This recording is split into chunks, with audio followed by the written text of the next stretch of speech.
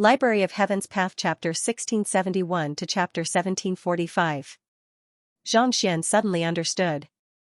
He had thought that the so-called Temple of Confucius only contained the great codex of spring and autumn and Congshu's heritage, but from the looks of it now, it seemed like it was just like the ancient domain, filled with countless treasures and fortuitous encounters. Not only so, the Temple of Confucius harnesses Congshu's scholarly aura and luck. Even if you aren't able to find any treasures, you will still be able to advance swiftly by cultivating within the Temple of Confucius. This is especially so for those who have come in contact with the bottleneck in their cultivation. It's said that the heavenly impartation of teachers will harnesses within the Temple of Confucius, and as long as one listens carefully, it will be easy for one to achieve a breakthrough. Looking at the second sun in the sky, Lozosi's face turned grim. In any case, the opening of the Temple of Confucius is a huge matter to all cultivators on the master-teacher continent. Not only humans, even the otherworldly demonic tribe and the beast tribe in hiding won't give up on this opportunity. So, if we wish to enter the Temple of Confucius and gain something from it, we have to be prepared. Xianxia was stunned. The otherworldly demonic tribe had countless experts, and there were quite a few saint beasts among them as well. Given the allure of the Temple of Confucius, even if Mingshi Tang had the ability to stop it, he would not be able to do so. The implications were too great. If they really tried to stop him, it would be the same as cutting off one's cultivation future. A great war would directly erupt, and countless lives would be lost. If the otherworldly demonic tribe were to make use of this opportunity, they would be in deep trouble. The only way out of this predicament was to obtain the great codex of spring and autumn before anyone else did, so as to gain control of the Temple of Confucius. Although he had the heavenly talisman of legacy, Congshu had refined 6 of them in total, and there was also a prime talisman. So far, there were 7 of them. As far as he knew, the headquarters of Mingshi Tang, the Zhang family, and the Luo family had 1 each. There were 3 left, but he didn't know where they were. Most likely, the otherworldly demonic tribe and the 100 schools of philosophers would have some of them as well. On top of that, those who possessed unique constitutions would be able to enter the Temple of Confucius as well. Putting aside those who possessed unique constitutions, it was hard to say how many of them would be able to enter the Temple of Confucius if they did not make any preparations beforehand. Putting everything aside, the experts of the 100 schools of philosophers had all kinds of treasures in their possession. If he were to encounter them, even if his cultivation had improved significantly, he would still be in a disadvantageous position. His strength had increased, but it was not to the point where he could look down on all the experts in the world. Let's return to the Zhang family first and see how they prepare. He did not know much about how to enter the Temple of Confucius or how to find the great codex of spring and autumn, but given how powerful the Zhang family was, it was likely that they had been preparing for this for a very long time. Without any hesitation, Xianxia and Luo Ruoxin tore open a dimension rift and flew back to where they came from. Due to the surge in Xianxia's cultivation, the spatial rift that he had created became even more stable. It did not take long before the massive manor of the Zhang clan appeared before his eyes. Not long after returning to the clan, Xianxia suddenly felt that something was wrong. In the past, the Zhang family would always have people coming and going. But at this moment, the huge mansion was deserted.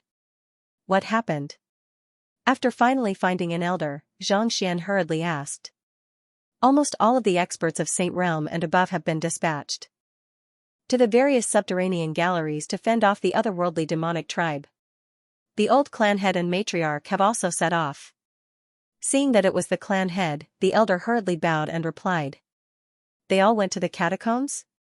Xianxia was taken aback. Back when he was with Mingshi Tang, he had sent a message to the 3 premier clans to reinforce Mingshi Tang. Who could have thought that the 3 premier clans would be emptied out? In fact, even the Xingming sword saints had made their way there? Which subterranean galleries did they go to? Bring me there. Xianxia frowned.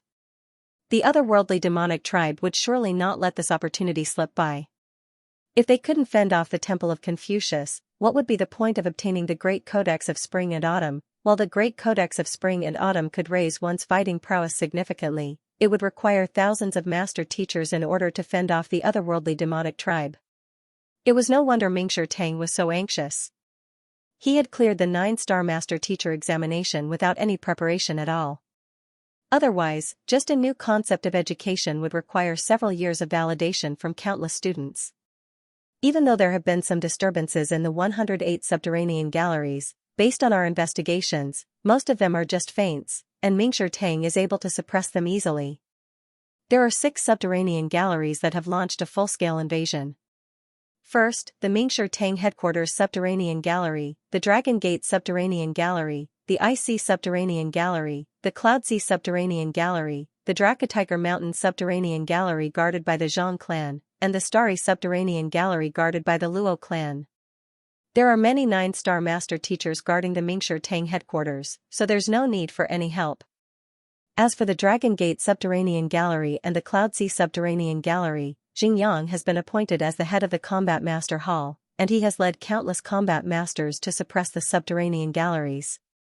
In the IC Subterranean Gallery, the Glacier Plain Court, the Yuan clan, the Sanctum of Sages, and the Spirit Awakener Guild have been dispatched to stop the subterranean galleries.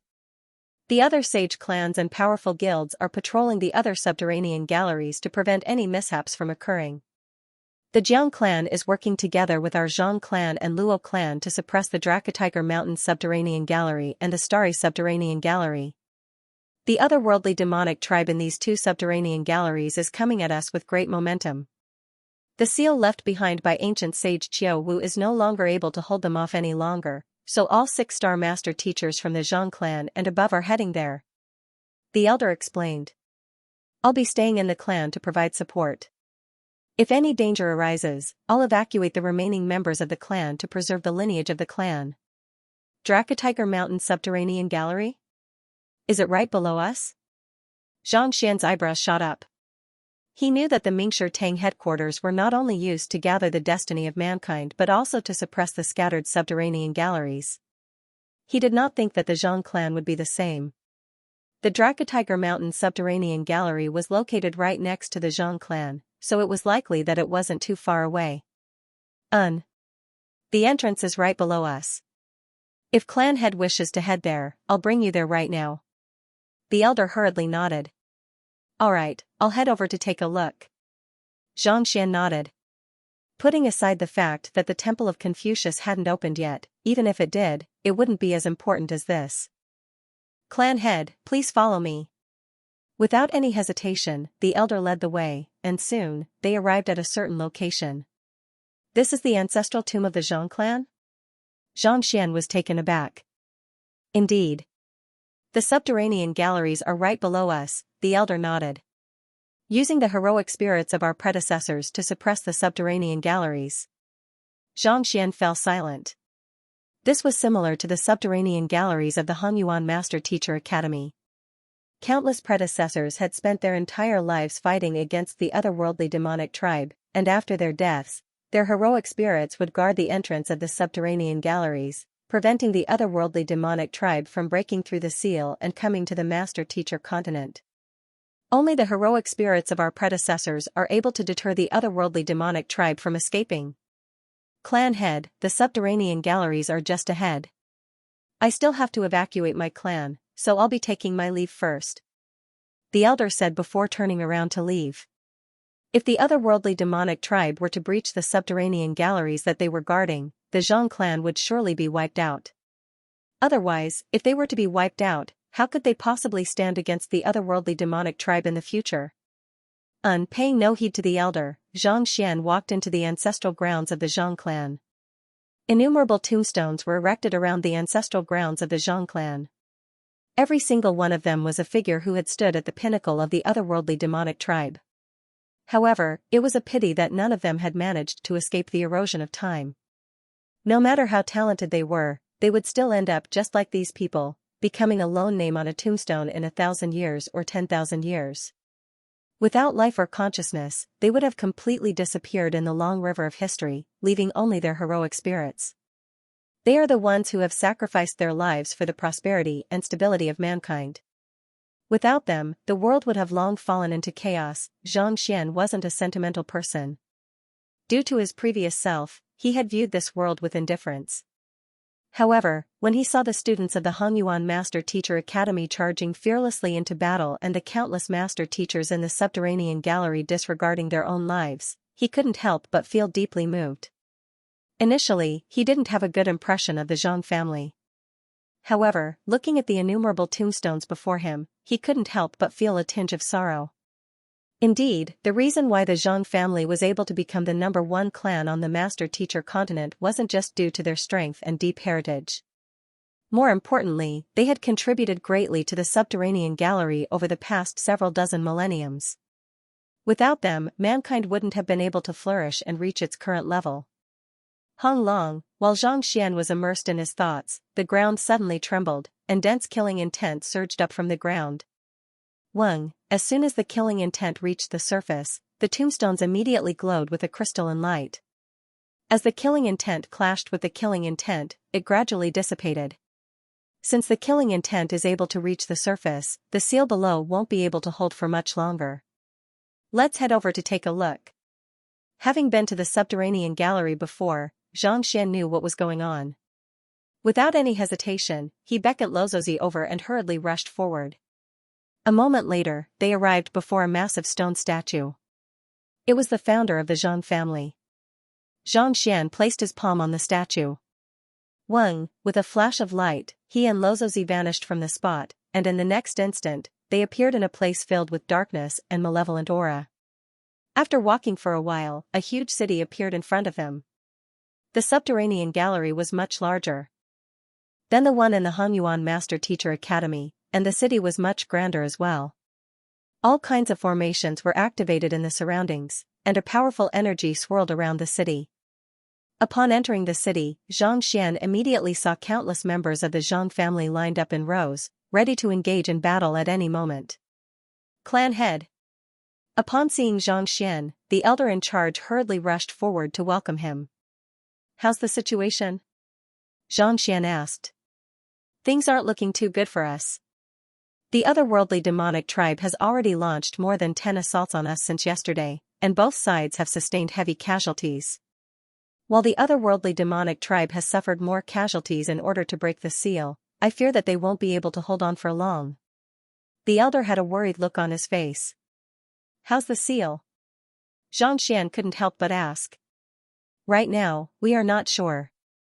Previously, our people were guarding that place, but now, it has been seized by the other party. We have no way of approaching. The elder said. The seal was taken away? Wouldn't that be terrible? The Zhang family has so many powerhouses. How could they lose? Hearing those words, Xianxia's eyebrows shot up in disbelief. The reason why the otherworldly demonic tribe was unable to launch a large-scale invasion was due to these seals. The spatial seal that ancient sage Qiu Wu had left behind was incredibly profound. While humans were able to enter the spatial seal, the otherworldly demons were unable to escape from it. As such, all they had to do was stand guard outside the spatial seal and kill any otherworldly demons who managed to escape. Now that the seal had been snatched away, wouldn't the otherworldly demons be free to come out as they pleased? How were they supposed to fight? It was impossible for them to defeat the otherworldly demons. I was the one who told the Zhang family to retreat for the time being. Before the elder could reply, a nonchalant voice suddenly sounded.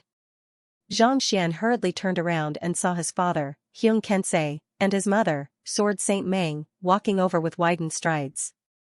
Xianxia frowned. The seal left behind by ancient sage Qiu Wu has been completely breached. Rather than wasting our time there, we might as well defend the city. With the formation here, we can reduce our losses. Xianxia nodded in agreement. Completely breached the seal? Xianxia clenched his fists tightly. Indeed. The otherworldly demonic tribe has come with great momentum this time around. It's likely that they won't rest until one of them is wiped out. Xianxia explained. Then, he beckoned Xianxia over. Follow me. Following behind him, Xianxia walked up the city walls. Standing on the observation deck, Xianxia could see countless otherworldly demons lined up neatly amidst the billowing killing intent, reminiscent of an army. Even though they were still standing on the spot, they still exerted a heavy pressure on Xianxia. All kinds of tents and temporary fortifications had been set up all around the army. From the looks of it, the otherworldly demons knew that the city walls were easy to defend, so they didn't intend to charge right in.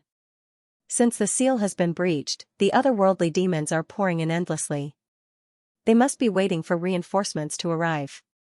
Once more reinforcements arrive, the subterranean gallery will fall. Seeing that the otherworldly demons weren't attacking, Xianxia could guess their intentions, and a deep frown appeared on his forehead.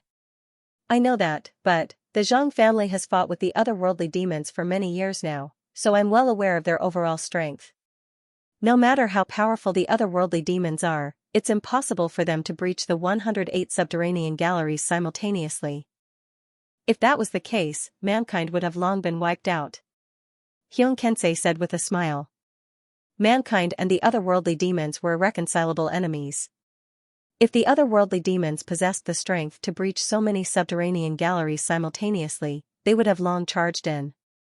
How could they possibly be trapped in the ancient battlefield and suffer in agony? Father, do you mean that they don't actually possess such strength, and their attacks are just for show? Xianxia was perplexed. It might not be for show, but there are two reasons why they aren't charging in. Firstly, it's because they're waiting for reinforcements. Secondly, they must be fearful, so they're waiting for the other subterranean galleries to break out. They're waiting, so we have to wait too. Once the other subterranean galleries are victorious, we'll be safe here. If the other subterranean galleries are breached, this place will be in danger too. Xianxia nodded. That's right. Xianxia fell silent. Even though he didn't know what was going on with the passageways in the subterranean galleries, if the otherworldly demons were to breach one of them, mankind would be in grave danger. If we're guarding the other subterranean galleries like this, it must be the same for the other subterranean galleries as well. No, could it be a diversion? A thought suddenly occurred to Xianxia, and his eyes narrowed. A diversion? Xianxia was perplexed. The other elders of the Zhang family were perplexed as well. You all entered the subterranean galleries early, so you might not be aware of it, but the Temple of Confucius has already appeared, and it's going to open at any moment now. Given that the other subterranean galleries are under attack at the same time, it seems like all of the master teachers in the subterranean galleries have rushed here to suppress them. It seems like the otherworldly demons are waiting for reinforcements. Could it be that they're intentionally holding back the Mingshi Tang so that we won't have the energy to enter the Temple of Confucius? Xianxia shared his thoughts with Xianxia. The otherworldly demons had clashed with mankind many times, so they should have known that even if they were to charge into the subterranean galleries head-on, they would still suffer heavy casualties. If that was the case, what was the point of conquering the master-teacher continent? If all of them were dead, they wouldn't be alive to enjoy the treasures in the subterranean galleries, as important as the Temple of Confucius and the heavenly scripture of space-time were. Surely there was no need for the otherworldly demons to sacrifice so many ordinary soldiers to obtain them? Could it be that the otherworldly demons were not in a hurry to attack the subterranean galleries because they were intentionally holding back the master teachers of the master teacher continent? This, Xianxia remained silent. Now that he put it that way, it was very possible. If the otherworldly demonic tribe really wanted to charge over, they couldn't possibly have split up like this. If they were to attack 108 locations simultaneously, it would be difficult for the humans to deal with them at the same time. If they did that, they might as well concentrate their forces and experts to catch them off guard and directly attack the weakest link. That way, they would be more likely to succeed. If that's the case, it's not just the otherworldly demonic emperor who has infiltrated the master-teacher continent. Otherwise, even if Mingshi Tang and the other sage clans were to deploy their forces to suppress the otherworldly demonic tribe, the Temple of Confucius wouldn't have been able to stop the otherworldly demonic tribe. Xianxia said. Mingshi Tang had built up his strength over tens of thousands of years, and he had countless experts under his command. With the great codex of spring and autumn at stake, there was no doubt that he would not hold anything back. Some of the grand elders who were in seclusion, and even some of the old monsters who rarely showed themselves, would make an appearance. In the eyes of outsiders, these people might have long disappeared in the long river of history, but whether they were truly dead or not, no one knew. Perhaps, just like those ancient sages who were in hibernation, they had been waiting for an opportune moment. In the current master-teacher continent, Xianxia was the strongest existence beneath ancient sage. However, he was only around 800 to 900 years old at the moment. What about his teacher and the other experts who had come before him? Some were dead, but not all of them. If the Temple of Confucius had not opened, they would have been able to conceal themselves so as to minimize the dissipation of their Xianxia. However, if the Temple of Confucius were to open, they would be able to find a fortuitous encounter right in front of them. In fact, they might even be able to extend their lifespan. Who could possibly turn down such a good opportunity? Since they could think of this, the otherworldly demonic tribe should be able to as well. Since the otherworldly demons were willing to expend so much effort to lure Mingshi Tang and the other powers to the Master Teacher continent, it was likely that not only were there a lot of otherworldly demons in the Master Teacher continent, they were also not to be underestimated. I have seen sempiternal realm otherworldly demons and even ancient sages. But the number is not small. Hearing this, Xianxia nodded. The Seer Guild had managed to slay 4 to 5 great sage otherworldly demons, and they had all reached sempiternal realm. Their fighting prowess was on par with the Grand Elders of Mingshi Tang's headquarters. On top of that, he had even met an ancient sage. If even an ancient sage was able to sneak into the Master Teacher continent, just how many experts of such caliber were there on the continent? No one would be able to calculate it clearly. There was a good chance that the otherworldly demonic tribe might have mobilized all of their great sage experts over while the otherworldly demonic tribe had the ordinary soldiers feign an attack to lure more master teachers over. Were there any great saint-level experts in the previous battle? Xianxia turned to look at Xianxia. When we went down to fight, we encountered an expert and fought with him. If we hadn't executed a collaborative swordsmanship, we might not have been able to survive.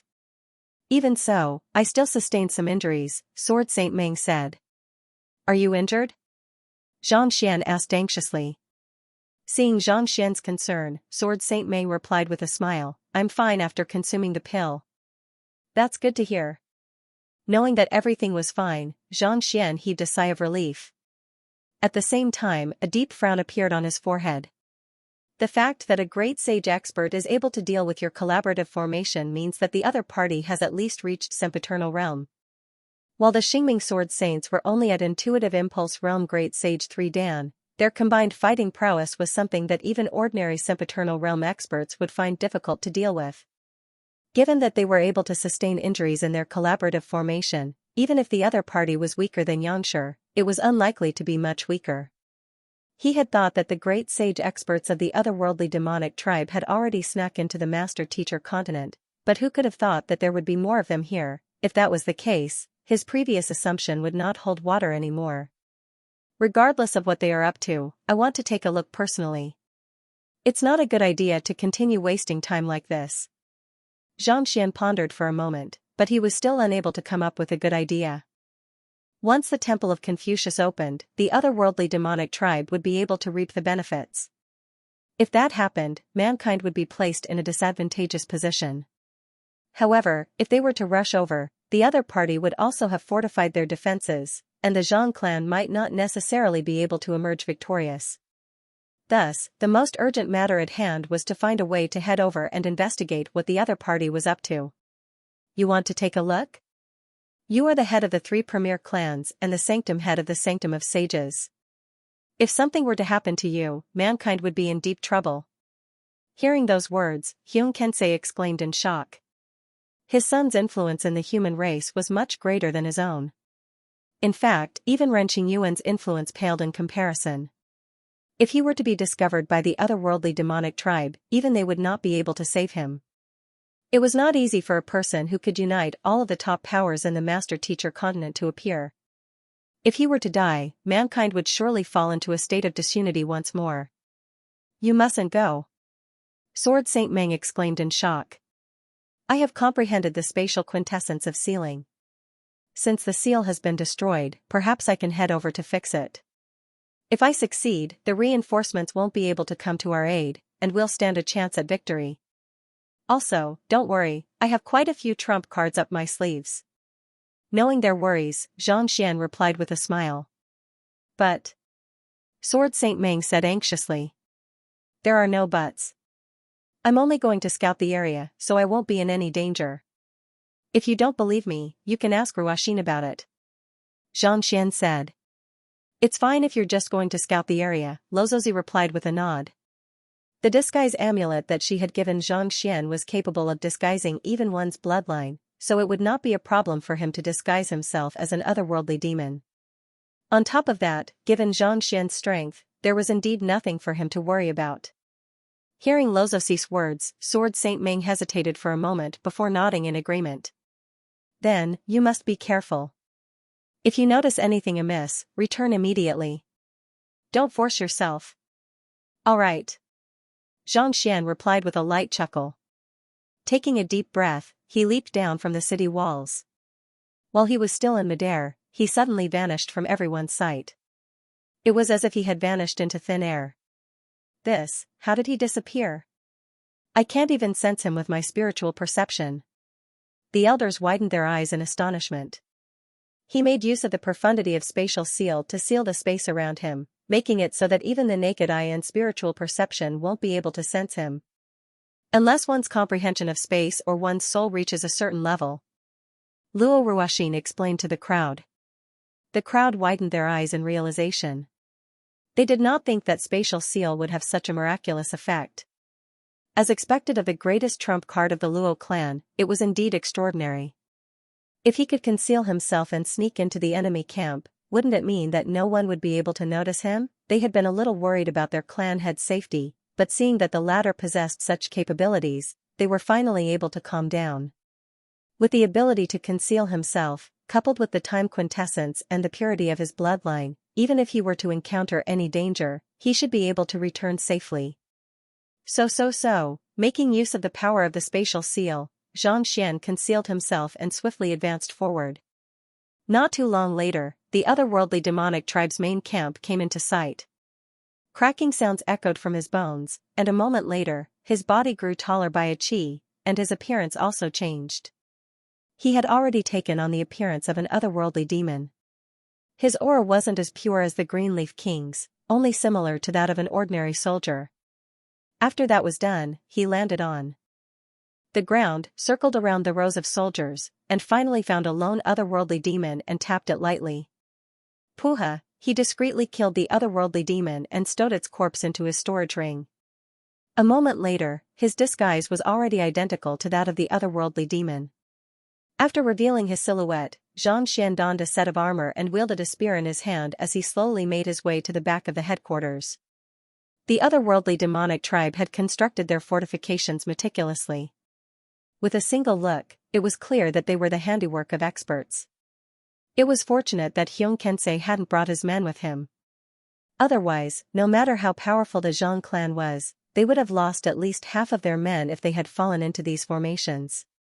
These formations are slightly different from the ones used to form the Formation Master Guild. They are constructed using the otherworldly demonic tribe's language as the core. Those who step into them will be assaulted by the killing intent, and their minds will be thrown into disarray. Xianxian examined each and every one of the formations in the room warily. He had encountered such a formation when he first entered the subterranean gallery. However, those formations were relatively crude, and they paled in comparison to this one. Even a Saint Nine Dan pinnacle expert would be rendered dizzy by the sudden assault, let alone those weaker than him. However, the otherworldly demons were completely unaffected. While proceeding forward, Xianxian tried to deduce the structure of the formation as well as the location of the crux of the formation. He discreetly hid his Jinqi within the crux of the formation, but he wasn't in a rush to destroy it. He was here to gather intelligence, and if he were to touch the formations, he could easily give himself away. The weakest of the otherworldly demons was at Saint 3 Dan, and the stronger ones had even reached Saint 9 Dan. As for the great sage cultivators, they were probably in the deeper regions, so he hadn't noticed them yet. Compared to this, the so-called Qing Tian lineage is far too lacking. Xianxian could not help but shake his head. The emperor of the Qing Tian lineage was only a Saint 6 Dan Grand Dominion realm cultivator, and the kings of the Qing Tian lineage hadn't even reached primordial spirit realm yet. Most likely, the otherworldly demonic tribe was just like the Empire Alliance and the Kingdom Alliance. It was a pity that Vicious was still unconscious at the moment. Otherwise, he would have been able to regain some of his memories after fusing with the otherworldly demonic tribe, and he would have been able to ask him about the situation regarding the otherworldly demonic tribe. Your duty is to patrol and check for hidden dangers. what are you doing here? A moment later, a bellowing voice suddenly sounded. Turning his head around, he saw an otherworldly demon dressed in black armor walking over with a displeased look on his face. With the cultivation of a Saint 8 Dan cultivator, it was clear that he was a significant figure. Xianxia had learned the language of the otherworldly demonic tribe when he first entered the underground chamber. Otherwise, he wouldn't have been able to trick the Golden Leaf King and Green Leaf King into killing one another. Xianxia hurriedly bowed and said, "The guards have just been relieved. Allow me to rest first." When he arrived, he happened to see a group of soldiers changing their guards. Otherwise, he wouldn't have had the opportunity to encounter an otherworldly demon alone. "Don't be in such a hurry to rest. Follow me. I have something I need you to do." The black-armored otherworldly demon harumphed as he waved his hand. "Yes."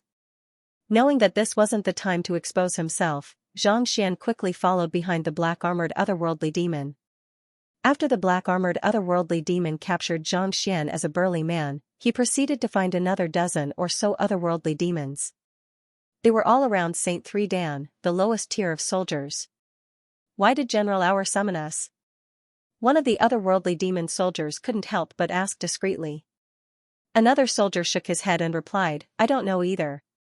It seems to be some kind of fortification." "Fortification? Aren't we done with our training?" The second soldier harumphed coldly before falling silent. "I don't get it. Just do whatever the general wants us to do. Don't ask too many questions, or else we won't even know how we died." "This fellow's name is General Hour?" Xianxia made a mental note of the name. The other party hadn't executed any battle techniques yet, so Xianxia had no idea who the other party was. Thus, he decided to memorize the name first. Halt. After walking for a while, they arrived before a unique building. The black-armored General Hour waved his hand and walked in. The interior of the building was completely empty, save for a few massive chests. Every single one of them was around the height of a grown man, and they were placed in an orderly fashion, roughly 10 meters apart from one another.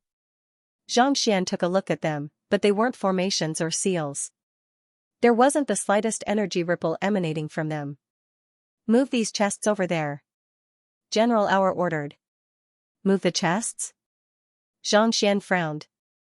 The other soldiers were also bewildered by the order. At their level of cultivation, almost all of them had a storage ring.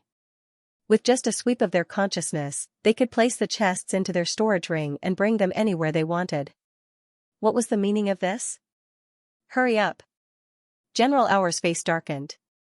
"Just carry out my orders. There's no need for you to know why." "Yes." Not daring to say anything else, the soldiers quickly walked up to the chests and carried one each before walking out. The chests weren't heavy at all. Xianxia extended his spiritual perception to see what was inside, but it was a pity that something had been smeared all over the place, preventing his spiritual perception from penetrating it. The Library of Heaven's path was blocked by the chests, so he could only give up and follow behind the others. "Keep the distance between the chests and don't move," General Hour said as he walked out of the building. As Saint 3 Dan cultivators, they had incredible memory. They quickly got into position where the chests were. General Hour watched as everyone got into position. After taking a glance at them, he nodded his head in satisfaction and continued forward. He maintained his distance from the chests and followed closely behind. "What's the meaning of having the chests move at such a distance?" Xianxia frowned in bewilderment. If the chests contained formation flags or something else, it would still be understandable for them to maintain a fixed distance from one another. However, these chests had nothing to do with formation flags, so why would they be so particular about it? More importantly, why couldn't they be stored in storage rings? Perplexed, Xianxia activated his Eye of Insight and scanned his surroundings carefully. With a glance, his eyebrows shot up, and his body tensed up. This feeling. I've entered the Seer Guild. Is this trying to fool the heavens? Xianxia had been too preoccupied with formations to think of anything else, so he didn't think too much about it. However, with the Eye of Insight, he immediately noticed that something was amiss. There was nothing wrong with the boxes, but when they were put together, it felt as if he had entered the Seer Guild. The seer guild allowed one to extend one's spiritual perception, soul perception, and all sorts of other means, but no one was allowed to use the seer's secret art. This was similar to the signal jammers. In his previous life, his phone was completely unaffected except for the lack of signal. The upper 9 paths, middle 9 paths, and lower 9 paths, the 9 in each of them represented the pinnacle of the world. As such, there were definitely more than 30 occupations that could be considered as such. Even if he hadn't studied the other occupations before, he would still be able to glean some knowledge from the many books he had read over the past year. However, he knew nothing about seers at all. Previously, he had gone to the seer guild to study, but who could have known that a lightning tribulation would strike him as soon as he flipped through the books? With the library of heaven's path in his head, it represented the heavens.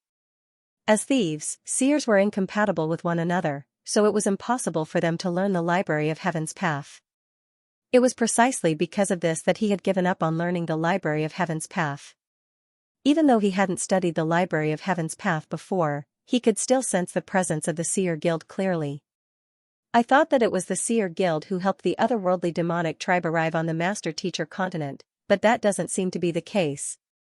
He had been suspecting that the seer guild had betrayed mankind after the theft of Vicious Skeleton. Otherwise, how could Mingshi Tang have failed to notice the arrival of an otherworldly demon ancient sage? However, from the looks of it now, that didn't seem to be the case. Most likely, the seer guild had used an artifact capable of isolating the heavens to prevent the seers from noticing it. Seers aren't of much use in a battle against the otherworldly demonic tribe. Most likely, they used this artifact to assassinate the Xingming Sword Saints.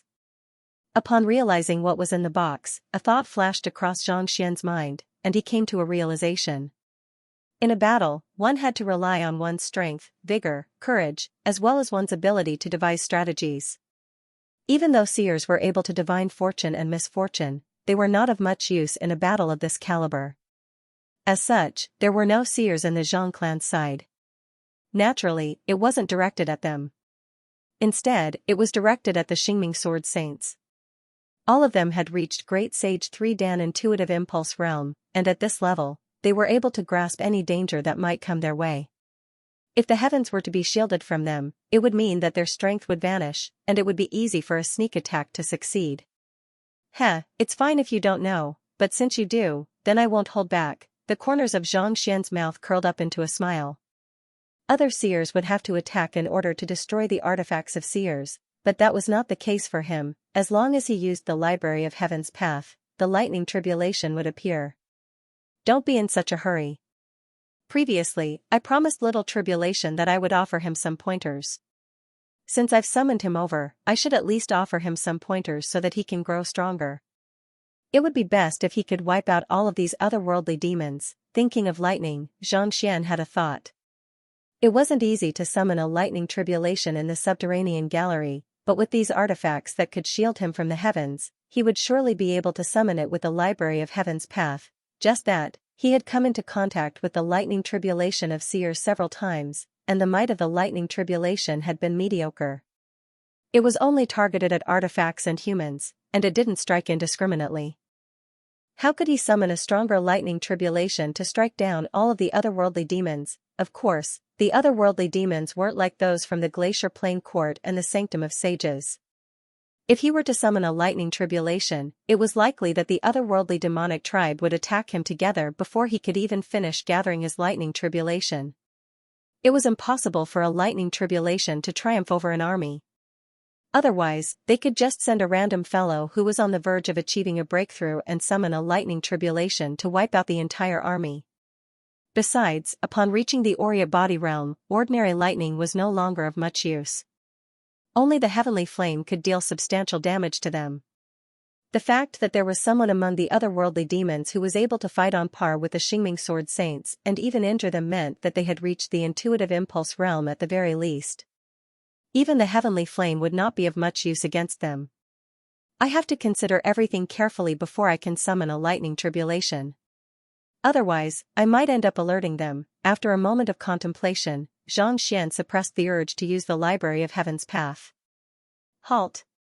With such thoughts in mind, Xianxia followed closely behind the otherworldly demons. After walking for several thousand meters, General Oriot suddenly waved his hand. The otherworldly demons immediately halted their footsteps. Xianxia dared not show any signs of discomfort. "Leave it here. You can return now." "Yes." The otherworldly demons nodded before putting down the hut and leaving. Following closely behind the otherworldly demons, Xianxia discreetly returned to the otherworldly demons. Using a spatial seal, he hid himself by the side. As soon as he was done hiding, a towering otherworldly demon suddenly walked over.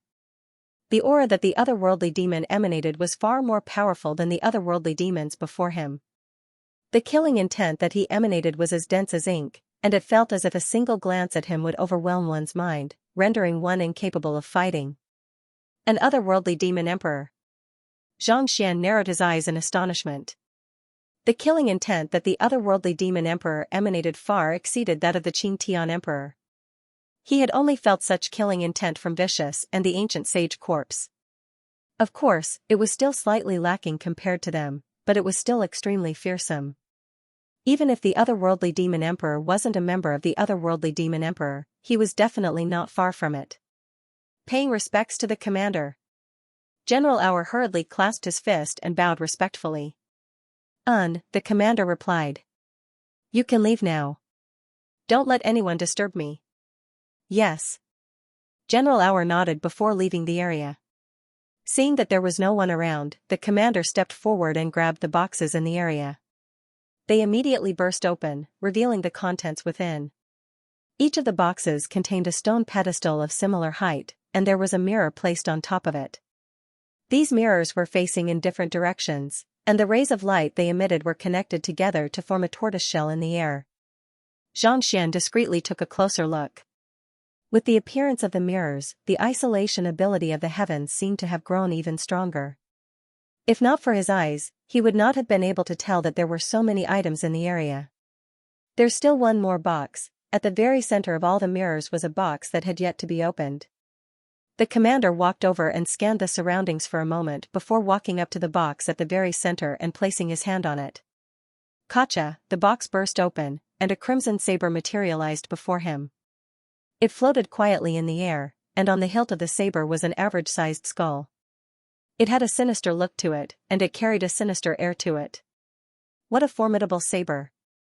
Even if it isn't as powerful as the Dragonbone Divine Spear, it shouldn't be too far from it. Xianxia narrowed his eyes in astonishment.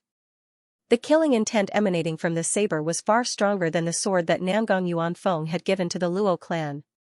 "It's a half-ancient sage artifact," the Dragonbone Divine Spear exclaimed. "A half-ancient sage artifact?"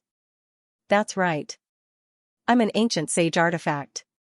As long as my master reaches ancient sage, he'll be able to release his seal and wield fighting prowess on par with ancient sages. However, between great sage and ancient sage, there's still the half-ancient sage realm. This artifact is a half-ancient sage artifact," the Dragonbone Divine Spear explained. Xianxia said grimly. Judging from the prowess of the artifact, even if the Xingming Sword Saints and the Xingming Sword Saints were to collaborate with one another to launch a sneak attack, there was no doubt that they would still fall for the artifact. Damn it. He had thought that the otherworldly demons were afraid of attacking him, but who could have thought that they would have such a formidable trump card up their sleeves? We mustn't let him succeed. As an orphan in his previous life, he had never enjoyed the affection of his parents. Ever since he had acknowledged them as his kin, the Xingming Sword Saints had doted on him dearly, and they had long regarded him as their kin. Yet, this fellow was actually trying to use the artifact of a seer to launch a sneak attack on them. Since he had seen it, how could he allow it to succeed? However, given his current strength, unless he used the corpse of an ancient sage, it would be nigh impossible for him to defeat the otherworldly demon. However, if he used the corpse of an ancient sage, his soul energy would be sapped dry in an instant, and there would be otherworldly demons all around him. While Xianxia was still contemplating how he should deal with this fellow, the commander suddenly took a deep breath and gathered his strength. Gritting his teeth, he reached out to grab the demonic saber. Tzzzzzz, the skull on the hilt of the demonic saber flickered with a flickering light.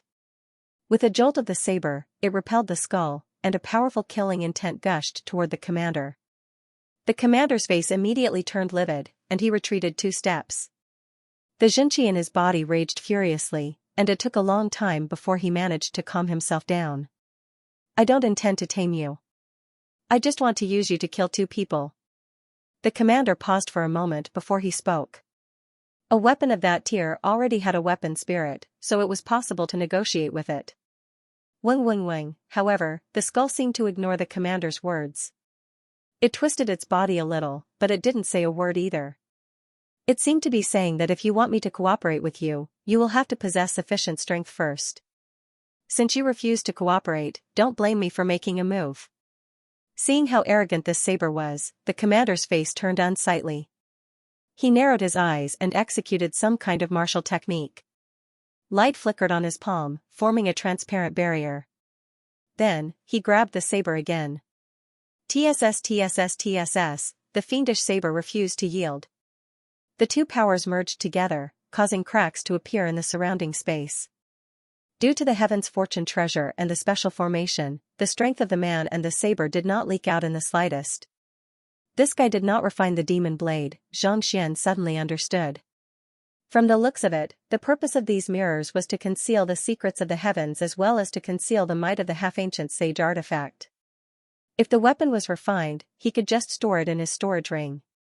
There was no need to go through so much trouble.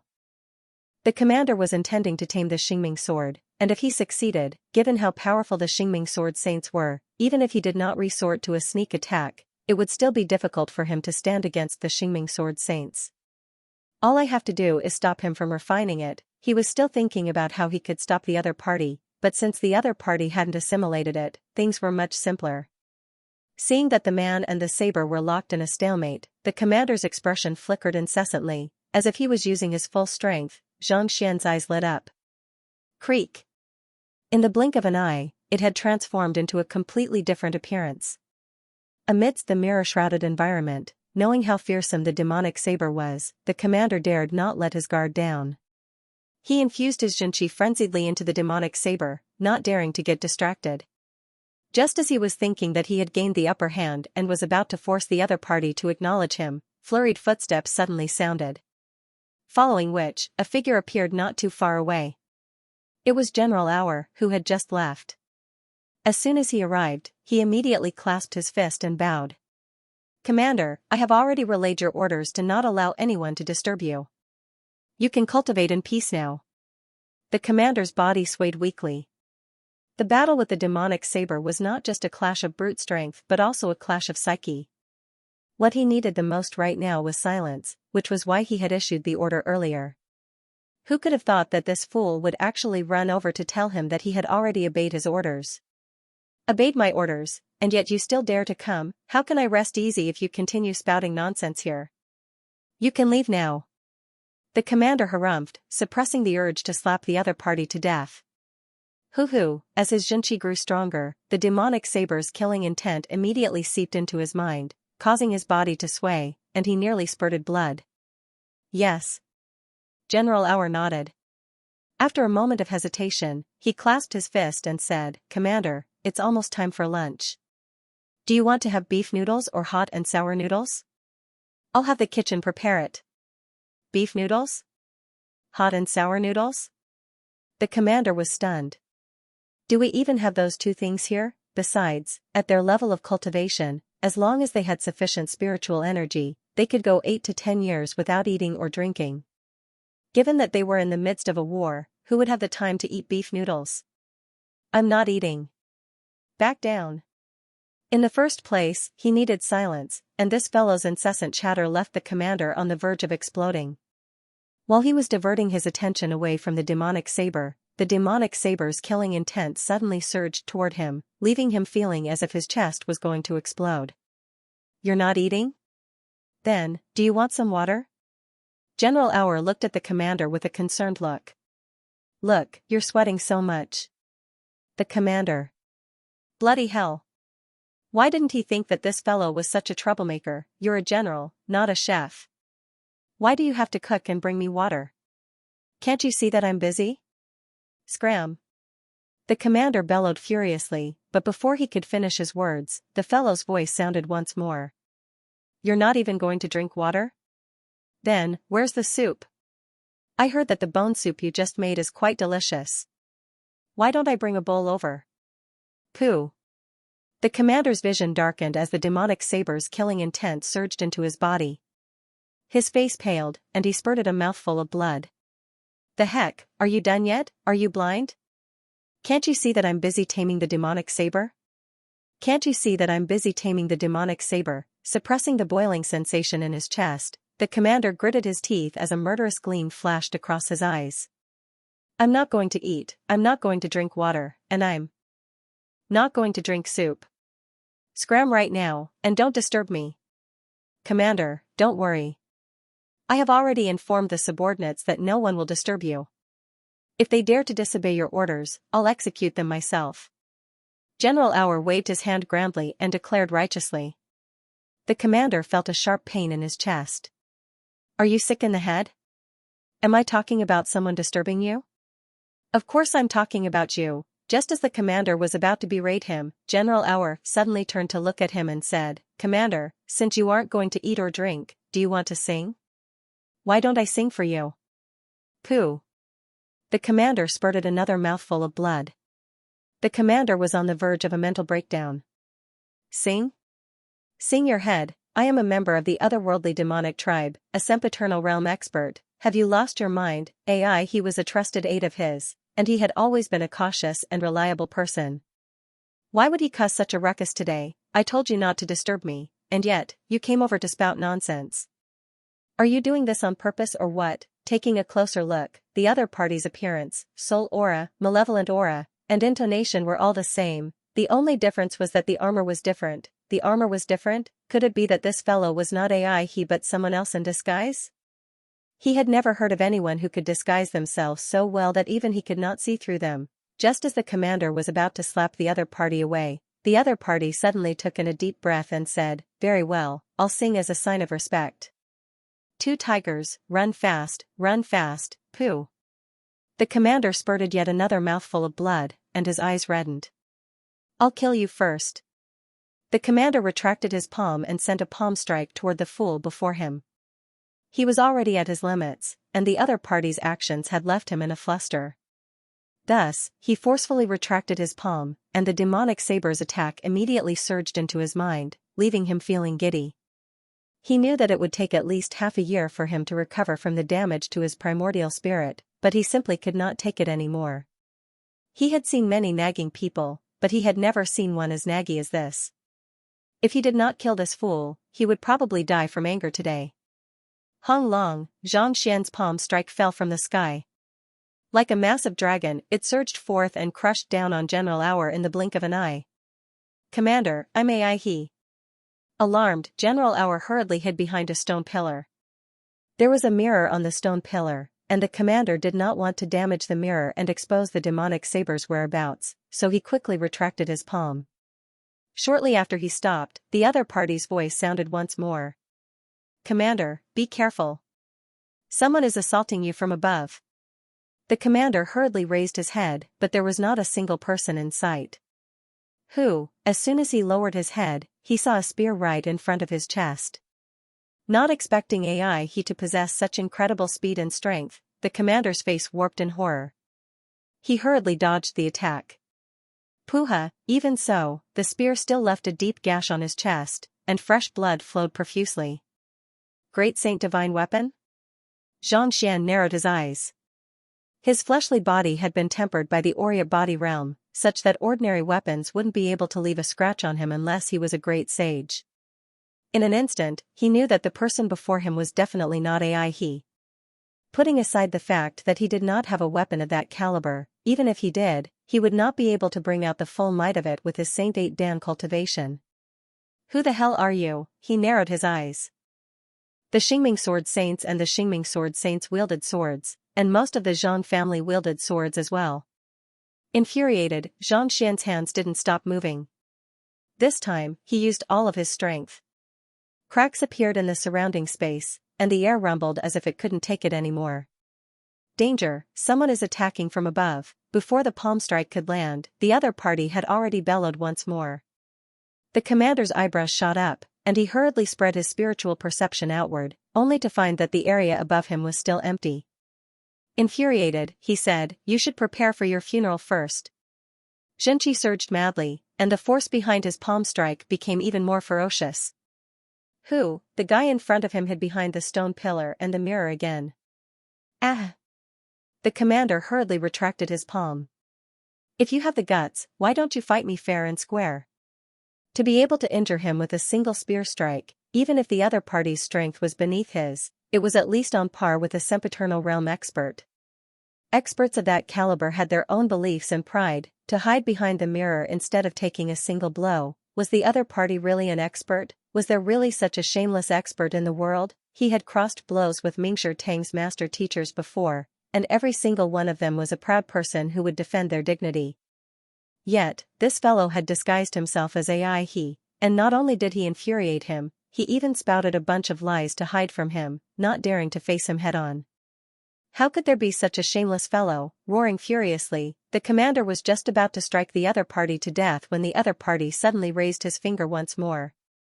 "Someone is assaulting us from above." "Assaulting your head?" Unable to hold himself back any longer, the commander unleashed his full strength. But before the palm strike could land, he already felt his scalp exploding. A powerful might had descended from the heavens and struck his head. Pada, the commander was smashed into the ground, forming a character. Innumerable pieces of his bones had been shattered, and fresh blood spurted from his mouth like a fountain. "Ha ha ha, I, ding ding, have made my return to the pugilistic world, and I sure am powerful." Following which, an excited voice sounded. Following which, a brick-like fellow began twisting his plump bottom around his body, causing the bones in the commander's body to creak once more, and fresh blood spurted from his mouth. The commander really burst into tears.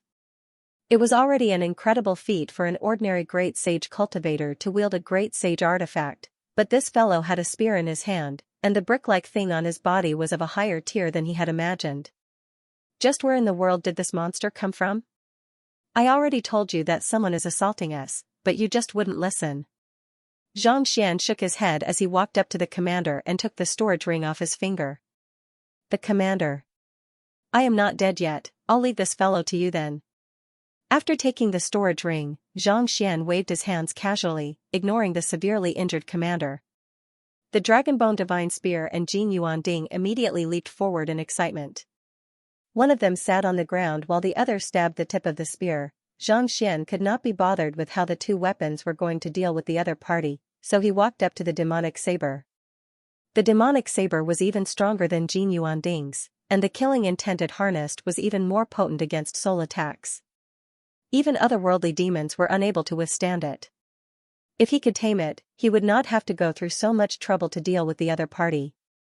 Even without him controlling the three weapons, he would still be able to reduce the other party into a meat patty. "Let me give it a try." Just like the other party, Xianxia placed his palm on the demonic saber. Hong. Long, a surge of killing intent abruptly burst forth, piercing right into the other party's soul. Wang, a golden glow emanated from his soul, keeping the killing intent at bay. What a formidable attack! Xianxia took a step back. If not for the fact that his soul had undergone the Empyrean heavenly flame ordeal, he would have suffered greatly. Let's see if your killing intent is stronger or if mine is stronger. Since the other party dared to use the Xianxia of slaughter to suppress him, Xianxia wouldn't stand on ceremony either. Driving his heaven's path Xianxia, an incomparably pure Xianxia of slaughter burst forth from his body, heading straight for the demonic saber. However, before it could even reach the demonic saber, Pudong, as if meeting its master, the demonic saber suddenly fell to the ground, trembling in fear. The commander tried his best to open his swollen eyes as tears streamed down his cheeks. "Aren't you a proud person, to submit to me so quickly? Can you at least have some integrity?" The commander was truly on the verge of tears. This time, he had led the team to attack the entrance of the catacombs. Initially, he thought that he would be able to achieve great things and let everyone know of his strength. In the end, before he could even attack, he was beaten to the ground by a brick and a spear. More importantly, the demonic saber he had brought out from his clan refused to listen to him no matter how he tried to tame it. Yet, it had actually submitted to the other party. "What happened to the arrogance you showed me earlier? why are you kneeling on the ground now? So, this fellow submits according to the purity of the killing intent. My heaven's path Xianxia disguises its aura to be on par with vicious, ignoring the teary-eyed commander. Xianxia nodded in realization. Even though the commander was suspected to be a member of the otherworldly demonic tribe, the purity of the killing intent it emanated was still lacking compared to his heaven's path Xianxia. With a tap of his finger, a droplet of blood flew over and fused with the demonic saber. Following which, a thought flowed into Xianxia's mind. Infernal black saber. Xianxia finally found out the name of the saber. Just as the dragonbone divine spear had guessed, the saber before him was indeed a half-ancient sage artifact. Not only so, it was an upgradable artifact. The upgradable artifacts of the otherworldly demonic tribe were different from those of the human race. The Jin Yuanding was an upgradable artifact, but it required the tempering of an artifact before it could be upgraded. On the other hand, the otherworldly demonic tribe's artifact only required the blood of an expert or the soul of an expert for it to be upgraded. In other words, there was no need for it to be tempered again. All it had to do was to kill more experts. It was precisely because of this that this saber appeared so strange, giving off a dense baleful aura. If that's the case, it's possible for you to upgrade an ancient sage artifact? Upon hearing this, Xianxia's eyes lit up in excitement.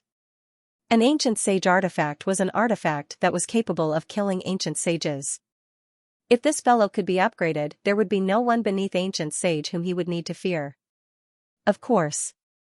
However, I'll have to drink the blood of an ancient sage first. The infernal black saber shook slightly. Drink the blood of an ancient sage? Forget it. Xianxia's lips twitched. If he could feed the blood of an ancient sage to it, he would be able to slay the otherworldly demonic tribe himself. Knowing what its master was thinking, the infernal black saber sent a telepathic message over. If you really can't find any ancient sages, just feed me the blood essence of a sempiternal realm cultivator or a half-ancient sage, and I might be able to achieve a breakthrough as well. It's just that the process will be slightly slower. Is the sempiternal realm useful to you? If you kill this guy, how much can you improve? Xianxia pointed at the commander. Even though his fighting prowess is nothing special, he's still a core member of the otherworldly demonic tribe's royal family. After devouring him, I should be able to advance my cultivation further. Even among half-ancient sage artifacts, I should be able to rank among the top few. The infernal Blackblade nodded. Alright, I'll leave it to you then. In the first place, he harbored no goodwill toward the otherworldly demonic tribe. Not to mention, that fellow had even attempted to assassinate his parents. So what if he died? Yes. Hearing his words, the demonic mystic saber flew over excitedly and slashed down. It didn't take long for the commander to be reduced to a dried corpse. His soul and blood had been sucked dry. After being nourished, the infernal black saber looked even more demonic and powerful than before. Even Jin Yuanding had to take a detour around it, not daring to approach it. Incredible! Xianxia was astonished. He had thought that there was a mistake in the other party's message, but who could have thought that the infernal black saber was indeed able to absorb blood essence and soul to grow stronger? Let's head back for now. Xianxia heaved a sigh of relief as he stowed the 3 artifacts back into his storage ring. After dealing with the infernal black saber and the commander, the otherworldly demonic tribe was no longer a threat. However, he still had to be careful. It would be best if he could find a way to deal with all of them in one fell swoop. Otherwise, if the members of the Zhang family were to engage in a battle with the otherworldly demonic tribe, who knew how many casualties they would suffer? Xianxia stroked his lower jaw as he pondered deeply. There was a sempiternal realm otherworldly demon commander in the otherworldly demonic tribe, so there were bound to be great sage cultivators in the otherworldly demonic tribe as well. Even if he killed that commander, he wouldn't be able to kill all of them easily. While the 3 artifacts were not weak, it was still impossible for them to slaughter a well-trained otherworldly demonic tribe army. He had to make preparations in advance. There was quite a commotion earlier, but due to the presence of these mirrors and formations, the news didn't leak out. In other words, the others don't know that the commander is dead, and they can disguise themselves as him, Xianxia thought. Due to the concealment of the otherworldly demonic tribe, no one knew that the commander had been killed. Since General Auer was able to disguise himself as the commander, it went without saying that he would be able to do so as well. Xianxia removed the armor from the corpse and donned it. His appearance began to morph once more, becoming identical to that of the commander. I should take a look to see how many great sage cultivators there are. Ignoring the stone platform and the mirrors, Xianxia walked out of the otherworldly demonic tribe and headed straight for the main tent that he hadn't dared to check earlier. There couldn't be a lack of experts in the otherworldly demonic tribe army. Since the commander was at sempiternal realm, the vice-commanders were bound to be powerful as well. Xianxia decided to take a look to see how many great sage realm otherworldly demonic tribe soldiers were there. Disguising himself as the commander, Xianxia walked through the various fortifications without anyone daring to stop him. Soon, he arrived at the main tent. "Commander!" The otherworldly demonic tribe soldiers clasped their fists and bowed. Xianxia nodded as he walked into the tent. Following which, he saw 7 people seated in a circle, and one of them had a grim expression on his face. "Commander, you succeeded?" Upon seeing Xianxia, the 7 of them were overjoyed. It seemed like they were aware that their commander was going to assassinate the Xingming Sword Saints, so they were waiting here for news. "I haven't gone yet. The reason I'm here is because I have something important to discuss with you. I hope that you can give me some suggestions." Xianxia waved his hand casually. Due to the presence of the otherworldly demonic tribe, he hadn't dared to use the Library of Heaven's Path earlier. Otherwise, the lightning tribulation would have struck before he could even kill the otherworldly demonic tribe soldiers. Even though they didn't know much about the commander's identity, they had plenty of experience in disguising themselves. On top of that, Lozosi's disguise amulet was powerful enough to prevent the 7 of them from noticing anything amiss. "Commander, please feel free to issue the order. We'll abide by it strictly." Hearing that Xianxia had something important to discuss, the 7 of them clasped their fists. Xianxia nodded as he pretended to be deep in thought. In truth, he was discreetly activating his Eye of Insight to assess the crowd. Just as he had guessed, the 7 of them had all reached Great Sage Realm. 2 of them were at Intuitive Impulse Realm, 3 were at Aureate Body Realm, and the remaining 2 were at Introspective Convalescence Realm. It was fortunate that he hadn't been in a hurry to make a move earlier.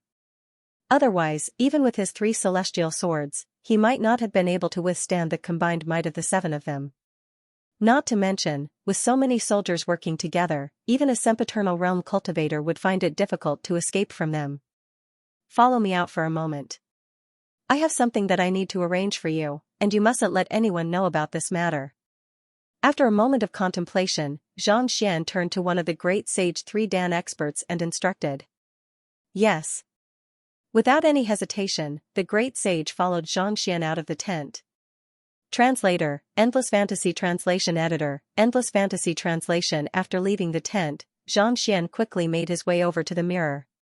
"Commander, what's the matter?"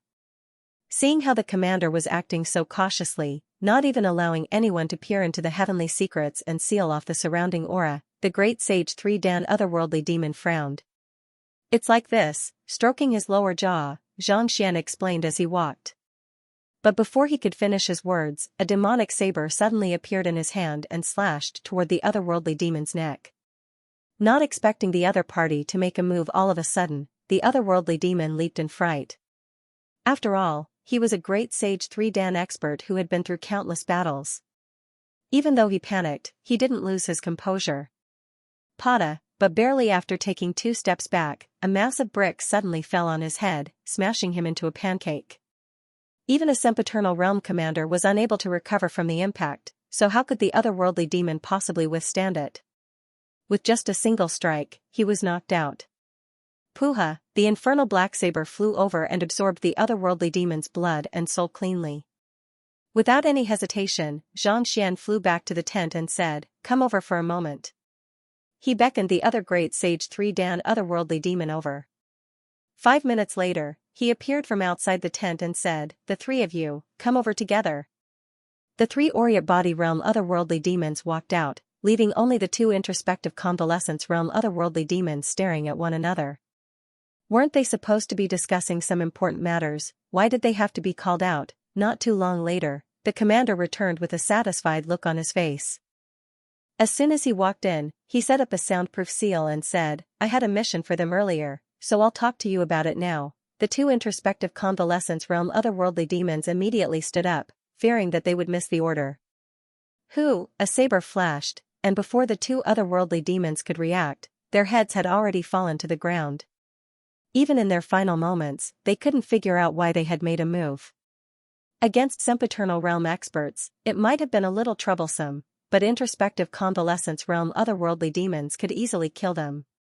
After dealing with the 7 otherworldly demons, Xianxia finished dealing with the corpses and beckoned for a guard to enter. Summon all of the great sage experts here for a meeting, Xianxia ordered. Reporting to commander, only 5 great saint-level deputy commanders came this time. Just now, they were all called out by you. The guard looked at Xianxia doubtfully. Great sage realm cultivators. I've already called out 5 of them. 2 of them were still here a moment ago, but where did they go? The guards were only at Saint 6 Dan or 7 Dan, and even Great Sage 3 Dan intuitive impulse realm cultivators were unable to tell that they were fakes. Naturally, Xianxia would not be able to tell either. They would never have thought that the true commander had already been killed. That's good. He was just testing the waters. Since there were only 7 of them, it saved him a lot of effort. Standing up, Xianxia ordered again, inform all the soldiers to gather in front of the tent. Everyone? That's right. Call everyone over, including those who are resting, investigating, and patrolling. Xianxia waved his hand. Yes. The guard hurriedly walked out, and soon, the horn sounded to assemble. In less than 10 minutes, a uniform sound of footsteps could be heard. Walking out of the tent, Xianxia saw countless otherworldly demons standing in neat rows. After taking a look, Xianxia raised his eyebrows.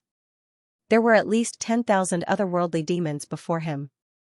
It was fortunate that he had not made a move earlier. With 10,000 Saint 3 Dan and above experts forming a formation, it was hard to say whether a half-ancient sage would be a match for them. It was no wonder the Zhang clan dared not attack them. If so many otherworldly demons were to charge at them, no matter how powerful the Zhang clan was, they would surely lose more than half of their forces. General Hour. Suppressing his shock, Xianxia bellowed. Yes, Commander. General Hour stepped forward. Bring the items that I have just set up here. With a wave of his hand, Xianxia commanded. Yes. General Hour had no idea why the commander would do such a thing, but since it was an order, he dared not disobey it. Thus, he quickly led a group of men away. A few minutes later, the stone tables and mirrors were brought over. Form a formation of 1,000 men and distribute these items to each group. Hold hands, and those at the very front, place their palms on the mirrors. Xianxia issued an order upon seeing the items being brought over. 1,000 men per group? Hold hands? All of the soldiers were bewildered. Were they going to practice some kind of new formation? Just that, why had they not heard of such a thing before? Even if it was a formation, they had never heard of it being held hands. An otherworldly demon dressed in black armor who bore a striking resemblance to General Hour couldn't hold back his rage any longer. Commander, the Zhang clan is eyeing us with hostility. If we gather everyone here and hold hands, what if they make use of this opportunity to attack us? The other soldiers also turned their gazes over as well. Fools! Xianxia's eyebrows shot up in fury. This is the battle plan that I have just come up with the vice commanders. Do you know what those mirrors are? I don't. They seem to be some kind of unique mirror. I have no idea what they are used for. The crowd shook their heads. If not for the fact that Xianxia had spent a lot of time with seers, he wouldn't have been able to recognize them. These ordinary soldiers had never seen a human seer before, so it was hard for them to recognize them. Let me tell you, these are the treasures of the seers. They are capable of concealing the secrets of the heavens, such that even intuitive impulse cultivators won't be able to notice them. The reason why I'm asking you to hold hands with them is to conceal your aura and killing intent so that you can sneak over and catch them off guard. Xianxia said with a grand wave of his hand. Catch them off guard? Commander, are you intending to launch a sneak attack? They are capable of concealing the secrets of the heavens? That's way too formidable. Indeed. If we succeed in our sneak attack, we will have made a huge contribution to the Zhang clan. Hearing the effects of the mirrors, the faces of the otherworldly demons flushed in agitation. If they could successfully launch a sneak attack, they would not have to fight to the death. Perhaps, they might even be able to make a huge contribution to the otherworldly demonic tribe and win countless rewards. It's good that you understand what I'm saying. So, you must hold hands with each other. There mustn't be any insulating objects between you. Remember, if any of you were to accidentally reveal your presence to the master teachers, you will be deemed as a sinner of the otherworldly demonic tribe, and you will be executed on the spot. Xianxia's eyebrows shot up as killing intent seeped into his voice. We're staking everything on this sneak attack. Failure is not an option. Do you understand? Yes. The otherworldly demonic tribe soldiers nodded in agreement with agitation and solemnity on their faces. Good. Seeing that everyone had obeyed his orders, Xianxia waved his hand grandly. Set up the formation. Walala, the massive formation immediately split into groups of 1,000, with the strongest standing at the very front. Their palms touched the mirrors while the others held hands with each other. Layer by layer, the formation extended for several hundred meters. Very good. Xianxia nodded in satisfaction. Just as he was about to say a few words of encouragement, a gust of wind suddenly blew past, and a figure abruptly appeared before him. Commander Hengjiang, what are you doing? A loud bellow echoed. Commander Hengjiang? Looking at the person who had suddenly appeared and berated him, no matter how foolish Xianxian was, it was clear that the other party was talking to him. It turned out that the commander he was impersonating was called Hengjiang. Xianxian raised his head to take a closer look at the other party, and he noticed that the other party was also a great sage 4-dan sempiternal realm expert. Didn't they say that there were only 7 great sage cultivators? Where did the other party come from? The seal. Xianxian's heart skipped a beat as he came to a realization. If he was not mistaken, the other party was the reinforcements who had arrived after the seal was broken. Of all times, the other party had arrived right after he was done preparing. This was way too much of a coincidence. However, even if the other party was a sempiternal realm expert, it would still be difficult for him to notice that he was an impersonator. With such thoughts in mind, Xianxian did not show the slightest hint of panic on his face. Instead, his eyebrows shot up as he asked, Why? Do I need to report my actions to you? You. The black-armored otherworldly demon harumphed coldly. He flicked his wrist and took out a golden paper. Sovereign Qinyong has issued an order to halt all attacks and retreat. Retreat? Xianxian was taken aback. The Sovereign Qinyong that the black-armored otherworldly demon was referring to was the otherworldly demonic tribe. Why would they suddenly turn back when so many of them had rushed into the subterranean gallery? That's right. What are you waiting for? Hurry up and reorganize your troops. The black-armored otherworldly demon bellowed as he tossed the golden paper over to Xianxian. Xianxian caught the paper and saw that it was indeed written in the language of the otherworldly demonic tribe. This? Xianxian hesitated for a moment before stowing the imperial edict into his storage ring. Wait a moment. I have something that I need to show you. The black-armored otherworldly demon frowned. I found another use for these artifacts of the seers. Once they're activated, they'll be imbued with incomparable prowess. In the future, they'll be able to deal with humans with ease. Even half-ancient sage experts won't be able to withstand a single blow from them. Xianxian said with a confident smile. Even half-ancient sages will be unable to withstand a single blow? The black-armored otherworldly demon could not believe what he was hearing. Ordinary soldiers might not have been able to recognize these mirrors, but Xianxian did. They were artifacts of the Seer Guild, and they could only be used to conceal one's aura. Furthermore, they had to be placed in a specific location in order to do so. What kind of use could they possibly have? How could they possibly be capable of killing even half-ancient sages? That's right. You can try it yourself. After you're done, we'll withdraw our troops. Xianxian nodded sincerely. Alright, let's see what you're up to. The black-armored man looked over in confusion, but in the end, he nodded. He was here to issue an order, and now that the order had been passed down, the other party had obeyed. If there were any new discoveries, there was no harm in taking a look. Considering how there were so many otherworldly demon soldiers, And the fact that the other party was a commander, it was unlikely that he would be able to pull off any tricks. It's very simple. Just like these soldiers, pick a random mirror and touch it with your hand. Xianxia replied with a smile. After a moment of hesitation, the armored man nodded. He found a mirror and stretched his hand over it. It was not that he was a fool, making it easier to fool him. Rather, he could never have imagined that the person before him was not Xianxia but a fake. Besides, seers were not a combat-oriented occupation. Their artifacts only had the effect of concealing them from the heavens. Even if something were to happen, with their strength, they would be able to avoid it easily. Since everyone is ready, let's begin. Seeing that the expert who had just arrived had already placed his hand on the mirror, Xianxia heaved a sigh of relief. Just as he was about to activate the Library of Heaven's path, a gust of wind suddenly blew past him. Another whistling sound was heard, and another figure flew over. Xianxia, heed my command. Sovereign Qianling has issued an order to attack immediately. While the figure was still in the air, he flipped open a yellow page and bellowed. It was a sempiternal realm expert as well. This, Xianxia blinked in shock. It was just a moment ago that the black armored man ordered them to halt their attacks, and now, they were going to attack right away? Were they here to cause trouble? No, that's not right. It was Sovereign Qianyong earlier, and now, it's Sovereign Qianling. There isn't a single sovereign among the otherworldly demonic tribe. Could it be that the sovereigns disagree with one another? A thought surfaced in Xianxia's mind. It was just a moment ago that the sovereigns of the otherworldly demonic tribe were retreating, and yet, another one suddenly appeared and ordered them to attack. Why were the sovereigns of the otherworldly demonic tribe so unreliable as well? Mao Wu, I have just received an order from Sovereign Qianyong to retreat.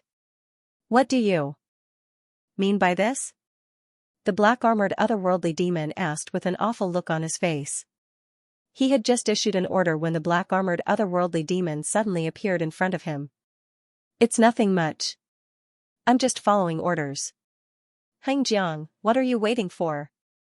The black-armored otherworldly demon named Mao Wu said as he flicked his wrist, and another imperial edict fell from the air. Xianxia took the imperial edict and saw that it was filled with the language of the otherworldly demonic tribe. Just as the black-armored otherworldly demon had said, it was indeed an order for him to mobilize his troops right away. This, Xianxia blinked in shock. Xianxia, don't listen to him. Retreat right away. Sovereign Qianyong is the #1 sovereign of the otherworldly demonic tribe, and he's loyal to the spirit god. Do you want to be executed for disobeying his orders? The black-armored otherworldly demon bellowed upon seeing Xianxia's hesitation. Sovereign Qianyong is the #1 sovereign of the otherworldly demonic tribe, but the Temple of Confucius is about to open. We have put in so much effort to break the seal, so how can we retreat just like that? How can we face our friends who have sacrificed their lives for this? Mao Wu bellowed. Since Sovereign Qianyong has issued such an order, he must have reported it to the spirit god. Are you intending to go against the will of the spirit god? I dare not go against the will of the spirit god, but there is something fishy about this matter. I'd rather listen to Sovereign Qianling. The two of them began arguing with one another. All right, stop arguing. Seeing that a fight was about to break out, Xianxia stepped forward and stepped in to mediate. How about this? Regardless of whether it's Sovereign Qianyong or Sovereign Qianling's orders, we shouldn't be in a hurry to obey them. The orders of the otherworldly demonic tribe shouldn't be given to us. Xianxia walked up to the black-armored otherworldly demon and said with a smile, why don't we do this instead? Why don't I show you the results of my research? Results? Mao Wu was perplexed. That's right. I discovered that a seer artifact possesses incredible offensive prowess when used in conjunction with a unique method. It's capable of wiping out an entire city or even an entire clan with ease. Brother Mao Wu, if you're interested, you can follow my soldiers and find a mirror to touch with your hand. I'll show you the results of my research. Xianxia said with a smile. Touch with a mirror? A seer artifact? Mao Wu asked doubtfully. Only then did he realize that all of the soldiers were touching their mirrors with excited looks on their faces. Even the black-armored otherworldly demon was standing beside a mirror and placing his hand on it. Indeed. This is a great discovery. If you can really use this opportunity to wipe out the entire human race, Sovereign Chen will surely place you in an even higher position. You won't be able to avoid being rewarded. Xianxia said with a smile. All right then. Seeing that everyone was ready, Wu nodded without any hesitation. He found a mirror and placed his hand on it. Everyone, get ready. Keep a smile on your faces. 3, 2, 1, Xianxia raised his hand and exclaimed happily, eggplant. Kacha. Kacha. Kacha kacha. All of the soldiers, including Wu and the black-armored otherworldly demon, felt their hair standing on end as white smoke rose from their bodies. Never in their wildest dreams would they have thought that the mirror would actually be able to release lightning. Wu and the black-armored man roared furiously.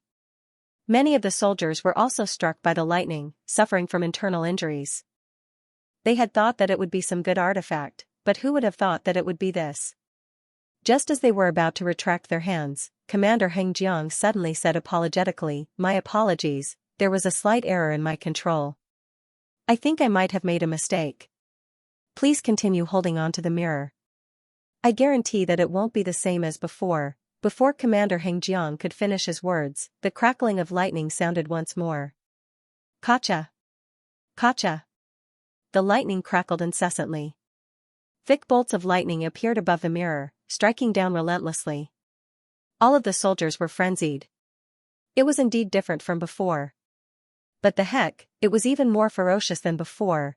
Do you really want to toy with us until we die? Stifled, they tried to retract their hands, only to find that the lightning was simply too powerful. Their bodies were paralyzed, making it impossible for them to retract their hands. Pooh! Pooh! Pooh! White foam seeped out from the corners of their mouths before their consciousness faded away. Even in their final moments, they could not believe that they had been duped to death by their own commander. To even dupe his own men. How in the world did that fool become a commander? Most of these soldiers were only at St. 3 Dan or 4 Dan, so how could they possibly withstand such powerful lightning? They were electrocuted twice in a row, and nearly all of them were wiped out. Even with Wu and the black-armored man's strength, they were still struck by the lightning, nearly losing consciousness. In order to fend off the lightning tribulation, they had to prepare all kinds of artifacts beforehand. Caught off guard, even sempiternal realm experts found it hard to maintain a coherent state of mind. That's more like it, seeing that more than 10,000 soldiers had been electrocuted to death, Xianxia heaved a sigh of relief. Seers and their artifacts were meant to steal the secrets of the heavens. As long as he activated the Library of Heaven's path, he would be able to punish them immediately. Thus, he came up with this idea on the spur of the moment. He did not think that it would actually work. It was just that the sudden appearance of these two fellows had caught him off guard. However, it was fortunate that he did not think that there would be such a bizarre method of attack. Skeletal dragon, go and take a look. Kill all of the surviving soldiers. Ding ding, demon blade, deal with Wu. Xianxia knew that he was only able to succeed due to sheer luck. Once the two sempiternal realm experts recovered, it would be hard to say who would survive. Thus, he dared not hesitate at all. With a slight leap, he appeared right before the black-armored man. Jin Yuanding and Yao Dao dealt with Wu while he dealt with the black-armored man. "You're not Hengjiang, I'm going to kill you." Seeing that all the soldiers had been struck to death by the lightning and that the skeletal dragon was in charge of killing those who were still alive, the black-armored man understood that this was not Hengjiang at all. His heart was filled with rage. With a flick of his wrist, a sword appeared in his hand. Then, he stabbed it toward Xianxia. His sword was still very far away from the other party when he felt a special will rush towards him like a needle. It made him feel dizzy and he almost fell. Soul attack? Xianxia narrowed his eyes. This was an extremely high-level soul attack. Even he was not prepared for it. Voila! In the midst of his dizziness, the black-armored man's vision blurred. In the next moment, the fake commander Hengjiang had already appeared before him and sent a fist right toward his head. Bloodline ignition. Knowing that he would surely die if he allowed the fist to land on him, the black-armored man dared not hesitate. He immediately activated his bloodline, and a powerful aura gushed into his body. Bloodline ignition is useless. With the sudden burst of strength, the black-armored man was just about to retaliate when he saw the fellow before him smashing a small inkstone toward him. Gotcha! A crack appeared on his skull. As a sempiternal realm expert, his body was indestructible, and his defense could be said to be invincible. Even if he were to stand still and allow an Oriate body realm expert to attack him, they might not necessarily be able to pierce through his defenses. Yet, the fellow before him was actually able to shatter his skull with just a casual inkstone. What kind of artifact was that, brother? Where did you come from? That skeletal dragon was so powerful, and there was also the brick and the demonic saber. He thought that the 3 divine artifacts were already shocking enough, but to think that the other party would have an inkstone as well. Pung pung pung pung. Barely after the shock surfaced in his heart, he saw the other party smashing the inkstone down non-stop, and his consciousness gradually drifted away. This was probably the most aggrieved sempiternal realm expert he had ever seen in his life. It was just a moment ago that his body was still slightly numb from being electrocuted, but in the next moment, he was smashed to death with an inkstone. This was an outcome that he could never have imagined. It's indeed not an offensive type artifact. It's not that useful. Xianxia shook his head as he stowed the inkstone back into his storage ring. This was the artifact that he had obtained from Cultivation, an artifact left behind by ancient sage Ziyu. While it was a high-tier artifact, it was still a little inconvenient for him to use as an offensive weapon. Of course, if Cultivation were to learn that Xianxia had actually used this artifact to smash another person's head, he would probably faint on the spot. This was an artifact that had been passed down through generations. If one used it to grind ink and write characters, the Jin Bing of Mentor's calligraphy would be able to wield greater prowess. Yet, this fellow actually used it to smash another person's head. It was a scholarly artifact, but he was actually using it like a bandit. After killing the black-armored otherworldly demon, Xianxia turned around and saw that Mao Wu's face was right beneath Jin Yuanding's buttocks, and he had a look of despair on his face. Even without looking, it was clear that Mao Wu would be dead before he even made a move. While the prowess of a weapon was inferior to that of its master, Jin Yuanding and the infernal black saber were both stronger than Mao Wu. On top of that, the latter had yet to recover from the electrocution, so there was no way he would be able to withstand it. At this moment, the Dragonbone Divine Spear also flew over. With just 2 electrocutions, nearly all of the 10,000 otherworldly demons had died. Only a handful of them had managed to survive, so it did not take long for them to be wiped out. To be honest, at this moment, the Dragonbone Divine Spear was truly impressed by the young man before it. Back when ancient sage Ranqiu had not achieved a breakthrough to the otherworldly demonic tribe, he would have had no choice but to flee as far as he could. Yet, this fellow had single-handedly wiped out the entire otherworldly demonic tribe, leaving not a single one alive. No one would believe it if they were to hear of it. To single-handedly suppress an entire subterranean gallery, if they were to hear of it, they would surely become legends. While Xianxia was still deep in thought, a gust of wind suddenly blew in the distance once more. Another black-armored otherworldly demon was flying over. Commander Hengjiang, receive the imperial edict. Sovereign Qinxing has decreed that you are to stand by and await orders. You are not to attack or retreat recklessly. The black-armored otherworldly demon waved a golden imperial edict in his hand. After which, he lowered his head to look at the corpses on the ground and the brick that was sitting on Mao Wu's face, and his eyebrows shot up. Hengjiang, what's going on? Commander Hengjiang scratched his head awkwardly as he asked apologetically. If I were to say that, they are sleeping, would you believe me? What do you mean sleep? Who sleeps like this? The black-armored man who had just arrived had a frenzied look on his face. Dead or alive? I'm not stupid. Can't I tell? Since you don't believe me, then forget it. Attack. Knowing that the other party wouldn't believe him no matter what he said, Xianxia couldn't be bothered to waste his breath anymore. Considering that he had already killed 3 sempiternal realm cultivators, he would not mind adding another one to the list. Rumble, the combination of the 3 weapons and Xianxia's current combat prowess was shocking. Before that fellow could even escape, he was killed by the surging aura. After killing 4 sempiternal realm cultivators in a row and devouring their blood and souls, the infernal black saber had become even more powerful than before. At the same time, it looked even more bizarre than before. After collecting everyone's storage rings and the army's resources, Xianxia let out a sigh of relief. Raising his eyebrows, he quickly flew in the direction of the seal. Even though Xianxia had no idea what was going on with the seal, with so many people coming in one after another, it was likely that the seal had been completely destroyed. He had to find a way to repair it. Otherwise, if the other party came one after another as if they were visiting, who would be able to guard them? After flying for a while, a seal appeared in his line of sight. There was a huge hole in the middle of the seal, as if someone had broken it from the inside. This was where Mao Wu and the others came in. It's fortunate that it wasn't completely destroyed. Otherwise, I wouldn't have been able to replenish it even if I wanted to. Xianxia breathed a sigh of relief.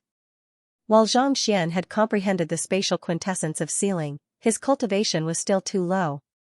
He was still able to repair the spatial quintessence of sealing, but if he wanted to reconstruct the spatial quintessence of sealing, it would be impossible for him to stop the other party's ancient sage. The otherworldly demonic tribe is over there. Should I head over to take a look as well? Walking up to the seal, Xianxia pondered as he repaired it. Since the otherworldly demonic tribe could wreak havoc here, why couldn't he do the same? If that was the case, it might be able to completely solve the crisis before them. After all, more than 100 subterranean galleries were being attacked by the otherworldly demonic tribe at the same time, and even Mingshi Tang, the Luo clan, and the Jiang clan were being held back by the otherworldly demons. Let's fix the seal first, Xianxia sped up. It's been so long. Why aren't they back yet? Inside the room, Sword Saint Meng was pacing around the room. His son said that he was going to scout for information, but it had already been 2 hours, and there was no movement at all. His heart was filled with worry. He must have encountered some trouble. Don't worry, Shanner has many means up his sleeves, so he should be fine, Hyung Kensei consoled. That's an army of the otherworldly demonic tribe. It's not like you didn't see it in the battle earlier. There are at least 10,000 of them. Even Yanshi would have fallen if they were to make a move. How can Yanshi possibly stand a chance against them? Sword Saint Meng shook her head. An army of 10,000 well-trained otherworldly demons of Saint 3 Dan and above. Putting aside Luo Ruoxin, there was no one in her position who would be able to rest easy in such a situation. Then what should we do? We don't have his concealment technique. If we rush over and get discovered, it will only put him in a more passive position. Hyung Kensei said. He was also worried about his son, but now was obviously not the time to worry about him. Miss Ruoxi, what do you think? Unable to come up with a good idea, he turned around to look at Xianxia. The girl in front of him was too calm. She didn't seem worried at all, which made him feel strange. Xianxia will be fine, Lozozi replied with a shake of her head. Putting aside the fact that he had comprehended the 3 great quintessences and possessed the ability to disguise himself, just his current strength and the Dragonbone Divine Spear would make it nigh impossible for anyone to stop him. Since that was the case, there was no need for him to worry. But, Sword Saint Meng couldn't help but frown. Just as she was about to ask, an elder suddenly rushed into the room. Old head, Shanner is back? Knowing that the elder was in charge of intelligence, Hyung Kensei quickly got to his feet. That's not it. The otherworldly demonic tribe has just blown the horn to gather all of their troops. I fear that they might launch an assault on us. That's not it. The otherworldly demonic tribe has sounded the horn to assemble our troops. I fear that they might launch an assault on us, the elder said grimly. Assault? Hyung Kensei's face warped in horror. He hurriedly asked, what's going on? Tell me the details. I was in charge of relaying the news, so I sent out scouts to investigate the situation. However, the otherworldly demonic tribe's defenses are extremely strong, so we were unable to get too close. Just an hour ago, the otherworldly demonic tribe suddenly blew a unique horn. Following which, our scouts saw the otherworldly demonic tribe slowly retreating. Even the guards, sentries, and scouts have all left the area. Fearing that it might be a trap, our scouts didn't dare to get too close. After waiting for 15 minutes, we realized that there was no movement from the otherworldly demonic tribe. Thus, we began investigating the situation. We discovered that the otherworldly demonic tribe had split into 10 groups, and they seemed to be practicing some kind of formation. Furthermore, we vaguely heard the commander whom you were fighting with saying that he was trying out some kind of new battle tactic and was intending to launch an assault. After receiving this news, our scouts immediately returned and reported the news to us. The elder hurriedly said. It's fortunate that we managed to report the news back in time. Otherwise, if the assault were to have succeeded, the Zhang clan would have suffered heavy losses. This piece of news was simply too important. Xianxia waved his hand grandly, and his voice reverberated across the entire castle. All members of the Zhang clan, heed my command. The otherworldly demonic tribe will launch an assault at any moment. Be on full alert. Yes. Upon hearing the command, the members of the Zhang clan immediately went to work on their respective tasks with grim expressions. Elders, follow me to the outskirts of the castle. We'll hold them off for now so that their assault will be futile. Xianxia instructed. All right. The elders nodded in unison, and everyone flew out of the city in unison. The outside was still shrouded in fog, making it impossible to see anything. In the air, Lozozi observed the surroundings for a moment before a deep frown suddenly appeared on her forehead. Lady Ruoxin, not expecting the young lady to be so reckless, the Xingming sword saints glanced at one another with deep frowns on their foreheads. Wait here. We'll head over to take a look. Knowing that they would lose Luo Ruoxin if they did not give chase soon, Sword Saint Xing instructed the crowd before leading Sword Saint Ming in the direction that Luo Ruoxin had left. Why is there no one around? The further they flew, the more perplexed they became. Given how deep they had ventured, there should have been otherworldly demons around. Why was there not a single one of them, regardless of whether it was an assault or not? There should have been some sort of defense mechanism, right? If the otherworldly demons were really that careless, they wouldn't have been able to stand toe-to-toe with Mingshi Tang for tens of thousands of years. Look ahead. While Xianxia was still perplexed by the situation, Sword Saint Ming's voice suddenly sounded. Raising his head, he saw rows of otherworldly demons lying on the ground. Their hair was standing on end, their faces were black, and white foam was flowing from the corners of their mouths. All of them had breathed their last. Squatting at the center of the corpses, Lozosi's eyebrows were tightly knitted together, as if she was observing something. Last month's alliance leader, please continue to seek monthly votes. What's going on? Seeing the otherworldly demons who had left them in a terrible state lying on the ground, the two sword saints were dumbfounded. They were all killed by Xianxia. Lozozi stood up. Killed by him? How was this possible? Unless he's an ancient sage, how could he possibly kill so many experts at once? Xianxia couldn't believe it. It was not that he did not trust his son, but it was inconceivable for a single person to be able to kill more than 10,000 Saint 3 Dan experts and great sage experts all at once. He borrowed the power of lightning to punish them.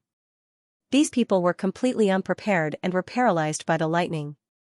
Only then were they killed. Of course, most of them were killed on the spot by the lightning. Lozozi nodded. Thunder? The Xingming Sword Saints and the Xingming Sword Saints glanced at one another before turning their gazes to the corpses on the ground. As expected, there were signs of lightning scars on their bodies. His son did seem to be able to summon lightning. He single-handedly annihilated an army of more than 10,000 people. Seeing it with their own eyes, the two of them felt like they were dreaming. Since they're all dead, where's Shan'er? Sword Saint Ming hurriedly flew into the air to search the area. After killing so many people, even if her son had a lot of tricks up his sleeves, he definitely wouldn't have it easy. She wanted to see how he was doing. Are you injured? He should have gone to the seal. Lozozi stood up and continued walking. These guys were all dead. They must have gone to repair the seal. This was easy to guess.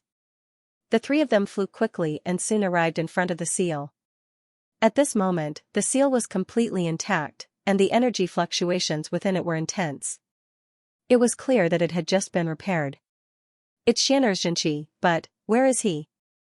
Taking a closer look, Sword Saint Ming was able to recognize that this was the work of Xianxian's Xianxia.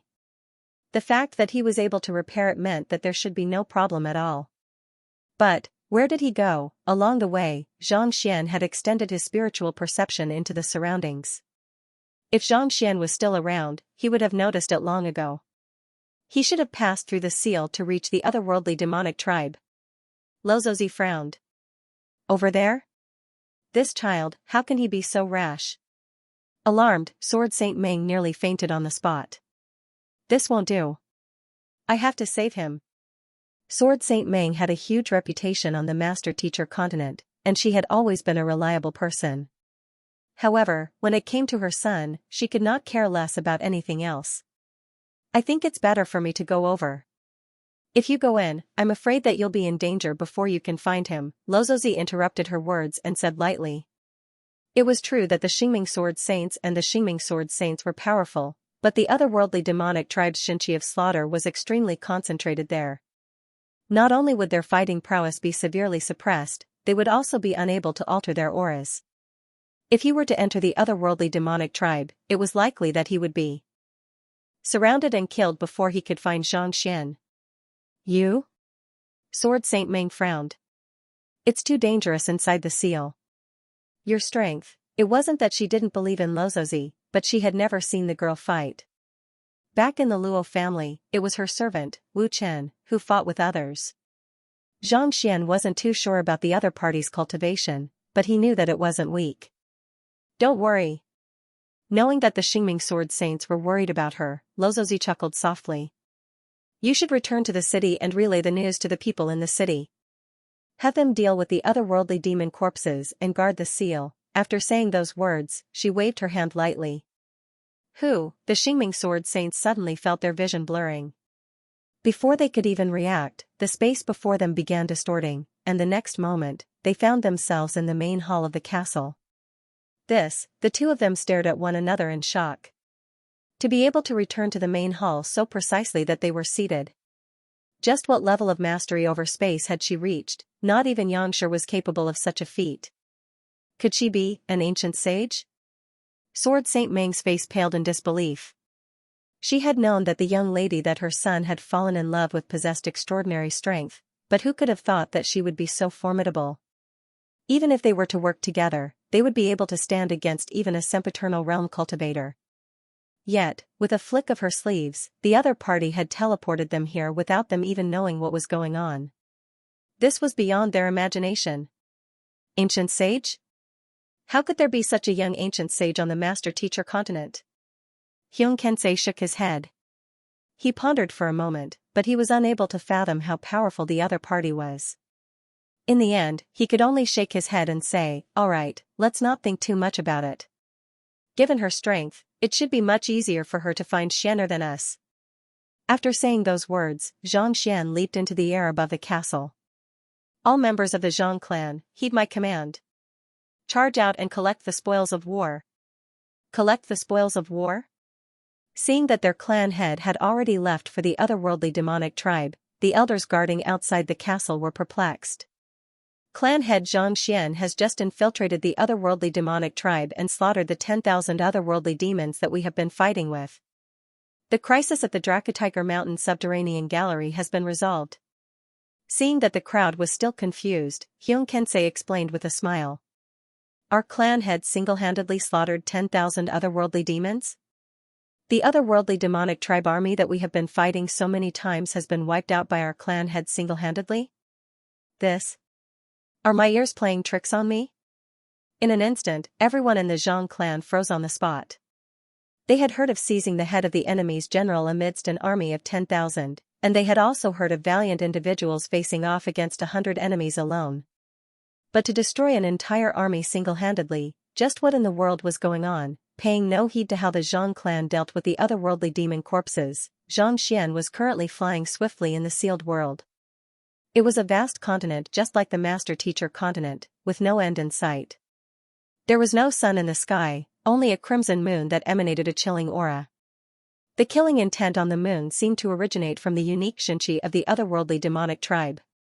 It's no wonder the otherworldly demonic tribe wants to occupy the master-teacher continent. Xianxia's eyebrows shot up. Even though his heaven's path Xianxia allowed him to mimic the killing intent of the otherworldly demonic tribe, staying in the sealed world for an extended period of time would also make one's mind grow more violent. This was indeed not a suitable place for humans to live in for long. If he had been an otherworldly demon, he would have long charged over as well. I don't have a map, so I won't be able to find my way around. If it comes down to it, I should just return and wait for Vicious to wake up before coming back. He had only come here out of curiosity, and he had no intention of killing too many otherworldly demons.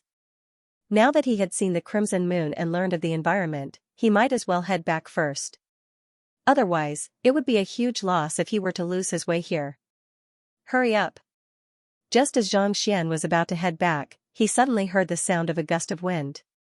Following which, the voice of an otherworldly demon sounded. Using the spatial quintessence to conceal his presence, Xianxia swiftly made his way in the direction where the voice had come from.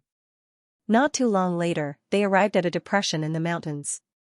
A few otherworldly demons were standing on the spot, gathering spiritual energy from the surroundings toward them. It seemed like they were activating some kind of formation. Taking a closer look, the strongest of the 4 otherworldly demons was around Mao Wu's level, reaching sempiternal realm. As for the other 3, they were only at Great Sage 1 Dan introspective convalescence realm. In front of them was a teleportation formation. However, judging from the appearance of the formation flags, it was extremely ancient. It was hard to tell how long it had been in operation, so it was a little old. Thus, it was more troublesome to activate it. The strongest otherworldly demon was glaring at the otherworldly demon furiously. He was the one who had bellowed earlier. Lord Moyi, I've tried my best, but this formation is too old. I can't do anything about it. The otherworldly demon driving the formation replied with an awkward look on his face.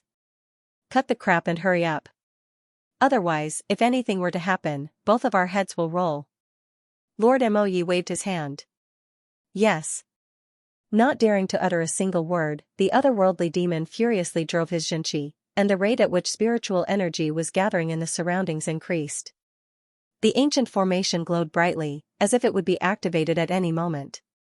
The face of the otherworldly demon was pale, and it seemed like he was on the verge of collapsing. Hurry and help. He summoned the other 2.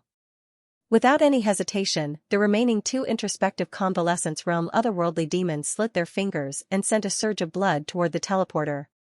In an instant, the spirit chi became abnormally dense, and the array released a dazzling light. Yes. Seeing that the formation had been activated, Moyi harumphed and entered the center of the formation.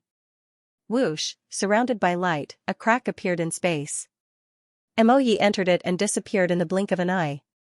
Patter, as soon as Moyi left, the remaining 3 introspective transcendent experts all slumped to the ground. From the looks of it, the formation earlier had sapped all of their strength in an instant. It's fortunate that we managed to complete it. Otherwise, we would have been beheaded. Despite their exhaustion, the trio still couldn't help but chuckle. If the array formation hadn't been activated just now, he would have lost his life. Just as he was rejoicing, the sound of footsteps suddenly sounded. Following which, a towering tribesman walked up to him.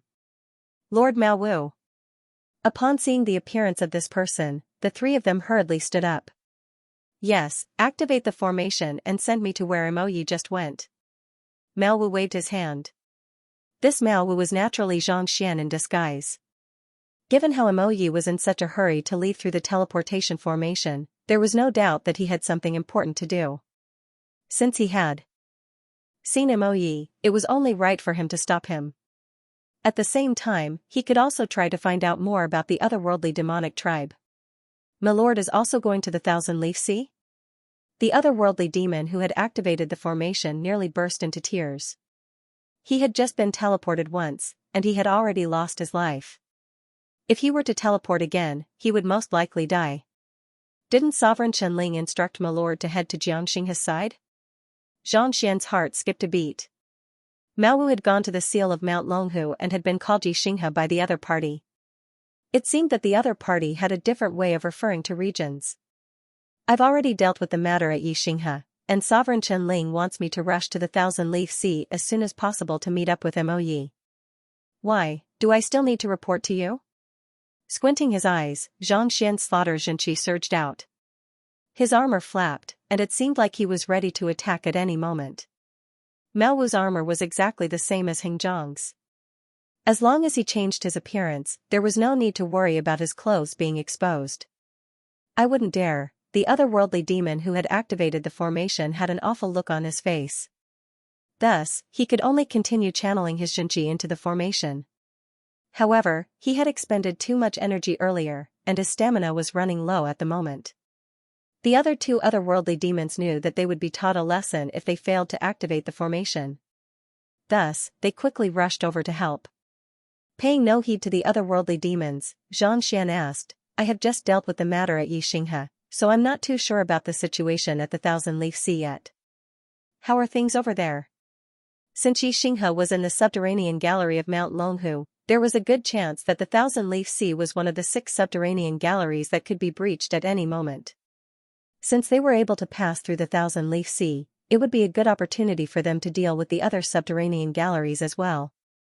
"My lord, due to our low standing, we aren't too sure about the details.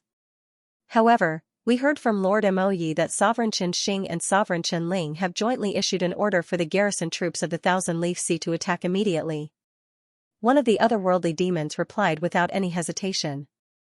"Garrison troops? Attack?" Xianxian's eyebrows shot up. Previously, when Heng Jiang and the others from the Zhang family weren't in a hurry to attack, Xianxian had been worried that they might be waiting for reinforcements to arrive. 10,000 otherworldly demons was already a fearsome force to be reckoned with. Once reinforcements arrived, they would surely fall. However, from what this fellow was saying, it seemed like the Thousand-Leaf Sea was where the reinforcements were located. To attack immediately upon receiving the order. Which subterranean gallery were they planning to attack? Would it be dangerous? Furthermore, the most important thing was, Sovereign Chen Xing and Sovereign Chen Ling had issued an order together. Previously, Heng Zhang's order was for Sovereign Chen Ling to attack while Sovereign Chen Xing ordered them to wait in place. In other words, the two of them didn't share the same opinion. However, at this very moment, the two of them had issued an order for everyone to attack. "How many soldiers are there in the Thousand-Leaf Sea at the moment? Can you spare some to reinforce Xianxia?" Xianxian asked, feigning ignorance. The Thousand-Leaf Sea is filled with the strongest soldiers of the otherworldly demonic tribe. They are led by Sovereign Chen Ling and Sovereign Chen Xing, and there are at least 100,000 of them. One of the otherworldly demons replied proudly. 100,000? Xianxian's eyebrows shot up, and he nearly fell to the ground. Just 10,000 soldiers was enough to force the entire Zhang family into the subterranean gallery.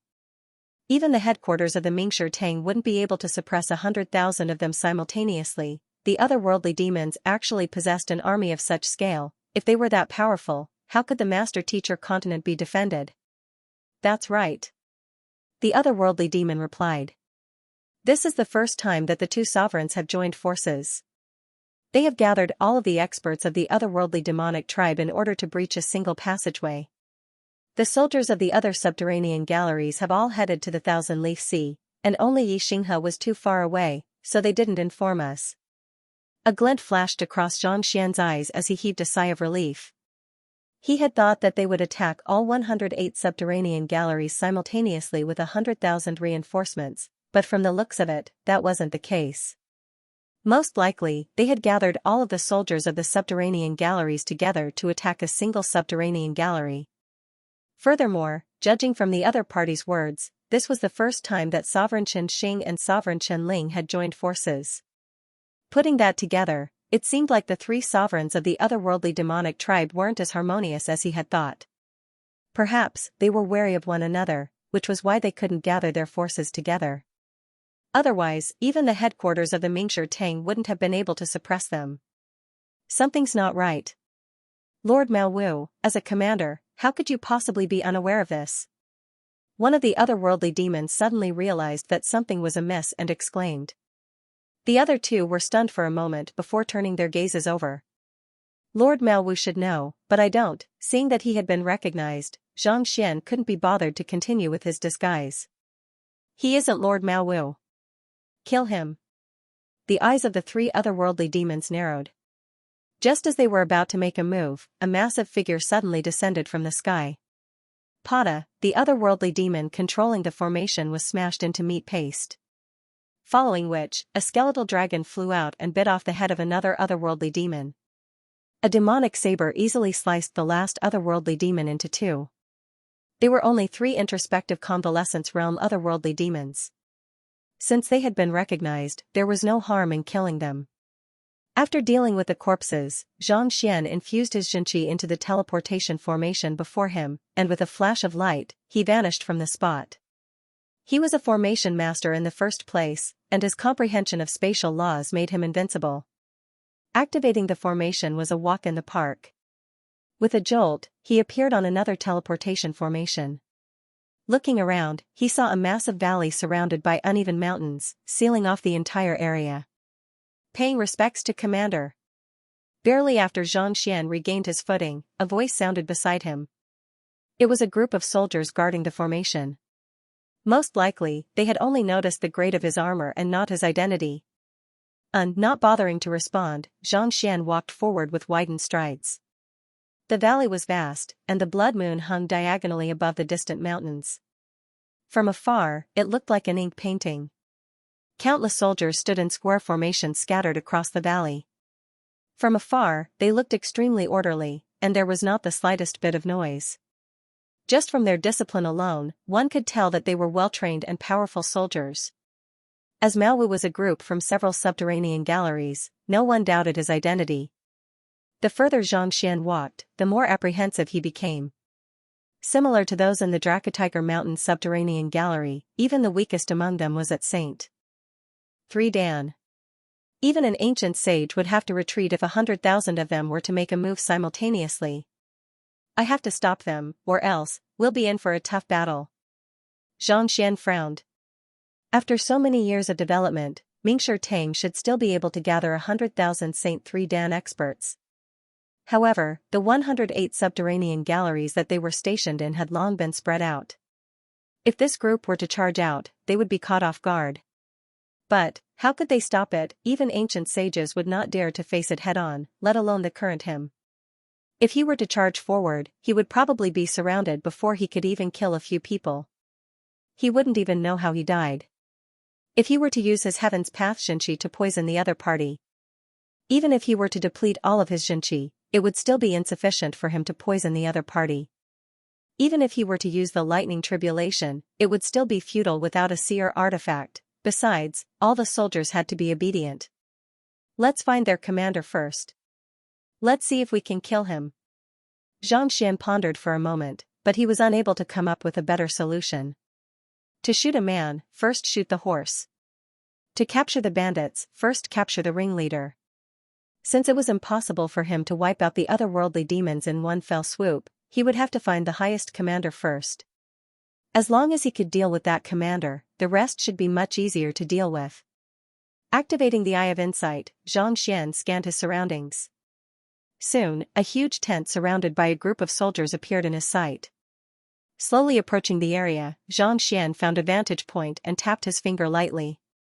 The space before him warped once more, and all of a sudden, he vanished from sight. After concealing himself, Xianxia flew toward the tent and arrived before it. Sha, not too long later, a commander dressed in black armor, just like Xianxia, lifted the curtain and walked in. Following closely behind him, Xianxia also entered the tent. Inside the tent, a furnace was blazing, and the temperature was slightly warm. Taking a closer look, Xianxia saw 17 or 18 people seated in the tent. Every single one of them was dressed in black armor, and it was clear that they were of the same standing as Maowu. They are all sempiternal realm experts? Xianxia's eyebrows shot up. The people before him were all great sage 4 Dan sempiternal realm experts. Judging from their strength, they were no weaker than Maowu. This was especially so for the middle-aged man sitting at the very center, who was wielding a golden saber. His aura was on par with Yangshi's. Xianxia's body stiffened, not daring to move at all. It was fortunate that he had not acted rashly. Otherwise, even though he had sealed the space around him, it would have been easy for him to be noticed. He had made significant improvements over the past few days, but there was no way he would be able to escape from so many experts. Reporting to the High Commander, Bei Xian has objected to our request. The middle-aged man clasped his fist. Objected? The middle-aged man replied impassively. He said that their resources are limited, so it's impossible for them to give us too much. Since we are all serving our respective masters, there's no need for us to haggle over this matter, the middle-aged man replied. haggle over this matter? He has a good idea. He wants us to be the vanguard, but he won't even lend us a batch of armor. It's clear that he wants us to die so that he can take advantage of the situation. Indeed. Sovereign Xianxia has never been greedy for anything, but who could have thought that Xian would be so cunning as well? We are already in an alliance, but he still wants us to work for him? How can there be such a good deal in the world? Hearing the words of the middle-aged man, a huge commotion broke out in the tent. The middle-aged man raised his hand and interjected, "Tell them that it's fine if they don't want to contribute anything. As long as we advance together, no one is allowed to back down. Otherwise, they'll have to hand over 100 sets of stellar armors forged by Sovereign Xianxia. Otherwise, we'll see who's stronger. I'll have a duel with him. If I win, we'll do as he says. If I lose, we'll have to listen to my orders." "Yes." The middle-aged man nodded before backing out of the tent. Xianxia hesitated for a moment before following the middle-aged man out of the tent. Following closely behind the black-armored man, Xianxia walked for a while before he saw a massive tent in the distance. Based on their conversation, it seems like there are 100,000 people here, but they are divided into two factions. One belongs to Sovereign Xianxia, and the other belongs to Sovereign Qianling, Xianxia pondered. He had no idea what the differences between the two factions were, but from what he had heard, it seemed like the two factions were not as harmonious as he had thought. It's good that there's a rift between them. As long as I can sow discord between them, I'll be able to resolve the threat in the subterranean gallery. Xianxia's eyes lit up. If 100,000 people were united, there was really nothing he could do. He would have to find a way to inform the humans so that they could make preparations in advance. Since they were divided into two factions, and it didn't seem like they were on good terms with one another, he might as well make use of this opportunity. With a slight sway, Xianxia altered his appearance, and in the next moment, he removed the spatial seal around him, revealing his true form. Cough. After revealing himself, Xianxia intentionally coughed lightly. "Who is it?" The middle-aged man, who was walking toward the opposite tent, hurriedly turned around upon hearing the voice. Upon seeing the other party's appearance, he leaped in shock and bowed deeply. "High Commander, you. Why are you here?" The person Xianxia was disguised as was the High Commander wielding the golden saber in the room earlier. In order to add an update for Alliance leader Lu Qingshu to participate in the Writers' Conference of the Province Writers Association, I wrote a chapter using my phone. "There's something that I need you to relay to Xian." Xianxia imitated the other party's voice and disposition as he turned to the other party. "Yes, great commander," the black-armored man bowed deeply. "Come closer. You mustn't let anyone know of this matter," Xianxia instructed. "Yes, great commander." The black-armored man was perplexed as to why the other party didn't send him a telepathic message. However, after a moment of contemplation, he still walked up to Xianxia and lowered his head, not daring to raise it. This was their headquarters, so he didn't dare to imagine that the person before him was a fake. "It's like this." Barely after Xianxia lowered his voice, a cold glint flashed across his eyes. Just as the black-armored man thought that he was in danger, he felt his consciousness leaving his body, and his head fell to the ground.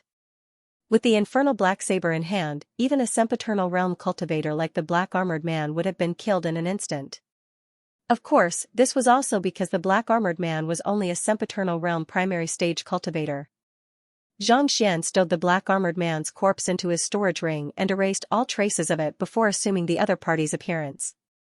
During the battle earlier, he had sealed the surrounding space so that no one would be able to notice him even if they tried to probe him. Disguising himself as the black-armored man, Xianxia began making his way to the spacious tent. However, as soon as he arrived at the entrance, two soldiers raised their spears and blocked his path. "Audacious! I am here on behalf of our great commander. What are you waiting for?" Xianxia placed his hands behind his back as he glared at the soldiers with a dignified look in his eyes. One of the guards hesitated for a moment before walking into the tent. A moment later, he gestured with his hand and said, "This way, please." Harumphing coldly, Xianxia followed behind him. Just like the previous tent, there were more than a dozen sempiternal realm cultivators in it. The otherworldly demon at the center emanated an aura that was on par with the great commander. Most likely, he was the Bei Xian whom the black-armored man had just spoken of. Wushu has agreed to my conditions? Bei Xian raised an eyebrow when he saw Chu Li enter the room. Our great commander has agreed to your conditions, but there are some details that he would like to discuss with you personally, Xianxia replied. A wise man submits to circumstances. It seems like Wushu isn't as stubborn as the rumors make him out to be. Bei Xian was taken aback by Xianxia's agreement. He chuckled heartily and asked, "Where shall we negotiate?" This matter concerns the alliance between the two families, so we need to be cautious. It's in the valley between the two large tents. If you don't have any objections, please head there in an hour. Our great commander will be waiting there. Xianxia. When he first arrived, he saw a small depression in between the two tents. It wasn't a large area. All right. Bei Xian nodded. Goodbye. Xianxia left. As soon as he did, the armored man in the tent stood up and hurriedly clasped his fists. Grand Commander, Wushu has always been a crafty person. I'm afraid that he might be up to something. That's right. This guy asked you out because he's afraid of an ambush. Someone else said. It's not that easy to ambush me.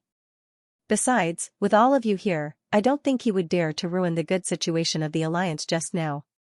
Bei Xian harumphed coldly as he whipped out a spear. With a swift motion, he tore apart the surrounding space. However, one must always be wary of others. Later on, spread out in the surroundings. If you notice anything amiss, rush over immediately. Yes. The crowd nodded in agreement. After leaving the tent, Xianxia began making his way back to the main tent. Not too long later, he was back in the main tent. Great Commander, I have told him about your duel with Bei Xian, but he... With an awkward look on his face, Xianxia replied, feel free to speak. The Grand Commander said. Yes. He said that you aren't qualified to face him with your strength, and if you dare to challenge him, he'll make you kneel down and beg for mercy. Xianxia said with quivering lips. Kneel down and beg for mercy? What arrogance! Let's see what kind of strength you have to make me beg for mercy then. Voila, Grand Commander Wushu stood up, and a powerful gale suddenly appeared around him. Flames of anger flickered in his eyes. He challenged Grand Commander to a duel an hour later in the valley at the center of the main tent, Xianxia said. Very well, I'll do as he wishes. Wushu's saber trembled as he spoke. Grand Commander, I'm afraid that Bei Xian might be up to something if he dares to speak so brazenly. A black-armored otherworldly demon said as he stood up. Indeed. Lord, you must be careful. Another black-armored otherworldly demon also stood up. I have challenged that fellow before, but he chose to avoid the duel. Since he dares to make such a bold move this time around, I fear that he isn't as simple as he seems. Himu and Goeli, the two of you will take a look at the valley and keep a close eye on it. Wushu waved his hand. Yes. Yes. Two otherworldly demons stepped forward and hurriedly made their way out. I am familiar with the valley, so I'll go with them. Xianxia clasped his fist. Go. Wushu waved his hand. Xianxia turned around and hurriedly chased after the two otherworldly demons. Wait for me for a moment. I am familiar with the valley, so I'll bring you there, the two otherworldly demons nodded. The three of them concealed their auras and stealthily made their way forward. Not too long later, they arrived at the valley. It'll be best for the two of you to split up and hide. That way, you'll be able to guard against them if they make a move, Xianxia instructed. The two otherworldly demons nodded in agreement. Just as they were about to turn around and look for a suitable hiding spot, their bodies suddenly jolted, and they collapsed to the ground. One of them had his heart pierced by the dragonbone divine spear while the other had his head severed by the infernal black saber. After killing the two otherworldly demons, Xianxia stowed their corpses before transforming back into Bei Xian's appearance. Following which, he flew straight toward the main tent. But before he could reach it, a burst of laughter sounded. Wushu, if you don't dare to accept my challenge, you should have just said so. This is what happened to those who dared to ambush me. Hula, right after saying those words, Xianxia waved his hand, and the 3 otherworldly demons flew toward the main tent. After that, he turned around and left. Wu Shu and the others rushed out of the tent, only to see the 3 otherworldly demons lying on the ground. They were Himu, Guili, and the otherworldly demons whom they had dispatched earlier. They had already formed an alliance, but that fellow actually dared to slaughter his subordinates so brazenly. That was too much. Bei Xian, I won't be called Wu Shu if I don't kill you. Unable to hold himself back any longer, Wu Shu charged straight for the other party's tent. The otherworldly demons behind him were also infuriated to see their companions being killed. Unable to hold themselves back any longer, they quickly followed suit. While the otherworldly demons were still trying to figure out Wu Shu's intentions, they suddenly felt a powerful aura descending upon them. Following which, a resplendent saber chi sliced the tent in half. Hoo, seeing Wu Shu standing in midair with a saber in hand, Bei Xian's eyebrows shot up in astonishment. Wu Shu, what are you doing? Are you insane? Didn't you agree to my conditions? Why would you suddenly charge over with such a murderous look on your face? Don't play dumb with me. If you dare, show me what kind of strength you have. Unable to be bothered with words, Wu Shu raised his saber and slashed it straight toward Bei Xian. Sila, a burst of saber chi tore through the surrounding space, and a powerful killing intent pierced right into Bei Xian's soul. You're courting death. Seeing that Xianxia was intending to kill him without any hesitation, Bei Xian's eyebrows twitched in fury. He swiftly raised his spear to meet Xianxia's attack. Ding ding ding, the clash of the saber and spear caused the entire sky to shine brilliantly. The 2 of them were both sempiternal realm consummation experts, making them invincible beneath ancient sage. As such, they were able to shake the heavens and shatter the earth. Even the glow of the crimson moon was overshadowed. Is there something wrong with this fellow's head? The more Bei Xian fought, the more stifled he felt. That fellow had just sent his men over to negotiate with him, and he had even prepared what he was going to say. Yet, in less than an hour, the other party had already charged right at him. What was he up to? Did he eat gunpowder or something? Unable to take it any longer, Bei Xian bellowed furiously, Wu Shu, you're ruining our alliance. If anything happens, I don't mind reporting you to Sovereign Chen. Ling. Reporting me? If you have the guts, come at me openly. Do you think that I'll be afraid of you reporting me for killing my subordinates? Wu Shu's saber seemed to be on the verge of exploding. Killing your subordinates? What did you say? Bei Xian was stunned. Don't accuse me. Himu and Guili. Even a sempiternal realm consummation expert would be able to stand against the 3 of them. Who else could it be other than you? Wu Shu spat through gritted teeth. His 3 subordinates were all sempiternal realm cultivators.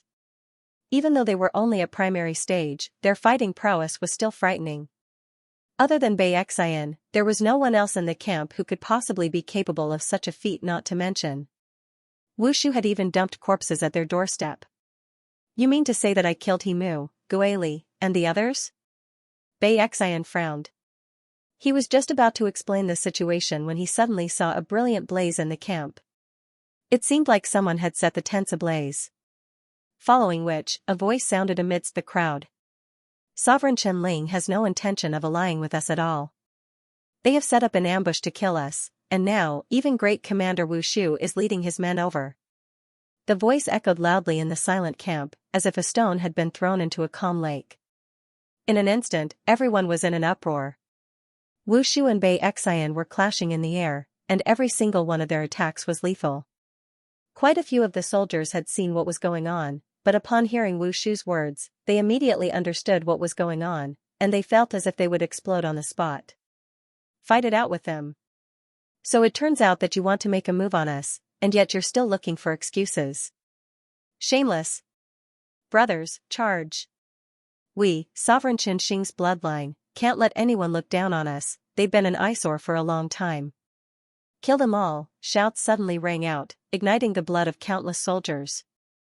However, these were all well-trained soldiers. Although they were about to explode with anger, they didn't move until they received precise orders. What are you still doing here? Why aren't you making a move when the other party is bullying you?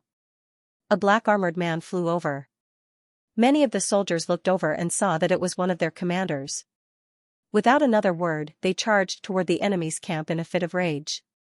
Wu Shu and Bai Xian, who were still fighting in the air, clearly did not expect such a situation to occur. Both of them were stunned for a moment before coming to a halt. Something's wrong, Wu Shu's eyebrows shot up. Even though he was infuriated, as a high commander, he was no ordinary person.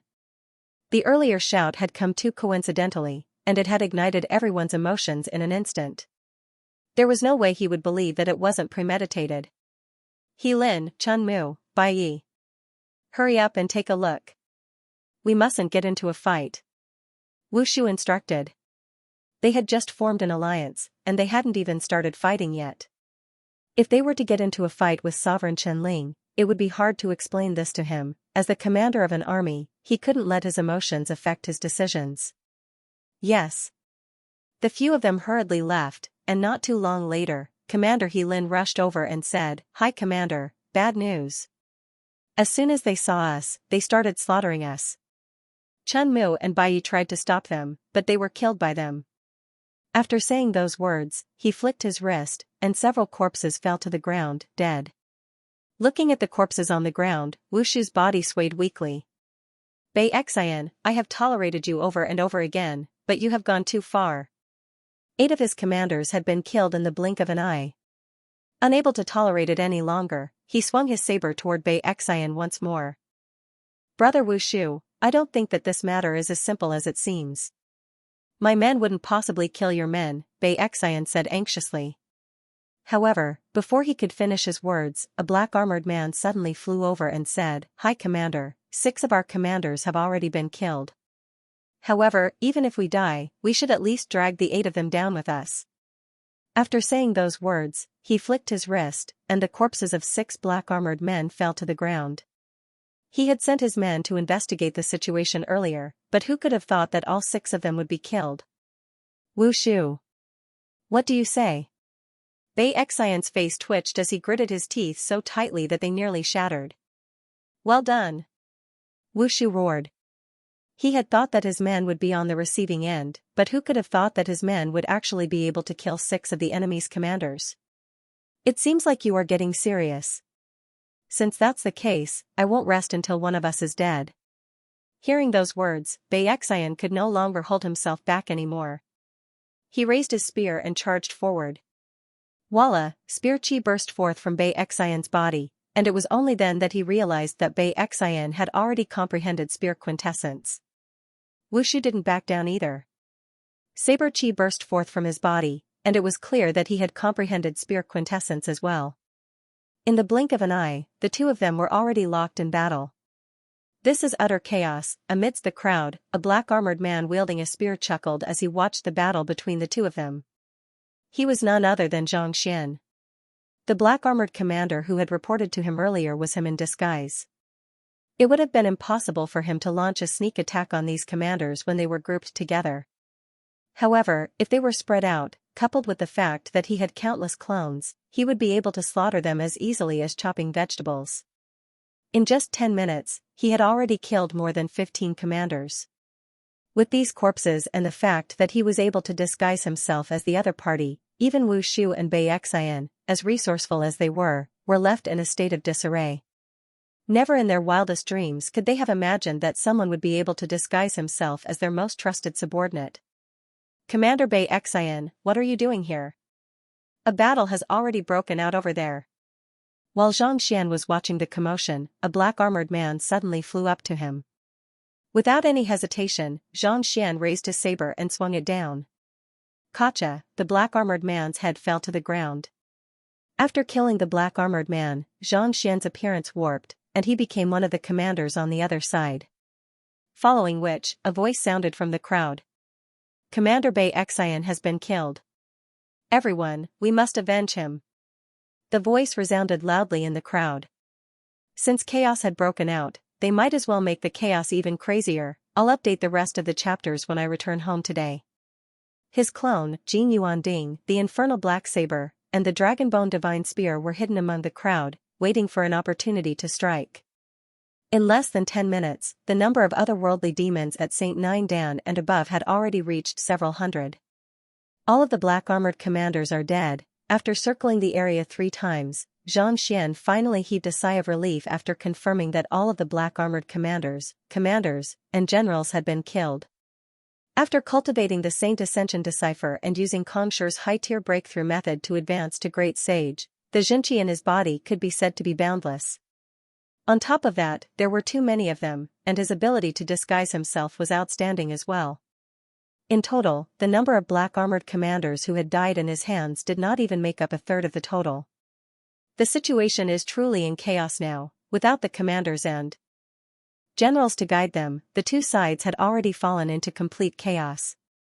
100,000 otherworldly demons were being killed every second.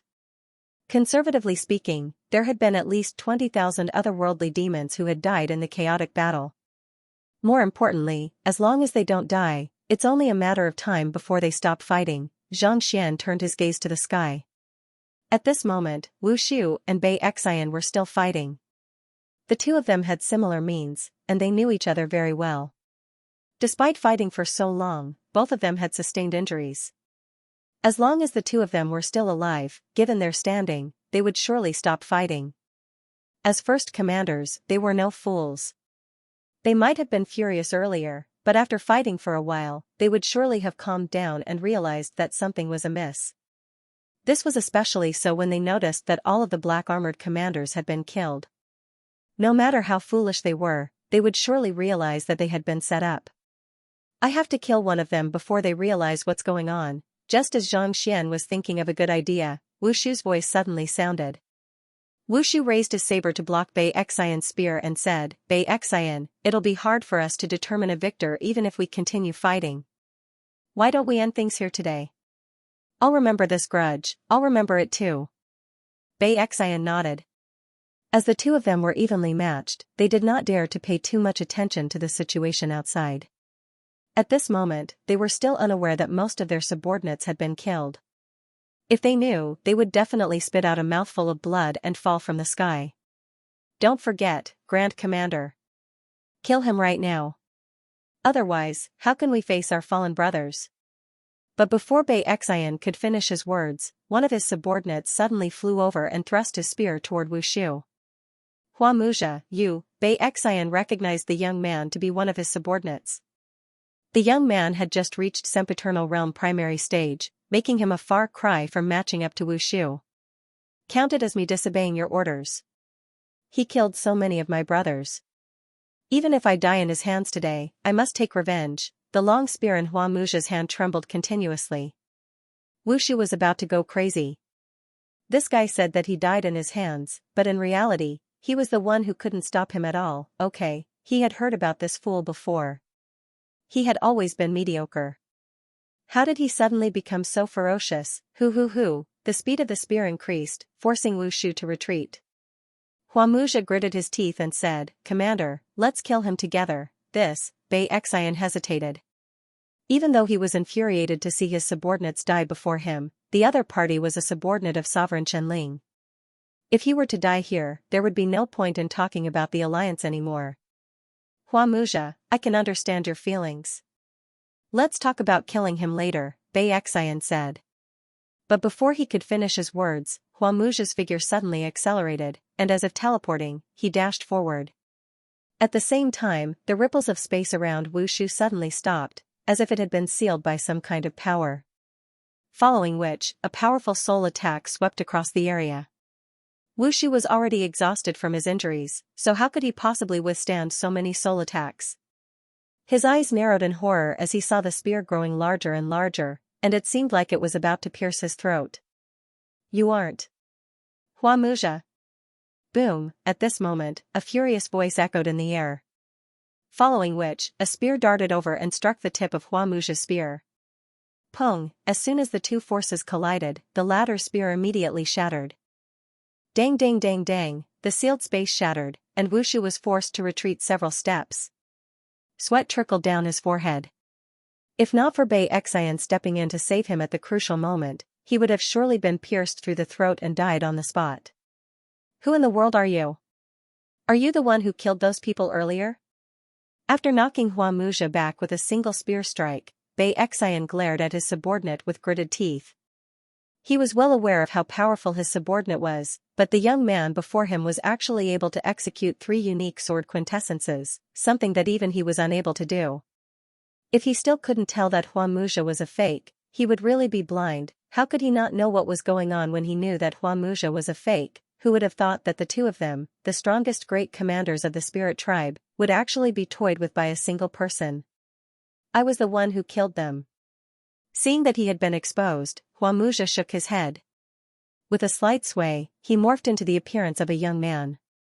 He was no other than Xianxia. He had thought that as long as he could kill one of them, he would be able to deal with the rest easily. Who could have thought that he would still end up exposing himself? In truth, if he had used the Dragon Bone Divine Spear earlier, it would have been too late for Wu Shu to notice him. However, in order to conceal his identity, he had chosen to use Hua Muzha's weapon instead. As such, the might of the spear wasn't sufficient, thus allowing the other party to block his attack and save his life. Die. Seeing that it was indeed a disguise, Bei Xian flew into a rage. Unable to hold himself back any longer, he raised his spear and thrust it forward. Eat my saber. Wu Shu also came to his senses at this moment. Thinking about how he had been toyed with by a young man, he felt so furious that he could explode at any moment. Like a bolt of lightning, he slashed his saber toward Xianxia. Tzzzzzz, a spear and a saber collided with one another.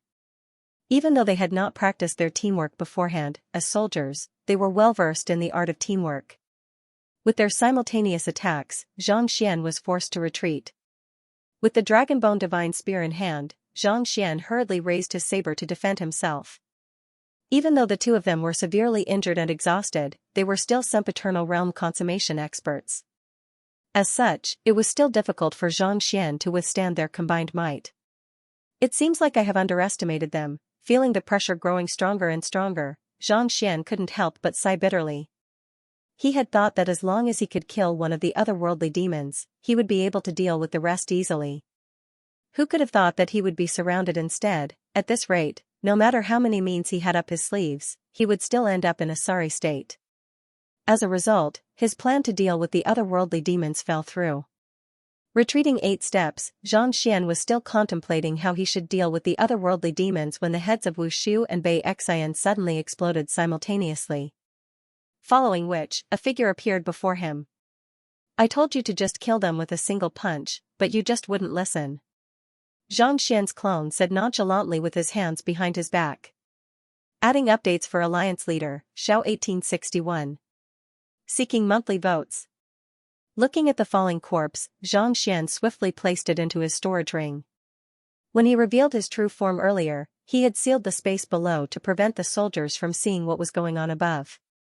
Otherwise, if they were to learn that an outsider was trying to kill their high commander, he would have been knocked down from the sky before he could even succeed. Seeing that the corpse didn't fall to the ground, Xianxia heaved a sigh of relief. He turned to look at his clone, and his lips twitched. He knew that he wouldn't be able to defeat Wu Shu and Bei Xian on his own, so he had his clone conceal himself in the area so as to lure his opponents over to him. As expected, it worked. But, no matter what, the two of them were still experts who were infinitely close to reaching Saint Four Dan consummation. He had thought that even if his clone were to launch a sneak attack on them, he would only be able to hold them back while he waited for an opportunity to strike. Who could have thought that he would be able to shatter their heads with just 2 punches? Could it be that Bei Xian was even stronger than before? He had thought that he would be able to teach the other party a lesson after making a breakthrough, but from the looks of it now, it would be best not to think about it anymore. Otherwise, he would be pummeled so badly that his face would be filled with bruises. You should continue looking for an opportunity to ambush them. Xianxia knew that speaking to his clone would only infuriate him, so he leaped down and descended. In the blink of an eye, he had already reverted back to Wu Shu's appearance. I have already killed Bei Xian on the spot. Everyone, heed my command. Charge forward and kill them all. His voice pierced through the clanging of metal and echoed in the ears of everyone present. Kill those sons of B***cheese. Show them our prowess. Hearing the orders from their high commander, the morale of Sovereign Chen Ling's troops soared. On the other hand, the morale of Sovereign Chen Ling's troops began to crumble. Even though they were initially evenly matched, it didn't take long for the scales to tip. More and more of Sovereign Chen Ling's troops were dying, and some of them were even showing signs of fleeing. However, just as they were about to be wiped out, a bloodied figure suddenly flew over from the sky. Ha ha ha, it won't be that easy to kill me. I feigned my death earlier to fool that fellow, and I have already killed Wu Shu. Brothers, charge back. We, the men of Sovereign Chen Ling, will never admit defeat. Hearing those words, the soldiers of Sovereign Chen Xing felt their fighting spirit ignite once more. Gritting their teeth, they charged forward.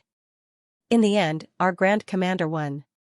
Since that's the case, we can't lose. He had to make sure that they knew how powerful he was. While the morale on this side was greatly boosted, the opposite side was howling in grief. They thought that since their commander had won, they would be able to win as well. Who would have thought that Bei Xian would emerge victorious in the end? Coupled with the fact that the commanders and generals were no longer in charge, many of the soldiers began to panic. Not long after, the situation was reversed. Emperor Qin Shing's aura grew stronger and stronger. His opponent began to flee. Seeing that he couldn't hold on any longer, another figure appeared in the air. You're not the only one who knows how to fake one's death. I, Wu Shu, know how to do it too. Brothers, I'm the one who won in the end. I've killed Bei Xian. Charge. Hearing the voice, the crowd raised their heads, only to see the dead Wu Shu standing in midair once more with a savage look on his face. The soldiers on both sides? In a battle of life and death, to be able to continuously feign death, you can play like this. Why did it feel like such a bloody battle was nothing more than child's play? More importantly, Big Brother, can you at least tell us who's dead and who's alive? Why are you always acting like this? What are you waiting for? I've really killed Bei Xian. Hurry up and make a move, or else I'll sentence you all to death for betrayal. Seeing that the crowd was still frozen on the spot, Wu Shu bellowed furiously. Kill him. Seeing that their Grand Commander had issued a death order, Emperor Chen Ling's morale soared once more, and he charged forward once more. Another round of slaughter ensued, and victory was just around the corner. Ha ha ha. Wu Shu, you didn't expect me to feign death once more, did you? You deserve to die by my hands. Everyone, heed my command and counterattack together. We mustn't let them leave this place alive. Bei Xian's figure appeared in midair once more. The soldiers were frenzied. Grand Commander, can you really kill us all in one go? Going back and forth between life and death, we really don't know what to do. How tiring. For the first time, all the soldiers hoped that their Grand Commander was really dead, and not just faking his death and coming back to life, only to be killed again. It's about time. In contrast to the crowd's mental breakdown, Xianxia watched as the 100,000-man army was reduced to less than 10,000 men. Only then did he heave a sigh of relief. Most of the 10,000 soldiers had sustained severe injuries, so it was unlikely that they would be able to form a collaborative formation to pose a threat to him. After waiting for another hour, the 10,000 soldiers had been wiped out, leaving less than 5,000 soldiers remaining. Only then did Xianxia wave his hand. His clone, Jin Yuanding, the infernal black saber, and the dragonbone divine spear charged forward together. These soldiers were only at St. 3 Dan or 4 Dan, and they were severely injured as well. How could they possibly stand up to these sempiternal realm experts? In less than 10 minutes, all of them were wiped out. Looking at the corpses on the ground, Xianxia heaved a sigh of relief. His entire body felt weak, and his head felt a little dizzy. Even though he hadn't exerted too much strength in the battle, and both sides had mostly been killing one another, it was still very taxing on his mental strength. This was especially so for his soul. He felt as if he was about to run out of energy. It was fortunate that he had succeeded, otherwise, if the otherworldly demons were to notice that he was the one who had orchestrated the entire battle, even if there were only 10,000 soldiers left, it would still be impossible for him to deal with them. Entering the myriad ant hive nest, Xianxia sat on the ground and took out some artifacts to replenish his energy. An hour later, he felt himself recovering slightly, and his eyes lit up. Let's see how many treasures I have collected. while killing the 100,000 soldiers of the otherworldly demons and foiling their plans to invade the Master-Teacher continent was a huge boon to him. It couldn't compare to the resources he had obtained. Putting aside the equipment of the 100,000 soldiers and all kinds of spirit stones, just the treasures in the storage rings of the 2 Grand Marshals and dozens of sempiternal realm commanders were already more than what the Zhang family and Luo clan had accumulated over the past several dozen millenniums. This saber is on par with the infernal black saber.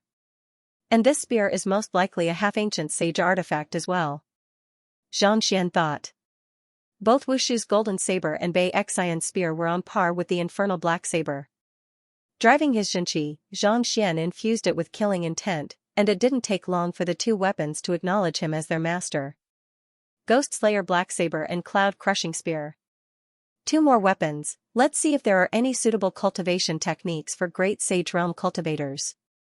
While there isn't a set of cultivation techniques for Great Sage Realm cultivators, I should take a look at the cultivation techniques of the otherworldly demonic tribe. Perhaps I might be able to find a way to make a breakthrough. Unable to find any better weapons, Xianxia turned his attention back to the storage rings that he had plundered.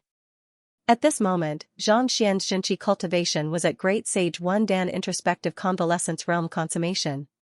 He had read through all of the books and insights regarding breakthroughs in the Jiang clan and Luo clan, but everyone's method of achieving a breakthrough was different. Therefore, he had read a lot of books, but he had never found a way to break through.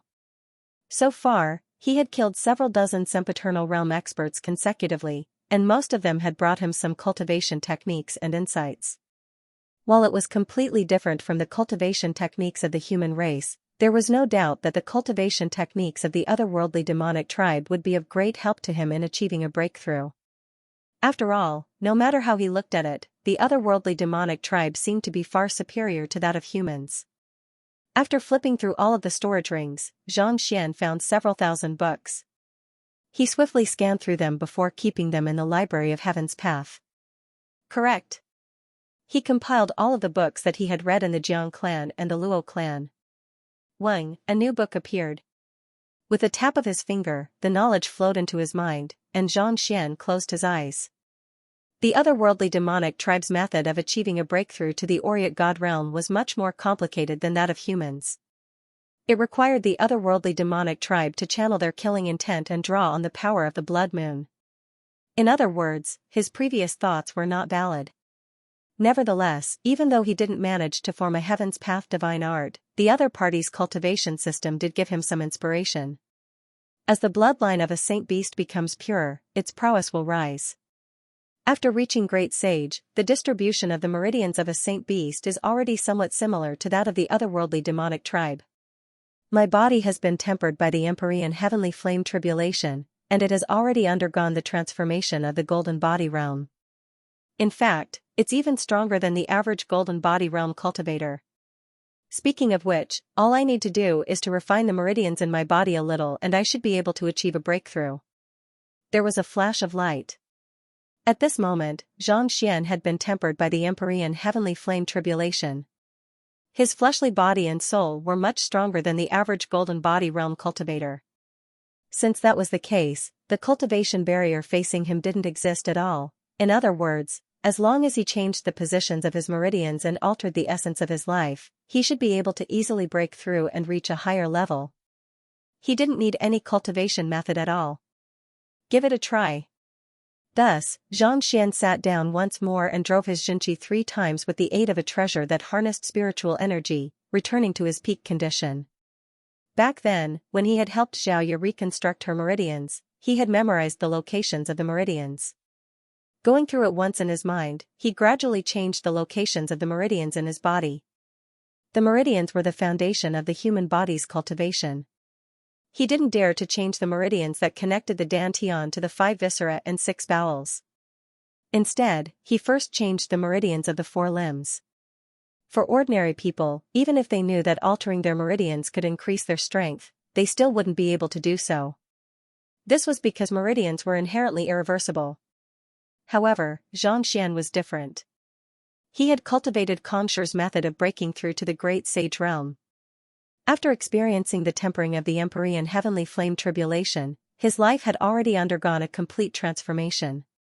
This time, using the same method, Xianxia turned his body into the heaven and earth, and as expected, he noticed that his meridians, which had remained motionless all this while, were slowly moving. Rumble, concentrated killing intent gushed out from his body, turning him into an otherworldly demon in an instant. This feeling was somewhat similar to when he had reconstructed Xiaoya's meridians. Even though he didn't intentionally alter the attribute of his Xianxia, it still emanated the same aura as the otherworldly demons. At this moment, even if he didn't disguise himself, Wu Shu and the others wouldn't be able to tell the difference.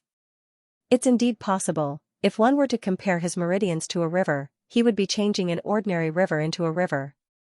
Not only did he have to deepen the river and widen the dikes, he also had to reduce the flow of the river and clear up the blockages. As more and more meridians were altered, the energy in his body grew stronger and stronger, and his aura grew stronger and stronger. While the Aureate body realm might have seemed unreachable before, at this very moment, it felt as if he could take a step forward at any moment. Soon, he was done altering the meridians of his 4 limbs. After doing all of this, Xianxia didn't rush into it. Instead, he rested for a moment to replenish the Xianxia that he lacked after altering his meridians. After which, he adjusted his condition to its peak before continuing. At this moment, the meridians of his 4 limbs had become even wider. Xianxia flowed freely through them, and it felt as if 10,000 horses were galloping across the ocean.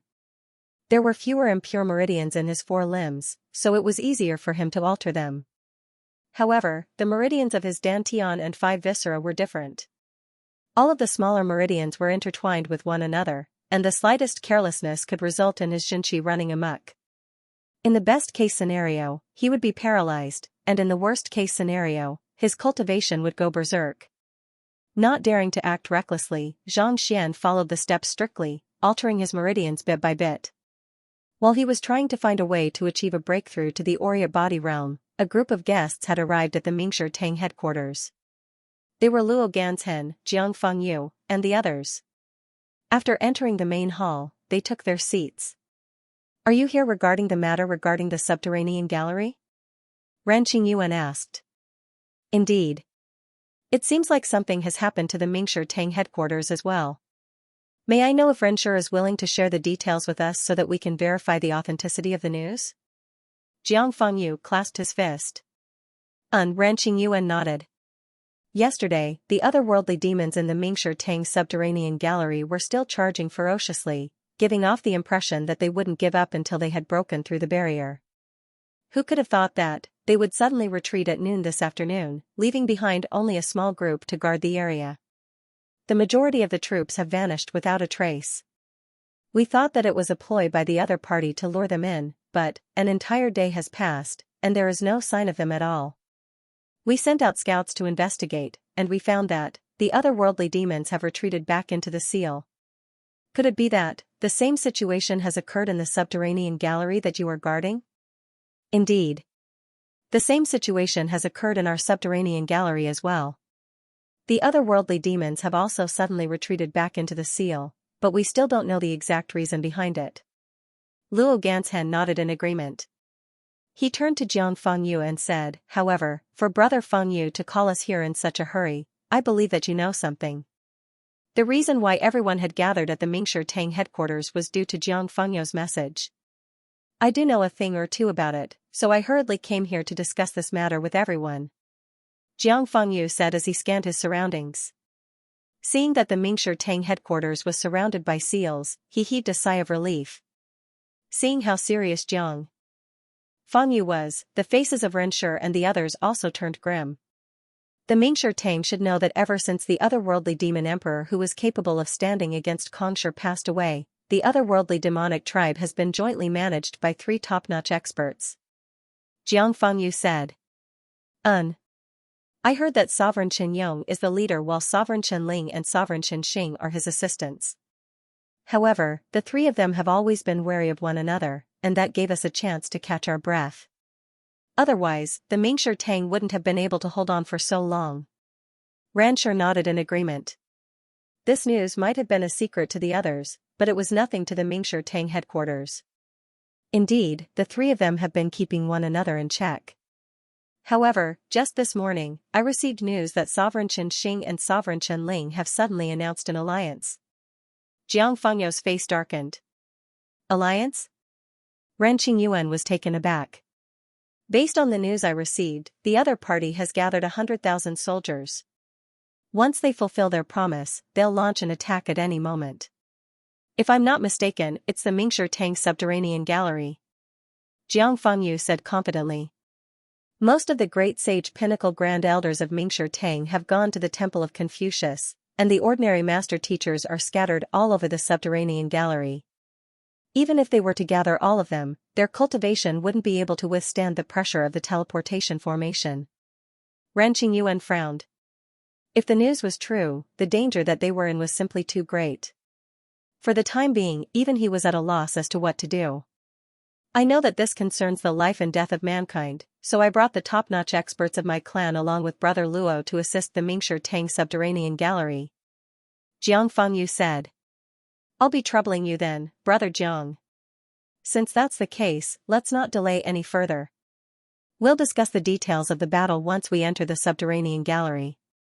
Otherwise, I fear that the other party might have already launched an attack before we can even come up with anything. Without any hesitation, Ren Qingyuan and the others hurriedly made their way into the subterranean gallery. Similar to the Drakatiger Mountain subterranean gallery in the Zhang clan, there was a massive city behind the seal as well. If the otherworldly demonic tribe wanted to enter the Master Teacher continent, they would have to pass through this city. What's the situation on the other side? Standing on the lookout, Ren Qingyuan glanced at a 9-star Master Teacher not too far away. There hasn't been any movement at all. We just received news from our scouts that all of the other party's soldiers have retreated to the back of the seal, seemingly plotting something. However, due to the killing intent in the ancient battlefield affecting one's mind, they didn't venture too deep into the subterranean gallery. The 9 stars Master Teacher said. Ren Qingyuan nodded. The ancient battlefield where the otherworldly demonic tribe resided was shrouded in a crimson moon, and the killing intent in the air was extremely concentrated. It wouldn't take long for ordinary Master Teachers to be corrupted by the killing intent, turning them into killing machines. For this reason, most of the battles between mankind and the otherworldly demonic tribe were focused on defense instead of offense. Otherwise, there was no way Mingshi Tang would have allowed the otherworldly demonic tribe to grow so powerful over the past several dozen millenniums. It's not a good idea to just wait here. Since there aren't many people guarding the seal, I'd like to check it out personally so that everyone can make preparations in advance. Jiang Fengyou contemplated for a moment before replying. Brother Jiang, I'll go with you. I've recently gained a new understanding of space. In terms of concealment, as long as one's strength doesn't surpass mine, it'll be very difficult to detect them. Luo Ganzhen stepped forward. This, Ren Qingyuan hesitated for a moment before instructing, arrange for all of the Master Teachers to be prepared for battle. Brother Jiang, Brother Luo, and I will head out to scout the area for a while before returning. Scouts were unable to enter deep into the ancient battlefield, so the information they could obtain was limited. Since that was the case, he might as well go out himself. Deputy Pavilion Master, many 9-star Master Teachers tried to dissuade Xianxia. Interrupting the crowd's words, Ren Qingyuan made up his mind and said, "It's fine. With Brother Luo and Brother Jiang around, there shouldn't be much of a problem." Seeing his attitude, the crowd knew that there was nothing they could do about it, so they didn't say anything more. Due to the urgency of the matter, the 3 of them quickly concealed themselves and rushed forward. Soon, they arrived before the seal. Just as Jiang Fengyou had said, the otherworldly demons were indeed not too guarded against them. The soldiers guarding the area were not too strong, so they were unable to notice their movements at all. As soon as they entered the ancient battlefield, the killing intent immediately surged toward them. Knowing that the killing intent would seep into their bodies if they were to persevere for too long, the trio hastened their pace. There's a huge disturbance in the spiritual energy over there. Let's head over to take a look. After flying for a short distance, they suddenly sensed a disturbance in the spiritual energy in a certain area. The group glanced at one another before rushing over. Even before arriving at the seal, the trio had already concealed their presence, fearing that they would be discovered by the other party. It wasn't easy for them to get to the seal, and with a single glance, Ren Qingyuan's body swayed weakly, and he nearly fell to the ground. What's wrong? Seeing Zhang Xian's reaction, Jiang Fangyu asked doubtfully. Take a look for yourselves, Ren Qingyuan said with quivering lips. Luo Ganzhen and Jiang Fangyu stood up and took a look as well, and their eyes widened in astonishment. Those people, are all dead? The valley before them was filled with the corpses of otherworldly demons. They had spent a great deal of effort to guard against them, but the otherworldly demons had died before they could even come out. Just what in the world had happened? Let's head over to take a look. Since the otherworldly demons were already dead, there was nothing for them to fear anymore. Thus, they quickly flew over. They flew a circle in the sky. The 100,000 soldiers of Sovereign Chen Xing and Sovereign Chen Ling should be here as well. It seems like they died in battle. Jiang Fangyu's lips quivered as if he had seen a ghost. The soul oracles hidden among the otherworldly demonic tribe had secretly sent a message to him, saying that the two sovereigns would be able to defeat the otherworldly demons easily. Upon hearing this news, he had been deeply worried, fearing that they would not be able to hold on. Yet, before they could even appear, they had all died. What the heck was going on? Could anyone explain this to them? Could it be that the two sovereigns didn't manage to come to an agreement regarding the alliance, and they ended up fighting one another here, resulting in a complete wipeout? Luo Ganzhen asked. As far-fetched as it sounded, he really could not think of a way to explain it. If the two sovereigns were unwilling to give in to one another, it would have been impossible for them to be completely wiped out. Someone must have killed the remaining otherworldly demons here. Look, the several thousand otherworldly demons over there died in a similar manner. More than 1,000 of them were smashed into meat. Paced by some kind of bizarre force, and more than 1,000 of them had their hearts pierced through while the rest had their heads severed. Ren Qingyuan shook his head. As a 9-star master teacher, he had been able to observe the situation carefully. If the two experts were to fight one another, perhaps both of them might have died. However, for an army of 100,000 soldiers, without any external interference, it was unlikely that all of them would die. Pavilion Master Ren is right. Not only so, the equipment and resources of the 100,000 soldiers have all disappeared, and there isn't a single storage ring on them either. Someone must have taken them. Jiang Fangyu said. Luo Ganzhen hurriedly turned his gaze over, and indeed, the hands of the otherworldly demons were completely bare. There was not a single storage ring on them at all.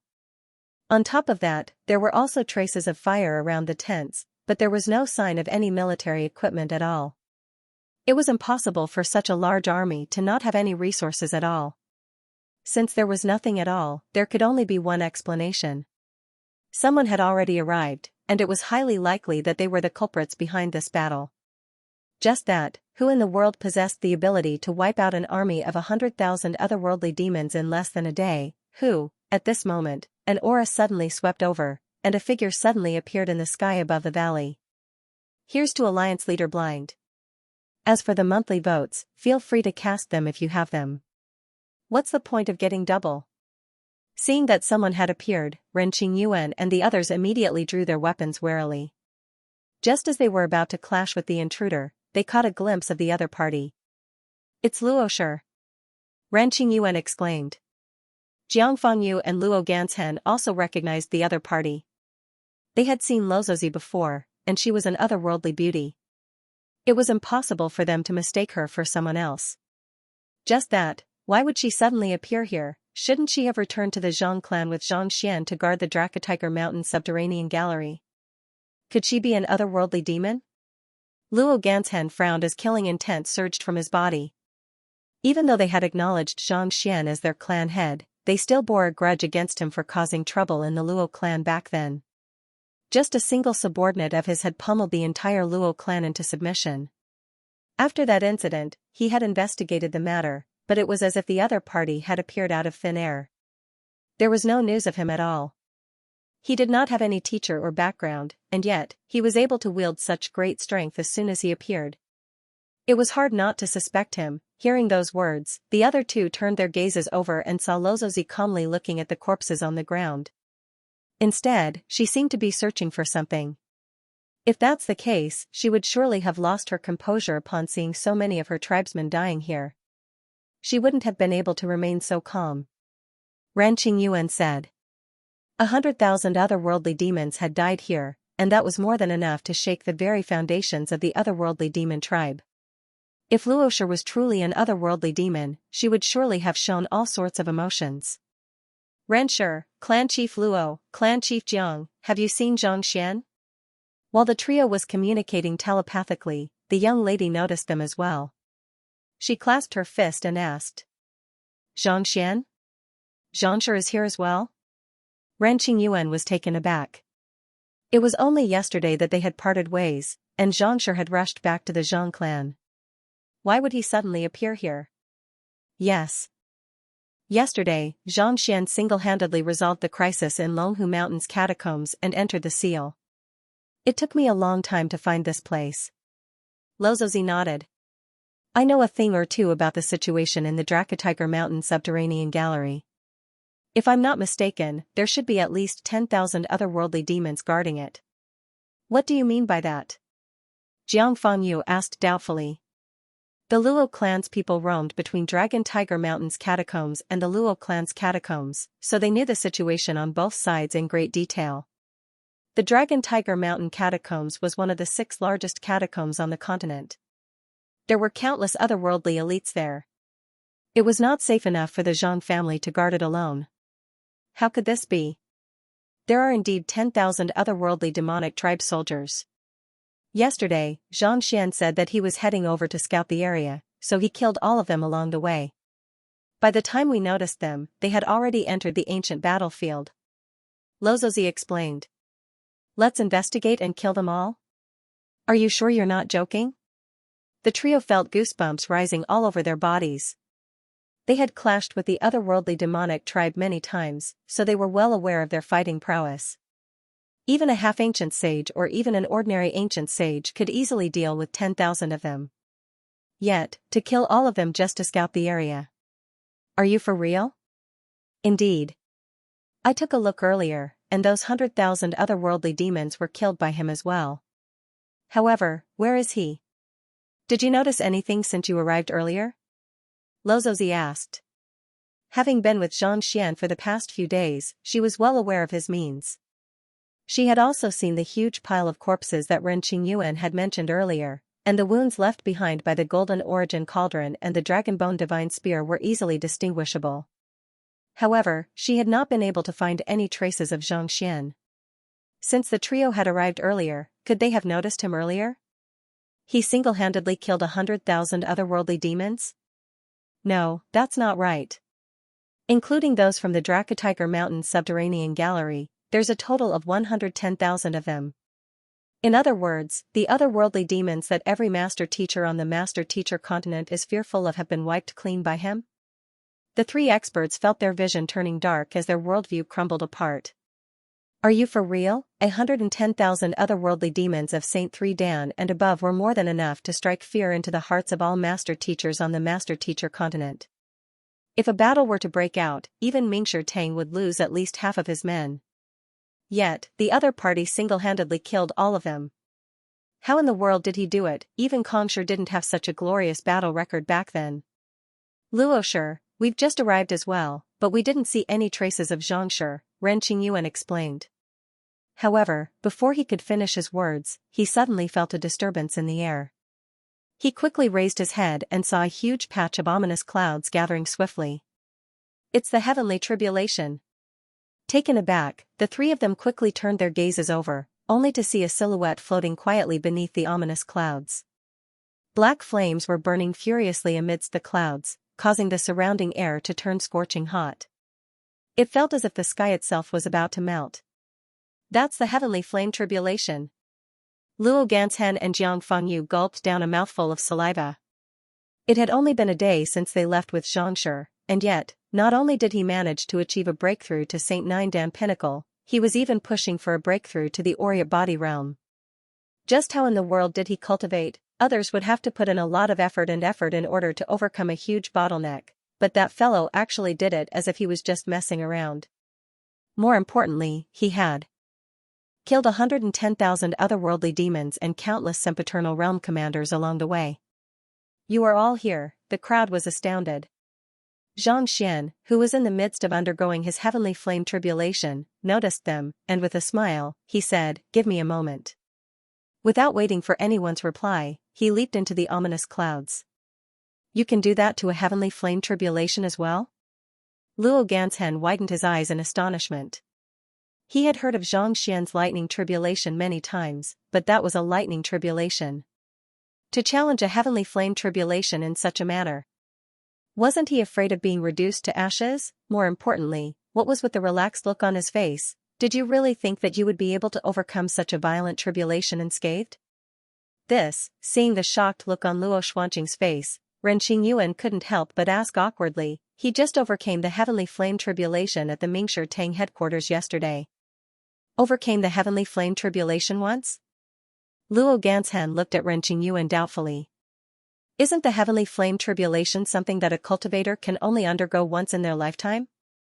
How could he possibly undergo it twice? The heavenly flame tribulation corresponded to the Aureate body realm. A great sage only had a single opportunity to undergo the heavenly flame tribulation in their lifetime. I'm not too sure either. In any case, I saw him transcending the heavenly flame tribulation at the Mingshi Tang headquarters yesterday. He used the same method to dash into the ominous clouds, Ren Qingyuan replied confidently. No, that's not right. Renshi, if I'm not mistaken, Xianxia had just undergone the heavenly flame tribulation at our Jiang clan a few days ago. Why would he suddenly run over to your Mingshi Tang headquarters? Jiang Fangyu asked. 3 times? Luo Ganzhen's body swayed weakly. That was the heavenly flame tribulation that everyone feared. Was it really possible for one to undergo it consecutively for fun? Other cultivators would write their wills in order to overcome their heavenly tribulation, but this fellow. Not only did he undergo the heavenly tribulation the day before yesterday, and today, he was going to undergo the heavenly tribulation again. Do you think that the heavenly flame tribulation is easy to bully? Why does it feel like other cultivators' heavenly tribulations are nothing more than a vacation for him? In truth, Luo Ganzhen wasn't the only one who thought so. The heavenly flame in the sky was also dumbfounded. It's that fellow again, cha-cha-cha. It's still that fellow again, brother, can't you just let me rest for a day? It's really tiring to work overtime consecutively. I was bullied on the master teacher continent, but I still have to come to the otherworldly demonic tribe. The crowd couldn't understand why the young man before them was able to undergo the heavenly flame tribulation 3 times, not to mention that he was at Jizuan realm 3 times. Thus, they could only shut their mouths and turn their gazes over. The dark clouds in the sky were burning furiously, but no one could be seen. Initially, it was so ferocious that it felt as if the world would be destroyed at any moment. As Xianxia entered, the dark clouds began to tremble non-stop. Following which, they began to shudder and convulse, and their voices became bizarre. 10 minutes later, they turned around and fled, leaving Xianxia floating in the air with a satisfied look on his face. Altering the meridians in his dantian and internal organs took a very long time, nearly an entire day. However, the results were clear to see. Otherwise, he wouldn't have been able to achieve a breakthrough to Aureate body realms so quickly. With the experience of 2 heavenly tribulations under his belt, he opened up all of his acupoints and allowed the flames to burn him freely. With the help of the lightning and the various treasures, he was able to push his cultivation to the very peak in just 10 minutes. Driving his energy, his entire body glowed with a brilliant golden light, reminiscent of a massive Buddha.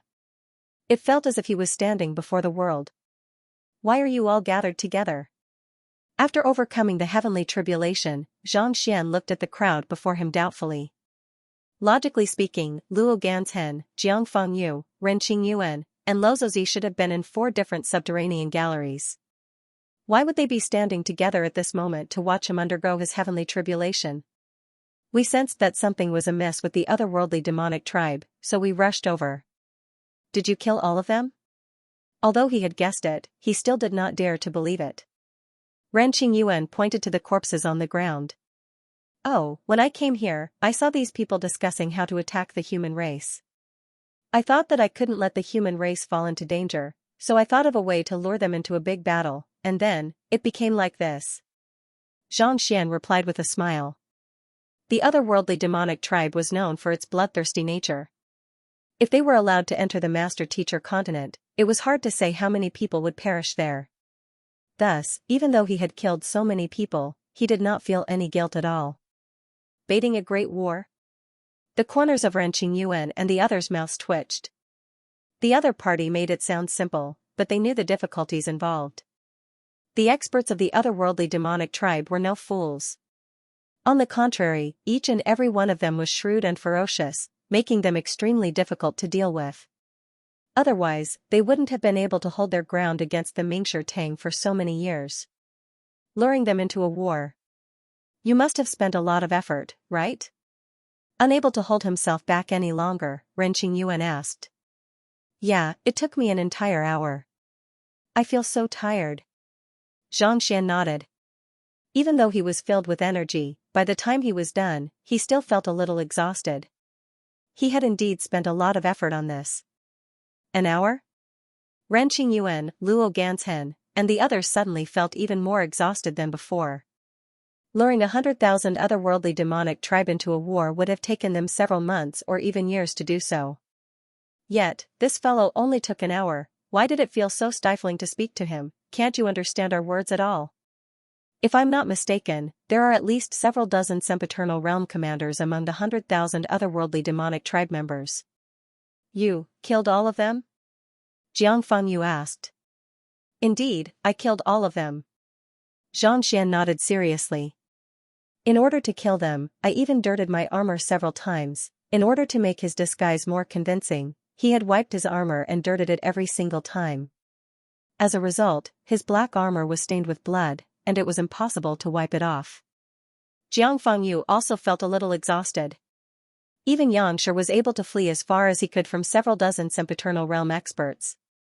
It was one thing for Xianxia to not suffer the slightest injury after killing all of them, but to even complain about dirtying his armor. Why did it feel like those otherworldly demonic tribe members had died in such a humiliating manner? At the very center of the ancient battlefield, in a majestic palace, two middle-aged men with glowing eyes sat opposite of one another.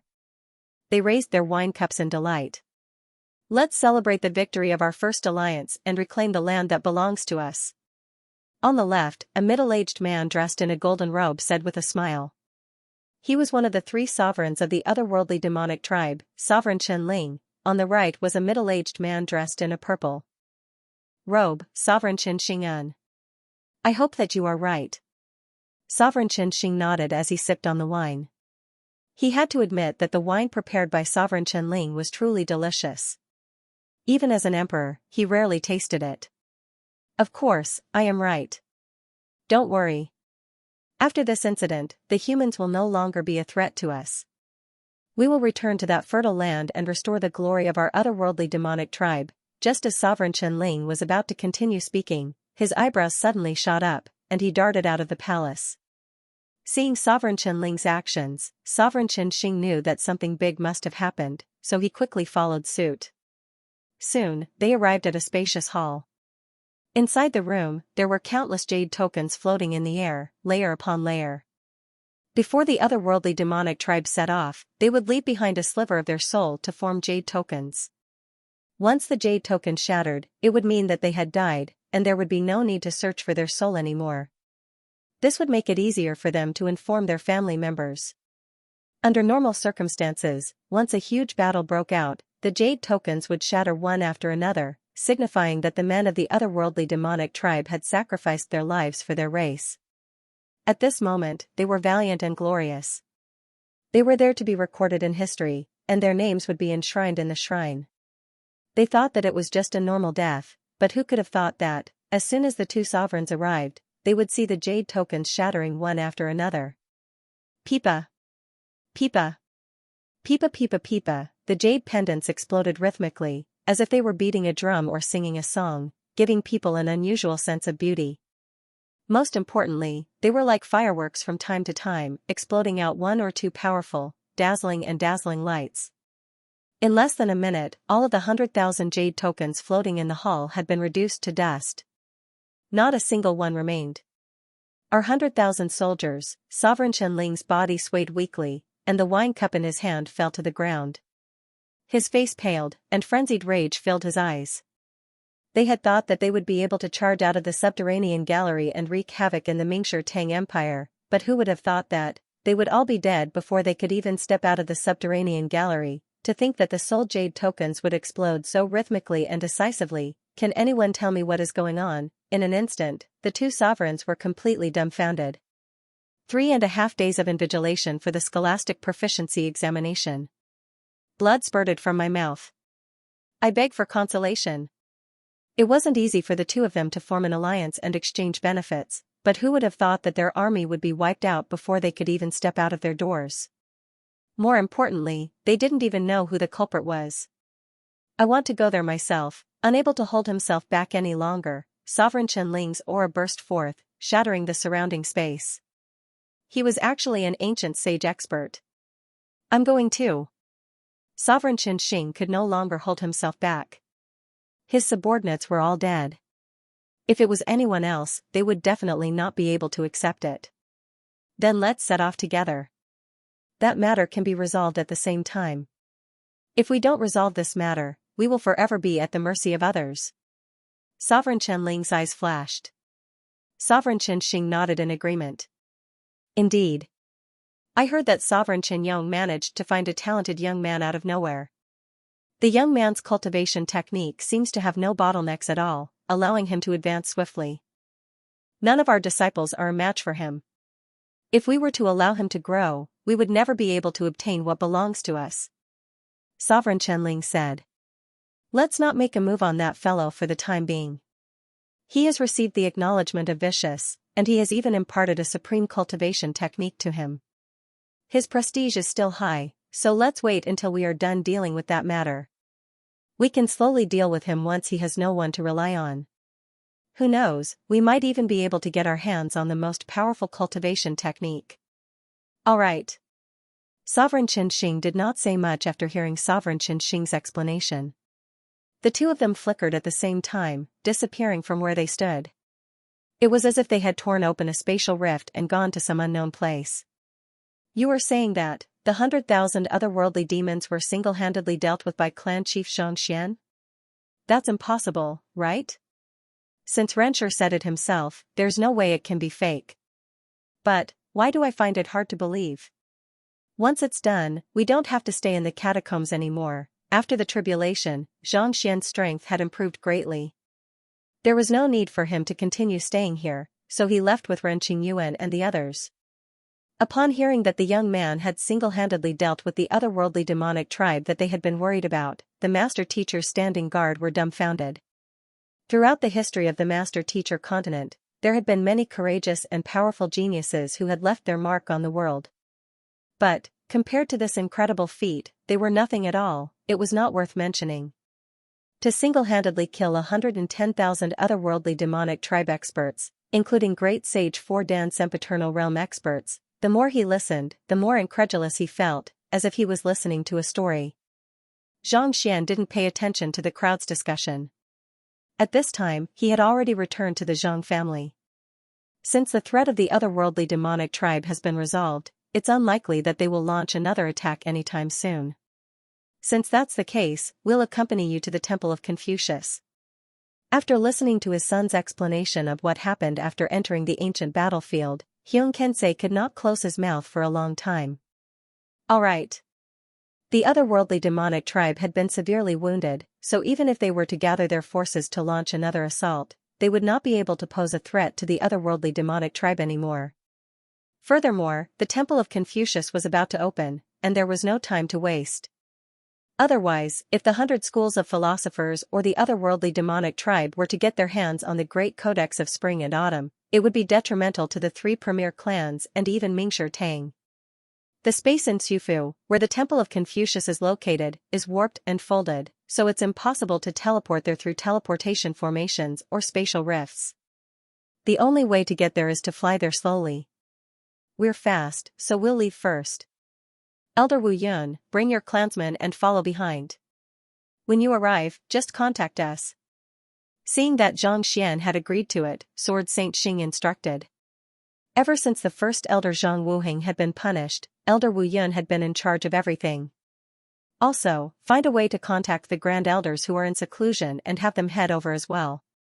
The opening of the Temple of Confucius might be their greatest opportunity. Mingshi Tang had a few grand elders who were in seclusion, and the Zhang family had quite a few of them as well. However, these people rarely appeared in the Zhang clan. Unless the Zhang clan was in dire straits, they would never come out of seclusion. Their cultivation had reached great sage 4 Dan sempiternal realm. As long as ancient sages did not make a move, they would stand at the top of the master teacher continent. However, it was a pity that they did not have a way to achieve a breakthrough to ancient sage. Thus, they could only hide themselves and hope to live a little longer. The Temple of Confucius did not just contain the great codex of spring and autumn. There was a good chance that they might be able to find a solution to the bottleneck that had prevented them from achieving a breakthrough to ancient sage for the past 10,000 years. Thus, no matter what, they had to make a trip there. After all, the only thing left in the Zhang clan was their old ancestor. Once their lifespan came to an end, if they failed to produce a new ancient sage, their name would surely be removed from the list of premier clans. Yes. Elder Wu Yun nodded. Let's go. Xianxia said. With a light chuckle, Xianxia took out the dragonbone divine spear and thrust it forward lightly. A passageway appeared in the air, and the group immediately flew into it. With his Xunqi cultivation reaching Oriate body realm consummation, Xianxia's fighting prowess had risen significantly once more. Even without using any tricks, he would be able to fight evenly with Wu Shu and the others at his peak. Initially, he had intended to push for the intuitive impulse realm in a single go, but he realized that it was impossible for him to do so. The intuitive impulse realm allowed one to sense the slightest sliver of life in the world, allowing one to avoid danger and seek fortune. On the other hand, Xianxia was using the Library of Heaven's path to peer into the secrets of the heavens, which was equivalent to stealing from the heavens. If he really tried to learn it, he would probably be struck by lightning before he could even sense it. After trying a few more times, Xianxia was electrocuted to the point where he felt like he was on the brink of death. Only then did he finally stop. From the looks of it, this was not the time for him to push for a breakthrough. Otherwise, even though he was not afraid of lightning, it would not be good for others to see him twitching from time to time after being electrocuted. After passing through the spatial passageway, they were already very close to Tsufu. It did not take long for a black silhouette to approach them. It was no other than Wu Chen. Who would have thought that the other party would appear here? At this moment, Wu Chen was looking at Xianxia with a complicated look in his eyes. Has the matter been resolved? Xianxia asked. All along, he had thought that there was something bothering the other party, such that he was unable to let it go even when he was following behind him. However, judging from the other party's expression, it seemed like the matter had been resolved. Thanks to Xianxia, the matter has been resolved. Hearing Xianxia's question, Wu Chen nodded with a smile. It's good that it's been resolved. Xianxia nodded. Knowing that the other party did not want to talk about it, he decided not to press the matter any further. They were already not too far away from Tsufu, so the group flew straight toward it. The closer they got, the more pressure they felt from the sun in the sky. While it was not as scorching as the real sun, it still left a deep impression on one's soul. To be able to construct such a massive ancient domain in the sky without even ancient sages noticing it. This was no longer the work of a human but a miracle. As expected of the world's teacher, Wu Chen sighed emotionally. Not only is Kongshir's strength unrivaled in the world, he has also contributed greatly to the development of the various occupations and knowledge. Based on what I know of the upper, intermediate, and lower occupations, there are at least 20 of them that he has helped to define. Xianxia exclaimed. Xianxia's eyes lit up. The legacy of the Master Teacher Pavilion originated from Kongshir, and as long as one was a master teacher, there was no one who didn't respect him greatly. Xianxia didn't chat with the crowd. Instead, he looked at the towering temple in the middle of the sun. There was a trace of doubt in his eyes. Vaguely, there seemed to be something calling out to him. The Library of Heaven's path seemed to have sensed something. It shook slightly, and countless books rustled. Could it be that there's something in the Temple of Confucius that can upgrade the Library of Heaven's path? He frowned. The library had always been peaceful, and there was almost no movement at all. But now, it was trembling nonstop. It was indescribably strange. He didn't even feel as excited as he did when he visited the Seer Guild back then. Could it be that in the ruins left by Xianxia, there were treasures that the library longed for? If that was the case, he had to get it no matter what. Along the way, the reason why he was able to rise from a nameless nobody to a renowned figure in the world was not because of his astounding talent, noble character, or untrustworthy diligence. It was because of his library. Without it, he might still be in Tianxian Kingdom, struggling to become a one-star master teacher. This was his greatest reliance and trump card. If he could advance again, he would not shrink back even if it was dangerous. Activating his eye of insight, Xianxia attempted to peer into the depths of the light. Even though he had already flown several million li into Tsufu, he was still unable to see the depths of the temple. It felt as if he was looking at a flower through a fog. The Temple of Confucius is located in a folded space, and it hasn't been fully opened yet. Even ancient sages wouldn't be able to reach it even if they were to fly for 10 years. Lozozi said. Xianxia was speechless. This feeling was the same as the sun in his previous life, hanging above his head and within reach. In reality, even light would take 8 minutes to reach him. To be able to see such a magnificent sight from so far away. Just how big is this ancient ruin? Xianxia asked. The reason why the sun was like this was because it was too big. Would the Temple of Confucius be the same? The ruin shouldn't be that big. It's just an application of the law of space. It's not that far away. Lozozi smiled. She seemed to know a lot about this temple. While they were chatting idly, an ancient city came into sight. The group quickly flew over. The Temple of Confucius was located in Tsufu. This city wasn't as prosperous and majestic as the Empire Alliance. The buildings here had been standing for countless years, looking a little old and dilapidated. However, as soon as one entered, it gave off a sense of peace and tranquility, like a baby returning to its mother's embrace. This is the unique aura of a celestial master teacher? The aura emanating from the city was very similar to the aura that he had felt when he was acknowledged as a celestial master teacher, just that it was much thinner. Literature has a scholarly air while martial arts has a martial fate. This is the unique teaching culture of master teachers, and it is also known as the teacher style. If one is influenced by this for a long period of time, one's state of mind will improve rapidly, and one's thoughts will become clearer. From then on, one's inner demons will cease to exist, and distracting thoughts will cease to exist. Seeing his expression, Xianxia chuckled. Teacher's style? Xianxia widened his eyes in realization. In truth, this unique aura wasn't just present when one was acknowledged as a celestial master teacher. After becoming a master teacher, one would also receive feedback from the aura when paying respects to their ancestors. It was through this that master teachers were able to convince the masses to obey them without resorting to violence. This place has always been like this? Xianxia asked in bewilderment. Just as Xianxia had said, the aura was able to clear one's mind and clear one's thoughts. If this was the case, the effects on master teachers would be even greater than that of the Mingshi Tang headquarters.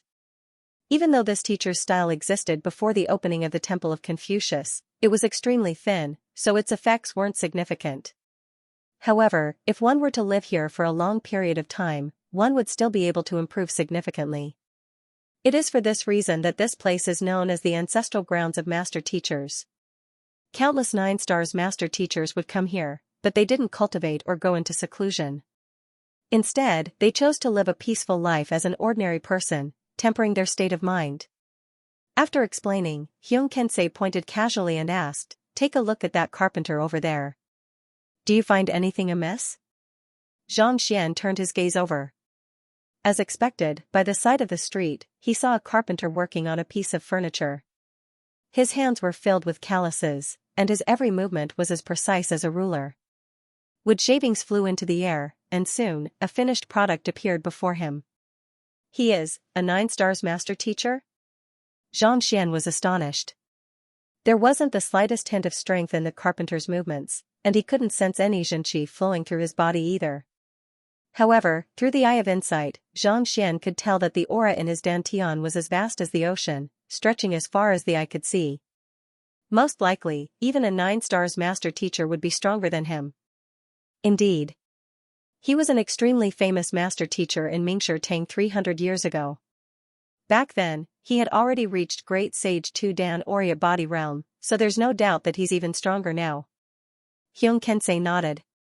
An Oriat Body Realm expert working as a carpenter? Xianxia could hardly believe what he was hearing. All along, he had thought that Oriat Body Realm experts were extremely rare in the human world. Who could have thought that a random carpenter he saw in Sufu City would actually reach such a level? Indeed. Look over there at the fish seller and the chicken butcher. Back then, they were both famous 9-stars master teachers. Back then, their cultivation wasn't too high, but now, even the weakest of them has reached Great Sage 3 Dan Intuitive Impulse Realm, just like us.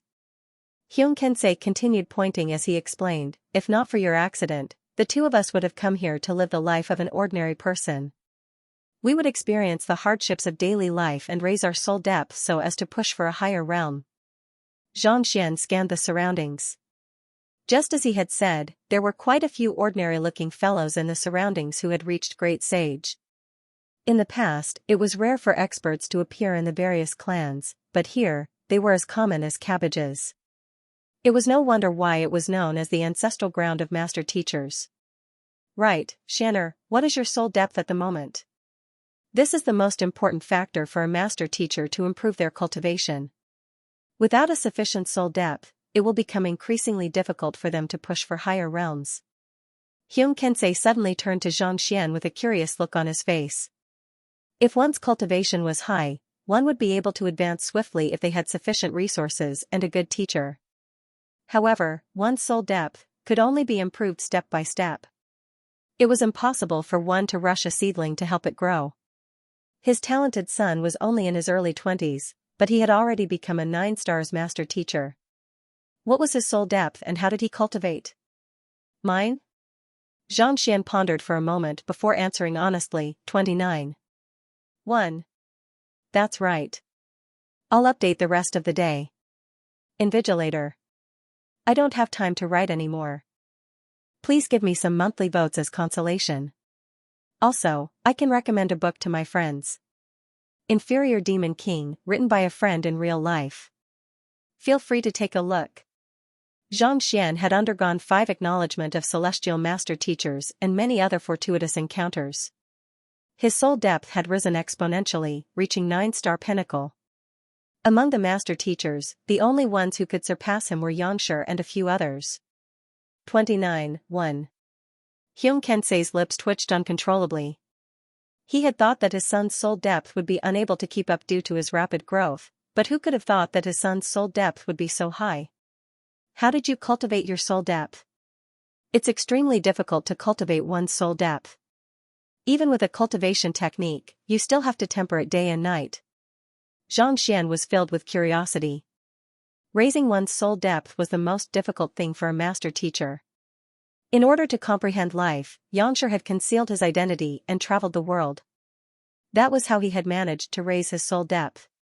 On the other hand, it had only been 20 years since his son was born, and he had spent the first 19 years in a remote place like the Tianshan Kingdom. Me? Xianxia pondered for a moment before replying, I've never cultivated it before, so it grew naturally. Hyung Kensei's face reddened, and he nearly spurted blood. You managed to raise your soul depth to 29. 1 naturally? Seeing how shocked her husband was, Sword Saint Ming burst into laughter. Of all people, why did you have to ask your son? Aren't you just asking for a thrill? The first time she met her son was in the Empire Alliance, and the latter was only at Saint 8 Dan. But now, his son was already an Oriat Body Realm pinnacle expert. Yet, in just half a month, he still had to ask his son about it. He was just asking for trouble. Is there a problem? Xianxia asked. In truth, it was a little inaccurate to say that his soul depth had grown naturally. However, it was true that he had never cultivated a method to raise his soul depth before. The Golden Page, Celestial Master Teacher, Soul Tempering of a Mentor's Calligraphy, Soul Depth Epiphany. Every single time, his soul depth would increase by 1. 0 or more. However, this matter concerned the Library of Heaven's path, so he could only give such an answer. Since the original owner of this body was an innate saint, it shouldn't be too much of a problem for him to raise his soul depth to 29. No problem. With a bitter smile on his face, Xianxia did not know how to respond. Other cultivators had to work themselves to the bone to raise their soul depth by 0.1, and yet, the young man actually managed to raise his soul depth to the level of Xianxia without even cultivating. If the news were to spread, all of the master teachers in the world would lose their will to cultivate. It's impossible for me to raise my soul depth to ancient sage through natural means.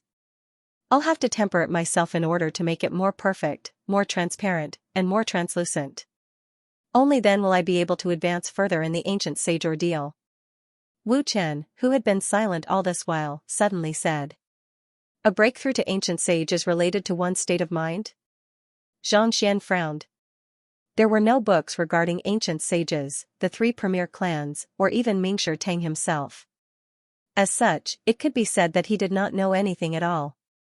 Unancient sages are able to fuse their minds with the will of the heavens, and the will of the heavens. If one's soul depth isn't strong enough, there's no way one will be able to withstand so much energy from the heavens and earth. If you rely on yourself to raise your soul depth, it'll be much more difficult for you to push for a breakthrough to ancient sage. Wu Chen seemed to be well versed in such matters. Given that his cultivation was on par with Xianxia's, it was likely that he had spent a lot of time looking for a way to achieve a breakthrough. To ancient sage. I see. There was still an ancient sage corpse in Xianxia's storage ring. While he was still a long way off from reaching ancient sage realm, he was still well aware of how powerful it was. Even after death, its body was so heavy that it would have been difficult to pick it up. The aura it exuded made it difficult for others to approach it. Sempiternal realm might seem like the difference between ancient sage and sempiternal realm, but in truth, it was like the difference between a deity and a mortal. Xianxia had thought that he would have to accumulate a lot of effort in order to achieve a breakthrough, but who could have known that it would be related to one's soul depth? A thought suddenly surfaced in Xianxia's head, and he asked, wait, that's not right. Only master teachers have such a requirement for their soul depth. If that's the case, how did they manage to achieve a breakthrough to ancient sage? From the very start, soul depth was a requirement for master teachers. Ordinary cultivators rarely paid much attention to it. Since that was the case, didn't that mean that it was impossible for ordinary cultivators to achieve a breakthrough to ancient sage? Ordinary cultivators also pay attention to the cultivation of their soul depth, just like apothecaries. If their soul depth isn't up to par, the tranquil heart pill they forge could easily be influenced by their state of mind, turning into a lethal poison. Wu Chen said. If demonic tonists don't cultivate their soul depth, how can they release bewitching zither tunes and ensnare their opponents? If they are unable to do so, they might even faint before they can even attack their opponents. If formation masters don't cultivate their soul depth, they won't be able to set up an illusory formation. Xianxia fell silent. Back then, when he was taking the 1-star apothecary examination, he had encountered such a situation. Back then, the apothecaries hadn't reached the heart of tranquil water realm, and the tranquil heart pill they forged was not only ineffective against others, it could even kill them. Demonic tonists had experienced it firsthand. If they were unable to calm their minds, they would probably just jolt the divine cranes to death. It seemed like the other occupations were the same as well, just that they weren't as detailed as master teachers. Before Xianxia, soul depth was divided into many levels. For example, the heart of tranquil water that we know of, followed by lucid heart, unperturbed heart, heart of steel, heart of innocence. Seeing that Xianxia was silent, Wu Chen continued. Eventually, Xianxia felt that such a system was too complicated, and it could easily cause one's mind to become unstable. Thus, he simplified it and unified it into a numerical scale, which is what Mingshi Tang is currently using. A 1-star master teacher requires a soul depth of 3. 0, a 2-star master teacher requires a soul depth of 6. 0, and so on. 9 stars master teachers require at least a soul depth of 27. 0. If one's soul depth isn't up to par, they won't be given a rank emblem. In fact, the requirements are even stricter than the requirements on one's cultivation. Xianxia nodded in realization. Mingshi Tang simplified the soul depth, but the other occupations didn't. As such, they didn't have a specific standard for cultivating their soul depth, but that didn't mean that they didn't cultivate it. As such, the probability of a master teacher achieving a breakthrough was much higher than that of the other occupations. This was also the reason why Mingshi Tang was able to dominate the other occupations. I have been to Tsufu once, and if I recall correctly, there is a soul depth cultivation facility called the Heart of Tranquil Heart Pavilion. There are cultivation techniques for cultivating one's soul depth in there, as well as the insights left behind by countless experts. Why don't you head over to take a look? Since you haven't cultivated it before, you might be able to benefit greatly from it. Hyun Kensei suddenly said. Heart Pavilion? Let's head over to take a look. Xianxia nodded. In any case, the Temple of Confucius hadn't opened yet. Since it was a place that could temper one's soul depth, they might as well head over. All along, he had been waiting for the acknowledgement of a celestial master teacher to raise his soul depth. If there was really a heaven's path divine art, he would be able to cultivate it. Not too long later, a building appeared before them. Entering it, a middle-aged man walked up to them. Are you here to temper your soul depth, or are you here for an examination? To temper our soul depth. Xianxia replied. This way please, the middle-aged man said with a smile. However, we don't accept spirit stones or anything of the sort here. We only accept Saint Pinnacle artifacts, and it'll cost you a Saint Pinnacle artifact every 2 hours. That sure is expensive. Xianxia was taken aback. Even though Saint Pinnacle artifacts were no longer of much use to him, the value of Saint Pinnacle artifacts was still not something that could be measured with spirit stones. Most Saint 8 Dan and 9 Dan experts didn't even have a single Saint Pinnacle artifact in their possession, and yet, the middle-aged man was actually able to deplete a Saint Pinnacle artifact every 2 hours. There's nothing we can do about it. There are simply too many factors that affect one's soul depth. Setting up a formation and maintaining it requires a heavy price, the middle-aged man said with a bitter smile. That's true. Xianxia did not refute the middle-aged man's words.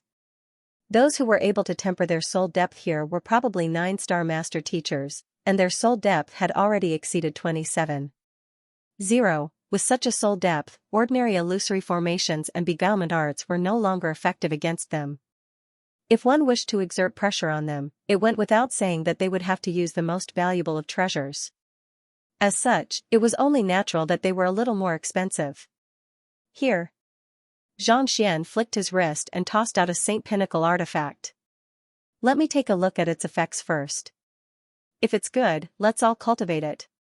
After killing 110,000 otherworldly demons and looting their armaments, there were at least 1,000 Saint Pinnacle artifacts in their storage rings.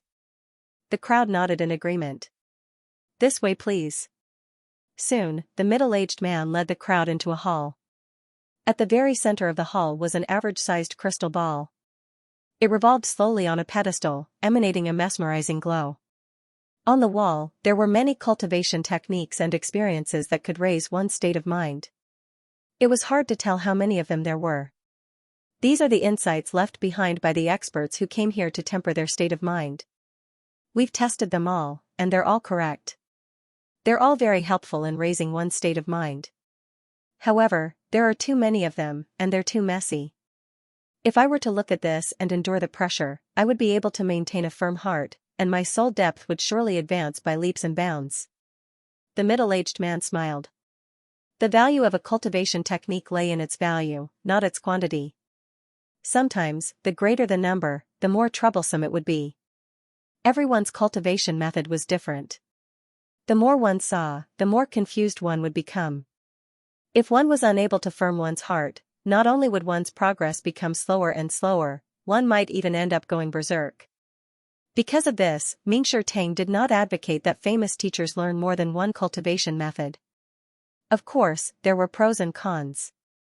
In the face of so many cultivation techniques, if one was able to remain steadfast and unwavering, one's state of mind would grow stronger and stronger. If you wish to temper yourself, you can approach the crystal ball and place your palm on it. The crystal ball will constantly record the changes in your soul depth. Once you reach a point where you can't take it anymore, we'll stop the formation. I guarantee that you won't get hurt. The middle-aged man said. N. Nodding his head, Xianxia took 2 steps forward and stood in front of the crystal ball. He was not in a hurry to place his hand on it. Instead, he glanced at the opposite wall. A new book appeared in the library. Knowledge flowed into his mind, and his eyes lit up. He had fused many cultivation techniques together to form a set of mental state cultivation methods at the heavenly Tao level. In the past, he had never studied it, nor had he ever collected any books related to it. However, after reading through the contents, he realized that cultivating one's soul scale was not as simple as cultivating one's cultivation technique. In fact, it was even more profound and difficult to grasp. Normal cultivation required the help of illusory formations, and all sorts of trials and tribulations. In the end, one's heart would become as hard as steel, and their soul scale would slowly increase. This method was a passive method of advancing, so one could well imagine the speed. Even if there were some cultivation techniques that could be improved with the help of the stone vein, the improvement would not be great. The newly formed Heaven's Path Divine Art happened to solve this problem, allowing him to achieve breakthroughs in his soul depth, just like Xianxia. It's starting. After going through the cultivation technique in his mind, Xianxia stretched out his palm and placed it on the crystal ball. Wang, there was a brilliant flash of light, and a row of numbers appeared in the air, 29. 1. Just as Xianxia had sensed, his soul depth had indeed reached the pinnacle of a 9-stars master teacher, exceeding 29. 0. He's a 9-stars master teacher? The middle-aged man was astonished. He had thought that Xianxia's soul depth was the lowest among the group, which was why he had come here to temper himself. Who could have thought that his soul depth would be so high? Even in the entire Tsufu, there were not many people who could surpass his soul depth. Seeing how shocked the middle-aged man was by her son, Sword Saint Meng's face lit up in delight. She asked, "Is there anyone who managed to achieve a breakthrough while tempering himself?" "There is. Xianxia, had a soul depth of 28. 2 when he first came here. During tempering himself, his soul depth rose by 0. 2, reaching 28. 4. The middle-aged man replied. Once one's soul depth reached 27, every 0. 1 increment would require many years of hard work. To achieve a breakthrough of 0. 2 in less than 2 hours was already an incredible feat. Xianxia is indeed incredible, but what about the records here? What's the fastest improvement in soul depth within 2 hours? Sword Saint Meng asked. The record was left behind by an 8-star master teacher. Back then, his soul depth was 24. 7, and within 2 hours of tempering himself, he managed to raise it to 25. 7, an increase of 1. 0, however, there's no comparison. The lower one's soul depth is, the easier it is for one to improve. The middle-aged man explained. Raising one's soul depth was similar to building blocks. The lower one's soul depth was, the easier it would be. However, once one reached a certain height, the difficulty of raising one's soul depth by several times would increase with every point. Meng, do you think that your son will be able to break the record? Hearing his wife's questions, Sword Saint Xing turned his head over. My son is a genius. Isn't it normal for him to break the record? Sword Saint Meng replied confidently. Aren't you a little too confident in your son? It's impossible for one's soul depth to improve so quickly. Xianxia shook his head. One's soul depth was not like one's cultivation. Absorbing spiritual energy would only increase one's strength. How could one improve without an epiphany? Look. Before Xianxia could finish his words, a shrill voice suddenly echoed in the air. He hurriedly raised his head, only to see the number 29. 1 fluctuating slightly. In the blink of an eye, it had become 29. 2, 29. 3, 29. 4, Xianxia was stunned. Xianxia wasn't the only one who was dumbfounded. Even the middle-aged man stood rooted to the ground, looking as if he had seen a ghost. The surroundings were completely silent. He had just said that Xianxia had improved by leaps and bounds, and with just a single soul suppression, he had managed to raise his soul depth by 0. 2, but that was only after he had achieved an epiphany, and it had taken him nearly 2 hours to do so. Yet, For you to raise a soul depth by a soul depth every 10 seconds. How in the world did you manage to do it, even for a 1-star great teacher with 3.0? He had never seen a master teacher grow so quickly. Could the crystal ball be broken? Xianxia muttered under his breath as he hurriedly took a look at the crystal ball, only to see that it was completely undamaged. The fact that the other party was able to jump so quickly meant that the rate at which the other party was improving was truly astounding. Not far away, Wu Chen's eyebrows were also twitching, and he looked like he was about to collapse. That was a soul depth of over 29.0, a value every 10 seconds. His soul scale is very solid. Every level of his cultivation is perfect, which is why he's able to make rapid progress at such a high level. With her hands behind her back, Lozozi didn't seem surprised at all. The soul depth raised by the acknowledgement of a celestial master teacher would surely far surpass that of one's own cultivation. Taking stacking blocks as an example, as long as there were no deviations in the beginning, it would be much easier for the rest of the process. Solid, the others also came to a realization and smiled bitterly. Hyun Kensei, in particular, was so embarrassed that he wished there was a hole to hide in. Initially, he was worried that his son wouldn't improve too quickly in case something went wrong. But now, he realized that it wasn't that his son was improving too quickly, but too slowly. He had already accumulated to the point where he couldn't accumulate anymore, so what was the point of staying where he was? Under everyone's shocked gazes, the numbers in the air stopped. 29.9. Xianxia exhaled and retracted his palm from the crystal ball. He shook his head and said, "Looks like this is the limit." Cultivating the soul depth of the Heaven's Path soul depth had been progressing rather quickly in the beginning, but after reaching 29.9, he found himself unable to advance any further. It was as if there was a huge obstacle blocking his progress. The pressure in front of him was no longer of any use. Continuing to stay here was just a waste of time. Just like that, you're done cultivating? Seeing him walk over, the middle-aged man's eyes widened like gongs. For others, not to mention 2 hours, even 20 hours would not be enough for them to cultivate. Yet, he had reached his limit in less than 2 minutes. Yes, I paid for 2 hours just now. It's not time yet. Who's going to cultivate? Xianxia asked as he walked back to Xianxia. Let me try. Sword Saint Meng said gleefully. She was happy that her son was so talented and stronger than her. Hold on for a moment. I've come to a realization after browsing through these cultivation techniques, and I've created my own cultivation technique. Mother, you should learn it first before heading over. Xianxia said. Created a new set of skills? Sword Saint Meng was stunned. You walked from here to the crystal ball and back in less than 3 minutes, and not only did you raise your soul scale by 0.8, you even created a new technique? Yeah. Without any explanation, Xianxia flicked his finger and sent a sliver of his will over. Looking at the memories that had just surfaced in her mind, Sword Saint Meng's body stiffened.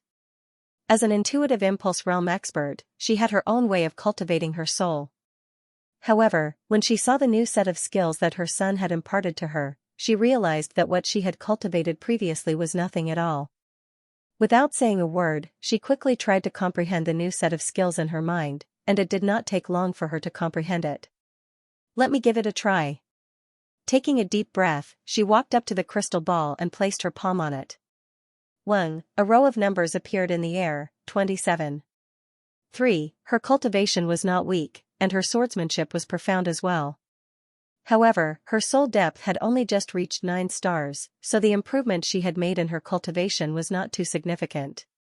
Feeling the pressure from the crystal ball, Sword Saint Meng closed her eyes tightly and began cultivating strictly according to the cultivation technique that her son had imparted to her. Kacha, the numbers shook.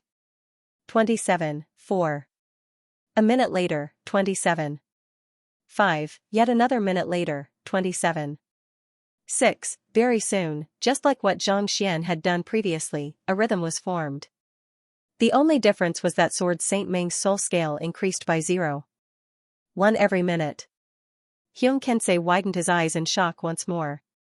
If there was anyone in the world who understood Sword Saint Meng the most, it would definitely be him. His wife had an irritable personality, and she did not have much talent in terms of soul depth.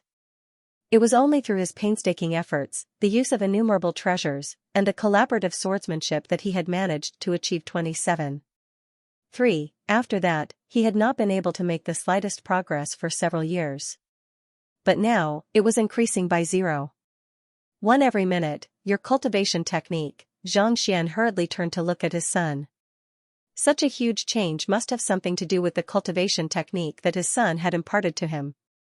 Here, give it a try after I'm done trying it out. Knowing what Xianxia was thinking, Xianxia chuckled softly as he tapped his finger once more and imparted the cultivation technique to Xianxia. Xianxia hurriedly turned his gaze over, and a moment later, he too was stunned on the spot. It was no wonder why his wife was able to improve so quickly. This cultivation technique was way too formidable. The predecessors of the Zhang clan had created innumerable cultivation techniques due to their deep state of mind, but none of them could match up to the one in his mind at all. It was as if they were on completely different levels. To be honest, I'm getting more and more confused by the moment. Looking at his son once more, Xianxia couldn't help but smile bitterly. After hearing about his son's feats, he thought that he would be able to understand why his son was able to improve so quickly after interacting with him for a while longer. But in the end, after interacting with him for a while, he found that he was getting more and more confused by the moment. It was as if the other party was omniscient and omnipotent. Any cultivation technique, even the most basic of them, would immediately turn into a treasure that would move the hearts of the world. Legend has it that Xianxia possesses such ability as well. Could it be that a genius on par with Xianxia will appear in our Zhang clan? Xianxia asked in agitation. Based on the historical records, Xianxia also possessed the ability to master a technique with a single glance. It was the same for Xianxia as well. Could it be that he would be able to reach a level comparable to Xianxia as well? Just the thought of it made him look forward to it. You do it. There's no point for me to continue cultivating anymore. While Xianxia was still deep in thought, his wife's voice suddenly sounded. Turning his gaze over, he saw a 29. 9 foot floating in the air. In just a short moment, his wife's soul depth had actually risen from 27. 3 to 2. 6, reaching the limit of a 9 stars master teacher. 29. 9 is actually the limit of a great sage. As long as one surpasses this, one will possess a soul depth comparable to an ancient sage. Wu Chen couldn't help but exclaim in astonishment. Surpassing this means that one will possess a soul depth comparable to an ancient sage? Xianxia was taken aback for a moment before his eyes began burning with passion. It's true that I won't be able to raise my soul depth any further, but I have the Book of Heaven's Path. If I use it, will my soul depth rise by 5.0, allowing me to successfully surpass my bottleneck and reach ancient sage? The Book of Heaven's Path didn't just have the effect of smashing one's opponent. It also had the effect of recording the contents of the book and raising one's soul depth. He had used it twice previously, and each time, he had managed to raise his soul depth by 5.0. Since there was no longer any use for him to cultivate, he could use this soul depth to overcome the bottleneck of 29. 9. That would be equivalent to possessing the soul of ancient sage. Even though he had only met an ancient sage once before the latter had smashed him to death, the fact that he had kept his corpse in his storage ring made him realize just how fearsome it was. If he could raise his soul depth to that level, would he be able to protect himself even if he were to encounter an ancient sage in the future? Even if he was unable to do so, as long as his soul depth was high enough, he would be able to disguise himself as an ancient sage. When it came to disguise, one's mental state was definitely the best cheat. As long as one's mental state was strong enough, no one in the same realm could see through one's disguise. Give it a try. Xianxia's eyes burned with passion as he recalled the first time he used the golden page to raise his soul depth. Closing his eyes, he muttered, "Raise my soul depth." There was no movement. He closed his eyes and opened them again. Increase my state of mind. There was still no movement. The Book of Heaven's Path floated quietly in the library of Heaven's Path, seemingly mocking his actions. Help me improve my state of mind. Time to improve my state of mind. Breakthrough 29. 9. After trying for more than a dozen times, the Book of Heaven's Path still showed no reaction at all. So, Xianxia could only rub his glabella helplessly. From the looks of it, it seemed like the Book of Heaven's path was unable to be upgraded as well. As expected, cultivating the state of mind wasn't that simple. It seemed that he had to prepare for a protracted battle in advance. If 1 day wasn't enough, then 2 days. If 2 days wasn't enough, then 3 days. At most, half a month should be enough. If he still couldn't achieve a breakthrough, he could only try to see if there was a sixth acknowledgement of celestial master teacher or something like that. Just as Xianxia was about to check on Xianxia's state of mind, he suddenly felt spiritual energy gathering not too far away from him. Turning his head over, he saw that Sword Saint Meng's soul depth had reached 29. 9, and her bottleneck at the intuitive impulse realm had finally been overcome, allowing her to reach the sempiternal realm. Her talent had always been extremely high. The reason why she had not been able to break through was because she was worried about her son. Now that her son had been found, her state of mind had improved again, and she had directly taken a step forward. At sempiternal realm, one's primordial spirit would be indestructible. No external force would be able to affect one's thoughts. With a single thought, one would be able to tear through space. At this level, they were already the strongest existences beneath ancient sage. Spiritual energy swiftly flowed into Sword Saint Meng's body, and her strength swiftly rose. Seeing that it would take a long time for the other party to reinforce his cultivation, Xianxia flicked his finger, and a grade 9 pill flew over. The pill melted in Xianxia's mouth, and a powerful surge of spiritual energy burst through his body. The bottleneck that he had been obstructing him previously was cleared in an instant. Seeing that she was no longer in any danger after her breakthrough, Xianxia heaved a sigh of relief. The opening of the Temple of Confucius was fraught with peril. The stronger one was, the greater one's chances of survival would be. Even though Xianxia was a transmigrated soul, the Xingming Sword Saint and the Xingming Sword Saint had always regarded him as their parent. Under such circumstances, he naturally hoped that they would become stronger. He turned to look at Xianxia, who was standing in front of the crystal ball. At this moment, his soul depth was also rising by 0. 1, 0. 1, 0. 1. It did not take long before his soul depth reached 29. 9 as well. My state of mind has also reached its limit. With glowing eyes, Xianxia walked up to him.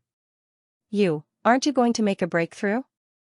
Seeing the excited look on Xianxia's face, unlike his mother, who was preparing to push for a breakthrough to sempiternal realm, Xianxia asked doubtfully.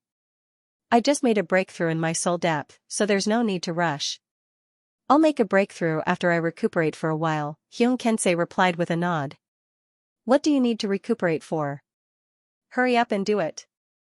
I took a look earlier, and the reason why you are unable to make a breakthrough is due to your blocked meridians. I have a pill here. Consume it, and it'll open up your blocked meridians. With a flick of his finger, Xianxia passed another pill over. His wife has already made a breakthrough, and you still want to recuperate for a while? Are you just waiting to be beaten up? Xianxia was stunned. Could it be that his son was looking down on him for his slow cultivation? That's true. A year ago, you had just reached fighter realm, and I had a sudden impulse. Half a year ago, you had just reached Saint realm, and I had a sudden impulse. A few days ago, you had just reached Great Sage 1 Dan introspective convalescence realm, and I had a sudden impulse, but today, you had already reached Aureate body realm, and I still had a sudden impulse. If he did not hurry up, the other party would really catch up to him. Without any hesitation, Xianxia opened his mouth and swallowed the pill. As the medicinal energy spread throughout his body, he felt a surge of pure Xianxia flowing swiftly through his meridians. In the blink of an eye, the blockages in his body were cleared. A powerful aura gushed forth from his glabella, and his cultivation, which had been stuck for many years, finally made a breakthrough. This, Xianxia felt as if he was dreaming. He had made a breakthrough before he could even sit down to cultivate. This, breakthrough, what a trifling matter. However, knowing that this was not the time for him to be shocked, he closed his eyes and began cultivating. There's still some time left. Who would like to continue? Seeing that his parents had reached sempiternal realm, Xianxia heaved a sigh of relief. He turned to Luozi and Wu Chen and asked, There's no need for that. Both Milady and I have already reached our limits. There's no point in cultivating anymore. Wu Chen clasped his fist. Limits? Are both of you at 29? 9? Xianxia was taken aback. He had thought that they were only ordinary sempiternal realm cultivators, but who could have known that their soul depth would be so frightening as well? The crystal ball is no longer of use to us, and we have only used it for an hour. Are you going to return the remaining hour to us? Xianxia turned to the middle-aged man beside him and asked. The middle-aged man's face twitched. If other cultivators could raise their soul depth by 0.1 within 2 hours, they would be able to rejoice for half a month. Yet, all 3 of them managed to raise their soul depth by 29.9 within an hour.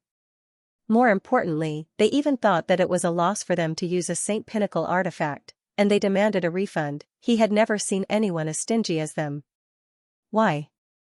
You don't want a refund? Xianxia frowned. That's not it. It's an honor for our heart pavilion to be able to achieve a breakthrough here. How about this? I'll pay for the 2 hours you have spent today. Seeing the serious look on the other party's face, the middle-aged man flicked his wrist and passed the Saint Pinnacle artifact back to Xianxia.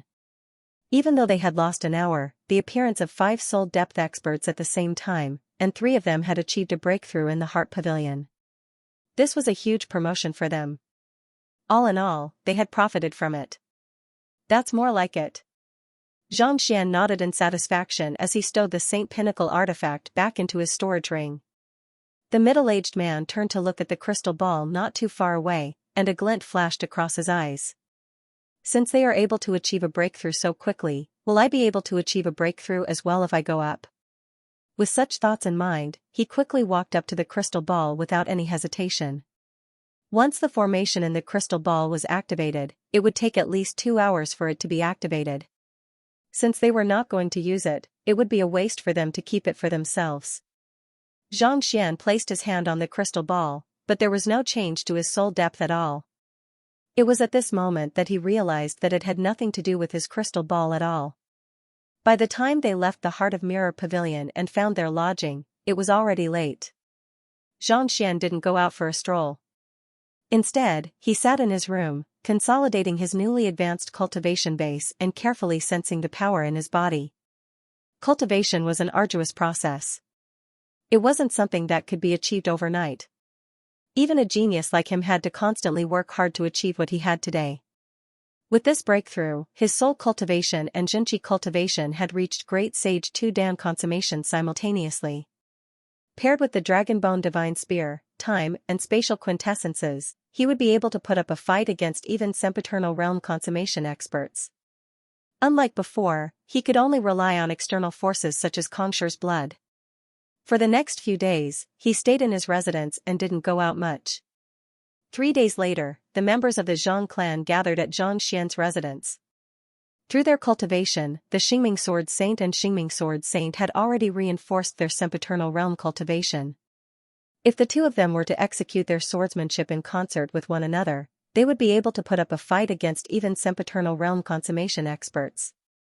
There were already very few beneath ancient sage who would be able to harm them. This time, almost all of the grand elders of the Zhang clan who were in seclusion had come. Xianxia glanced over and saw that there were more than 20 of them who had reached the sempiternal realm. As expected of the number 1 clan on the master-teacher continent, their heritage was truly frightening. Xianxia, I heard it's very lively outside. Are you interested in taking a look? On the 5th day, Lozozi came looking for him. All right. Xianxia nodded. Ever since he arrived at Xufu, he had been cultivating all the time. It was indeed a little boring, so he decided to go out and take a look. Walking out of his residence, he found that the town before him had become much more lively than it had been 4 days ago. Not only were there countless master teachers and experts from the Mingshi Tang school, there were also many old ancestors and grand elders from other occupations. This place had become a paradise for experts. There were even many great saint-level saint beasts flying over. However, although there were many people, everything was in order. There were no conflicts. The battles and competitions were very harmonious. This is the Holy Land. No one dares to cause trouble here. If there is a conflict, they will leave the city to fight. Lozozi saw through his doubts and said. Xufu, where the Temple of Confucius was located, was the ancestral land of the Mingshi Tang. There was probably no one who would be so foolish as to cause trouble here. Do you think that there are any otherworldly demons here? Walking along the street, Xianxia looked at the crowd in front of him. Legend had it that even the otherworldly demon emperor was capable of disguising himself as a master teacher, such that not even a 9-stars master teacher would be able to see through his disguise. Since the saint beasts and the human race's many professional powerhouses had come, these people would definitely not give up on this opportunity and would join in. There should be. Nodding, Lozozi suddenly recalled something, and she turned to Xianxia and said, once the ancient domain of the Temple of Confucius opens, those who enter will appear at random locations. When the time comes, you must be careful. Randomly appear? Xianxia was stunned. Over the past few days, Wu Chen has been looking into the matter regarding the opening of the Temple of Confucius. According to him, as soon as the Temple of Confucius opens, we'll be shrouded in an instant and teleported to a random location. No one knows where we'll be teleported to, but there's a good chance that there will be otherworldly demons among those teleported to the Temple of Confucius. So, we mustn't get careless. Lozozi said. Yes. I will. Xianxia nodded. If it was really a random teleportation, he would have to disguise himself. Putting aside the otherworldly demons, even the 100 schools of philosophers had a grudge against him. While he was not weak, he was still outnumbered by the otherworldly demons.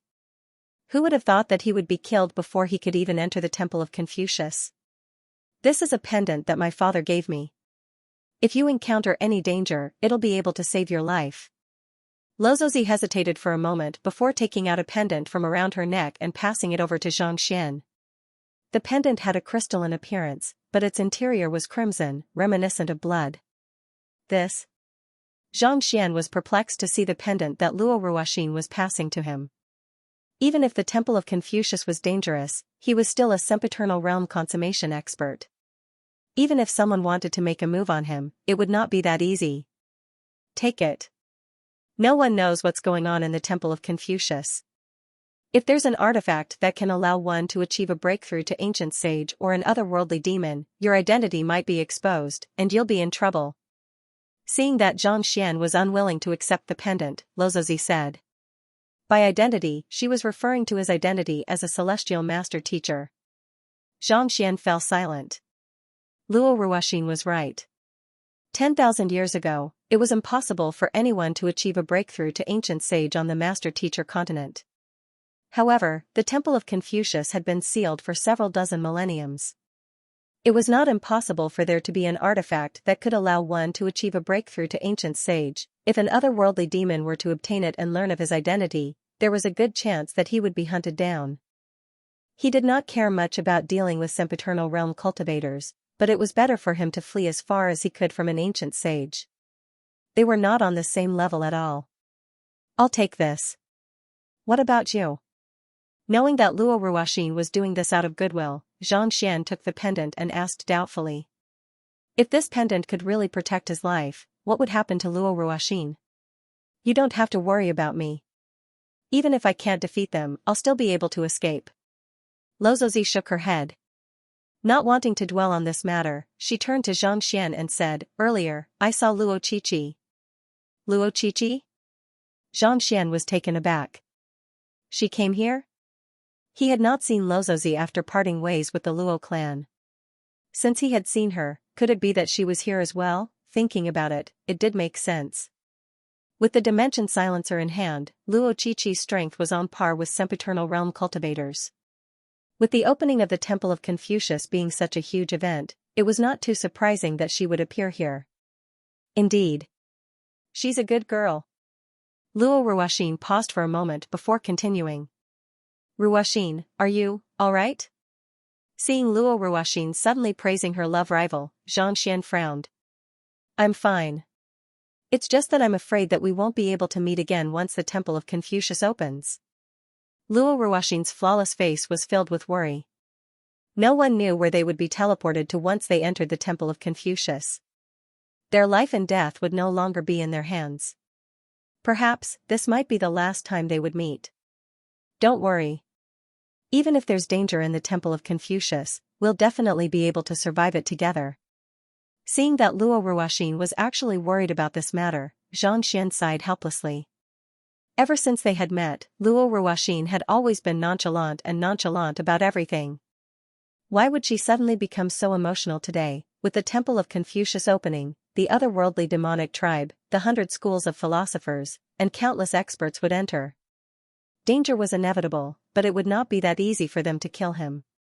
Even though he knew how powerful Luo Ruoxin was, the fact that he was unable to see through her meant that she was even more frightening than him. Since that was the case, what did he have to fear? Let's not talk about this for now. Luo Ruoxin interjected with a smile. She stretched out her hand and asked, "Where's the prime amulet?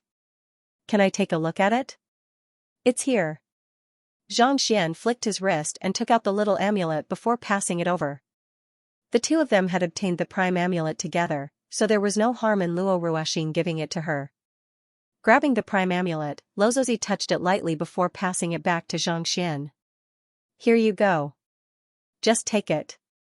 I'll wait for you at the Temple of Confucius, and we'll head there together." Xianxia replied with a smile.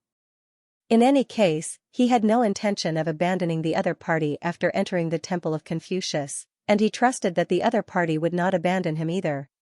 Since that was the case, it did not matter to him who was holding on to the prime amulet. "There's no need for that. I'll leave it with you. I just want to take a look," Luo Ruoxin said as she passed the prime amulet over. "Very well. If the teleportation to the Temple of Confucius is really random, it'll be fine if you can use the communication jade token to communicate with me. However, if you can't, you can wait for me at the Temple of Confucius." Xianxia. "All right." Lozozi nodded with a smile. While chatting with one another, Xianxia felt as if he had returned to the day he confessed to her in Firesource City. It was as if he had the entire world to himself as long as the young lady was by his side. He had no idea how the young lady felt about him, but it felt as if they had known each other for many years. It was as if they were fated to meet in his previous life. Time flew by, and before he knew it, a day had passed. Xianxia returned to his residence. Just as Xianxia was about to bid farewell to the young lady, the ground suddenly trembled. It was as if the entire Tsufu was being crushed by a powerful force. Unable to withstand the pressure, the ancient buildings collapsed one after another. "What's wrong?" Xianxia was taken aback. The fact that Kongsher had chosen to leave his residence in Tsufu meant that he had divined countless times. Even the Sanctum of Sages had never experienced an earthquake before, so how could there possibly be one here? "The Temple of Confucius is about to open," Lozozi raised her head grimly. Xianxia quickly turned his gaze upward, and just as he had expected, there was a sphere reminiscent of the sun before him that was emanating a 7-colored glow. Bridges that looked like rainbows descended from the sky and landed on the ground, as if they were trying to connect the two worlds. As the light shone down, the pressure in the surroundings intensified. "This is bad." Those who had yet to reach Great Sage felt immense pressure bearing down on them, and they hurriedly took out their artifacts to fend it off. Even Xianxia felt goosebumps rising all over his body. He hurriedly drove his jinchi to defend himself. Crack! Crack! Crack! Cracks appeared on the ground, and the spiritual energy in the surroundings formed an energy storm that surged into the sky like a tornado. "Xianxia, if I hide something from you, will you hate me?" Sensing the raging winds in the surroundings, Lozozi reached out and grabbed Xianxia's hand. "Of course not.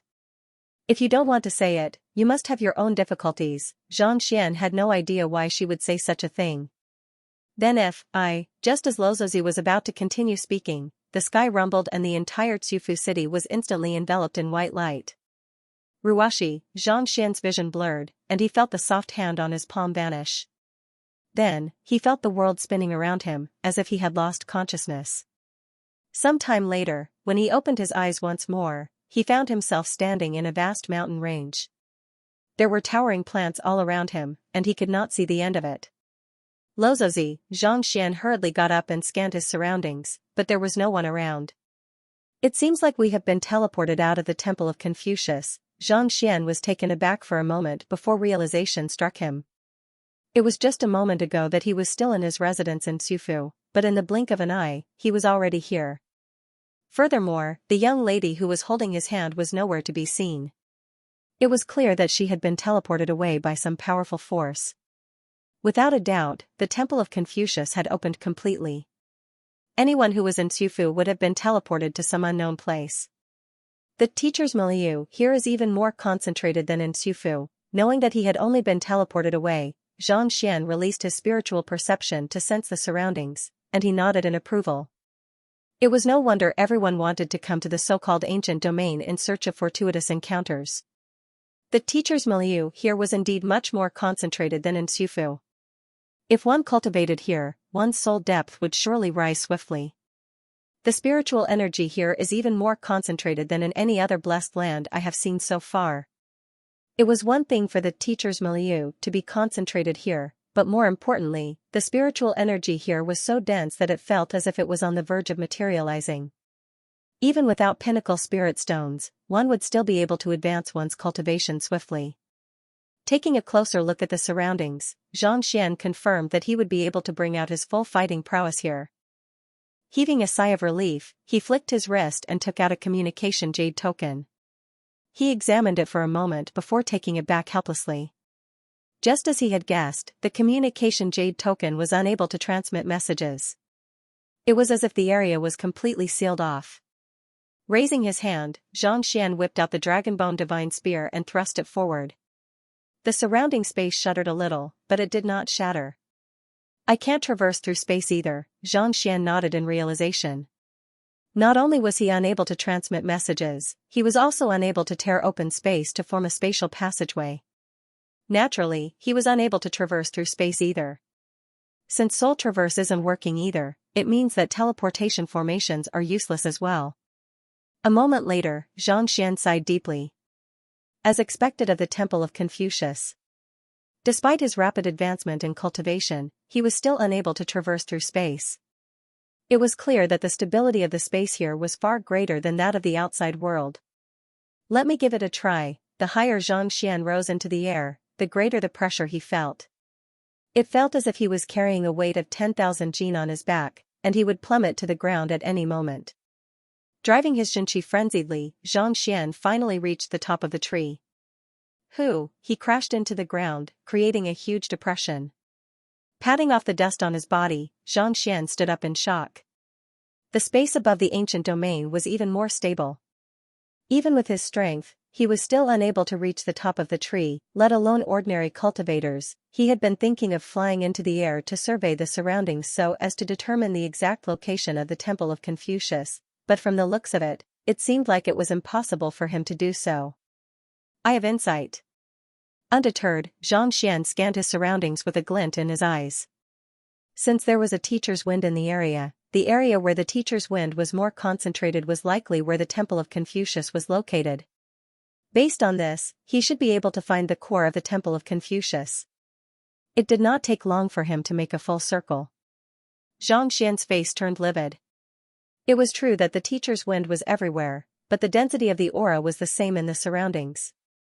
In other words, it would be impossible for him to find the Temple of Confucius using that as a standard. Do you think that you can stop me with just that? I still have the Library of Heaven's Path. Xianxia harumphed coldly as he took out a book. If it had been anyone else, they might have really been at a loss. However, Xianxia was different. He had the Library of Heaven's Path. Back then, he had managed to find the location of the Dragonbone Divine Spear through the many doors in the White Creek Mountain ancient domain. A brush materialized in Xianxia's hand, and he swiftly drew out a map of his surroundings. All 8 directions were marked with the words Temple of Confucius. As soon as his finger touched it, a wung sound echoed in his mind. No book appeared. Xianxia's face was ashen. The fact that there were no books meant that the Library of Heaven's Path was useless in locating the Temple of Confucius. This was the first time he had encountered such a situation. The Temple of Confucius is hidden in the void, such that no seer on the Master-Teacher continent has been able to peer into its depths. Most likely, Kongshur has used some kind of means to conceal himself from the heavens. Realizing what was going on, Xianxia felt stifled. There were innumerable experts on the master-teacher continent, and the otherworldly demonic tribe had plenty of geniuses and experts as well. The great codex of spring and autumn that Xianxia had left behind had long attracted the covetous eyes of many, but no one had been able to find it even after several dozen millenniums. Most likely, the reason why it had remained undiscovered was not just because of its spatial concealment but also because it had some means of preventing the divination of seers. Since that was the case, it was only natural that the Library of Heaven's Path was unable to peer into the matter. The Library of Heaven's Path was omnipotent and omnipresent as long as it was within the reach of the heavenly axiom. But what about the places it couldn't reach? Clearly, the Temple of Confucius was such a place. Xianxia flicked his finger and took out the prime amulet. Little amulet, take a look at how we should proceed to the Temple of Confucius. Since the prime amulet was here, there should be a way to deal with it. I'm only able to sense it within 10 li of the Temple of Confucius. I'm not too sure where it is. Xianxia shook his head. The prime amulet flew into the air and wriggled its body a little before replying. However, there was a limit to its ability to sense the Temple of Confucius. If it was too far away from the Temple of Confucius, it would be unable to pinpoint the exact location of the Temple of Confucius. Alright then. Send me a message if you find anything. Seeing that his final trump card was useless, Xianxia felt helpless. He could do anything he wanted on the master-teacher continent, but who could have thought that he would end up suffering such a setback as soon as he arrived at the Temple of Confucius? Good. However, if you choose the wrong direction in the Temple of Confucius, you might end up straying further and further away from it. The voice of the celestial amulet of legacy sounded. Indeed. We must carefully consider which direction we should take. We mustn't act rashly. Xianxia nodded in agreement. After a moment of contemplation, his eyes suddenly lit up. I got it. You have a solution? How do I find the direction? The celestial amulet of legacy looked at Xianxia doubtfully.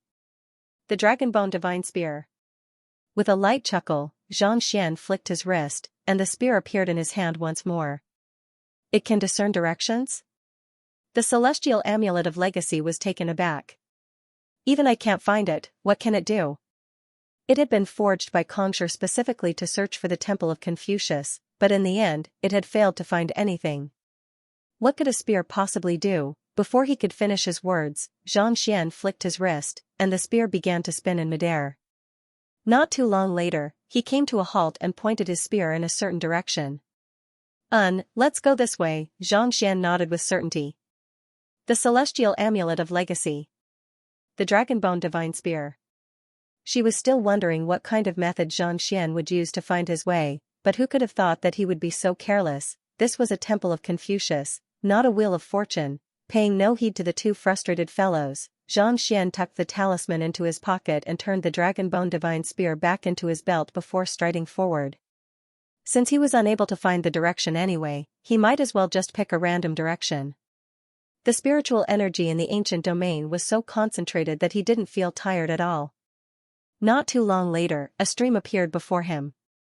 Taking a look, Xianxia couldn't help but remark. What was flowing in the stream wasn't water but spirit essence. In other words, the spiritual energy in the ancient domain was so concentrated that it could be condensed into liquid form at any given moment. Back then, he had even torn down the Cloud Mist Mountain for spirit essence, but who would have thought that he would be able to find it here? Collect. Spirit essence of this tier was no longer of any use to him, but in the spirit of frugality, he couldn't just throw away good stuff. Thus, he quickly collected all of it, leaving not a single drop behind. Crossing the stream, Xianxia continued proceeding forward, and he saw quite a few spirit herbs. Even the smallest of them was at least 1,000 years old, and there were some that were at least several dozen thousand years old. There are indeed treasures all around. Xianxia exclaimed in excitement as he collected more than a dozen spirit herbs. As expected of the Temple of Confucius, there were simply too many treasures here. It was no wonder so many experts on the master-teacher continent wanted to enter the Temple of Confucius. The spiritual energy, the atmosphere, and the treasures. Regardless of which one it was more than sufficient for one to raise one's cultivation swiftly. Ding ding ding, while proceeding forward, Xianxia suddenly heard the sound of metal clashing in the distance. Without any hesitation, he dashed in the direction of the sound. Before he could even reach the source of the sound, he had already altered his appearance. As the head of the 3 premier clans and the head of the Sanctum of Sages, as well as the fugitive of the Mingxi Tang, his name had already spread far and wide across the master-teacher continent. It was unlikely that any master-teacher would not recognize him, so he had to be careful. Circling around a slope, Xianxia finally saw the source of the sound. 5 men and 2 women were currently fighting a saint beast. It was a golden-faced skywolf. It was born with the strength of an Orient body realm cultivator, and once it reached adulthood, it would be on par with an intuitive impulse realm cultivator. Of the 5 men and 2 women, 3 were at Orient body realm while the rest were at intuitive impulse realm. They were not wearing master-teacher robes or emblems, so it was impossible to tell whether they were otherworldly demons in disguise. With the 5 experts working together, the golden-faced skywolf was forced to retreat. Under normal circumstances, saint beasts of the same cultivation realm would possess greater fighting prowess. However, in order to enter the Temple of Confucius, they had brought many treasures with them. On top of that, the golden-faced skywolf seemed to be lacking in battle experience, so it did not take long for it to be severely injured. Everyone, listen to my command and attack together. Seeing that the golden-faced skywolf was on the verge of collapsing, a young man among the crowd bellowed. All right.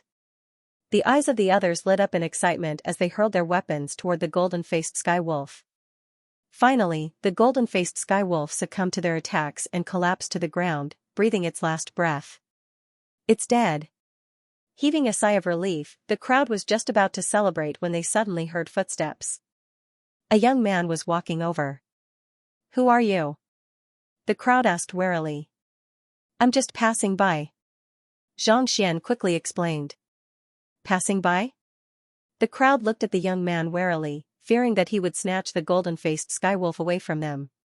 I'm not interested in that saint beast, so there's no need for you to be so wary.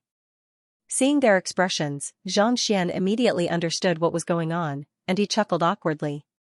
It was only a moment ago that the other party had slain the golden-faced skywolf, so it would be a lie if he said that he was not nervous. I don't think that you would dare. Seeing that Xianxia's cultivation was only at Orient body realm, the crowd heaved a sigh of relief. The young man who had issued the command harumphed coldly before turning his gaze back to the golden-faced skywolf's corpse. He flicked his wrist, took out a sharp knife, and stabbed it into the golden-faced skywolf's corpse. Soon, the teeth and claws of the golden-faced skywolf were dug out. I'm the one who contributed the most in slaying that fellow, so I'm sure you don't mind if I take the teeth and claws. You can just split the rest among yourselves. The young man said calmly. The most powerful part of a saint beast was its teeth and claws. If these 2 things were taken away, the remaining parts would be of little value. However, knowing the young man's strength, none of them dared to say anything. Thus, they nodded in agreement. Not long after, the huge wolf corpse was completely dissected. Xianxia had plenty of treasures on him, and even though the gold-faced skywolf wasn't weak, it wasn't enough to catch his eye. Besides, the other party had gone through a lot of trouble to kill it, so it had little to do with him. As a master teacher, he couldn't possibly steal another's treasure. After looking at the distribution of the wolf corpses, he figured out something. Initially, he had thought that these people were acquaintances, and had not separated after entering the ancient domain. However, from the looks of it, that was not the case. They were obviously on guard against each other. In terms of distribution, they were trying their best to fight for more benefits for themselves.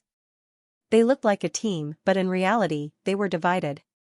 This friend over there, seeing that you are alone, why don't you join us? The ancient domain is vast, and we don't know how many experts and saint beasts there are around. Not only will it be dangerous for you to travel alone, even if you manage to find something good, I'm afraid that you won't be able to obtain it. After distributing the items, the young man turned to Xianxia and asked. Let's stick together and take care of each other. Putting everything aside, a saint beast of the gold-faced skywolf's caliber is nearly extinct on the master-teacher continent. If one were to encounter one might not even be a match for it. Putting aside its pelt and carcass, one might not even be able to obtain a single strand of its hair. The others nodded in agreement. Even though they would only be able to obtain a small portion of the loot, there were still many treasures to be had. If he was alone, not only would he not be able to obtain her, but if he was robbed, he wouldn't even know how he died. Outside, with the Mingshi Tang guarding the area, the cultivators did not dare to violate the rules. However, this was the ancient domain, and there were countless saint beasts. If they were to kill a few people and dispose of their corpses, who would know what was going on? There were no rules here, only bottom lines and human nature. Master teachers might be able to uphold their bottom line, but what about the otherworldly demons? What about the other rogue cultivators? After a short pause, Xianxia nodded. All right. Since he had no idea where to go, he might as well travel with this group of people. This way, he would be able to conceal his identity and avoid suspicion. I am Mu Xiao, a cultivator of the Mu clan. Seeing that Zhang Xian had agreed, the young man stood up and announced haughtily, I am Mu Xiao, a cultivator from the Mu clan. Zhang Xian suddenly understood. So it was an expert from the Mu clan. This kind of strength was probably their trump card. He had never heard of it before. Zhang Xian cupped his fists. I am Xian Zhang, a wandering cultivator. So it's Brother Xian, I've heard so much about you. Mu Xiao spoke politely. The remaining people also introduced themselves. Out of the 7 people, 6 were disciples from the major forces, and only 1 was a rogue cultivator. Let's go. After the alliance was formed, Mu Xiao gestured for everyone to advance forward. Seeing that they were heading in the same direction as him, Zhang Xian couldn't be bothered to say anything more, so he quickly followed behind them. They walked continuously for 4 hours. During this period of time, they had encountered 3 holy beasts that were comparable to the gold-faced sky wolf. Not wanting to expose his ability to challenge those of a higher level, Zhang Xian had not put in any effort at all. Initially, when they saw how Zhang Xian was able to walk around unscathed, they thought that he would possess innumerable treasures and means. However, upon seeing that his strength was only so, they lost all interest in him, and their attitude was no longer as cordial as before. You didn't put in much effort, so you don't have a share in this holy beast. We'll talk about it when we meet a suitable one next time. Mu Xiao said as he cut the 3rd saint beast into 2 halves. I thought that he would have some formidable means, but as expected of a rogue cultivator. He didn't even contribute to killing that holy beast. What does he want from us? The crowd discussed fervently among themselves. Zhang Xian couldn't be bothered to respond to those words. Instead, he turned his gaze toward the direction where the holy beast had appeared from, and his eyes glowed brighter and brighter. The 3 holy beasts that he had encountered so far had all come from the same direction. Since that was the case, could the Temple of Confucius be right up ahead? With such a thought in mind, Zhang Xian was just about to leave the group and advance forward when he suddenly heard a rustling sound from the forest. Raising his head, he saw a Crimson Prince white tiger standing before him. This Crimson Prince white tiger possessed the strength of an intuitive impulse realm consummation cultivator. As soon as it appeared, it immediately exerted a powerful pressure that left one's heart palpitating in fear. Everyone, get ready! Mu Xiao bellowed anxiously. Voila, the crowd had plenty of battle experience, so they quickly heeded Mu Xiao's command and got into position. They gripped their weapons tightly in their hands, and a grim expression appeared on their faces. Roar, seeing that someone was trying to stop it, the Crimson Prince white tiger immediately flew into a rage. With a furious roar, it charged forward. As soon as the Crimson Prince white tiger made a move, it immediately exerted an astounding might. With a swipe of its claws, the air around it shrieked, and before it could even get close to Mu Xiao, a powerful shockwave reminiscent of sharp swords slashed toward him. Greenwood shield. Mu Xiao narrowed his eyes in alarm. Knowing that he couldn't afford to wait for reinforcements, he hurriedly whipped out a circular wooden shield. It was the treasure of the Mu clan. Gotcha! As valuable as the Greenwood shield was, the Crimson Prince white tiger was simply too powerful. With a swipe of its claws, cracks began to appear on the wooden shield. Pooh! Unable to withstand the might of the Crimson Prince white tiger, Mu Xiao spurted a mouthful of blood and was sent flying. Let's make a move together. Knowing that they could very well lose their lives if they didn't make a move, Mu Xiao immediately shouted. Hearing Mu Xiao's command, the others swiftly made their move. All kinds of weapons danced in the air, but they were unable to even pierce through the Crimson Prince white tiger's fur. Roar, with a furious roar, the Crimson Front's white tiger abruptly turned its massive body around. The weapons of the group was knocked to the ground, and they were sent flying with severe injuries. Even with all of them working together, they still couldn't stop it. As expected of a saint beast at the pinnacle of the intuitive impulse realm, how terrifying. Am I going to die here? Seeing that they were unable to even pierce through the other party's fur despite using all of their strength, Mu Xiao and the others could only smile bitterly. They knew that they were really going to die here. If he had known, he wouldn't have gone so deep. Just when everyone thought that they were going to die, they saw the young man who had been minding his own business walk out from the back of the crowd. I can't fly here, and walking is too slow. You just happened to appear here. Since fate has brought us together, I'll give you a chance. Become my tamed beast. The person called Xianxia said calmly as he walked up to the Crimson Front's white tiger. Roar? The Crimson Front's white tiger was stunned. Is there something wrong with this guy's brain? You even gave me a chance to be your pet. Everyone else was also dumbfounded. He hadn't even done much to deal with the Oriate Body Realm Saint Beast earlier, so how could he possibly accept an Intuitive Impulse Realm Saint Beast as his tamed beast? Usually, a beast tamer would have to nurture a relationship with a tamed beast for several years before they could sign a contract with the tamed beast. It was hard to say how long the Temple of Confucius would remain open, but it was certain that it wouldn't last for several years. Putting aside the other party's strength, time was already an impossibility. Because of this, they would immediately surround and kill them whenever they saw one. They had never thought that they would have the opportunity to tame one and bring it back. That fellow was only at Oriate Body Realm, so how could he dare to say such words? Was he really not afraid of being smacked to death? But before everyone could finish their doubts, the Crimson Front's white tiger roared furiously as it raised its claws to strike Xianxia's head. Author's note: I recommend Xian Yi's new Xuanhuan novel, Assault of the High Energy. After the Great Calamity, mankind was faced with the greatest predicament, the scarcity of energy. As a result, a brand new occupation was born: energy extraction, energy synthesis, energy refinement, energy materialization. Beep. Warning. Assault of the High Energy. Rip, space seemed to be torn apart. Before the claws could land, the air exploded like firecrackers. The Crimson Front's white tiger was thoroughly enraged by the blatant disdain. This attack was even more frightening than what he had used to deal with Mu Xiao and the others. Even a pinnacle saint artifact would be torn apart by it. The young man seemed to have been scared out of his wits. He didn't move at all, not even bothering to dodge the attack. He had thought that the other party was some kind of expert, but to think that the other party was such an idiot. The Crimson Front's white tiger revealed a look of disdain as its claws landed on the other party's head. Wang, the sound of metal clashing against metal did not appear. Instead, the Crimson Front's white tiger's eyes narrowed, and it hurriedly retracted its claws while trembling nonstop. It used all its strength to slap the other party's head. Not only was the other party fine, but its claws were also numb from the impact. In an instant, he realized that even though the young man before him was only at the Oriate Body Realm, his actual strength far exceeded his own. Roar. With a low roar, the white tiger turned around and fled. What the hell? When he woke up, he wanted to hunt for prey. Who would have thought that he would encounter such a strong opponent? He must have woken up in the wrong position. No, I need to sleep for a while more.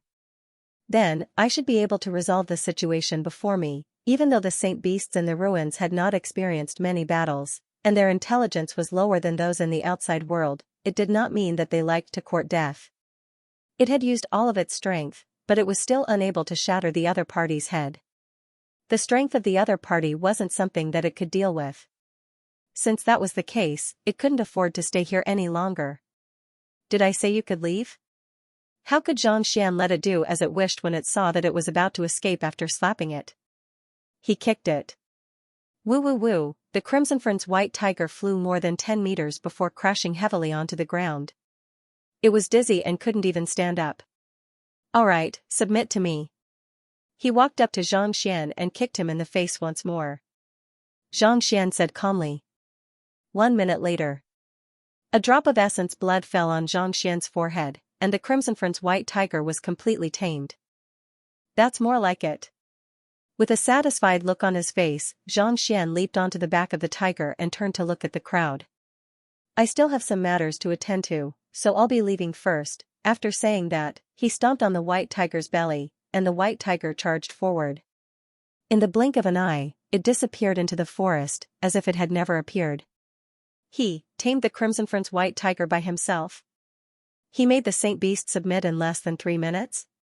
Mu Xiao and the others swallowed their saliva. He had always thought that Xianxia was a bronze, but who would have thought that he was actually a gold? Furthermore, he was so powerful. If I had known earlier, I would have tried my best to rope him in. If I could stay with him forever, I would definitely be able to reap great rewards. It's a pity that I offended the other party earlier. I obtained so many treasures from killing the saint beasts earlier, but I didn't share any of them with him at all. It's already a blessing that I'm willing to lend a hand to save him. That's right, we missed an opportunity. Everyone was filled with regret. There were many treasures in the Temple of Confucius, but there were even more dangers lurking within. Being with the strong meant that he would have more opportunities. It was a pity that he would never have such an opportunity again. Ignoring the regrets of these people, Xianxia sat on the back of the white tiger and quickly moved forward. You are a saint beast here. Do you know where the Temple of Confucius is? After taming this massive fellow, Xianxia's interest was piqued once more. He might not have been able to find the Temple of Confucius with his other means, but this massive fellow was a native of the Temple of Confucius, so it should have a good grasp of the situation in the area. Master, what is the Temple of Confucius? The white tiger asked. Xianxia frowned. You don't know? The white tiger shook its head. Xianxia continued asking, then, do you know if there are any forbidden grounds in the area that you can't enter? Since it was the Temple of Confucius, it was bound to be a forbidden ground. The white tiger pondered for a moment before replying, there are indeed forbidden grounds in the area, but it's the territory of the gold spirit cloud tiger. I accidentally stepped into it back then, and I was pummeled. Right, master, it's the overlord of the area within a radius of 10,000 li. If there's anything that you're looking for, it should know. Gold spirit cloud tiger? Xianxia was perplexed. He had studied quite a few saint beasts back in the Sanctum of Sages, but he had never heard of such a thing. Yes, it's a tigress. I once tried to woo her. Cough cough, I didn't succeed, the Crimson Prince white tiger replied awkwardly. Back then, it had thought that it was a handsome man, so it had taken the risk to look for the tigress.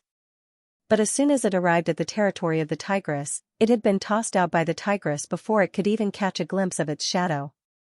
Thinking about it now, it could not help but feel embarrassed. Tigress was indeed not to be trifled with. If it were to look for a wife in the future, it would definitely not find a tigress. Just look at how gentle the tigress next door was. Unsure of what the Crimson Prince white tiger was thinking, Xianxia asked, how strong is it? Even though the Crimson Prince white tiger was only at intuitive impulse realm consummation, its superior defense and powerful strength were something that most sempiternal realm primary stage and intermediate stage saint beasts would not be able to stand against. For it to be defeated by the gold spirit cloud tiger, just how powerful was it? Sempiternal realm consummation. It's one of the 5 kings of the forest. The Crimson Prince white tiger replied. 5 kings?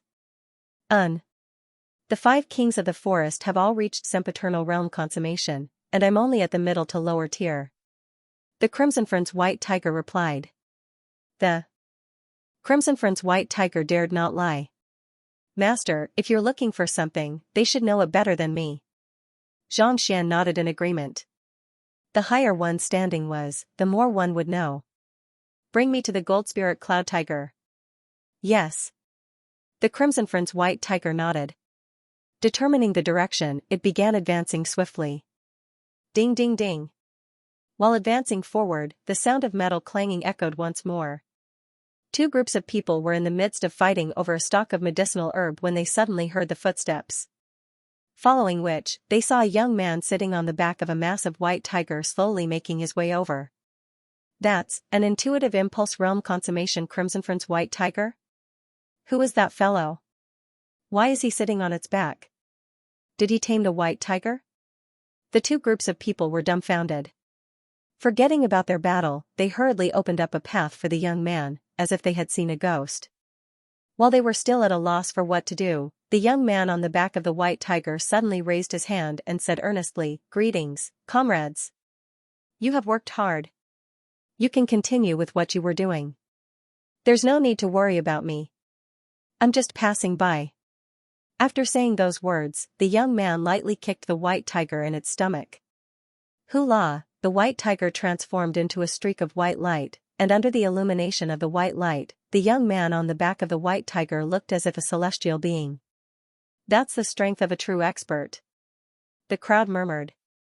While they were trying to find a way to survive and protect themselves, the young man had already tamed a powerful saint beast and was currently roaming around the forest.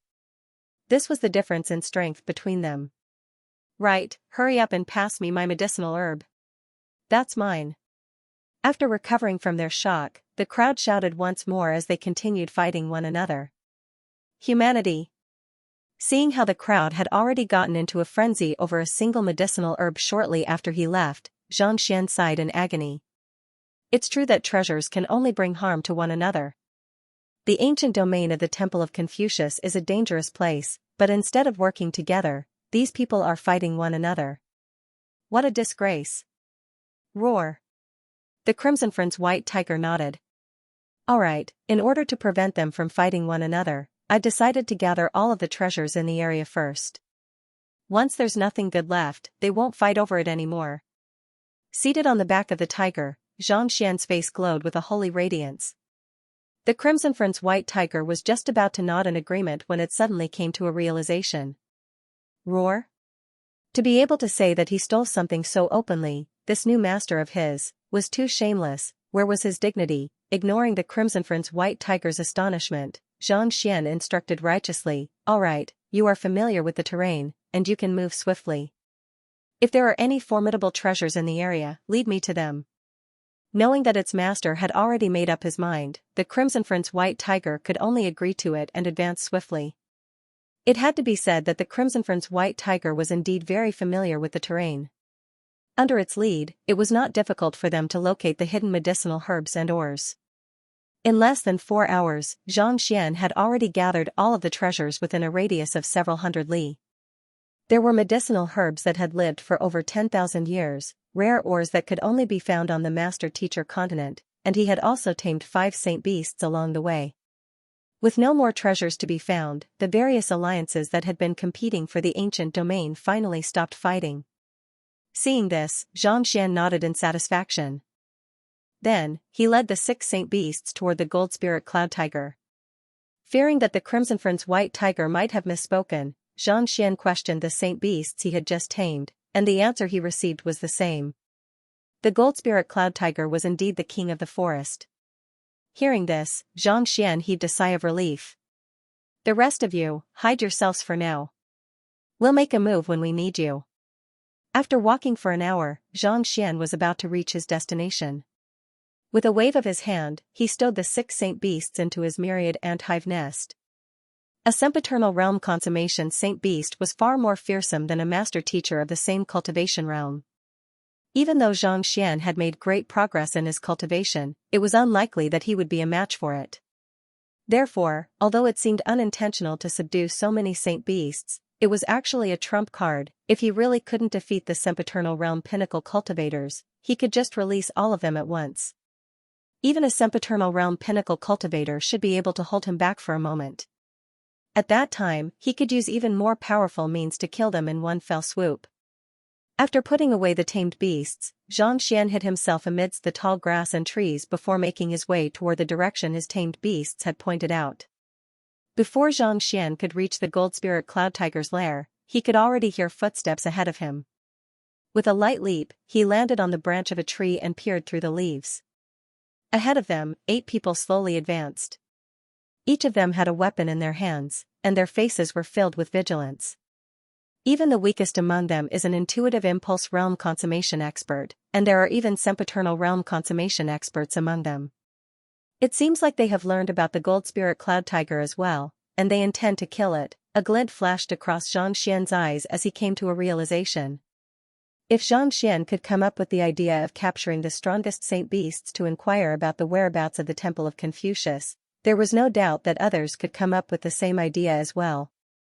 It was true that this place was suitable for cultivation, and there were many treasures here as well, but who wouldn't want to find the Temple of Confucius? That was where the greatest fortuitous encounter lay.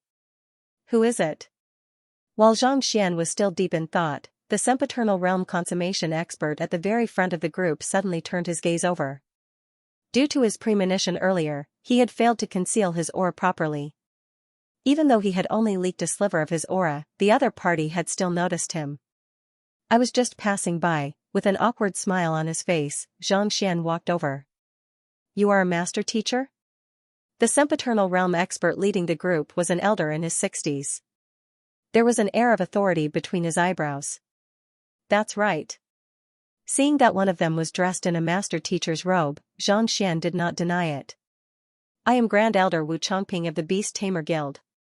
I'm determined to obtain the Saint Beast ahead, so I hope that you won't interfere, Wu Chongping said with a frown. I won't interfere. Can I just stay here and take a look? Since the other party had beaten him to it, Xianxia felt that it would be inappropriate for him to snatch the gold spirit cloud tiger away, so he quickly replied. All he wanted to do was to find out the exact location of the gold spirit cloud tiger. With the prime amulet, he should be able to find the exact location. Leave right now, or else don't blame us for getting nasty. Seeing that Xianxia was intending to watch from the sidelines, a middle-aged man harumphed. Leave? That's right. We have already decided on the gold spirit cloud tiger. If you want to look for it, go look for the others. Wu Chongping waved his hand dismissively. I'll be leaving right now. Seeing that the middle-aged man did not welcome him, Xianxia turned around and left helplessly. After leaving the crowd's sight, he sealed the surrounding space with a light tap of his finger before sneaking over once more. In my opinion, we should have just killed that fellow earlier. Why bother wasting our breath on him? This isn't the master-teacher continent, so there's no need to be so particular about the rules. The middle-aged man who had berated him earlier said. It's indeed not a big deal to kill a master-teacher here, but it would be troublesome if we were to alarm the gold spirit cloud tiger. That fellow is the king of the area, and it's a veteran of many battles. It's extremely wary of its surroundings, so we have to make sure that we succeed in a single attempt. Wu Chongping said. Yes. The middle-aged man nodded. That thing has been in the cavern for quite some time now. That fellow should have already been knocked out by it, right? Under normal circumstances, it should have fainted by now. However, based on what we know, the gold spirit cloud tiger is born with incredible strength, so we mustn't let our guard down. Let's wait a little longer, Wu Chongping said. The crowd had always viewed Wu Chongping as their leader, so they quickly concealed themselves within the forest and held their breaths. Alright, let's head in to take a look. Roughly 10 minutes later, Wu Chongping harumphed coldly as he waved his hand. Hearing those words, the middle-aged man who had spoken earlier immediately darted out and headed toward the cavern. If he hadn't made a move, he would have never realized that the middle-aged man had actually reached sempiternal realm as well. It was just that he was only at primary stage. Even so, with his strength, he would still be able to make a name for himself on the master-teacher continent. The Xingming Sword Saints were only at the same level as him. The middle-aged man entered the cavern. Hong Long, as soon as he entered, he heard a deafening explosion. Following which, he was sent flying out at an even faster speed, crashing through several trees before he finally came to a halt. Blood spurted from his mouth nonstop. This is bad. It didn't fall for the trick, so we can only face it head-on. Attack! How could Wu Chongping not understand what was going on? With a bellow, he took the lead and charged forward. Walala, the crowd rushed to the entrance of the cavern, and barely after they found their footing, they suddenly felt the ground trembling non-stop. A massive saint beast slowly walked out of it. This saint beast was more than 10 meters long and 5 meters tall. Its golden fur bore a striking resemblance to the Crimson Prince white tiger. Even before making a move, one could already feel the overwhelming stench of blood emanating from it. The saint beasts that they had encountered previously were all of high tier, but they lacked combat experience. However, the one before them was clearly different. Killing intent emanated from its body, and wariness could be seen in its eyes. With a single look, it was clear that it had killed quite a few saint beasts. To become the ruler of a power, one had to rely on battle, not words. You sure are gutsy to dare wreak havoc in my territory. Yuanhu's voice rang as he surveyed the surroundings. He was actually speaking the human tongue. It had been several dozen millenniums since a human had appeared in the temple of Confucius. As such, the gold-faced skywolf and crimson-fronted white tiger had only communicated with one another in the beastly language. Yet, this fellow was actually able to speak the human tongue. Even Xianxia was perplexed by this sight. Let's not waste our words with him. Set up the formation. Wu Chongping bellowed with a darkened face. The fact that the cloud tiger was able to speak the human tongue meant that it had a deep understanding of the human race. It was likely that the cloud tiger had already prepared its defenses in advance. Hula, the few of them raised their weapons at the same time, surrounding Yuanhu in the middle. Everyone's aura seemed to have a subtle connection, as though they were connected by a thin thread. With one look, it was clear that not only did they form a formation, but they also used some kind of powerful Dharma treasure. It was no wonder they had not allowed Xianxia to follow them. They had already made preparations beforehand, and they were unwilling to let anyone snatch the fruits of their victory. Courting death. Paying no heed to the other party's preparations, the gold spirit cloud tiger roared coldly. With a loud roar, its massive body charged toward one of the middle-aged men. From the looks of it, it knew that the other party had set up a formation to take them down one by one. Before the claw could even reach the middle-aged man, a burst of light suddenly burst forth from the middle-aged man's body. Powerful energy flowed into his body through the thin threads in the surroundings. Feeling the surge of energy, the middle-aged man raised his saber and slashed it down. As if space was being torn apart, the saber chi gathered together to form a massive saber silhouette in the sky. Boom! The claw collided with the saber silhouette, and the gold spirit cloud tiger was forced to retreat a step. To be able to gather everyone's strength into a single person, Xianxia secretly nodded. The middle-aged man wouldn't be able to block Yuanhu's attack alone, but with the help of the thread and everyone's strength, things would be different. Within a short period of time, his fighting prowess had surpassed that of a sempiternal realm consummation cultivator. Despite Yuanhu's strength, he was still unable to breach his defenses. It seems like it's a great sage artifact. The fact that the artifact was able to withstand the power of so many people and unleash it so smoothly meant that it was at least a great sage artifact. Even though it couldn't compare to the Dragonbone Divine Spear, it wasn't any weaker than Wushu's golden saber. It's no wonder why you dare to look for me. Looks like you have some tricks up your sleeves, the gold spirit cloud tiger harumphed coldly. However, it didn't panic at all. Instead, it whipped its thick tail furiously. The attack power of the tail was even more ferocious than the claws. Like a weapon, it instantly broke through the limit of time and appeared before the middle-aged man once again. The middle-aged man raised his saber. Bang! The saber and the tail clashed, and the middle-aged man's face paled as he took a few steps back. However, the gold spirit cloud tiger didn't give him any time to catch his breath. If one didn't know the structure and flaws of a powerful collaborative formation, the most effective way to overcome it would be to grab hold of one of the opponents and launch consecutive attacks. The gold spirit cloud tiger clearly knew this. This move isn't working. Seeing Yuanhu's swift and powerful movements, Xianxia shook his head. The middle-aged man knew that he wouldn't be able to withstand it. If a great sage artifact could be overcome so easily, there wouldn't be so many people going crazy over it. As expected, before Xianxia could finish his words, Wu Chongping flicked his wrist and made a hand gesture. Voila! In the blink of an eye, the thin thread in the air shrank, and a powerful burst of energy burst forth from the crowd, strengthening the thread even further. Shoot! Xianxia commanded, and the weapons in the crowd's hands flew toward the gold spirit cloud tiger along the thin thread. Roar! Not expecting the other party's artifact to have such an effect, the gold spirit cloud tiger was taken aback. It quickly turned around, raised its massive head, and roared furiously. Voila! Innumerable golden sword chi burst forth from its mouth, piercing toward the thin thread. To be able to shoot out sword chi, this saint beast sure is talented. Xianxia's eyes lit up in excitement. He had thought that the gold spirit cloud tiger would be captured obediently, but who could have thought that it would be able to shoot out sword chi with offensive prowess comparable to that of a human? Even if Wu Chongping and the others had great sage artifacts, it would still be difficult for them to defeat it. The gold spirit cloud tiger specializes in metal attribute offense. Do you think that we haven't studied it before? This is exactly what we have been waiting for. Wu Chongping replied calmly. With a light chuckle, he tapped his finger lightly. Sla, in the blink of an eye, the thin thread in the air changed color, becoming as dazzling as lava. Voila, the Xianxia that the crowd infused into the gold spirit cloud tiger immediately burst into flames, as if gasoline meeting fire. In an instant, a blazing net of flames appeared in the air, shrouding the gold spirit cloud tiger completely. They are indeed well prepared.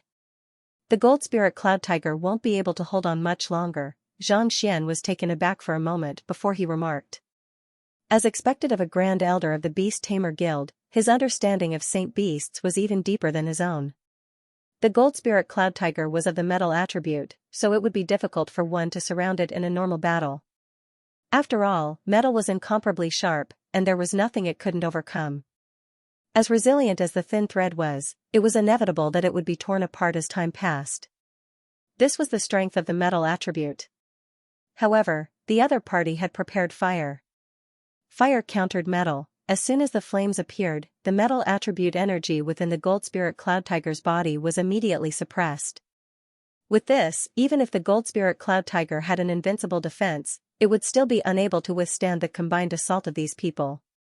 I really shouldn't underestimate the experts of the world. Understanding this, Xianxia secretly raised his guard. While he possessed the Library of Heaven's Path, he still had to be careful not to get too complacent. If he were in the gold spirit cloud tiger's position, he would have no choice but to bring out the ancient sage corpse. Roar! Seeing the flames descending, the gold spirit cloud tiger seemed to know that the other party was well prepared, and it was about to fall into a disadvantageous position.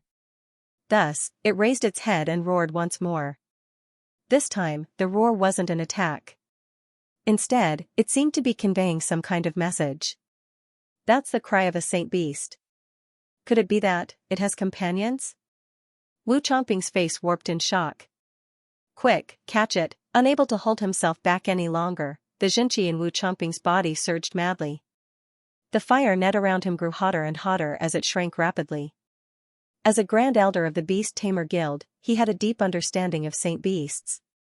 Judging from the sharp and forceful cry of the other party, it was obvious that it was calling out to its companions. Just one Saint Beast was already enough to push them to their limits. If another one came, they would surely die. Knowing that they were in danger, everyone looked anxious. Without any hesitation, they began to circulate their Xianxia faster. Haha, the dignified Yuan Hu, one of the 5 kings of the jungle, was actually captured by a group of people like this. It would be embarrassing if word got out. A mocking voice rang out. Following which, a slender figure flew out from the cave and floated in the air. It was similar to Xianxia's netherworld azure dragon beast, but it was larger, and its bloodline was purer. Just like the gold spirit cloud tiger, it was a great sage sempiternal realm consummation expert. Heavenwood green serpent. Wu Chongping's face turned pale, and he made a prompt decision: retreat. After he finished speaking, he abandoned the flame treasure that enveloped Yuan Hu. He tapped his feet on the ground and hurriedly dashed into the distance. As expected of a veteran. The moment he saw that something was amiss, no matter how precious the item was, he did not care anymore. A single Heavenwood green serpent had already forced them to use their full strength. Now that another Heavenwood green serpent had appeared, there was no way they could stand against it. Ah? He escaped quickly, but the others didn't react as quickly. They were stunned for a moment, then hurriedly followed. From their reactions, it could be seen that other than Wu Chongping, there were no other true beast tamers. Beast tamers wielded incredible fighting prowess when paired with their tamed beasts, but taming beasts was no easy feat. The slightest carelessness could result in the other party's retaliation. As such, it was extremely important for beast tamers to know how to escape once danger struck them. There was a saying in the Beast Tamer Guild: before learning how to tame a beast, learn how to escape first. If they did not even know how to escape, How were they supposed to engage in guerrilla warfare with the sacred beast and wear down its patience? You drugged us in an attempt to capture us, but to leave just like that. I don't think it's appropriate. Voila, before the crowd could get far, the ground suddenly began to churn. Following which, a massive saint beast burst out of the ground and floated in the air.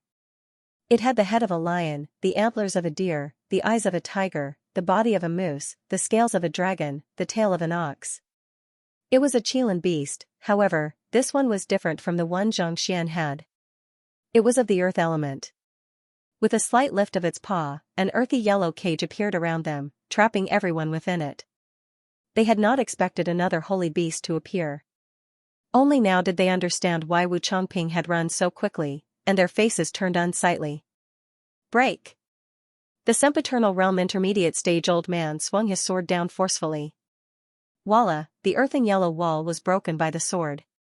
However, even though he broke it quickly, the earthen wall regenerated even faster. In a short period of time, the few of them were trapped, unable to escape. If only I had known, I wouldn't have listened to Wu Chongping and insisted on capturing that saint beast, everyone's heart sank. Like the others, they belonged to a temporary team. Wu Chongping gathered them together and told them that this was the only way they could find the Temple of Confucius. Furthermore, he had a great sage artifact in his possession, so there was a high chance that they would be able to capture the Temple of Confucius. Thus, the crowd agreed to it. Never in his wildest dreams did he expect that three of them would appear at the same time. Even more so, he didn't expect that this fellow named Wu Chongping would escape faster than anyone else. He won't be able to escape either. Looking in the direction that Wu Chongping had fled in, Xianxia could not help but shake his head. That fellow had fled as soon as he sensed danger. He was indeed decisive and swift, but there was no way he could get away. As expected, before Xianxia could finish his words, the call of a bird echoed from the cavern once more. Voila, following which, an aerial saint beast shrouded in flames charged out of the cavern. As if it had transcended the limits of space, it arrived before Wu Chongping in the blink of an eye and clawed at him. Xiong! Before the claw arrived, the flames had already formed a wall of flames in the air, blocking Xianxian's path of escape. Celestial Fire Phoenix? Wu Chongping's face paled as his body trembled uncontrollably. He had thought that there was only one gold spirit cloud tiger in the cavern, and he would be able to capture it as long as he made sufficient preparations. Who could have thought that there would be a gold spirit cloud tiger, a heavenwood green serpent, a Terra Qilin, and a celestial fire phoenix? In the blink of an eye, 4 legendary saint beasts had appeared. Every single one of them was stronger than him. How was he supposed to fight them? Hula, Wu Chongping threw his weapon furiously, but the celestial fire phoenix was too fast, and its flames were too powerful. On top of that, it had many means up its sleeves. It did not take long for him to be pinned to the ground by a bundle of flames, unable to move at all. While Wu Chongping had been captured, the Terra Qilin had also managed to trap the remaining 7 gold spirit cloud tiger. Seeing that even its captors had been trapped, the gold spirit cloud tiger glared at the heavenwood green serpent, which was still laughing heartily not too far away. Gritting its teeth, it bellowed, "If you want to mock me, do it later. Hurry up and help me break free." "Alright, I'll help you break free." The heavenwood green serpent turned to Xianxia and said, "Brother Mingyu, it's all up to you now." Wait a moment, I'll be right out." Another voice sounded from the cavern. Everyone quickly turned their gazes over, and they saw a massive figure slowly walking out of the cavern. It was moving at an extremely slow pace. From the moment they saw the figure to the moment it appeared, it took an entire 8 minutes. It was a massive tortoise. Gold spirit cloud tiger, heavenwood green serpent, netherworld black tortoise, celestial fire phoenix, and Terra Qilin. Those are the 5 elements saint beasts? Wu Chongping's face paled in astonishment. I should have thought of this earlier. Legend had it that when Kongshi left behind the Temple of Confucius, fearing that the ancient domain would become unstable, he had captured the 5 elements saint beasts to suppress the 5 elements saint beasts. In other words, they were known as the 5 monarchs. Xianxia had thought that the 5 elements saint beasts were scattered all over the Temple of Confucius, but who could have known that they would all end up in this cavern? The netherworld black tortoise slowly walked up to the gold spirit cloud tiger and opened its mouth wide. Voila, a burst of water vapor gushed out from its mouth and fell onto the net of flames. The flames were extinguished, and the gold spirit cloud tiger's body abruptly expanded in size. Innumerable strands of sword chi immediately burst forth from its acupoints. Under the assault of these sharp strands of sword chi, the thin thread immediately shattered and fell to the ground. As powerful as the gold spirit cloud tiger was, its foundation had already been damaged after being scorched by the flames and assaulted by the water vapor. As such, it was no longer able to withstand the sharp sword chi emanating from the gold spirit cloud tiger's body. These people are here to kill you. How should we deal with them? The heavenwood green serpent asked. These people have to be dealt with, but there's one more hiding in the area. Let's capture him first. The gold spirit cloud tiger lowered its massive head and sniffed the ground. Friend, your spatial sealing technique isn't too shabby. However, you're still a little too naive to think that you can fool me. After saying those words, the gold spirit cloud tiger turned its gaze toward the location where Xianxia was hiding with killing intent in its eyes. He had been discovered. Xianxia's face warped in astonishment. Back when he had snuck into the otherworldly demonic tribe's headquarters, his concealment technique had gone unnoticed. Who could have thought that it would be discovered here? Could it be that the other party's nose was really that useful? Xianxia wondered if the other party was bluffing, but the gold spirit cloud tiger suddenly sneered coldly. Since you don't want to come out, don't blame me for getting nasty. With a deafening roar, the gold spirit cloud tiger stepped forward, and a surge of sword chi burst forth. This surge of sword chi harnessed the indomitable will of the metal attribute. Before it could even reach Xianxia, it had already torn apart the surrounding space. Even though Xianxia had sealed the surrounding space, he had not escaped from the five elements. As such, he could tell that the surge of sword chi was directed at him instead of anyone else. Thus, he had no choice but to break free from the seal. Time seemed to have sped up, and Xianxia managed to evade the sword chi by a hair's breadth before coming to a halt. Scratching his head, he turned to the crowd and asked, "This. If I were to tell you that I was just passing by, and that I wasn't in the same group as them, would you believe me?"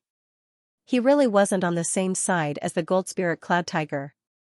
Nevertheless, his goal was to capture the gold spirit cloud tiger, not just passing by. However, he couldn't say that at this moment. Even though 5 sempiternal realm consummation beasts had grown significantly stronger recently, it was unlikely that he would be able to escape as far as he could. Passing by?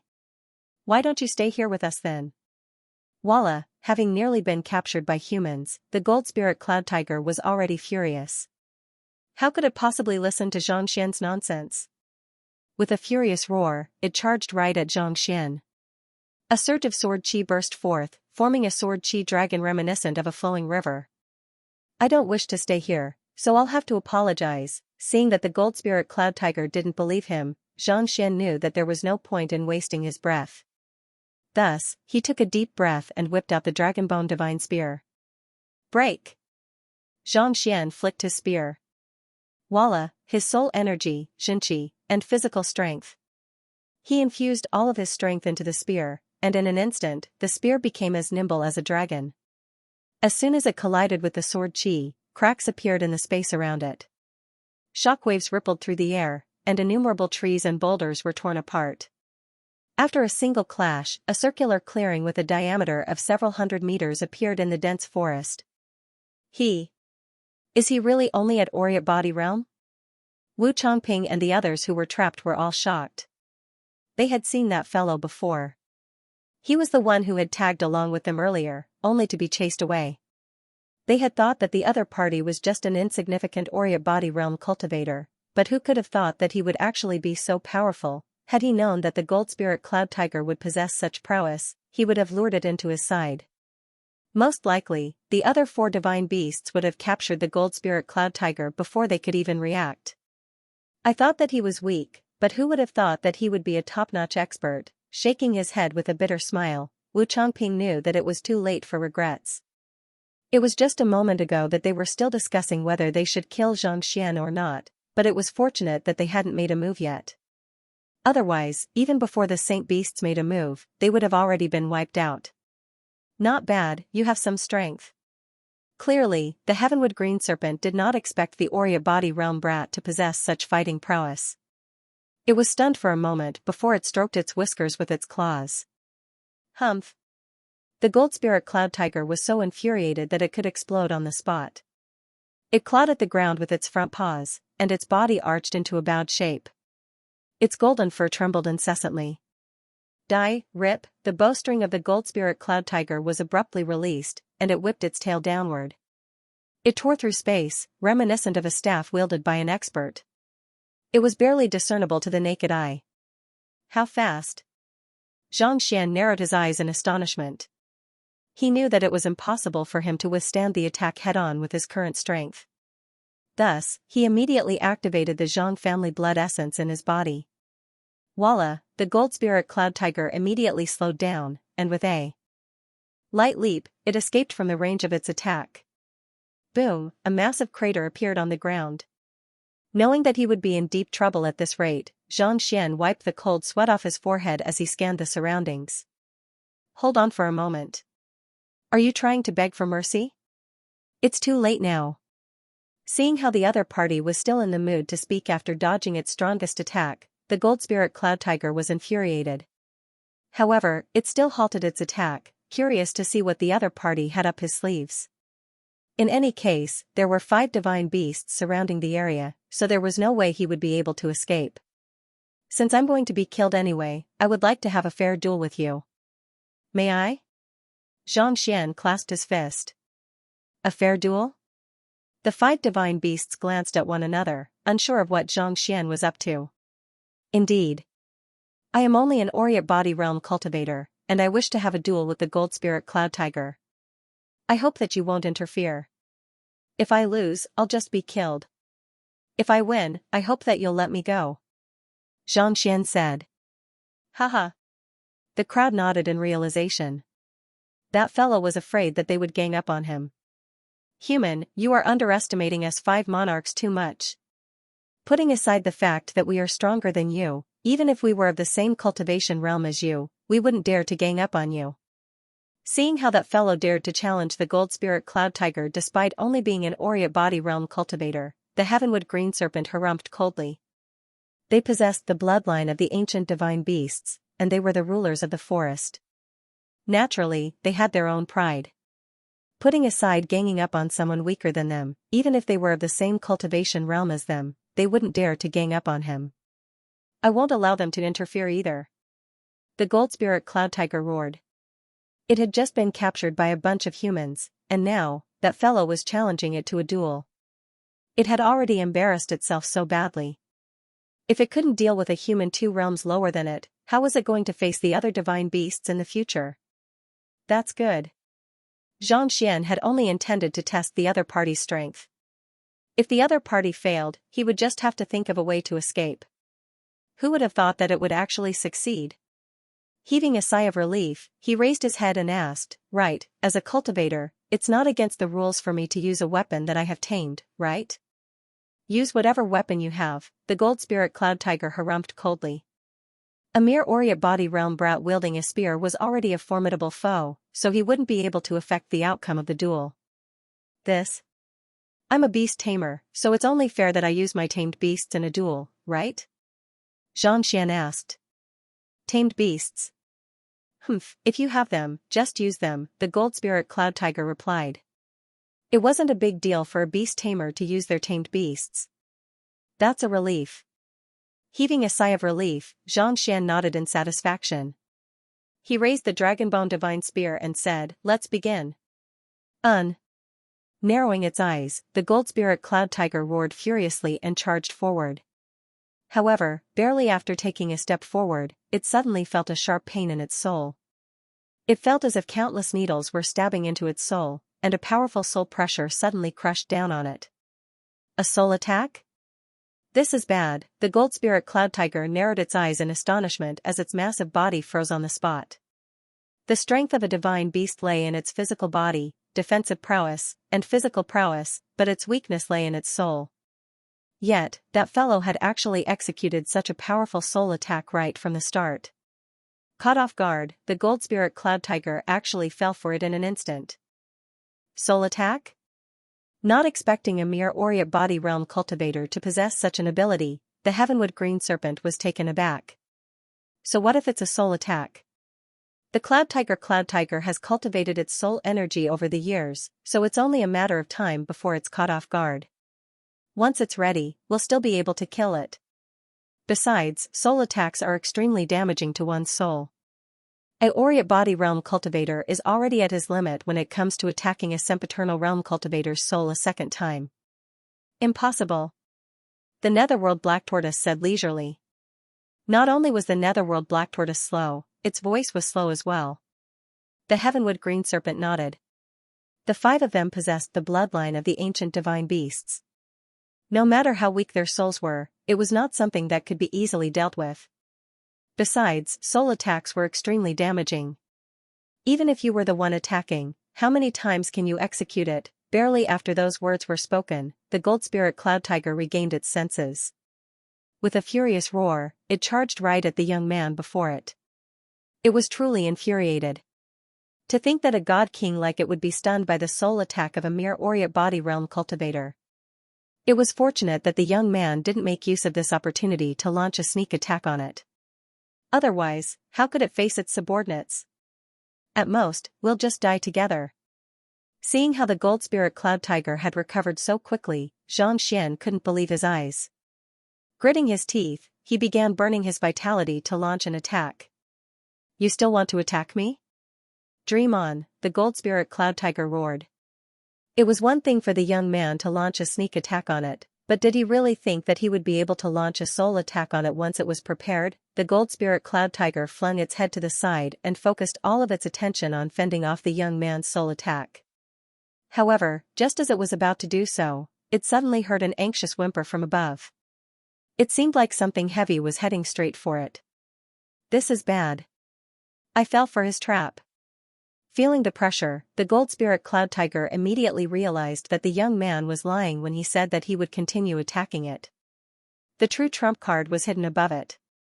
It hurriedly raised its head to take a look at the young man who had launched the sneak attack on it, but it suddenly felt a powerful surge of spiritual energy crushing down on it. That fellow's pale complexion is a lie. The Gold Spirit Cloud Tiger suddenly realized what was going on. If he could continue to use such a powerful soul attack, how could his face be pale? It was obvious that the young man was feigning weakness was feigned.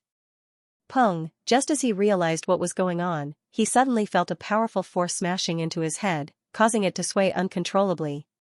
He had no idea what kind of weapon it was, but to be able to smash it into such a state, it had to be at least at the Great Sage tier.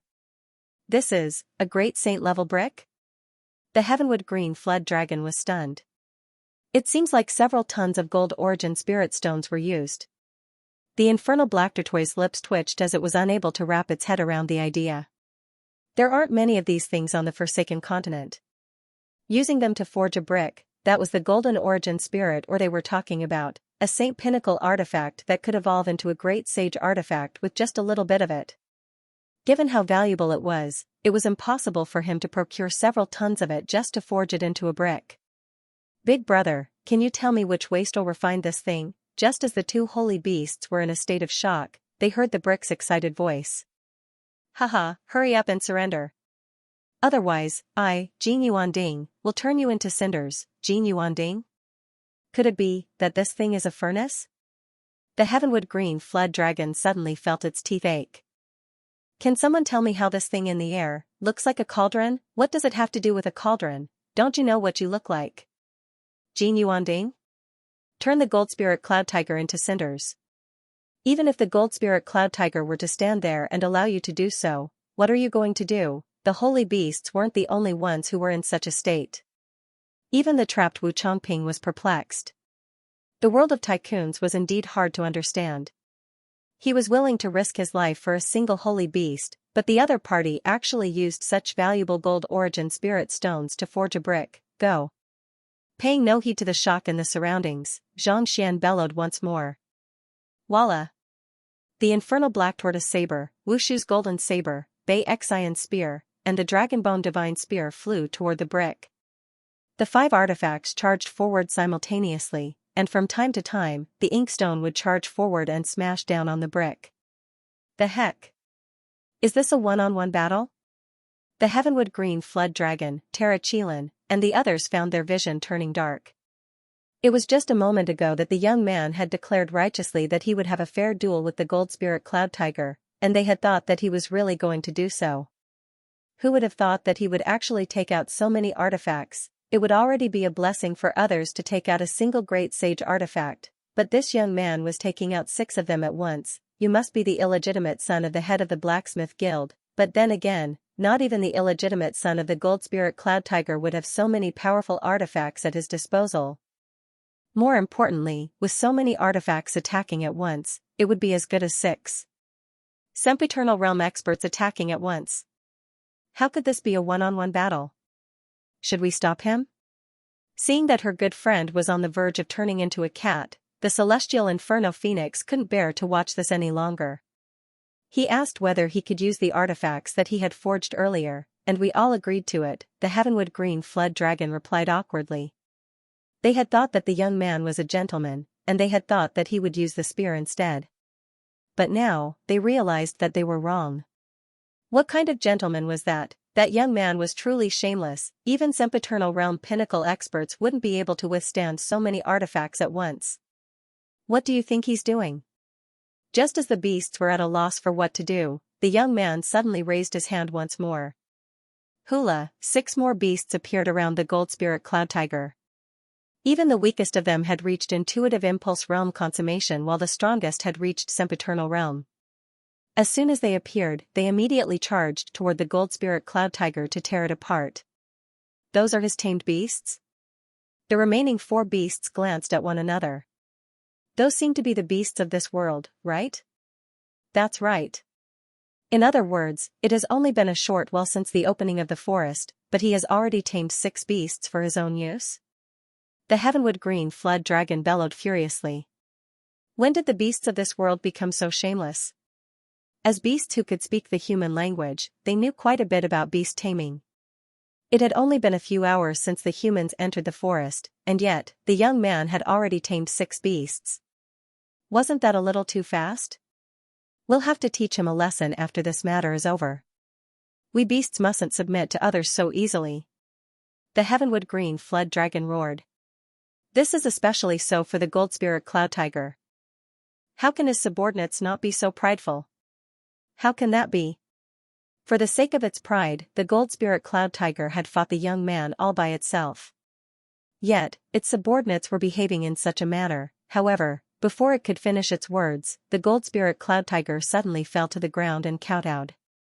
A droplet of blood essence flew out from its glabella toward the young man before it. Gold spirit cloud tiger pays respect to master. The massive tiger lay on the ground motionlessly.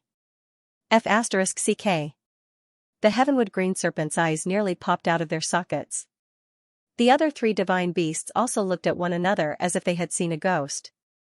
They possessed the bloodline of the ancient divine beasts, so they had dignity, pride, responsibility, and responsibility. How long had it been since they submitted to a human? Are you kidding me? I've lost all my face. The heavenwood green serpent gritted its teeth so hard that it felt as if it would explode at any moment. It was the leader of the 5 kings of the forest. Originally, he thought that it was embarrassing enough for his subordinates to submit to a human. He never expected that Yun-Hu, who was also a king, would betray him so quickly. Wasn't this the same as slapping him in the face? The other party had taken out 6 great sage artifacts and 5 saint beasts, intending to interfere in the battle. However, who could have thought that they would surrender before they could even make up their mind? No integrity at all. Get up and swallow this pill. With a flick of his finger, Xianxia tossed a grade 9 recovery pill over to the gold spirit cloud tiger.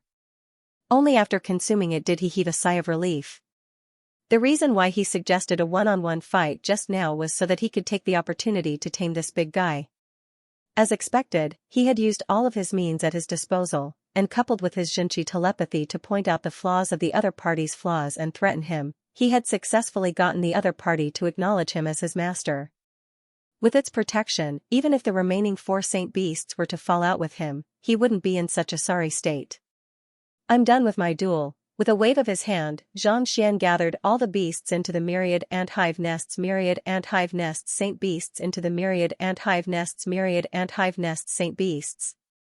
With an awful look on its face, the heavenwood green serpent asked, "Brat, what kind of bewitching technique did you use to make the gold spirit cloud tiger submit to you in such a short period of time?" After a moment of hesitation, Xianxia asked, "Do you want to hear the truth or a lie?" "Of course it's the truth." The heavenwood green serpent gritted its teeth. "The truth is, I'm actually your previous master. When the gold spirit cloud tiger fought with me, it recognized my identity, and that's why it submitted to me without any hesitation." Xianxia nodded as his voice drifted into the distance, carrying the disposition of an expert. "Master from my previous life? Bullshit."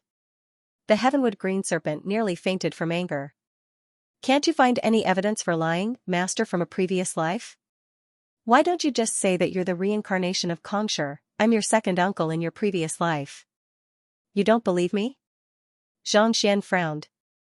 "Believe your sister."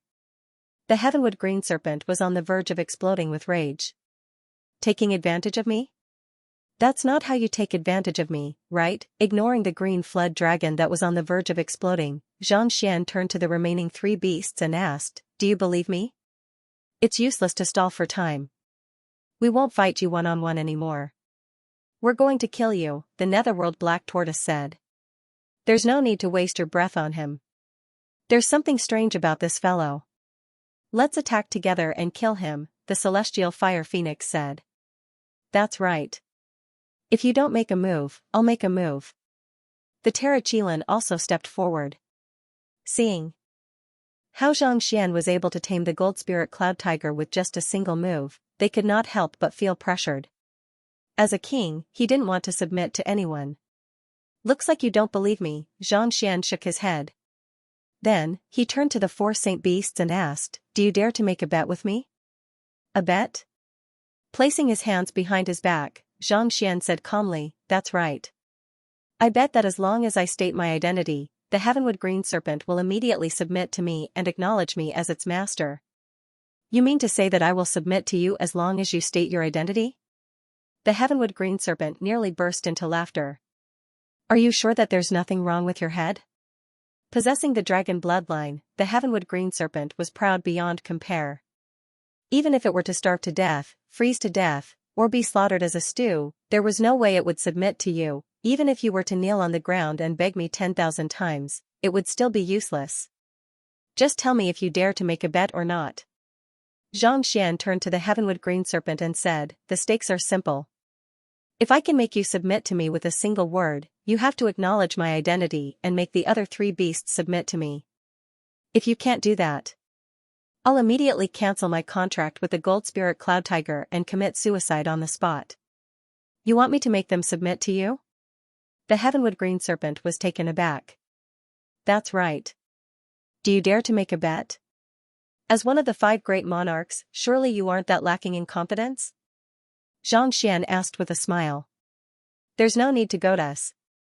If Boss Green Serpent is willing to submit to you, there's nothing wrong with us submitting to you. However, if you can't do that, will you honor your earlier bet?" the Terrachilan harumphed.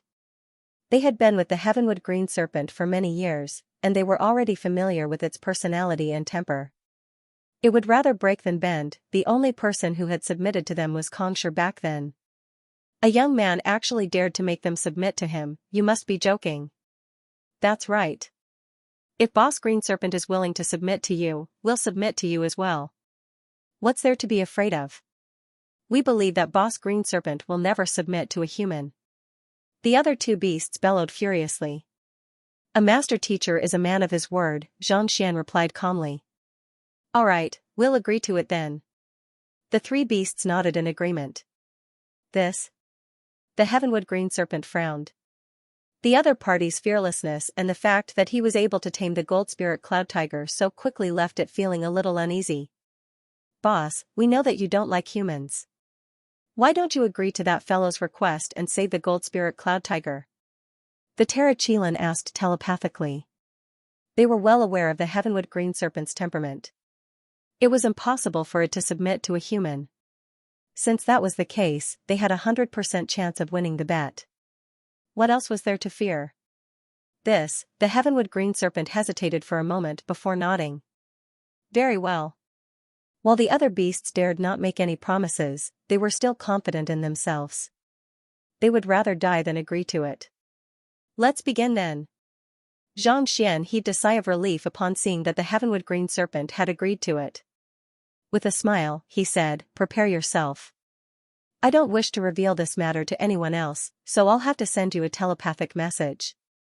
"It's fine even if you send me a telepathic message. No matter what you say, I won't submit to you. I advise you to give up on that thought." The heavenwood green serpent sneered coldly. No matter what the other party said, it would just ignore it. "No matter who you are, even if you are Xianxia, I won't acknowledge you. What can you do to me?" Having made up its mind, the heavenwood green serpent pricked up its ears to listen to what the other party had to say.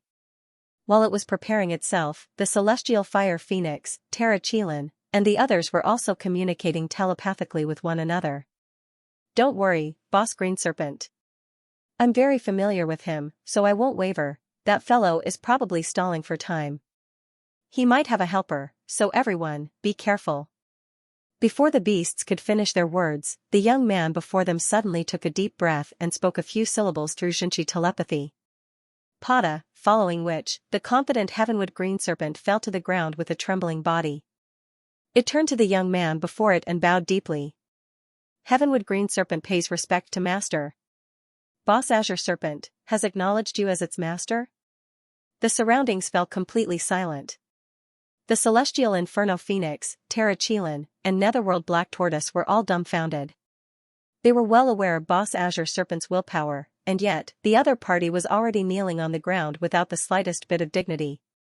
What in the world was going on? They weren't the only ones who were dumbfounded. Even Wu Chongping felt like he was going insane. In order to tame the gold spirit cloud tiger, he had spent a great deal of effort, promising innumerable treasures, and even sacrificed a great sage artifact. Yet, not only had he failed to obtain anything, he had even been captured by the other party, yet, this fellow actually tamed the gold spirit cloud tiger in just a few minutes, and with just a few words, he had the heavenwood green serpent kneeling on the ground, not daring to refute his words. Was there a need to be so exaggerated? "Offer your blood," Xianxia said with a faint smile. As long as one had the dragon bloodline in them, the 8 notes of heavenly dragons was the most lethal weapon. No matter how powerful the heavenwood green serpent was, it still wouldn't be able to escape from the 8 notes of heavenly dragons. It was due to this that Xianxia decided to make a bet with it.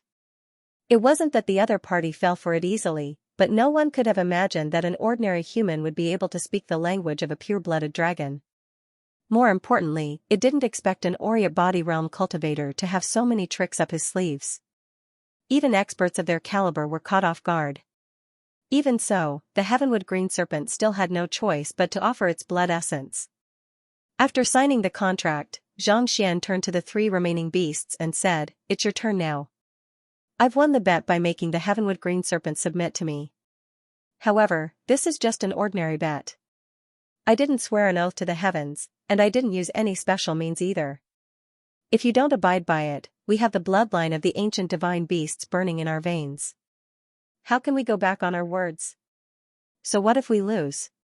Since Boss Azure Serpent has acknowledged you, it's fine for us to acknowledge you as our master. I hope that you won't force us to do something that goes against our morals." The Xianxia, celestial inferno phoenix, and netherworld black tortoise nodded helplessly, but in the end, they still chose to offer their blood. Xianxia was green serpent's master, so it wasn't embarrassing for them to acknowledge him as their master. Not to mention, he possessed the bloodline of a divine beast, and he had survived in the temple of Confucius. He could not possibly go back on his word. This is even simpler. Seeing that they had abided by the agreement, Xianxia heaved a sigh of relief. In truth, with the heavenwood green serpent and gold spirit cloud tiger by his side, even if the other 3 beasts were unwilling to submit to him, he would still be able to force them to submit to him. "All of you have submitted to me. As your master, I can't be stingy." After subduing all of the gold spirit cloud tigers, Xianxia scanned his surroundings and said, "The gold spirit cloud tiger is of the metal attribute. While metal is more suited for offense, its defensive prowess is significantly weaker. More importantly, even though you possess immense energy, you aren't adept at utilizing it. That's why I was able to take advantage of you. Now, I will tell you a few flaws.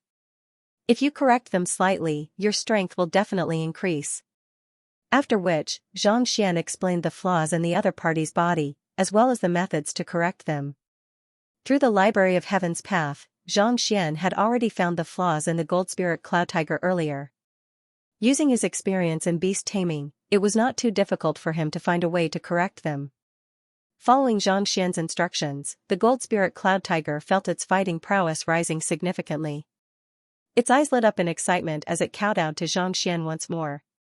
If the gold spirit cloud tiger had been beaten up previously and coerced by Xianxia, at this very moment, it was truly in awe of Xianxia. After which, Xianxia proceeded to offer the remaining beasts some pointers, and they could feel a significant improvement in their cultivation. Excitement and gratitude filled their eyes. After reaching sempiternal realm consummation, they had thought that it would be impossible for them to advance any further unless there was a significant change in their bloodline.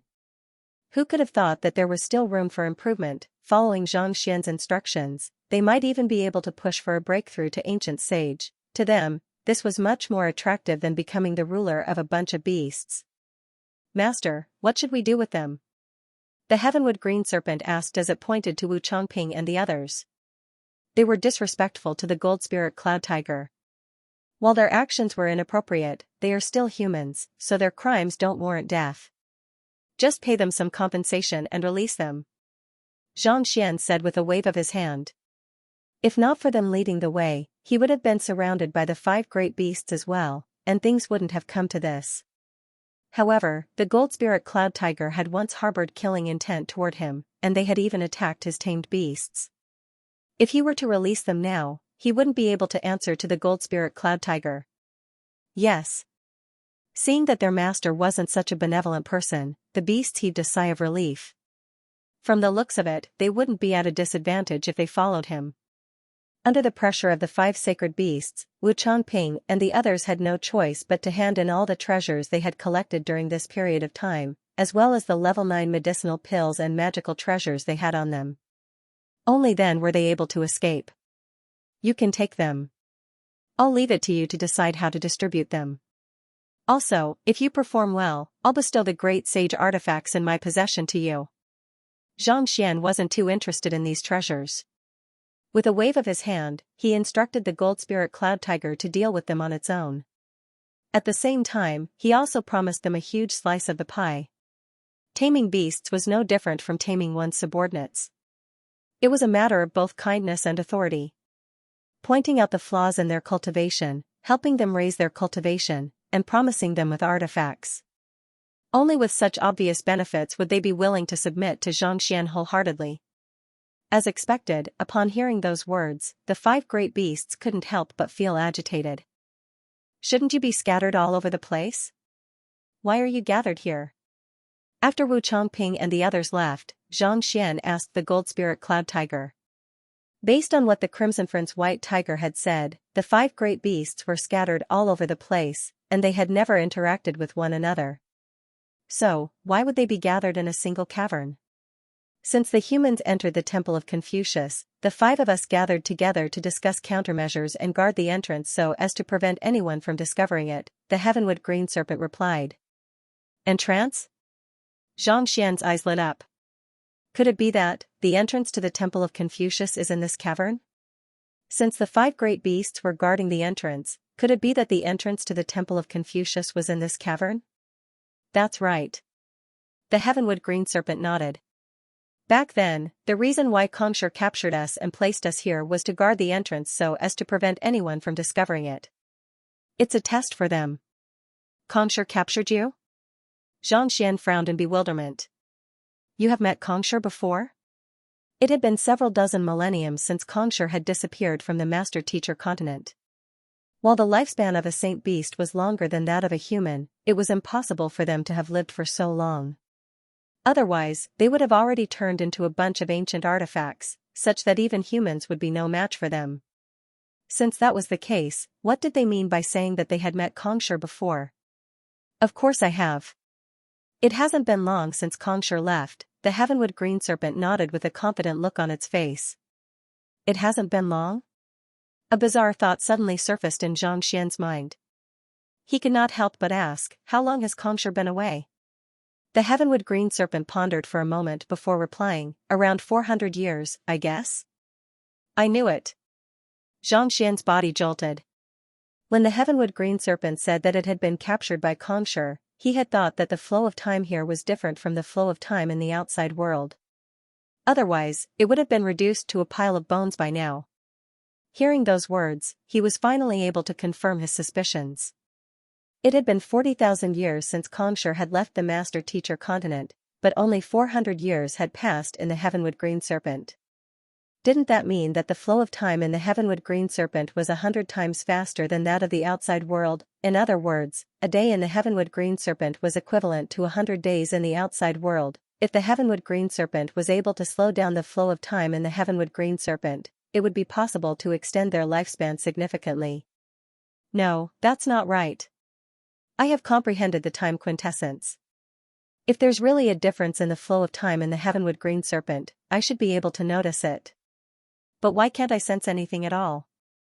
A frown appeared on Xianxian's forehead.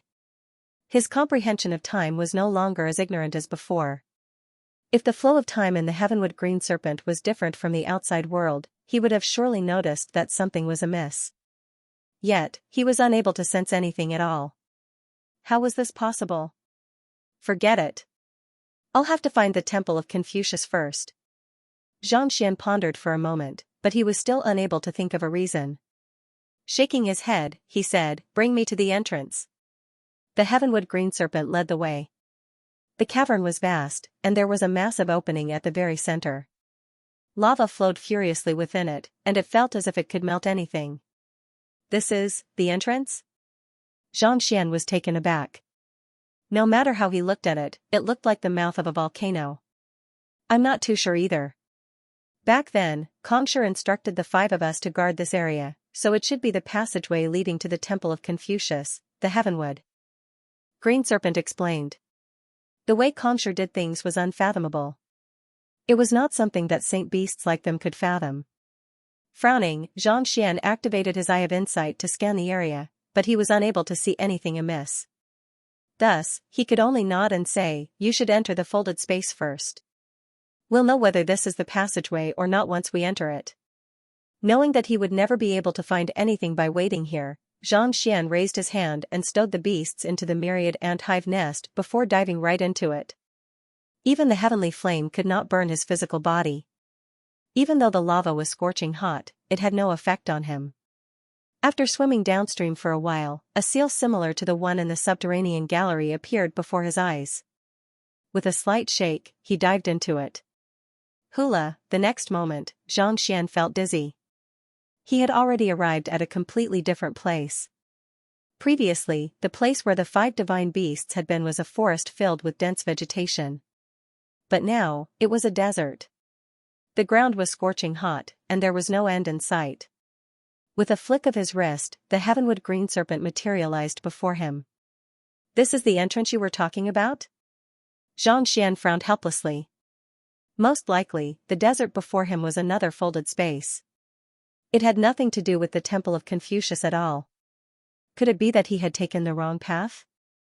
The heavenwood green serpent was also taken aback by the sight before it. From the looks of it, it had never been here before. It had no idea that the entrance that it had been guarding all this while would be in such a state. "Master, I have searched the entire forest, but there's only one entrance. Could this be a trial left behind by Xianxia, such that the only way to find the Temple of Confucius is to continue searching for the entrance?" The heavenwood green serpent asked. "That seems to be the only possibility." Xianxian shook his head helplessly. Other than that, he could not think of any other possibility. Most likely, this desert was similar to the forest. Only by finding the entrance would one be able to proceed to the next level. As for the real Temple of Confucius, he had no idea which level it was hidden in. However, he had already known that it would not be easy to find the Temple of Confucius. Thus, he chose a random direction and proceeded forward on the back of the heavenwood green serpent. The desert was scorching hot, and there was not a single person to be seen. After flying for less than 2 hours, Xianxia and the heavenwood green serpents suddenly felt a little dizzy, and their lips were parched. Something's not right. Standing on the scorching sand, Xianxia frowned deeply. Given their strength, even if they were to lie in lava for 2 hours, they would not be affected in the slightest, let alone losing too much water. After taking a look around, Xianxia realized that the space in the desert was different from the outside world. Even with his strength, he was still depleting his stamina and water. Thus, Xianxia flew forward once more. It seems like this isn't an ordinary desert. I have to find the entrance as soon as possible. Otherwise, I might really die here. Xianxia took out the spirit essence that he had kept in his storage ring and drank a mouthful of it. After which, he felt much better. After flying for another hour, he suddenly saw footprints on the ground. Those are the footprints of a human. Could it be that a human has entered from the entrance? Xianxia was perplexed. He had only entered the desert after dealing with the 5 monarchs. Furthermore, the location of the lava was extremely well hidden. Under normal circumstances, no one should have been able to find it. Yet, given how far away he was from the entrance, and the footprints seemed to have been stepped on not too long ago, it couldn't be that someone had entered before him, could it? Let's give it a try. Xianxia activated his Eye of Insight, and following the footprints, he quickly flew forward. Not too long later, he found a group of people standing in front of him. Their auras were reminiscent of dragons, and it seemed like they were fighting with something. There were around 17 of them, and they were dressed in different attires. The strongest of them had reached the intuitive impulse realm, whereas the weakest had reached the Aurea body realm. Their faces were pale, and their lips were parched. It seemed like they were in dire straits compared to him. The one they were fighting was a giant made of sand. It had no facial features, but its aura was so powerful that it was comparable to a sempiternal realm primary stage cultivator. It was for this reason that even though they had the advantage in numbers, they were not a match for it at all. Break! As a fellow human, Xianxia could not stand idly by the side. Thus, he whipped out the skeletal dragon and gathered his strength before pushing it forward. Voila! As if a sharp sword, Xianxia's Xianxia surged forward and collided with the sand giant. In an instant, the sand giant's body was pierced through, and its vitality plummeted at an alarming rate. Voila! The sand giant fell to the ground and reverted back into yellow sand. Elder, thank you for saving our lives. Seeing that Xianxia had dealt with the sand giant with a single spear strike, the crowd heaved a sigh of relief and bowed respectfully. Judging from the disheveled state they were in, Xianxia could tell that they had been here for at least several hours. Thus, he asked curiously, "How did you all end up here?" "We were enveloped by the light emanating from the Temple of Confucius, and by the time we woke up, we were already here." "Elder, may I know why you are asking such a question?" The intuitive impulse expert in the crowd looked at Xianxia doubtfully. "You woke up here?" Xianxia was taken aback. When he woke up, he entered the forest, encountered the 5 monarchs, and tamed them. On the other hand, when these people woke up, they were teleported here. Could it be that not only did they teleport to different locations, but they also teleported to different spaces? No wonder I couldn't sense the auras of Lozozi and the others. I didn't even notice a single familiar face. He had met many cultivators in the forest, but there was not a single familiar face. At that time, he did not think much of it, but now, he finally realized that something was wrong. It seemed like the Temple of Confucius was far more complicated than he had thought. "What's with that sand giant just now? You've been here for a few hours. Have you noticed anything different?" he continued to ask. There were treasures everywhere in the forest, and there was even the teacher's style that could raise one's mental state. However, this place challenged the limits of a cultivator. It was scorching hot and dry. It was a completely different world. However, since everyone was teleported to different locations, perhaps there was a similar entrance here. As long as one entered, they would be able to leave this place. The sand giants are native to this area, and we only noticed them after walking for more than 4 hours. If not for Elder Zheng's timely arrival, we might have already succumbed to the sand giants. The intuitive impulse realm cultivator didn't dare to hide the truth from Xianxia. As for the difference, I didn't notice anything. However, we did meet a few groups of people along the way, and they were all looking for an oasis. I wonder if they have found it. Oasis? Xianxia's eyes lit up. Indeed, since there was a desert, there would naturally be oases. As for where the entrance was, it was most likely related to this place. How did you lure the sand giants out? Understanding this, Xianxian smiled as he turned his gaze toward the crowd. We didn't lure it over. It's just that everyone was exhausted, so we sat down and drank some water. Then, this fellow suddenly appeared and attacked us. The intuitive impulse expert said. Water to drink? Xianxian frowned. He had also fetched water just now, but why didn't this giant appear? Indeed. However, there's something weird about this place. No matter how much water we drink, it doesn't seem to work. Instead, we are getting more and more thirsty, and we are getting weaker and weaker. The intuitive impulse realm expert smiled bitterly. Water doesn't work? Perplexed, Xianxian flicked his wrist and took out a gourd of water. Drinking a mouthful, he felt his thirst growing. It was as if he was pouring water on a blazing flame, and his body felt as if it would burst into flames at any moment. Putting the ordinary water back into the ring, Xianxian took out the spirit liquid he had obtained in the forest and drank a mouthful. Immediately, he felt all the pores on his body open up, and the thirst in his mouth dissipated. I see, Xianxian's eyes lit up. From the looks of it, drinking water here was useless. The only useful thing was to replenish the spiritual liquid. Senior, can you share some of your spiritual liquid with us? Although they were not as strong as Xianxian, they were still experts with astonishing observational skills. Earlier, when he drank the water, his lips were chapped, but after drinking the spirit liquid, they immediately recovered. No matter how stupid he was, he knew that only the spiritual liquid could alleviate their current situation. You want the spiritual liquid? Of course. In any case, he had a lot of them. Xianxian was just about to say that there was no problem when he suddenly thought of something. Wait a moment. You said that when you drank the water, you attracted the sand giants, right? The crowd nodded. Alright, why don't you demonstrate the scene of you drinking the water once more? Make sure not to miss out on any details. If we can lure the sand giants over, we might be able to find a way to escape from here. Xianxian chuckled softly. He did not think that the huge fellow would be so weak that he would be able to kill it with a single spear strike. Given the size of the oasis, it was impossible for them to search blindly. Thus, they could only rely on these native fellows. If they wanted to lure the sand giants over, they could only rely on these people's methods. Otherwise, they wouldn't be able to find anything even after walking for more than 2 hours. The crowd was no fool. Hearing those words, they immediately nodded and said, all right. Seeing that they had agreed to it, Xianxian put away the dragonbone divine spear, and his aura reverted back to normal, making him look no different from an ordinary Aurea body realm cultivator. Hula, after doing all that, a cultivator in the crowd flicked his wrist and took out a water gourd. At their level of cultivation, most of them would have a storage ring, and they would be able to store food and water for a long period of time. After drinking a few mouthfuls, the cultivator felt that he was getting more and more thirsty. Frustrated, he tossed the water gourd away.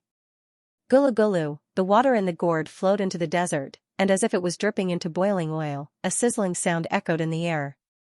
Following which, a white mist rose into the air. Boom boom boom, the white mist rose into the air, and it did not take long for the crowd to hear the sound of rushing footsteps.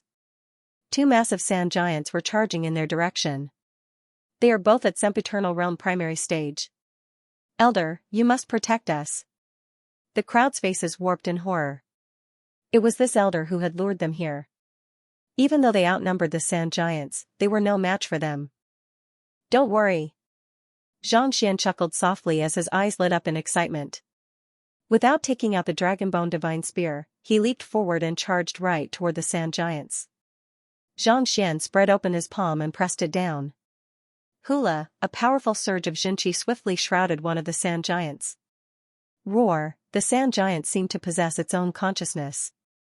It knew that it had been enveloped by Xianxian's Xinqi, and it panicked. It raised its massive fist to meet Xianxian's Xinqi head-on. A powerful gust of wind blew up the sand in its wake. As powerful as it was still a little too weak for Xianxia to deal with. He threw a few punches at it, but he was still unable to breach its defense. The second sand giant also noticed how formidable Xianxia was, and it quickly rushed forward to help its companion. "Let's go together." Xianxia chuckled softly as he raised his other palm. Pada, the second sand giant, was crushed to the ground, unable to move at all. "Submit to me, and I'll spare your lives." Xianxia harumphed coldly after subduing the two massive fellows. Roar. The two sand giants did not seem to understand Xianxia's words at all. They roared furiously as they continued to tear at the Xianxia around them. "You won't listen to me? Humph. Have a taste of my means then." Seeing that the two sand giants were ignoring him, Xianxia flicked his finger and sent a surge of sword chi toward them. He would first show them a little of his strength before thinking of a way to tame them. This was the method he used to tame spirit beasts, pummel them viciously before giving them a sweet date. Even though the sand giants looked like fools, it was likely that they followed this principle as well. Xianxia thought that he would be able to teach the two sand giants a lesson, but instead, his sword chi pierced through the heads of the two sand giants. Voila, their bodies dissipated into a pile of yellow sand once more. The heck? Xianxia's lips twitched in astonishment. He had intended to tame one of them and have them lead him to the oasis, but who could have thought that they would be so weak? With a casual slash, not only did they fail to warn him, they even burst apart, even he would not be able to heal them back to their original state. Their spirit. Isn't it a little too weak? Xianxia rubbed his glabella speechlessly. He had thought that these two fellows would be as difficult to deal with as the other saint beasts, but who could have thought that they would be killed so easily? Compared to the artifacts that he had enchanted, the spirit of these two fellows was much weaker. "Can you find a way to lure a few more of them over?" Xianxia looked at Xianxia awkwardly. It had not been easy for him to lure them over, but before he could do anything about it, they had already been toyed to death. He had to be more careful next time. "All right then." The crowd nodded. This time, one of the cultivators took out a gourd and tossed it out without drinking. As the water flowed into the desert, a white mist rose into the air. However, it was a pity that no sand giants came over. They should be drinking water first. After waiting for a long time, Xianxia nodded. The cultivator nodded helplessly. He took out another gourd and drank a few mouthfuls. The more he drank, the more thirsty he felt. It felt as if smoke was rising from his body. Suppressing the dizziness in his head, he tossed the gourd out once more. Gu-gu-gu-gu, the water flowed into the desert, and just like before, two sand giants came running over. Just like before, they were at Sempiternal Realm primary stage. Taking a deep breath, Xianxia charged forward once more. This time, he dared not use too much of his strength, so he only trapped the sand giants in place. The two sand giants attacked relentlessly, but they were unable to break through his Xinqi barrier. Soul Search. Xianxia stopped attacking and activated his soul energy. After reading all of the books in the Jiang clan, his soul cultivation had reached the level of soul quintessence. On top of that, he had inherited the heritage of the soul oracles as well. As such, he was no longer a stranger to soul search. However, as it was harmful to the natural order of things, he rarely used it. The sand giants before him were different from ordinary life forms, so there was no harm in searching them. Hula, as soon as his soul entered the sand, it felt as if he had stepped into the darkness. Vaguely, he could see a bean-sized light shining in the depths of the sand. This is spirit enchantment? His eyebrows furrowed. He had thought that the sand giants were a little simple-minded, but who would have thought that they were spirit enchantment artifacts used by spirit awakeners? It was no wonder why he was so weak. After awakening his spirit, his fighting prowess would still be significantly weaker than cultivators of the same cultivation realm. It was just like how Wang Ying had awakened all the Mingshi Tang, but his combat power was still limited. No, that's not right. Those are just ordinary grains of sand. If I were to enchant ordinary grains of sand, I would be able to wield the strength of a sempiternal realm primary stage cultivator. Suddenly, he froze. Although these sand giants were stupid, their strength was unquestionable. Otherwise, they wouldn't have been able to beat these dozen people to the point that they couldn't fight back. Previously, he had killed several of them consecutively, but after their spirit was extinguished, they had turned back into ordinary sand. In other words, there was something in the desert that could enchant ordinary sand, granting it the strength of a sempiternal realm cultivator. That's too scary, even with his unparalleled skill in spirit enchantment and the head of the Spirit Awakener Guild as his student. The most he could do was enchant artifacts that already had a physical form. Without a physical form, it would be impossible for him to succeed, let alone bestow upon them the strength of a great sage. Peng, with such thoughts in mind, Xianxia channeled his soul energy into the sand giants, and the candle-like spirits immediately shattered. The two sand giants turned back into sand and fell to the ground. Xianxia stepped forward to take a closer look, and he confirmed that it was indeed just ordinary sand. He scanned the surroundings with narrowed eyes. It was just as he had guessed. Since these sand giants had been enchanted, the Spirit Awakener should have known where the entrance was. As long as he could find the entrance, he would have found the exit of this world. But, how was he supposed to find the Spirit Awakener? The direction that the sand giants appeared in should be where the Spirit Awakener is. Xianxia thought for a moment before coming to a realization. In order to enchant the spirit of an enchanted artifact, he had to touch the enchanted artifact. Even though he had no idea whether the Spirit Awakener would use it or not, the direction that the sand giants appeared in should have something to do with it. Everyone, follow me. With such a thought in mind, Xianxia quickly led the crowd in the direction that the sand giants had appeared in. After walking for 10 minutes, they finally came to a halt. Their surroundings were still the same as before, filled with yellow sand. Try to enchant them once more, Xianxia instructed. Seeing that there were no clues to be found, he continued to instruct the crowd. Hearing those words, the crowd's lips twitched, and a bitter look appeared on their faces. You have the spirit essence, but you don't want us to drink it. If we drink too much of it, we might really die of thirst. As stifled as they were, they knew that they had to follow behind the young man before them in order to get out of this darned place. Thus, without any hesitation, they repeated the previous steps once more. Soon, two sand giants walked over from another direction. The auras of these two sand giants were clearly stronger than before. Even though they were still at sempiternal realm primary stage, their fighting prowess was significantly higher, and their intelligence seemed to be higher as well. Knowing that it was impossible to tame these sand giants, Xianxia led the crowd in the direction that the sand giants had appeared in earlier. After walking for another 10 minutes, he had the crowd repeat the process once more. Yet another sand giant appeared, and this time, it possessed the fighting prowess of a sempiternal realm intermediate stage cultivator. It seems like the sand giants grow stronger the closer we get to the Spirit Awakener. After confirming his conjecture, Xianxia's eyes lit up in excitement. Continuing forward, whenever the sand giants were unable to pinpoint their location, he would have the crowd try the previous method. After a dozen times, the sand giant's strength finally reached sempiternal realm advanced stage. However, it seemed like they had reached the limit of their strength, and there was no way for them to grow any further. 10 minutes ago, the sand giants were at this level, but now, they are at the same level. If the two form a straight line, the Spirit Awakener should be perpendicular to the center of the line. A glint flashed across Xianxia's eyes. Spirit enchantment used one's soul as a medium. Since that was the case, as long as the Spirit Awakener didn't move, his soul would spread out in a circular motion. Since the strength of the two sand giants was the same, it meant that the Spirit Awakener was at the same distance from the two sand giants.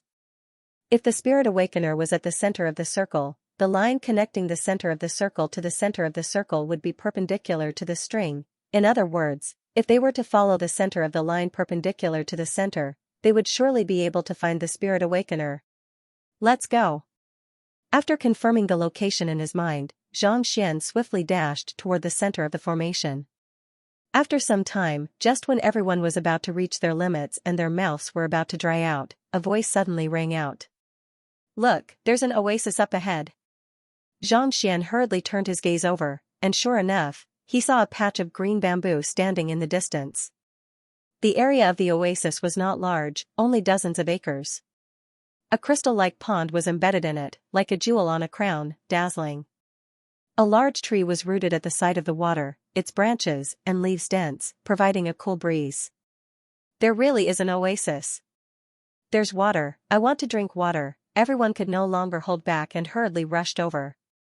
Don't be hasty, frowning, Xianxia shouted anxiously. However, at this moment, no one cared about his words. Their eyes were all red as they walked straight to the pond and scooped up the water to drink. Senior, what's wrong? The intuitive impulse expert from before looked over doubtfully. While the young man before them had refused to give them any spiritual essence in order to lure the sand giants away, he had indeed brought them to the oasis.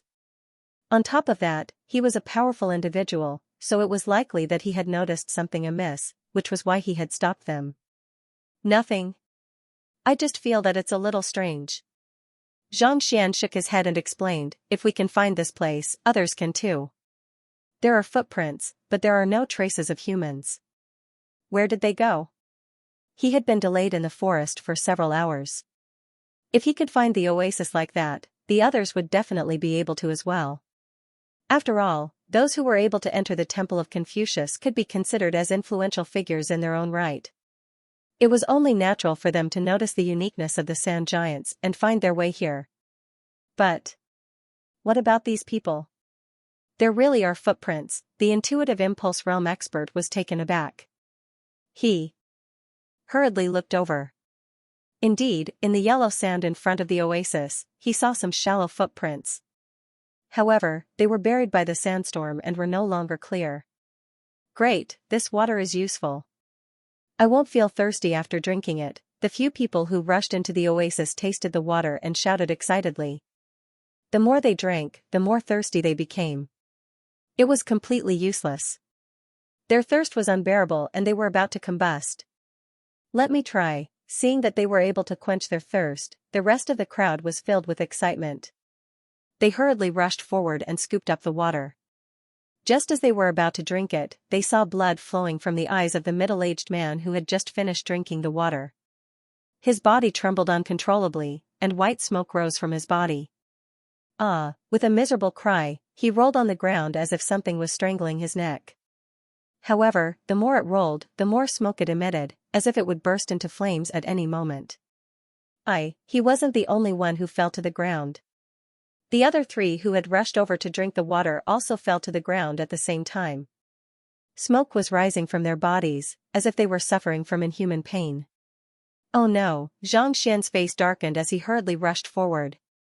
With a tap of his finger, a surge of pure Xianxia shot forth in an attempt to stop the flames. However, before the surge of Xianxia could even come into contact with the other party's body, voila, the rolling figure before him abruptly crumbled into a pile of yellow sand.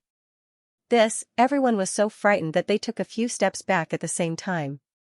Their faces were pale. If the person before him was reduced to ashes or bones after being burned, he could accept it. He had already mentally prepared himself for certain death when he ventured into the Temple of Confucius, but to be reduced to a pile of yellow sand all of a sudden, what in the world was going on? After people die, they turn into sand. Could it be that the surrounding desert is made up of the bones of the dead? Just thinking about it made him feel terrified, and he felt fear from the bottom of his heart. Senior, save me, save me. The first one turned into yellow sand, and the other three all revealed deep fear. They had thought that they would be able to obtain some benefits from entering the Temple of Confucius and overcome their bottlenecks, but who could have known that they would be so close to death? Xianxia was also shocked by the sight before him. However, this wasn't the time for him to be thinking about such things. He hurriedly walked up to the three and tapped his finger on them. His Xianxia flowed through their meridians and into their bodies. Voila! As soon as his Xianxia flowed into their bodies, he immediately felt a bundle of searing flames flickering within their bodies, threatening to burn them into cinders. Humph! Xianxia harumphed coldly as he directed his Xianxia toward the flames. Tzzzzzz. As soon as his Xianxia collided with the flames, Xianxia immediately felt a powerful force assaulting him, threatening to set his Xianxia ablaze. Break! Xianxia channeled his Xianxia furiously, and a brilliant golden glow emanated from his body. As if a moving golden statue, his heaven's path Xianxia gushed forth.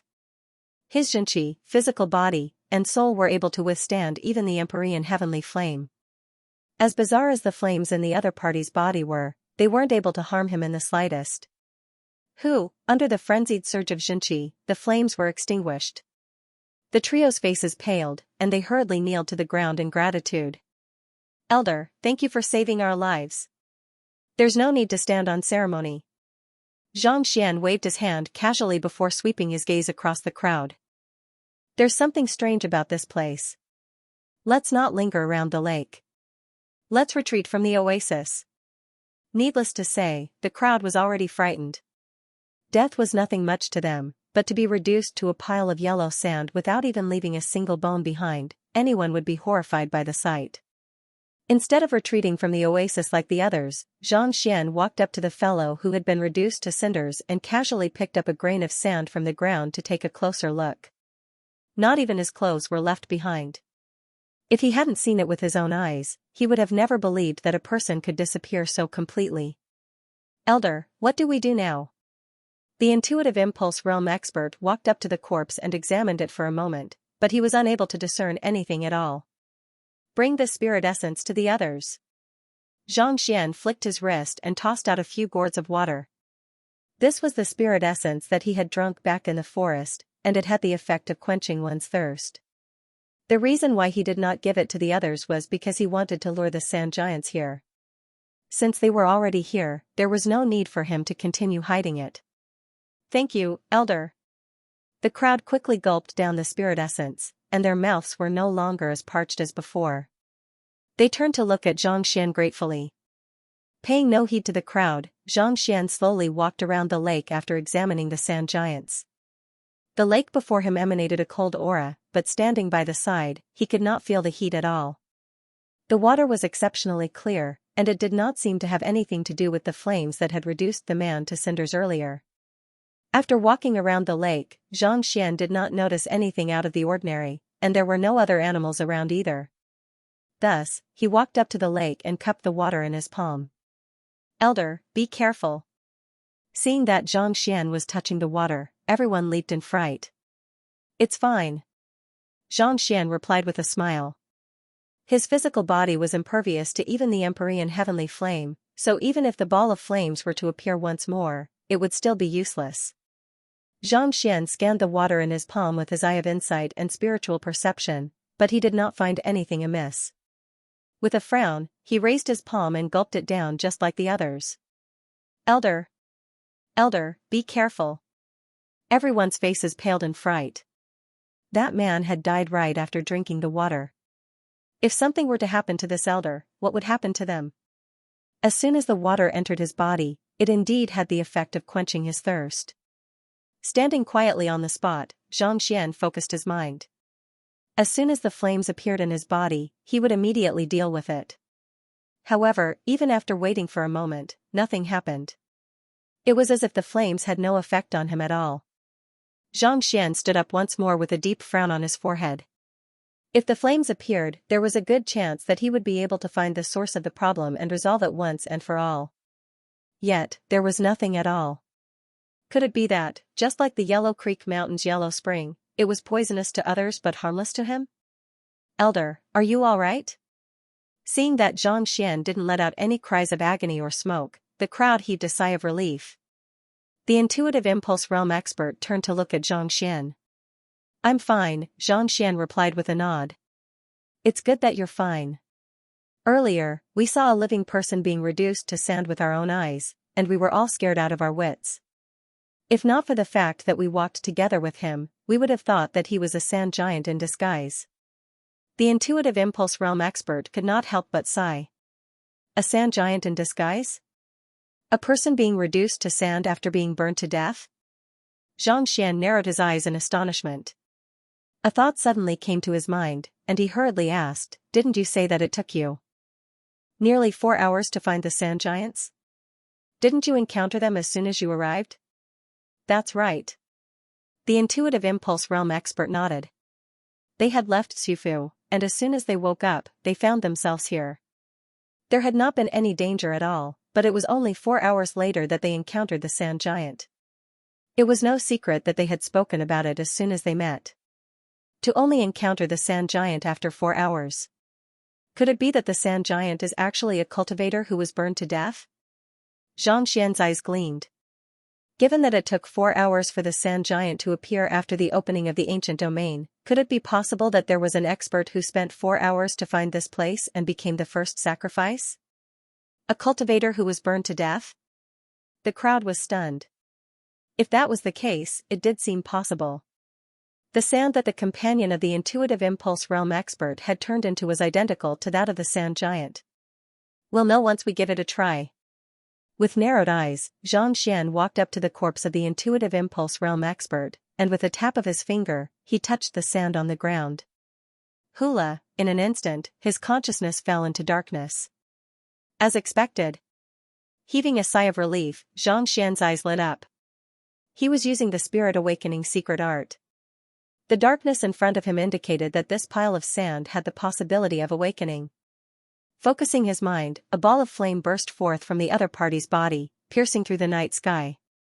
Voila, the yellow sand on the ground slowly stood up and turned into a giant sand giant. However, its strength was only at the golden body realm. It's no wonder enchanted sand can wield the fighting prowess of a sempiternal realm cultivator. Xianxia suddenly understood. He had been wondering how enchanted sand could wield such incredible fighting prowess, but from the looks of it now, it seemed like even though these giants looked like sand, they were actually living corpses. In other words, the giants he had fought were actually powerhouses who had been burned to dust here. He had been fighting the dead all this time. Since that's the case, where is the spirit awakener? Understanding what was going on, Xianxia looked around. Based on his deductions, the spirit awakener should be somewhere in the oasis.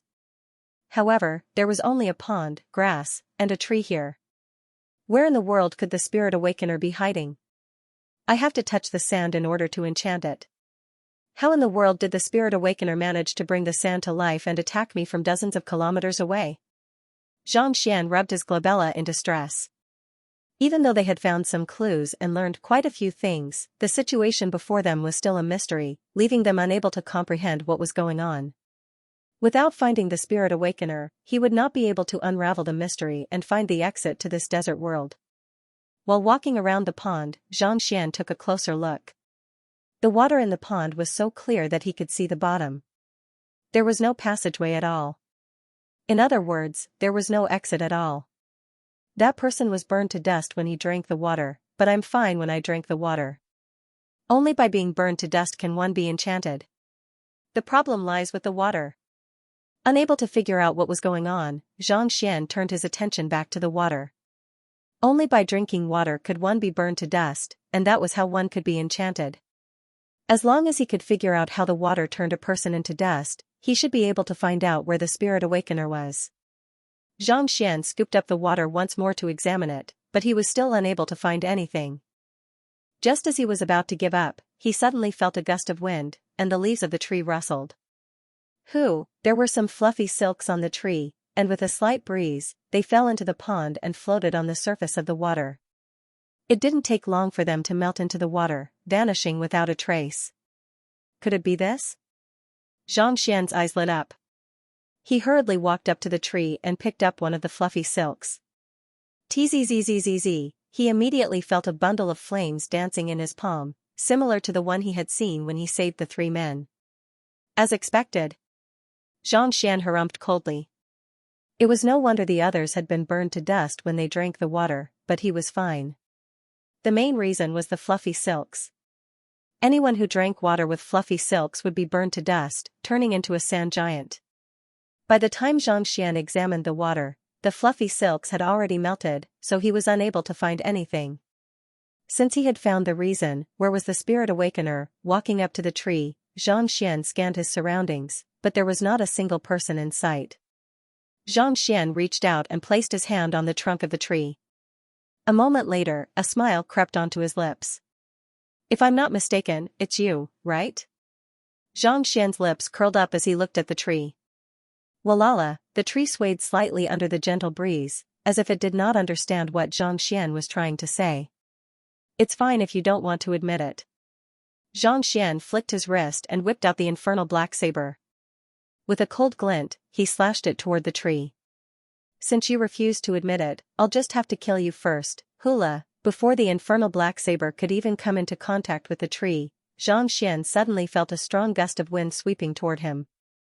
Raising his head, he saw a tree branch descending upon his head. The tree branch was so swift that even a sempiternal realm consummation expert would find it hard to withstand it. Thus, Xianxia swiftly dodged it. However, it seemed like the tree had no intention of letting him go. Dozens of tree branches shot toward Xianxia simultaneously, and before they could even reach him, they had already left pitch-black cracks in space. Powerful. Xianxia narrowed his eyes in astonishment. With a tap of his finger, the surrounding space seemed to have been sealed. Raising the infernal black saber in his hand, he executed several hundred slashes in the blink of an eye. The other party's strength was comparable to a sempiternal realm consummation expert. Even Xianxia had to be careful, or else he could very well be killed on the spot. The sharpness of the infernal black saber was unparalleled, and it did not take long for it to sever the tree branch that was flying toward him. However, the overwhelming force behind the branch left his arm numb, and he could not help but retreat. Xianxia's current strength was only able to match sempiternal realm consummation cultivators due to his numerous artifacts. In terms of pure strength, he was still far from matching up to the sempiternal realm consummation experts. The tree did not seem to feel any pain from the loss of a single branch. Soon, more branches surged forth, and each of them harnessed the might of a great sage 4-dan sempiternal realm consummation expert.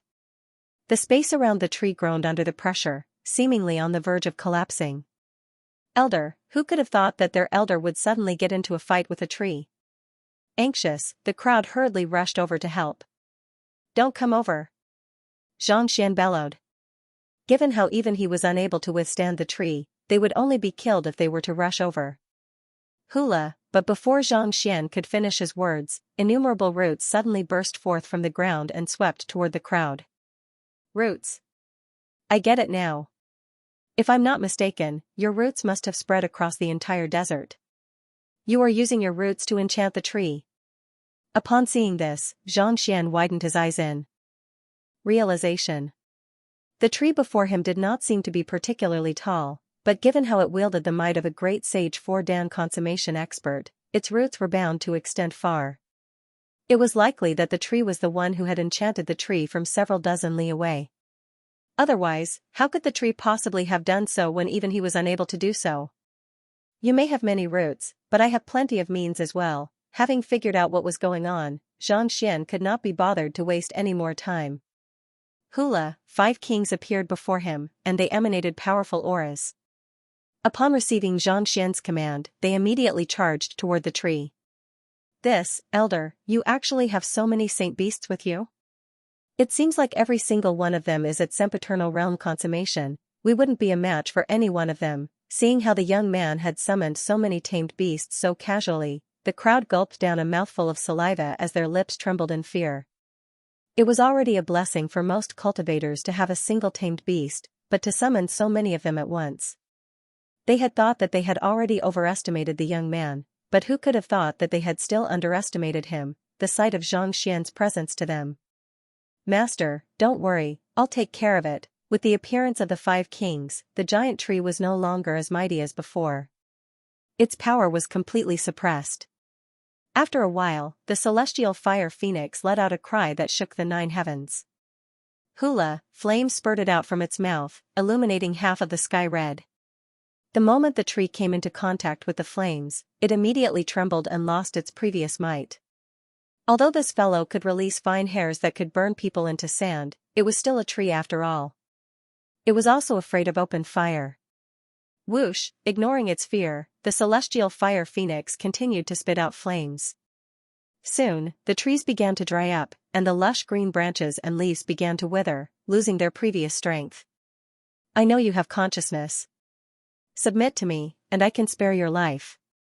Otherwise, you won't be able to escape today. With his hands behind his back, Xianxia said indifferently. After taming his 5 tamed beasts, it would no longer matter whether he made a move against anyone beneath ancient sage. The tree in front of him was able to kill cultivators and awaken spirits for the sand grains. Just from this point alone, it was clear that it had its own intelligence. Since that was the case, it was only natural that he would take it for his own use. You want me to submit to you? Dream on. Barely after those words were spoken, a thought suddenly transmitted into Xianxian's mind. Burn it to death then. Xianxian waved his hand grandly. Whoosh, the celestial fire phoenix turned crimson as it flew right toward the tree. Flames filled the sky, scorching the surroundings. Gradually, the tree began to wither and burn. It did not take long for it to be reduced to ashes. Seeing that the tree was still unwilling to submit even after being burned to the ground, Xianxian frowned. He turned his gaze to the ground and said, Tarachilan, gather all of the roots under the ground. With the help of the celestial fire phoenix, I don't believe that I can't burn it to death. The Tarachilan dived into the desert. Following which, the crowd saw massive roots being uprooted one after another. The celestial fire phoenix continued charging forward. Flames burst forth from the tree, forming a sea of flames. While the flames of the celestial fire phoenix were not as powerful as heavenly flames, it was still on par with earth flames. If it ignited its bloodline, the flames would be so scorching that even great sage artifacts would be melted. I won't submit to humans. Stop dreaming. Even as its roots were being burned, the tree still refused to submit. It sent a weak quill over, carrying a hint of stubbornness. You still refuse to submit? Xianxian was taken aback. It was just a tree. Did it have to be so stubborn? Even if the trunk was gone, the roots were still there, so it could be revived. However, if the roots were gone as well, death would be inevitable. No, that's not right. Even if I burn the roots, I won't be able to kill it. Otherwise, it wouldn't be so stubborn. A glint flashed across Xianxian's eyes. Even if a tree had gained sentience, there was no way it would obey the rules like a master teacher. The reason for that was probably because it had some kind of trump card. Xianxian knew that he would not be able to kill the tree just by burning it. The pond. Xianxian lowered his head to look at the pond. Despite the searing heat of the celestial fire phoenix, the water in the pond was not damaged at all. Netherworld Black Tortoise, you possess the power of water. Collect all of the water in the pond. I'd like to see how long this fellow can last. Xianxian couldn't be bothered to waste his breath on this matter. Yes. The Netherworld Black Tortoise slowly walked over and opened its mouth. Hula, the water in the pond immediately gushed into its mouth like a water dragon. It did not take long for the pond to be devoured clean, revealing a small white root within. It felt as if it was made of jade. Xianxian grabbed the jade-like root, and as soon as it came into contact with his palm, the tree that the celestial fire phoenix was burning seemed to have lost its foundation. It trembled slightly, and in the blink of an eye, it was reduced to yellow sand. It's indeed the main body. Seeing this sight, how could Xianxian not understand what was going on? The tree and roots that he had seen earlier were all fake. Only this was the main body. It was no wonder it refused to submit. As long as he could not find the main body, it would not die. Celestial fire phoenix, burn this tree root for me. Jin Yuan Ding, if you can't burn it, turn it into cinders for me. With a flick of his wrist, Xianxian tossed the tree root over. Jin Yuan Ding, the celestial fire phoenix, and the other saint beasts and artifacts immediately flew over.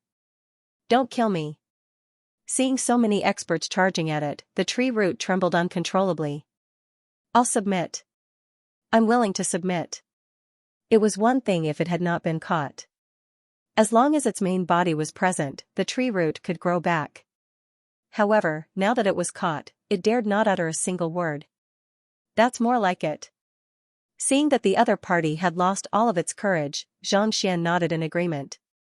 Soon, the contract was signed. The culprit who had struck fear into the hearts of all of the experts in the desert had become his tamed beast. It wasn't accurate to call it a pet beast. After accepting the other party's will, Xianxian came to a realization. It was indeed a tree, not a sacred beast. Conshur had obtained it from the outer world, and had left it here to guard this part of the world. It was called the wild sand wood, and as long as it was powerful enough, it could turn anything it came into contact with into sand, and then enchant it for its own use. Not just for humans, but for weapons and beasts as well. It sounded powerful, but he was limited by his soul energy and could only control a few sand giants. With its current strength, 2 sempiternal realm advanced stage cultivators was its limit. After submitting, as the master, Xianxia would be able to wield this power. Even so, he would only be able to control 3 sempiternal realm advanced stage beasts at most. In other words, they would only be able to control 5 sempiternal realm advanced stage cultivators with him. However, it was impossible for them to form an army of 5. However, as he grew stronger, his control over the otherworldly demonic tribe would surely grow stronger as well. Perhaps, he might even be able to use it to deal with the otherworldly demonic tribe. Generally speaking, if used properly, this fellow was even stronger than the 5 great monarchs. After all, as long as it was a dead person whose strength did not surpass his, he would be able to turn into yellow sand. Just this alone was enough to strike fear into the hearts of countless people. While the sand giant was no longer as powerful as it was when it was alive, it did not fear injury or death. As long as it had a steady supply of spirit enchantment energy, it would be no different from having an endless supply of life force. If it were to encounter a sand giant of the same cultivation realm, it would be a huge headache. You can give it to Wang Ying. Xianxia's heart skipped a beat. If he kept it for himself, it wouldn't be of much use. However, if he gave it to Wang Ying, he would definitely be able to raise his fighting prowess to a whole new level. In fact, if he used it well, he might even surpass Xingyang. Speaking of which, Xingyang, Wang Ying, and the others were accompanied by the Combat Master Hall and the Spirit Awakener Guild, so it was likely that they had entered the dimension as well. It was just that it was hard to tell which dimension they had been teleported to. There should be an exit here. Where is it? Suppressing these thoughts, Xianxia looked at the wild sandwood in front of him. That bastard hadn't killed many people before, and the ones they had dealt with had all been re-enchanted. If it was really a killer, Kongsher probably wouldn't have let it live. It's right under the tree. After saying that, the jade-like roots of the wild sandwood twisted.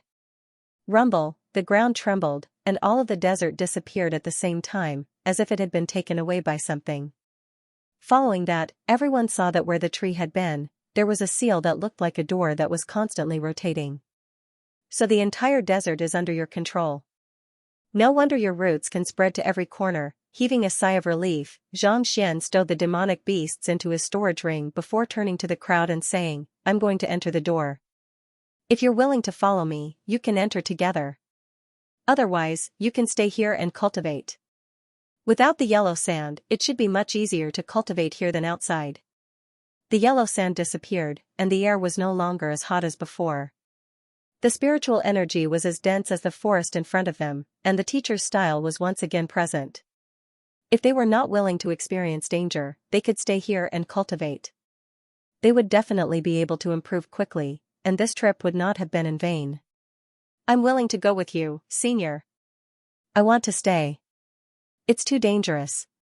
The opportunities are great, and it's only useful if I'm alive to enjoy them." Soon, they were divided into 2 groups. Some wanted to stay, and some wanted to leave. You should think carefully before making your decision. In any case, the passageway has always been here, so you can leave whenever you want. Without any hesitation, Xianxia dived into the door and vanished from sight. These people were strangers whom he had met by chance, and they did not have much of a relationship with one another. While he could save them once, he could not possibly take care of them forever. If he wanted to reap more benefits here, he would have to rely on himself. Not to mention, he still had to find Lozozi. The Temple of Confucius had opened, and Zhaoye, Yuan Tao, Wei Ruyan, and the others who had been captured would surely enter as well. As such, he did not have the time to bring a bunch of strangers along with him. Watching as Xianxia left, the intuitive impulse realm cultivator shook his head and said, "If we had been more decisive and followed behind that elder, we might have been able to reap a huge harvest. It's a pity that we missed this opportunity." That young man was still young, but he was decisive and methodical in his actions. Even though the Temple of Confucius was fraught with danger, there was no doubt that it would be a fortuitous encounter for him. Even if they were to follow behind the young man, they would still be able to raise their cultivation by leaps and bounds. But, if they missed this opportunity, they would never get another one in the future. Paying no heed to the thoughts of the crowd, Xianxia felt the space around him warping once more. The next moment, he found himself standing before an icy plain. Having experienced it twice before, he did not panic at all. Instead, he flew into the air and scanned his surroundings. Similar to the forest, the higher one flew, the greater the pressure one would feel.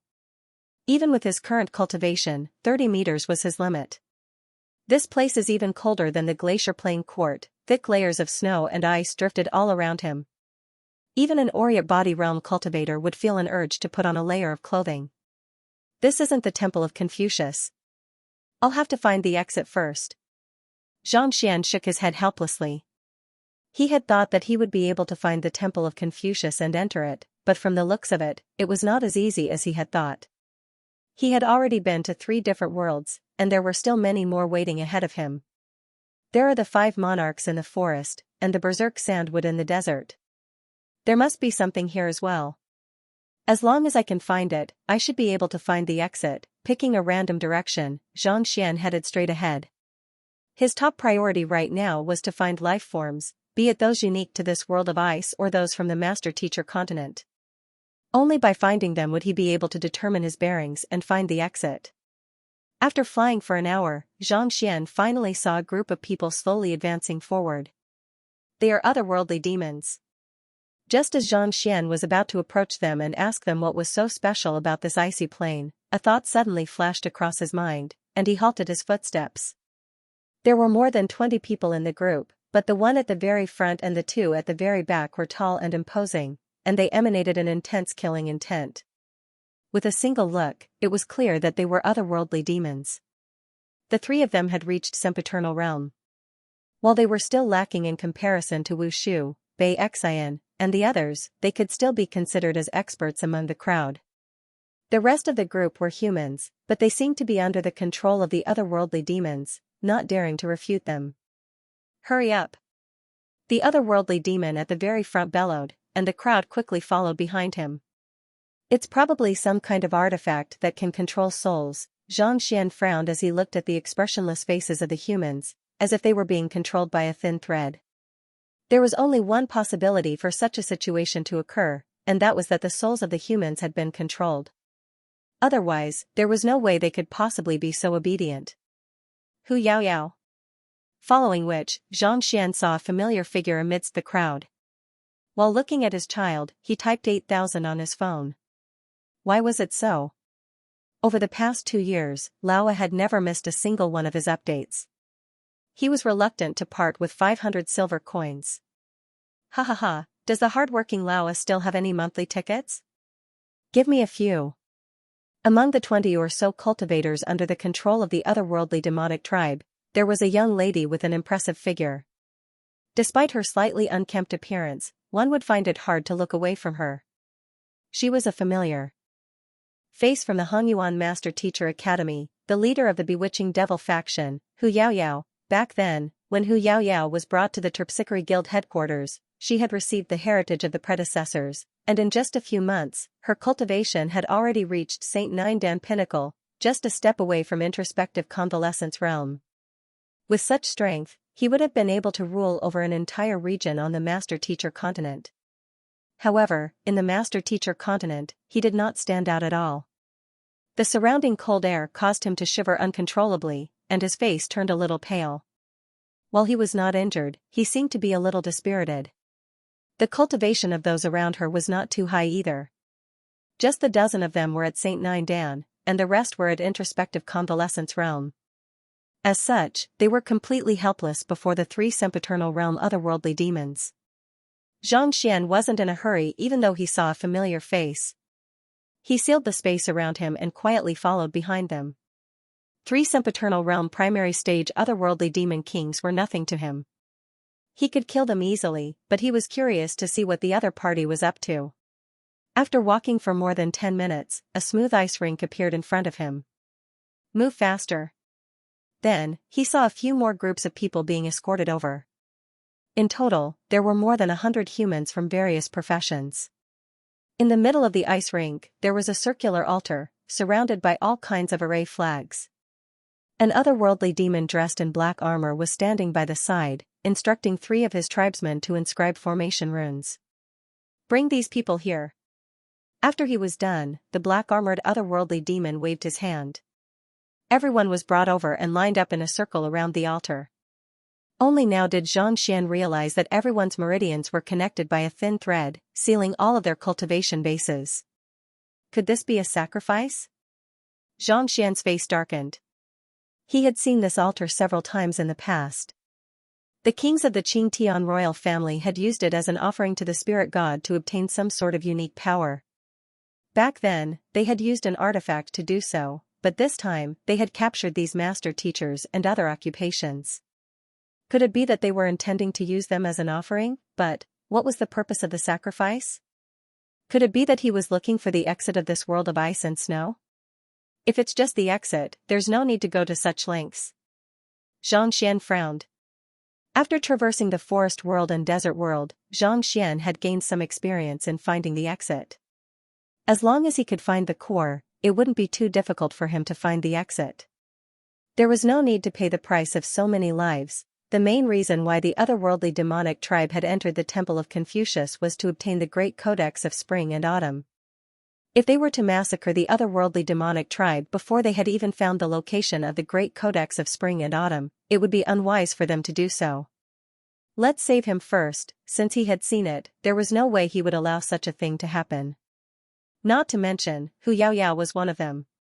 Scanning his surroundings, he noted that there were 13 sempiternal realm otherworldly demons, 20 intuitive impulse realm otherworldly demons, and less than 50 otherworldly demons in total. There was no need for him to fear these otherworldly demons, and he should be able to kill them easily. The strongest otherworldly demon, the black-armored otherworldly demon, was only at sempiternal realm advanced stage, a far cry from reaching consummation. The thin thread that is sealing everyone's cultivation should be a great sage artifact. If we were to attack it recklessly and trigger it, there's a good chance that Hu Yaoyao and the others will be killed on the spot. Xianxia said with a deep frown. Even without using the 5 saint beasts, he would be able to slay these otherworldly demons easily with his fighting prowess. However, if he were to make a mistake, not only would he be unable to save the others, he might even put the others in danger. He couldn't afford to make the slightest mistake. It's going to take a lot of effort to break through the spatial barrier, so we can't afford to be careless. We have to make sure that everything is in place. The black-armored otherworldly demon instructed. The otherworldly demon swiftly moved one treasure after another over and placed them on the altar. Xianxia took a look around and saw rare spirit stones, the blood of saint beasts, unique inscriptions, and all kinds of spirit pills. In any case, there were many treasures here, almost a tenth of his wealth. Break through the spatial barrier? Could it be that they are able to enter the Temple of Confucius directly? The black-armored otherworldly demon was speaking in the language of the otherworldly demonic tribe, so Xianxia was able to understand it. Even for the otherworldly demonic tribe, these resources were not something that they could afford to waste. If they could find the exit, why would they choose to use the altar instead? Their goal was definitely not as simple as entering the next world. Let's save them first.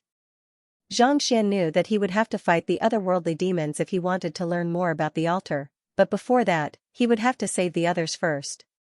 After a moment of hesitation, Xianxia altered his appearance and walked behind an icy boulder. He discreetly removed the spatial seal around him, and with a flick of his wrist, he took out an ordinary Saint Pinnacle sword. It would be impossible for him to save the others, and it would be difficult for him to learn more about the secrets of the altar. Thus, the best course of action would be to capture them first, just like Hu Yaoyao and the others had done. After which, he would make use of this opportunity to decipher their spatial seals. Begin. Seeing that the black-armored otherworldly demon was setting up the altar with his back facing Xianxia knew that this was his opportunity. Thus, he immediately dashed forward. His body morphed into a streak of lightning, and with his sword in hand, he thrust it toward the back of the black-armored otherworldly demon. At the same time, Xianxia drove his Orient body realm cultivation to its limits, making him look like a Buddha. While this assault might have seemed impressive, Xianxia had only suppressed his strength to that of an ordinary Orient body realm cultivator, and he did not use the spatial quintessence and time quintessence. Despite his incredible speed, it was still nothing in the eyes of a sempiternal realm cultivator. There's still one more who managed to escape. Orient body realm pinnacle. Noticing Xianxia's presence, the black-armored otherworldly demon harumphed coldly. Without even turning around, he flicked his finger backward. Ding! A surge of aura collided with the tip of Xianxian's sword, and the sword chi that Xianxian had executed felt as if it had struck a steel plate. It met with an immense resistance, and it was unable to advance any further. Break! With a savage look on his face, Xianxian bellowed furiously as he swung his sword downward.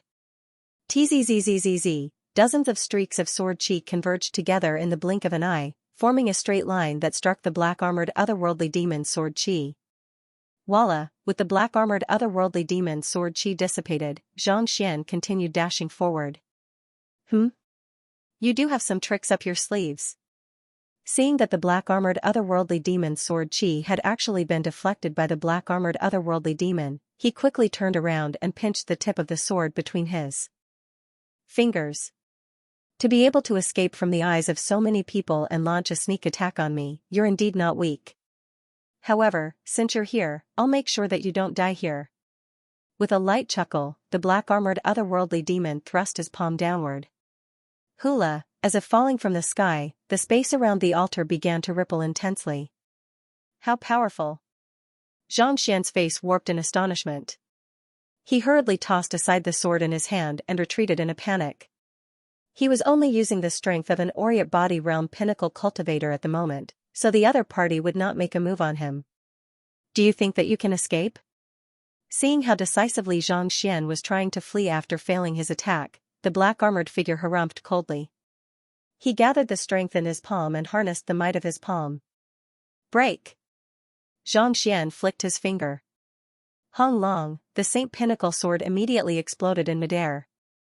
It was as if the explosion of a Saint Nine Dan expert had stopped the black-armored figure's attack. After which, the black-armored figure leaped into the air and swiftly fled into the distance. Stop right there!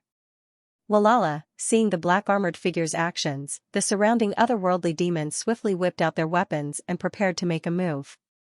There's no need for you to make a move. That fellow is interesting. Leave him to me. The black-armored figure sneered coldly as he stepped forward and clenched his fist. The might of the explosion of a Saint Pinnacle artifact was not weak, but it was nothing to a sempiternal realm cultivator. Hula, a massive palm immediately materialized in midair and wrapped around Xianxian, sealing the area around him. Damn it! Xianxian spurted a mouthful of blood.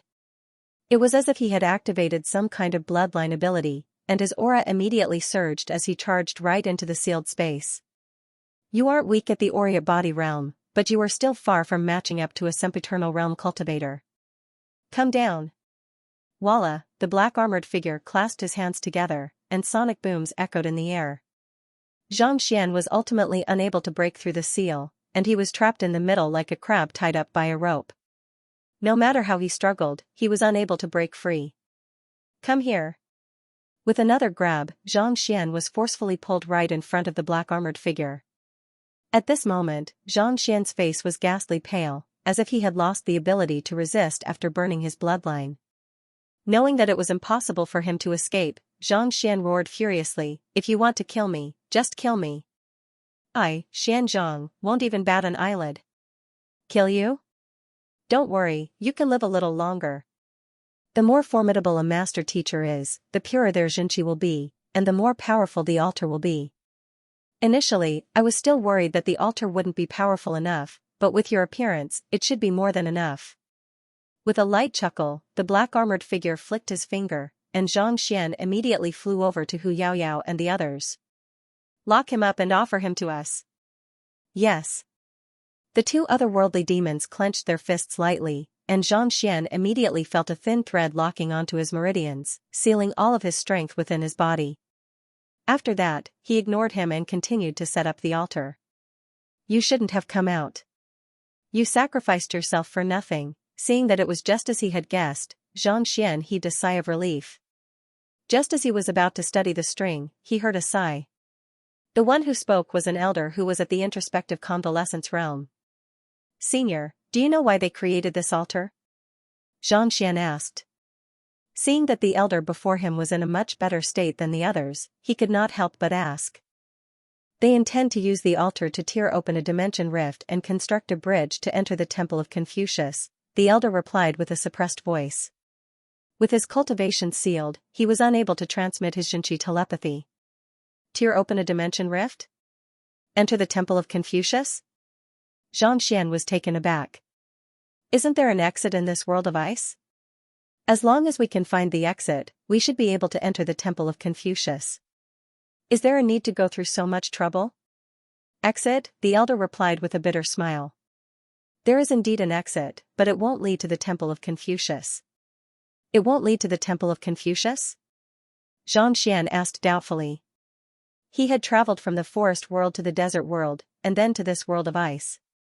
Just like the pavilion, as long as he passed through the corresponding floors, he would surely be able to reach the Temple of Confucius. The Temple of Confucius has a total of 6 subordinate halls and 1 main hall. Each of the subordinate halls corresponds to a different world, and these worlds are connected by exits and entrances. If one were to follow the path of the exits and entrances, one would end up traversing between the 6 worlds. Using this world of ice as an example, if one were to follow the path of the exits and entrances, one would return to this world after traversing through the 5 worlds. Ah. Is that so? Xianxia was taken aback. He had thought that as long as he was fast enough, he would be able to reach the Temple of Confucius after traversing through all of the worlds. Who could have thought that the worlds were actually connected together? If that was the case, wouldn't that mean that he was going around in circles? This should be a secret that not even the headquarters of the Mingshi Tang are aware of. How did you know? Xianxia asked doubtfully. As the head of the 3 great clans, a 9 stars master teacher, and the sanctum head of the sanctum of sages, even he wasn't privy to such information. If Pavilion Master Ren of the Mingshi Tang knew about it, he would have surely told him about it in advance. How could this old man know so much about it? That otherworldly demon from before said that it's impossible to enter the Temple of Confucius by following the exits. The only way to enter the Temple of Confucius is to make a sacrifice to tear open space so that one can enter the subordinate halls. The old man said. Enter the subordinate halls?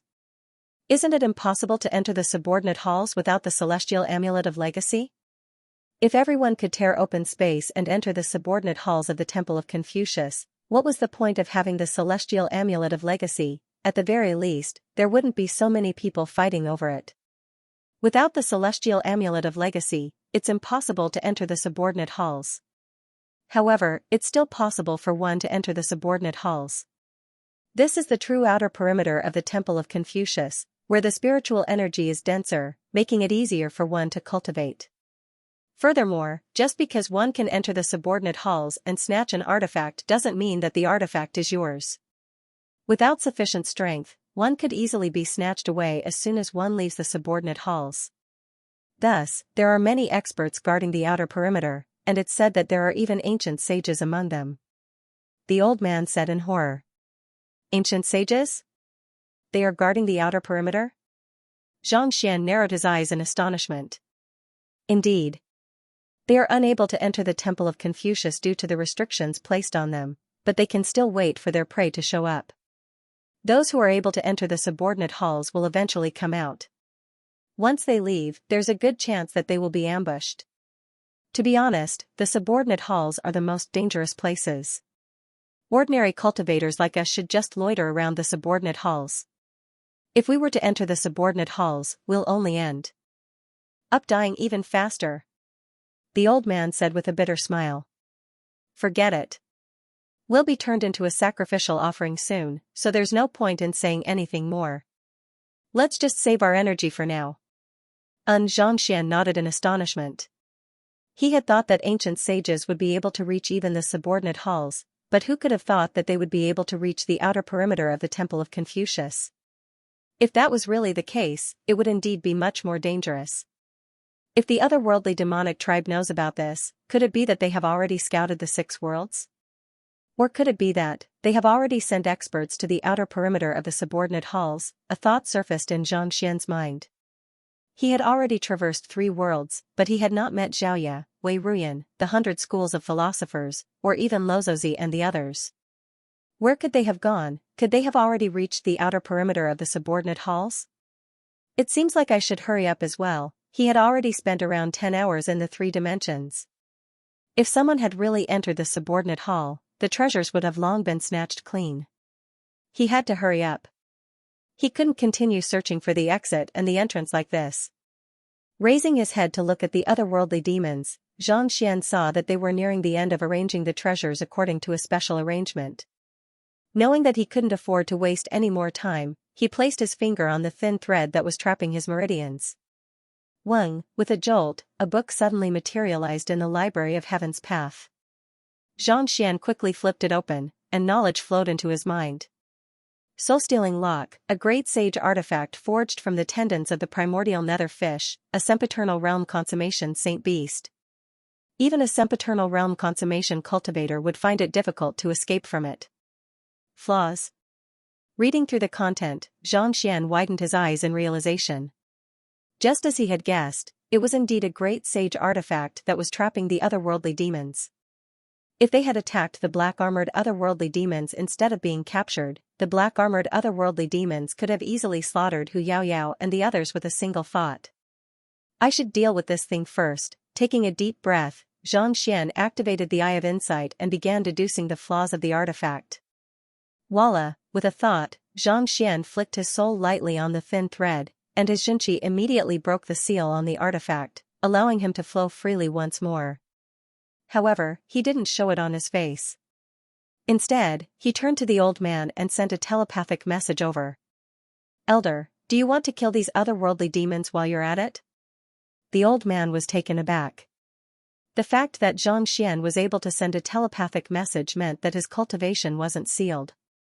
Fearing that the otherworldly demons might overhear his words, Xianxia instructed, "Don't speak, just listen to my instructions. I have a surge of Xinqi here. Listen to my command and release it on the thin thread on your wrist." Understanding this, the old man nodded. "If we want to break this rope that's trapping us, we'll need 10 people working together. In a moment, send your Xinqi over there." Xianxia placed his finger on the old man's finger and sent several surges of Xinqi over. The only way to deal with this great sage artifact was to assimilate it and make it his own. The way to assimilate it was to tap on all 10 of its flaws simultaneously. Since everyone was trapped, Xianxia did not dare to make a move yet. Thus, he could only make use of their hands to drive his Xinqi. "All right." The old man responded and used himself as a bridge to transmit his true qi forward. The person who received the Xinqi was taken aback for a moment before he heard Xianxia's telepathic message. Knowing that this was their only chance at survival, no one dared to waste any time. Swiftly making their way around the area, they arrived before Hu Yaoyao. "It's you." Hearing the voice and feeling the Xinqi flowing through her body, the appearance of a young man surfaced in Hu Yaoyao's mind, and her body jolted in astonishment. "Xianzhong. Xianxian. As expected, it's this fellow." Recalling the other party's name, Xianxian smiled. If it was this guy, he should be safe.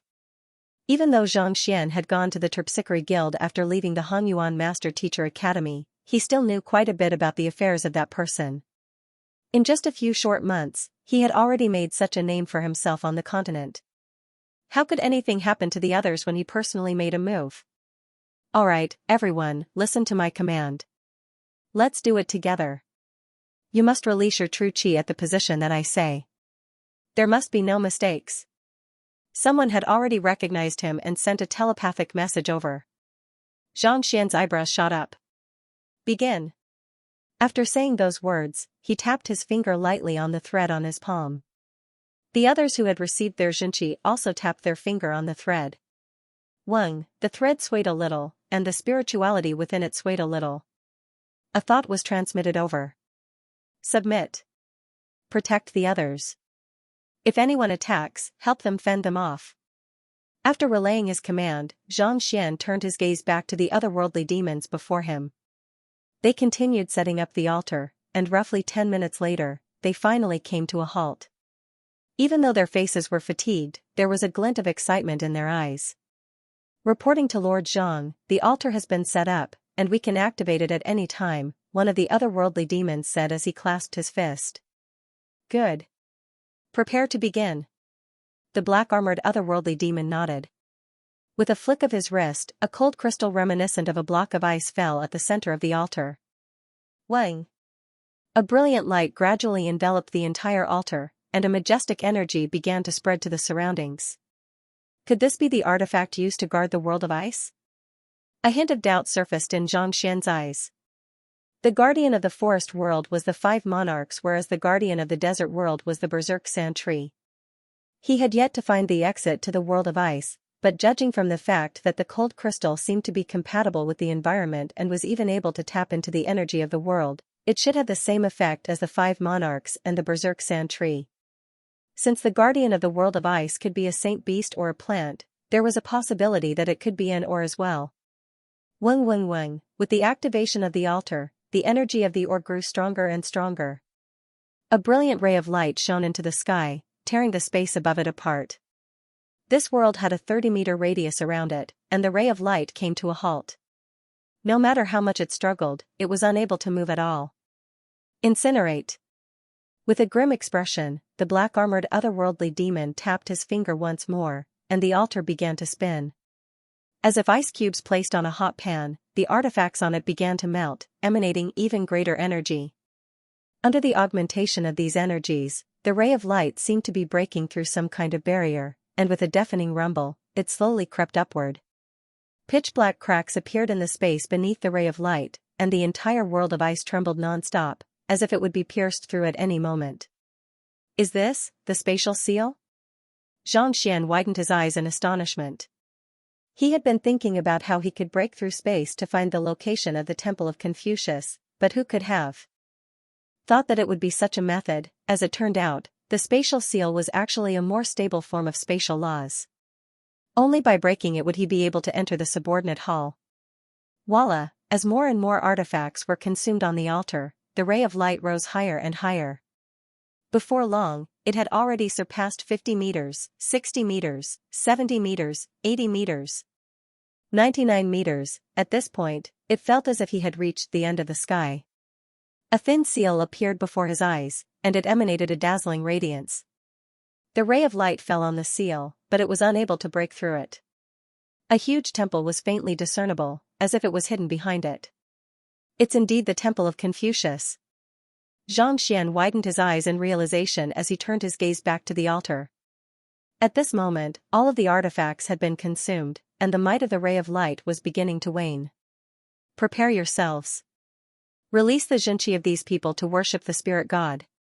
The black-armored otherworldly demon bellowed coldly, seemingly knowing that such a situation would occur. Walala, a towering otherworldly demon walked up to the back of the crowd, and a bizarre artifact materialized in the air. The weapon resembled a jade plate, but it also resembled a tortoiseshell made of jade. As soon as it came into contact with the threads binding them, everyone felt their bodies go numb. Unable to control their Xianxia, it flowed out along the threads. Don't tell me he's not going to kill him? Just as Xianxia was about to launch a counterattack using the soul-stealing lock to slaughter the otherworldly demons, he suddenly halted his actions. He had thought that the other party's so-called offering would involve the massacre of the 100 or so humans, and that was the only reason why he had willingly allowed himself to be captured. Yet, who could have known that it would only be to drive his Xianxia? Since there was no danger, he stopped moving and pretended to be controlled. His true chi followed everyone's power and flowed into the soul-stealing lock. Soon, the Xianxia formed a circle. Buzz, the soul-stealing lock shone with a blinding light and combined with the runes on the ground. Rumble, the circle of light on the altar expanded several times in size, as if it had received the support of everyone's power. With an even more powerful aura, it shot into the sky. Walala, under the impact of the light, the seal let out a sound like flowing water, but it still did not break. The black-armored man narrowed his eyes. With a flick of his wrist, a long saber appeared in his hand. Fresh blood gushed out and landed on the altar. In an instant, the radiance grew even brighter. Junior Beihong of the Spirit Clan offers his blood as a sacrifice. I hope that the Spirit God will help me break the seal. A cryptic voice sounded, as if a special incantation was being chanted. The light on the altar grew even more brilliant and dazzling, and a massive gate slowly appeared before everyone's eyes. The door exuded a powerful aura. Even with Xianxia's strength, he felt that he would be easily crushed. He's summoning the spirit god? Xianxia narrowed his eyes. The Skyleaf King had used such a situation once before, and back then, his cultivation had still been too low. Who could have thought that even now, he would still be unable to match up to a sliver of wool within the door? The door slowly opened, and just like the last time, a figure appeared in front of him. It gave off a feeling that one's soul was being crushed. Even with his mental depth of 29.9, he still felt a little unstable. Just his back view alone was already so powerful. If he were to turn around, even without a sacrifice, everyone would probably be unable to hold on. Their wills would collapse and they would die on the spot. So powerful, with a pale face, Xianxia's body stiffened. He had met ancient sages before, but the spirit god before him was clearly much stronger than ancient sages, perhaps even more fearsome than vicious. It was as if the entire master-teacher continent would succumb to the pressure and be reduced to dust if they were to walk out from behind the door. It's just that, the back view is so familiar. While he was shocked, the familiar feeling from last time surged into his heart once more. Back at the Qiuwu Palace, when the Skyleaf King was summoning the spirit god, he had a feeling that he had seen the other party somewhere before. At this very moment, the feeling surfaced in his mind once more, and he was unable to shake it off. However, it seemed like someone was deliberately hiding it, or his memory had been erased. The more he thought about it, the more blurry it became. After a while, he couldn't remember anything. Knowing that he was unable to come up with an answer, Xianxia decided to ignore it and continued looking upward. With the appearance of the spiritual god, everyone's true qi was consumed even faster. In just a short moment, everyone's faces turned pale. Spirit god, I beseech you to help me break through the shackles of space. The black-armored man called Beihong cried out once more. Blood continued to gush out of his mouth, and his body trembled uncontrollably. Hula, as soon as the voice ended, a ray of light shot out from the door. The seal that the altar had been unable to destroy earlier melted like ice. At a visible pace, a passageway that allowed a human to pass through appeared. The spirit god had agreed to his ritual, and she had made her move. Thank you, spirit god. Beihong kneeled on the floor and bowed earnestly. The door slowly dissipated, and Beihong struggled to his feet. He scanned his surroundings and said, this passageway can only last for 30 breaths. Everyone, move quickly. Lord, these humans have seen our spirit god. Should we? An otherworldly demon gestured for his head to be severed. Sovereign Qinyong has issued an order for us not to make a move on the master teachers for the time being. Their Jinqi has been completely depleted, and they won't be able to do much either. Let's not complicate the situation. Let's go. Beihong harumphed coldly as he dashed toward the broken seal. Come down. Seeing that Beihong was about to leave, how could Xianxia possibly allow him to do as he pleased? Not bothering to conceal his cultivation anymore, he stretched out his arm and grabbed Beihong. Voila, there was a distance of 100 meters between them, but with Xianxia's grab, it was as if the distance between them had disappeared. His fingers landed on Beihong's ankle, and the upward momentum of his charge immediately weakened. You have been concealing your cultivation? Beihong narrowed his eyes in astonishment. The strength that the other party was exerting on him could only be stronger than his. Thus, he hurriedly swung the saber in his hand downward. Hula, the surrounding space was torn apart like a piece of paper. Seeing that the other party had no intention of dodging at all, Beihong's eyes lit up. Ding ding ding, sparks flew in the air as the saber struck the other party's hand. Yet, it did not even leave a white mark on the other party's hand. How is this possible? Beihong narrowed his eyes. Even though his saber had not reached Great Sage yet, it was still a half-Great Sage artifact. Putting aside Oriate Body Realm cultivators, even a sempiternal realm cultivator of the same cultivation realm would have been decapitated by it. Yet, there was not the slightest mark on it at all. Just how powerful was the other party?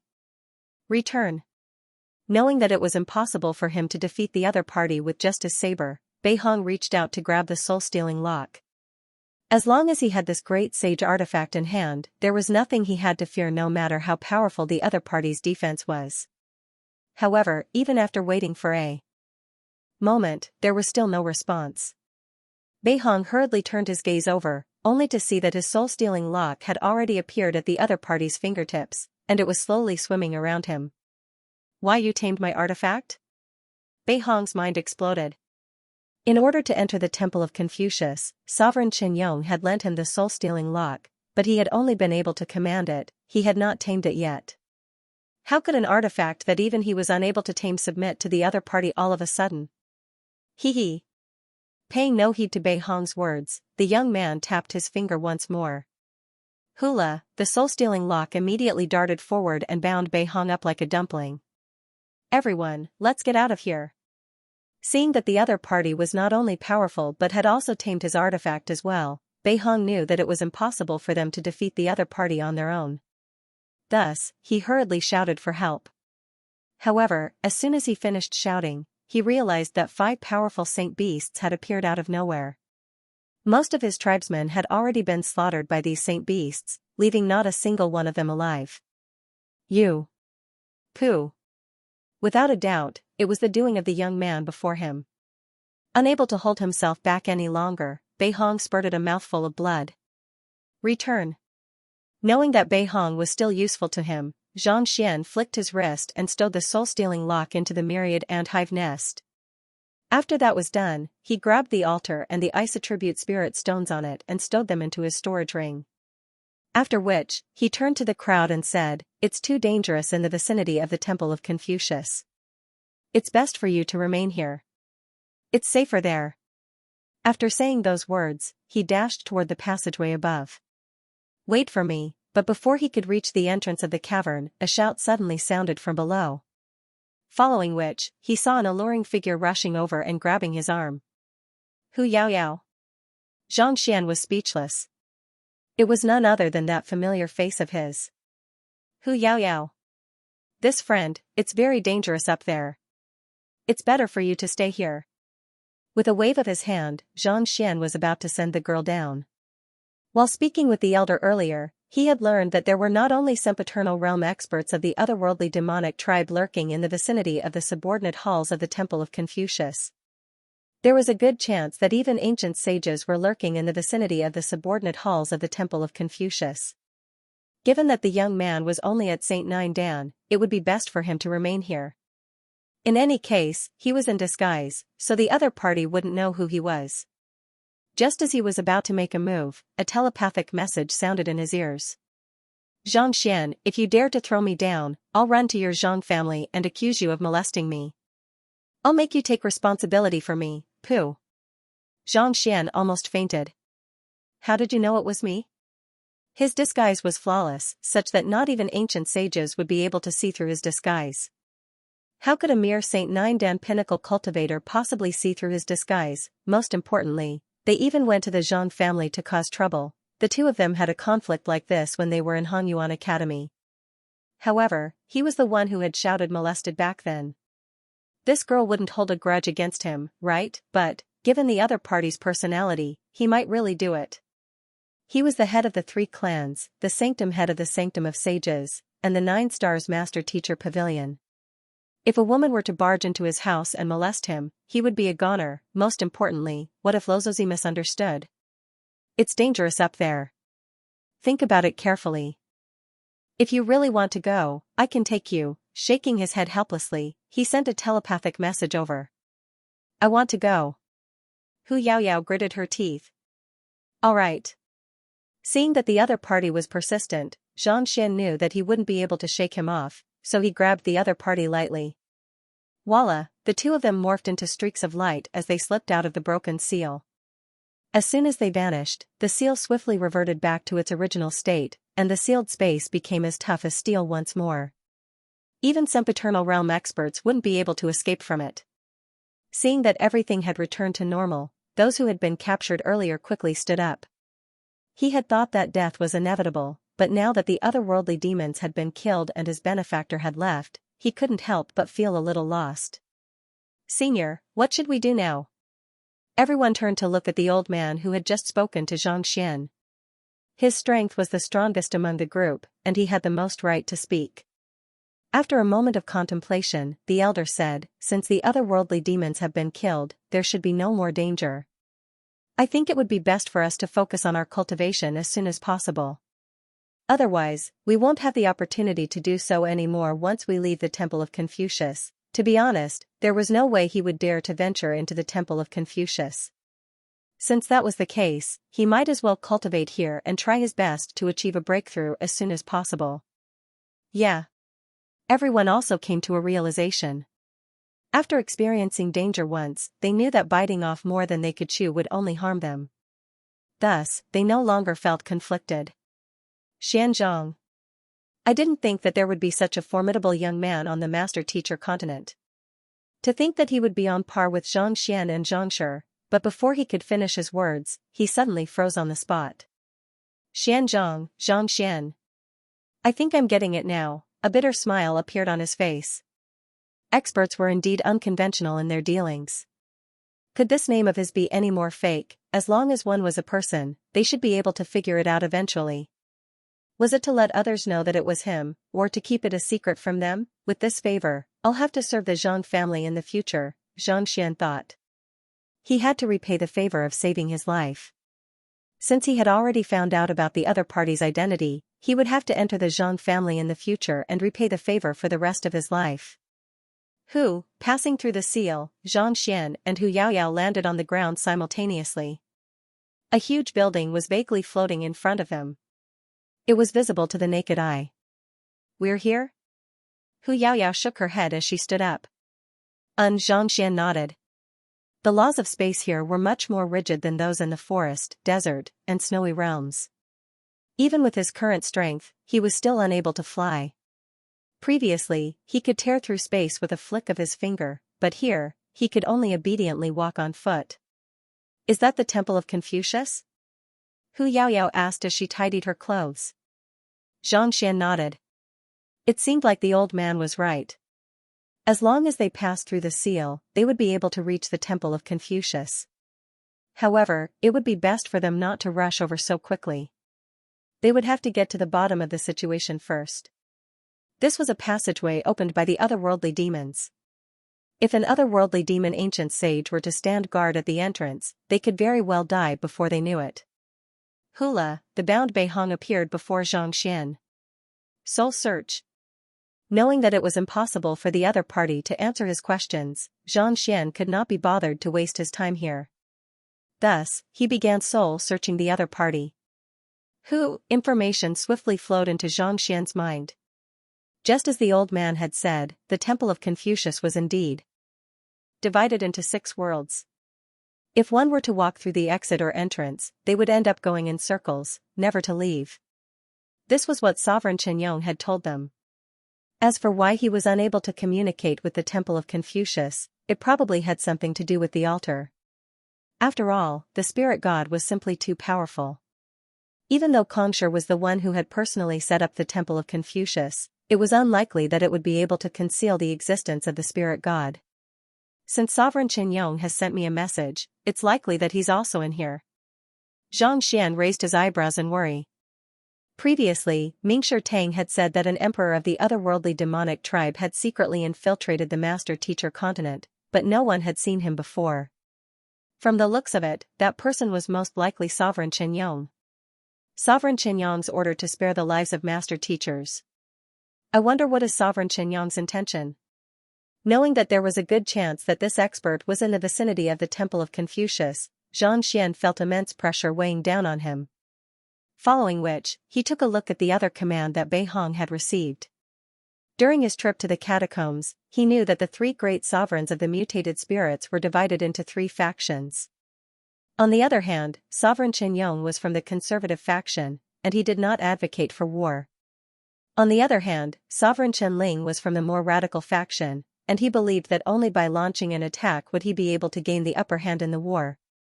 As for Sovereign Qinxing, it was likely that he was a fence-sitter. He had allied with Sovereign Qianyong and Sovereign Qianling before. Since he was a member of the conservative faction, it was likely that he had his own views on the matter. This was especially so considering that Sovereign Qinxing was present as well. It was understandable that he did not want to fall out with Mingshi Tang. Soon, Xianxia finished browsing through all of the useful information in Beihong's head. Beihong had only received an order to lead his tribe to the vicinity of the Temple of Confucius to exploit the altar. As for the rest of the information, it was hard to say whether it was due to Sovereign Qinyang's incompetence or some other reason, so he did not know much about it. After completing the soul search, Xianxia slapped the otherworldly demon lightly and killed him. Those of a different race were bound to harbor ill intentions. He did not have the slightest goodwill towards such people. Raising his head, Xianxia was just about to check if there was any danger when a thought suddenly flashed through his mind. A jade token appeared in his hand, and a line of words slowly appeared on it. "Xianer, come here as soon as you see this message. I found Xiaoya's whereabouts." Xiaoya's whereabouts? The one who had sent him a message was none other than his father, Xianxia. Could it be that they are here as well? Zhangxian's eyes lit up. Having experienced 3 worlds, he knew that it was impossible to send messages here. Since the jade token had started vibrating as soon as he arrived, did this mean that he was in the same space as his parents? With a tap of his finger, a series of messages were sent over. "Where are you?"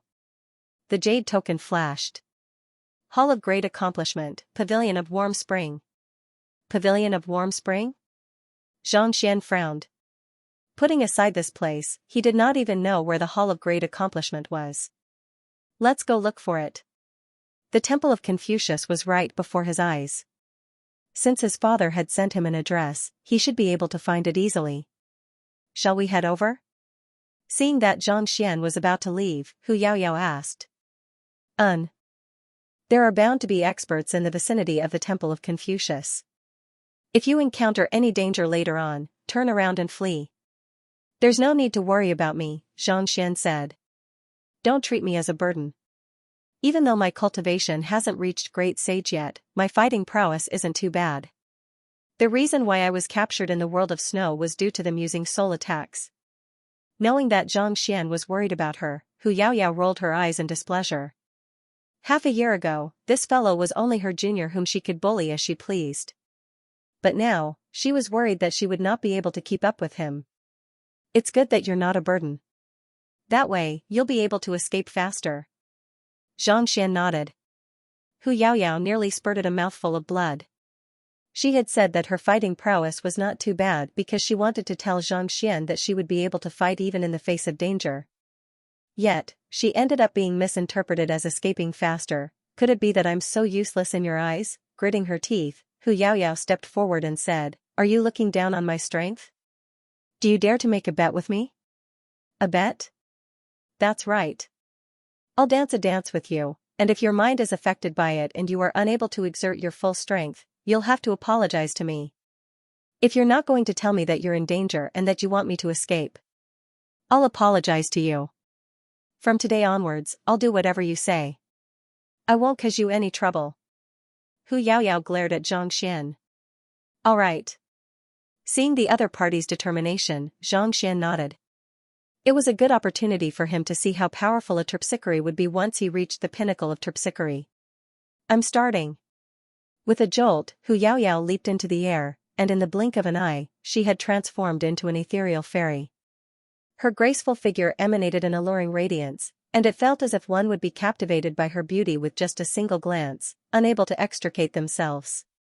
It had to be said that this girl's figure was indeed indescribably good. From head to toe, her figure was perfect. Although she didn't change into elegant clothes due to the environment, her every movement and smile still had a huge impact on the soul. "Not bad." He couldn't help but nod. The other party's cultivation was only at St. Nine Dan pinnacle, but even a great sage 2 Dan Oriat body realm expert would find it hard to withstand her dance. This was especially so for male sempiternal realm cultivators. The slightest carelessness could easily result in them falling prey to the technique. Even heroes had a weakness for the charms of a beauty. Hu Yaoyao was a peerless beauty to begin with, and her every movement carried the ability to seduce the souls of others. Even though her cultivation wasn't too high, she was still able to exude an irresistible charm. Of course, it was only to enthrall the opponents. Killing them would be difficult. With her strength, even if she wielded a weapon, she might not be able to leave a mark on an Oriat body realm expert. "You aren't affected?"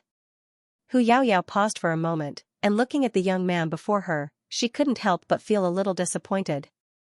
With her peerless figure and beauty, she had been selected as the inceptive sage as soon as she entered the Terpsichore Guild. The reason she was allowed to enter the Temple of Confucius this time around was because she had already received the heritage, allowing her to protect herself even if she were to encounter a great sage expert. With this ability, it was natural for her to feel a sense of superiority when she met Xianxia once more. Back at the Hongyuan Master Teacher Academy, countless people had fallen to her feet. There was no male master teacher who wouldn't respect her, but this fellow was the only one who was oblivious to her beauty. She had thought that the other party would be affected after receiving the heritage, but who could have known that his eyes would be even clearer then? Before, big brother, when did you go blind? I really want to find someone to treat you. Just as Hu Yaoyao was feeling stifled, the other party's voice suddenly sounded. I was affected a little. Really? Hu Yaoyao's eyes lit up as she looked at Xianxia doubtfully.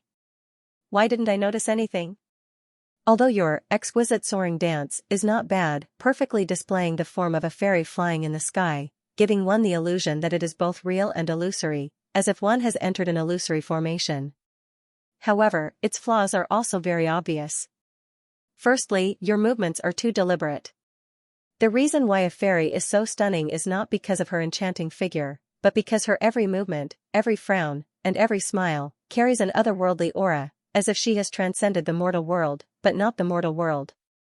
Secondly, your mental attacks are too deliberate, and it's easy for an expert to resist them, thus making it difficult for them to invade their minds. Xianxia listed out 17 flaws in a single breath. After which, he paused for a moment before continuing, how should I put it? The effect your dance has on me is that, there are too many flaws, and I can't bear to watch it any longer. I feel a little nauseous. As you know, I am a perfectionist. Hu Yaoyao spurted blood. Perfectionist?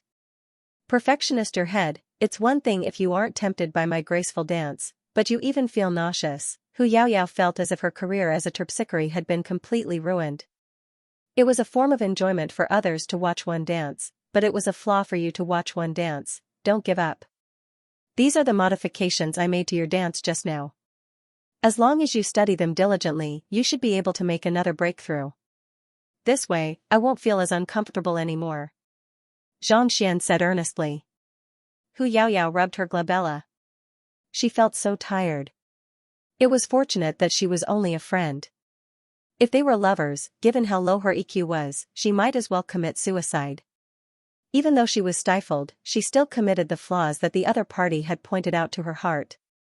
The more she thought about it, the more she felt that Xianxia's words were right. His words were concise and direct, and her body began dancing the linglong soaring dance once more. Her movements grew faster and faster, and her movements grew more and more elegant. Hong Long, after an unknown period of time, the Jinqi in her body suddenly surged, and her cultivation, which had been stagnating at St. Nine Dan, suddenly made a breakthrough, reaching introspective convalescence realm. I have achieved a breakthrough? Hu Yaoyao's body stiffened, and she turned to look at the young man before her with a complicated look in her eyes. That fellow was actually able to see through so many flaws with a single glance. If she were to correct them, she would be able to make another breakthrough. It seemed like in his eyes, being useless wasn't a bad choice either. At the very least, she would be able to receive some pointers from him. Forget it, if it's useless, then so be it. I'll just follow behind him and fish for pointers. What's the point of being so useful? In an instant, Hu Yaoyao's fighting spirit was ignited once more. Alright, let's go. Hu Yaoyao's breakthrough was within Xianxia's expectations. As long as she was willing to accept his guidance humbly, he would be able to make her breakthrough to the point of doubting her own existence. This was his ability, keeping a low profile. Knowing that Xianxia was in a hurry, Hu Yaoyao quickly followed behind him while reinforcing her cultivation. After ascertaining the direction of the temple, Xianxia began making his way toward it. The majestic temple floated in the distant sky, vaguely discernible. The duo swiftly made their way over. They had thought that the journey would be fraught with danger, but who could have thought that it would be so safe? Putting aside otherworldly demons, they didn't even see a single saint beast.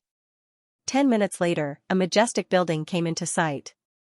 There was a plaque at the top of the building, and 3 words shone brightly, Hall of Great Accomplishment. This should be one of the 6 great halls of the Temple of Confucius, Xianxia thought. There were 6 great halls in the Temple of Confucius, and they corresponded to the 6 celestial amulets of legacy. This Hall of Great Accomplishment should be one of them. The entrance of the Hall of Great Accomplishment was shrouded in mist, but it was apparent that the doors were tightly locked. No one had entered yet. Scanning the surroundings, Xianxia saw 4 small pavilions with the words warm of spring, restless of summer, refreshing of autumn, and frigid of winter written on them. Is that the pavilion of warm spring? Upon seeing the words warm of spring, Xianxia hurriedly led Hu Yaoyao into the pavilion. The pavilion wasn't too big, and as soon as they entered, they saw quite a few people standing within. Some of them were dressed in the robes of master teachers, while others were dressed in the robes of the Zhang clan and unaffiliated cultivators. There were around 30 of them, and even the weakest among them was at St. Nine Dan. Clan head. Upon seeing Xianxia, a few figures quickly rushed forward to welcome him. Xianxia recognized them. They were the grand elders of the Zhang clan. He had been in seclusion all this while, and he had just arrived at Sufu 2 days ago. At this moment, Xianxia had already removed his disguise and reverted to his original appearance. "Xianer, you're here." Xianxia was just about to ask where his parents were when he suddenly heard a voice. Xingming and Xian walked over. Seeing that they weren't injured, Xianxia heaved a sigh of relief. At the same time, he was stunned. "Your strength. How did you improve so quickly?" Before entering the Temple of Confucius, the 2 of them had only been at Sempiternal Realm primary stage. Yet, in just a few short hours, they had already reached Sempiternal Realm consummation, standing at the very peak of the master-teacher continent. "We obtained some opportunities," Hyung Kensei smiled and explained. After hearing the explanation, Xianxia was speechless. His parents were much luckier than him. They arrived here as soon as they appeared and did not enter the world of ice and snow. The spiritual energy and teacher wind here was much more concentrated than in the forest and the other worlds. Furthermore, when he first arrived, there were plenty of treasures lying around. As long as he collected all of them, coupled with his soul depth of 29.9, he would be able to advance his cultivation by leaps and bounds. Furthermore, we haven't been cultivating for just a few hours, but 3 months. Seeing the disbelief in Xianxia's eyes, Sword Saint Meng chuckled softly. 3 months? Xianxia was stunned. The Temple of Confucius had only been open for 12 hours at most. How could they have spent so much time there?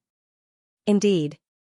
Your father and I unintentionally stepped into a place where time flows at a much faster rate than here. Even though it might seem like only a few hours have passed, we have actually been cultivating for quite some time already. Sword Saint Meng explained. This, Xianxia widened his eyes in shock. Their luck was way too incredible, putting aside the fact that they were teleported here, they even managed to step into a place where time flows at a faster rate. Why would he end up in such a miserable state? Where is that place? Is it still possible to find it? Xianxia asked curiously. If he could find it, he would have been tempted to cultivate there for a period of time to raise his cultivation first. I don't think so.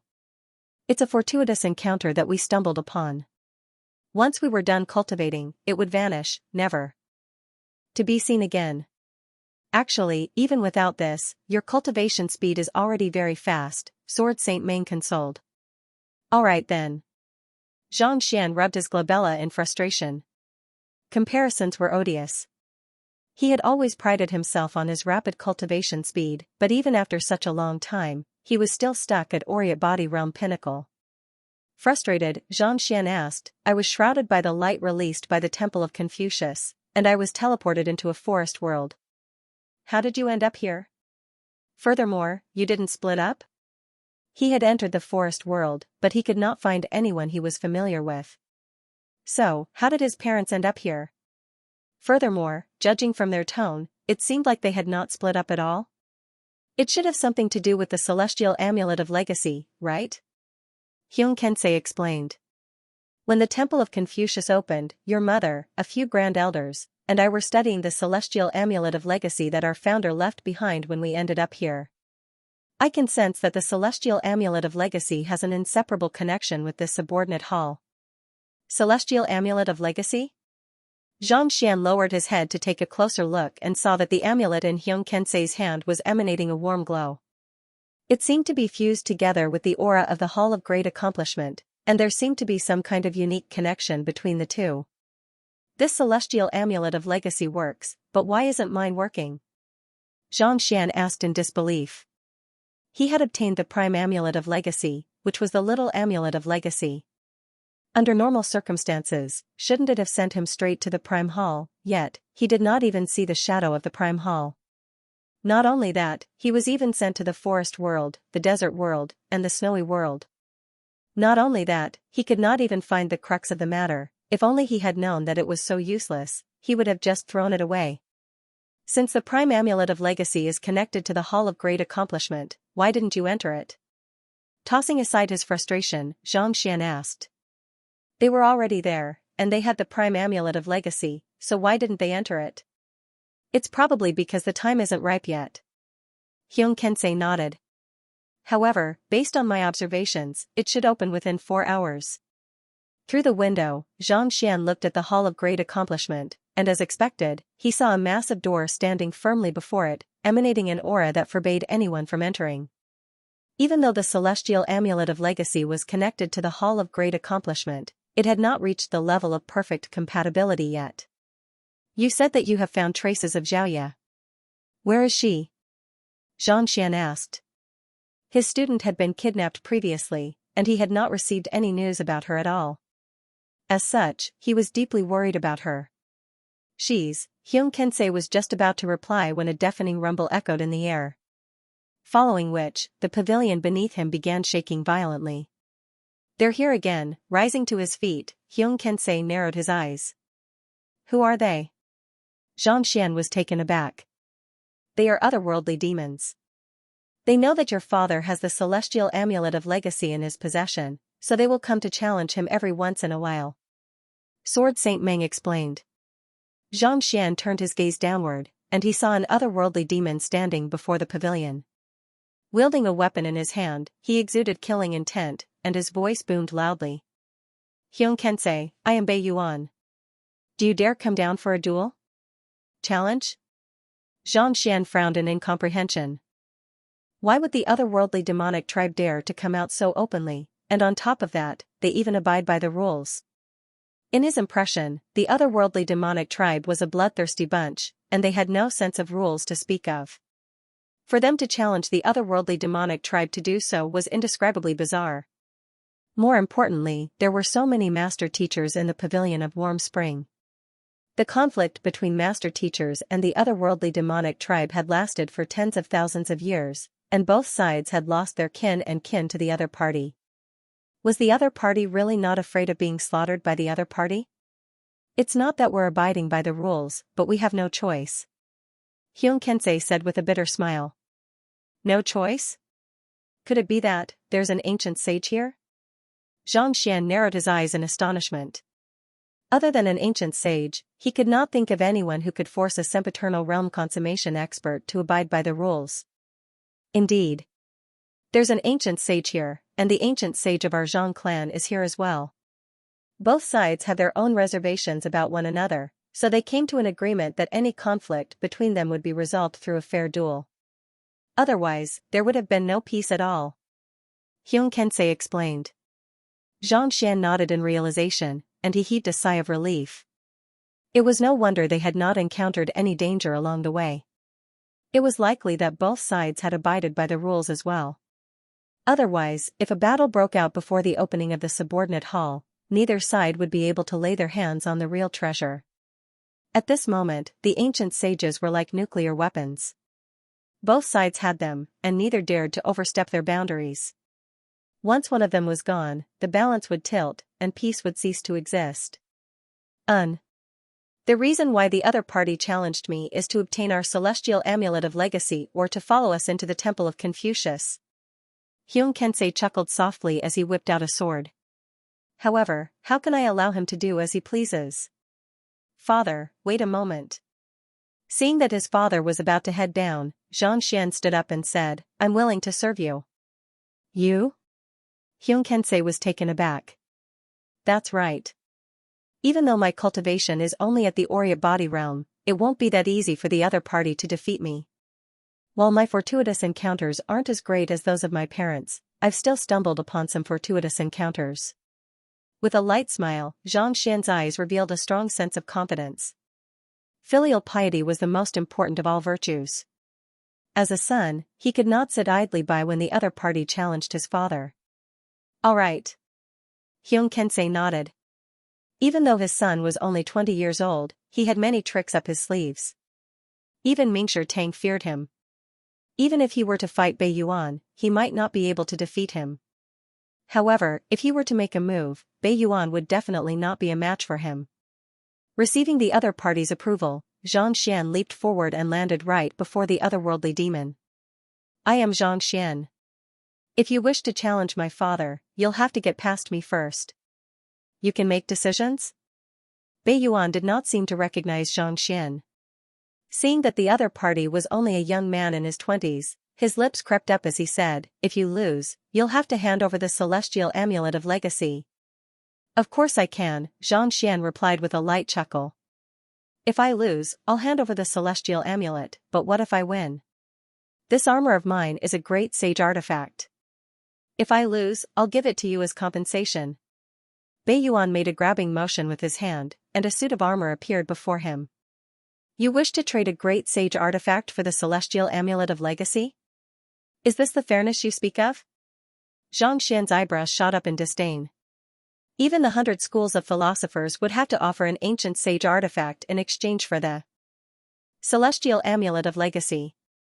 Yet, you wish to trade a great sage artifact for it. Who are you trying to fool? What do you want then? Bei Yuan asked with a frown. Even though their tribesmen had lost in the duel, Xianxia had not raised any objections at all. Yet, why did the young man before him think that it was unfair? 3 great sage artifacts. Xianxia replied with a smile. 3? Bei Yuan narrowed his eyes. Dream on. Forget it if you're unwilling. We don't have the time to waste on you anyway. With the celestial amulet of legacy, you'll have a chance to enter the temple of Confucius. Even though the subordinate hall wouldn't have the great codex of spring and autumn, as long as it was left behind by Kongshi, it was bound to be something extraordinary. Don't say that I didn't give you a chance. If you don't agree to it, make up your mind. I'm going back to rest for a while. Xianxia stretched his back lazily before making his way back to the pavilion. This, Bei Yuan fell silent. As valuable as the 3 great sage artifacts were, it was still a far cry from being able to enter the temple of Confucius. Give me a moment, I'll go back and discuss the matter with you. After saying those words, Bei Yuan turned around and headed to another pavilion. The words made in Xia were written on it. Not too long later, he returned and said, I agree to it. After saying those words, he flicked his wrist, and the 3 great sage artifacts floated in the air. Following which, Xianxia walked over with the celestial amulet of legacy floating in the air. Let's begin. I don't believe that a 20-year-old brat like you can be stronger than me. With the wager in hand, Bei Yuan shook his sword, and a woo sound echoed in the air. Wait a moment. Before we begin, I would like to clarify the rules first. Xianxia. Rules? That's right. Isn't this a fair duel? Of course. Bei Yuan nodded. Since it's a fair duel, if I'm a formation master, am I allowed to use formations? If I'm a beast tamer, am I allowed to borrow the tamed beasts of my tamed beasts? Xianxia asked. Of course. Bei Yuan harumphed. Formation masters could set up formations and beast tamers could borrow tamed beasts. These were their own abilities. Even Xianxia had no right to deny them. That makes things easier. Hearing that Bei Yuan had agreed to it, Xianxia beckoned with his finger. Tamed beasts, come out and beat him up. Voila, right after those words were spoken, 5 monarchs suddenly appeared before Xianxia's eyes. They surrounded Bei Yuan tightly, and the powerful auras they emanated threatened to tear space apart. Those are your tamed beasts? Hearing those words, Bei Yuan nearly burst into tears. Xianxia, Sword Saint Meng, and the other master teachers in the pavilion of warm spring widened their eyes in shock. 5 sempiternal realm consummation tamed beasts, Is this the small fortuitous encounter that you spoke of? Is there anything bigger than a small fortuitous encounter? Indeed. I'm a beast tamer, so I'm allowed to use my tamed beasts. Hurry up and make your move. You beat up my tamed beasts, and my tamed beasts beat up yours. It's very fair. Xianxia nodded. Bei Yuan spurted blood. Fair your head, how in the world was he supposed to fight against beasts of such caliber? Seeing that Bei Yuan was no longer as imposing as before, Xianxia flicked his wrist and commanded, if you aren't going to make a move, I'll make a move myself. Roar. Roar. Roar. Roar. Roar. The 5 beasts charged toward Bei Yuan simultaneously. These 5 beasts possessed the bloodline of ancient divine beasts, and they were the kings of the forest world. They had been through countless battles. Even though Bei Yuan was no weakling, he could not even defeat a single one of them, let alone so many of them. In just a few breaths, he had already been pummeled beyond recognition. More than a dozen of his bones had been fractured, and his face was bleeding profusely. I admit defeat. Seeing that he would die a horrible death if he did not surrender, he hurriedly shouted. That's more like it. Xianxia nodded in satisfaction as he stowed the 3 great sage artifacts into his storage ring. After which, he turned to Bei Yuan and asked, is there anyone else who wishes to challenge me? I, Xianxia, am more than willing to play along with you. If there's no one else, I'll challenge all of the otherworldly demons here. Do you dare to accept my challenge? Audacious. What arrogance. You don't know the immensity of heaven and earth. How ignorant. Do you really think that you're invincible just because you've tamed a few saint beasts? While the 2 of them were fighting, quite a few otherworldly demons had walked out of the pavilion of restless summer. Upon hearing those words, their faces turned livid as they bellowed furiously. There were more than 30 otherworldly demons in the group, and 6 of them possessed strength comparable to Bei Yuan. Even if Xianxia had tamed 5 sempiternal realm consummation saint beasts, he was still dreaming if he thought that he could defeat all of them by himself. There's no point in arguing with one another. If you dare to accept my challenge, take out your treasures as the wager. I'll use my celestial amulet as the wager as well. Strength is determined through a competition, not through words. Xianxia said calmly. The faces of the otherworldly demons turned livid with rage. Xianxia was right. Strength was determined through a competition, so there was no point in arguing here. I'll give you 10 minutes to think about it. I'll be taking a nap first. Do you accept my challenge or not? Ignoring the other party, Xianxia stretched his back lazily before returning to the pavilion of restless summer. Our clan head is truly incredible. To be able to suppress so many otherworldly demons single-handedly, this is the magnanimity that a master teacher should possess. The cultivators in the pavilion of Warm Spring looked at Xianxia in awe. While the otherworldly demons would not dare to do anything to them due to the presence of ancient sages, the otherworldly demonic tribe was clearly stronger than the humans in the region. As such, they had been forced to accept the challenge passively. Who would have thought that Xianxia would be able to suppress all of them as soon as he appeared? You are Xianxia, right? I am Bei Feng, and I am willing to accept your challenge. Before Xianxia could return to the pavilion of Warm Spring, a towering otherworldly demon stepped forward.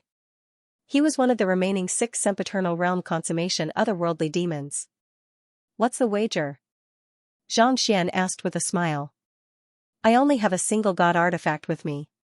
I can give it to you if I lose, but if I win, I don't want the celestial amulet of legacy. I just want 3 slots to enter the Hall of Great Accomplishment. Bei Feng said. Quota?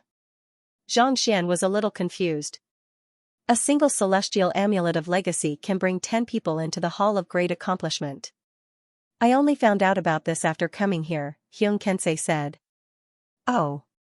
Xianxia nodded. There's no harm in giving you 3. I agree. It wasn't a big deal to give 3 to the other party. At most, he would just have to find a way to kill them after entering the Hall of Great Accomplishment. Since ancient sages were unable to enter the Temple of Confucius, they were unable to interfere with the situation inside. I know that these 5 saint beasts are your tamed beasts, but you can't display your strength by letting them gang up on you. The one I am challenging is you, not your saint beasts. As a master teacher, do you dare to abandon your tamed beasts and fight me? Beifeng harumphed. You mean that you won't allow me to use my tamed beast? Xianxia asked with a smile. That's right. Do you dare to fight me with your own strength without relying on your saint beasts? If that's the case, I'll admit defeat willingly. Beifeng said. I don't mind not using my tamed beasts, but I want a great sage artifact as well. Xianxian said. A great sage artifact? Beifeng frowned. After a moment of hesitation, he flicked his wrist and took out a crimson spirit stone. I don't have any more great sage artifacts on me, but this Saint Blood Spirit Stone is nourished by the blood essence of a sempiternal realm consummation Saint Beast. It harnesses the full power of such an expert, and it will provide you with sufficient spiritual energy for your cultivation. While it can't match up to a great sage artifact, it's not too far off. Take a look and see if you can use it as a replacement for your cultivation. Xianxian took a closer look at the Crimson Spirit Stone, and he could sense the concentrated spiritual energy emanating from the Crimson Spirit Stone. If he used the Crimson Spirit Stone to cultivate, he would be able to advance his cultivation swiftly. It would be of great help to him as well. Deal. Xianxian nodded. To be honest, he already had plenty of great sage artifacts in his possession, so it would be useless for him to have any more of them. In terms of usefulness, he might not even be able to match up to this Crimson Spirit Stone. Let's begin then. The ancient sages of your human race and the ancient sages of my tribe can bear witness to this. You won't be using your tamed beasts in this duel. Still a little worried, Beifeng declared loudly. Even though he had no idea where the ancient sages were hiding, he had already set a rule that no one would dare to defy. Don't worry. Since I've already given you my word, I won't be using my tamed beasts anymore. Xianxian replied confidently as he stowed his tamed beasts back into the myriad ant hive nest. I believe in you, master teachers. Your words carry enormous weight. Beifeng nodded as he took a step forward. Taking a deep breath, the weapon in his hand emanated a brilliant glow. It was a cold moon hook, a great sage artifact. This was the weapon that had been placed in the duel. Clan head, be careful. Seeing the sempiternal realm consummation expert taking out a great sage artifact, one of the grand elders exclaimed worriedly. Without using his tamed beasts, the Beifeng clan's clan head was only at Oriat body realm consummation. With such a huge disparity in strength, could he really win? Hee hee. Xianxian chuckled softly as he walked over and took out a jade-like tree root. Don't worry. I have already said that I won't use my tamed beasts, so I won't use them. However, I don't have any powerful great sage artifacts on me, so I happen to obtain this tree root by chance. It's rather tough, so you should be able to use it, right? Tree root? After confirming that the tree root in Xianxian's hand was indeed a tree root, Beifeng nodded. Of course. As long as he didn't use his tamed beasts, even if the other party used a great sage artifact, it wouldn't affect him too much. Not to mention, it was just a tree root that didn't seem all that special. That's good. Little roots, I'll be counting on you now. Xianxian nodded as he tossed the tree root to the tree root. All right. A will immediately emanated from the tree root and floated above Beifeng. What are you trying to pull? Not expecting a tree root to be able to speak, Beifeng narrowed his eyes in disdain. He flicked the cold moon hook in his hand and sliced it across. See la, the space around him trembled. A sempiternal realm consummation expert paired with a powerful great sage artifact was able to exert a frightening might. But before the cold moon hook could reach the tree root, it suddenly felt the space around him trembling. The next moment, it felt as if he had been plunged into a desert. Following which, a towering tree appeared right before his eyes. A gentle breeze caressed the tree root, and countless strands of hair fell upon him like snowflakes. What is this? Beifeng narrowed his eyes in astonishment. Following which, he felt a few strands of hair falling into his throat. Following which, his body stiffened. It was as if he had been shackled, rendering him unable to move at all. What's going on? What kind of artifact is that? Who would have thought that this tree root would create such a huge desert? Everyone was stunned, unable to react in time. Beifeng, it's likely to be an illusion. We just have to find a way to break it, an expert among the otherworldly demonic tribe shouted. Alright, but before Beifeng could finish his words, his body suddenly convulsed violently. Walala, in an instant, he was reduced to a pile of yellow sand, leaving not the slightest trace behind. The surroundings were completely silent. With a light shake of the tree root, the yellow sand disappeared, and the surroundings returned to normal. It was as if everything that had happened before was just a dream. However, Beifeng had completely disappeared, and could no longer be found. Beifeng is dead? His soul aura is gone, and his body has turned into yellow sand?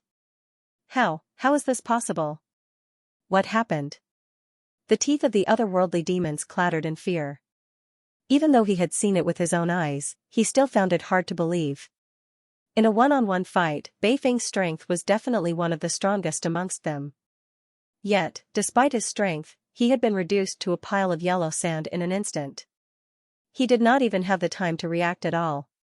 Just what in the world was that tree root? How could it be so terrifying? Sword Saints Xingming and the other master teachers were dumbfounded as well. He had thought that Xianxia would have a hard time fighting without using his Saint Beast, but who could have thought that his speed would be even faster than before? In less than 2 breaths of time, it was over. Furthermore, it ended with Beifeng's death. Xianer, this is, Sword Saint Meng asked. It's nothing. This is the small opportunity that I mentioned just now. It's just something that I tamed by chance. Xianxia smiled. This tree root might look terrifying, but as long as one sealed one's aura and prevented its hair from entering one's body, one would be helpless against it. In terms of true fighting prowess, it was no match for the 5 great divine beasts. Sword Saint Meng felt a stifling sensation in her chest. Small opportunity, 5 sempiternal realm consummation beasts and a tree root that could easily kill a sempiternal realm consummation cultivator. If these were all small fortuitous encounters, what could they be called? It didn't count for anything. Come back. With a flick of his hand, Xianxia tossed the root into his myriad ant-hive nest. Then, he made a grabbing motion once more. The Saint Blood Crystal and the Cold Moon Hook also flew over. I won the bet, so I'm not going to stand on ceremony. After saying those words, Xianxia didn't care about the crowd's reaction and kept it in his storage ring. Rumble, as soon as Xianxia put away the items, he suddenly felt a frightening aura gushing toward him, as if a typhoon was approaching. Cracks appeared on the ground, and the spring, summer, autumn, and winter pavilions trembled non-stop, seemingly unable to withstand the pressure. That is, an ancient sage. Narrowing his eyes, Xianxia hurriedly raised his head to take a look. The pressure came from all directions, and it was impossible to tell where it was coming from. That tree root might not be a saint beast, but it has a life of its own, so it can be considered a tamed beast. Is this really a fair duel? Walla, a thunderous voice rang out. After that, Xianxia felt his body tightening, as though someone's will had locked onto him. A powerful pressure bore down on him, wanting to crush him to death. Creak. Creak, the bones in his body creaked, and cold sweat broke out on his forehead. Clearly, his earlier actions had gone against the rules, and the other party's ancient sage was unable to hold himself back anymore. Old geezer you, just a moment ago, my juniors inquired about the usage of the root, and your juniors agreed to it. What's wrong? Are you trying to deny your loss? If you don't want to admit it, then let's fight. Boom, just as Xianxia was about to reach his limit, a voice sounded once more. Following which, a force reminiscent of a spring breeze brushed against him, dispelling the pressure on him. The two super experts clashed, and the surrounding space emitted the sound of water crashing against rocks, as if it would break at any moment. An ancient sage from the Zhang clan? Realizing who the other party was, Xianxia heaved a sigh of relief. From the looks of it, it seemed like the old ancestor of the Zhang clan had made a move. He only said that the root is tough, but he didn't say that it's capable of killing. Old Geezer Yu's voice sounded. Since this is a duel, you should be prepared to be killed.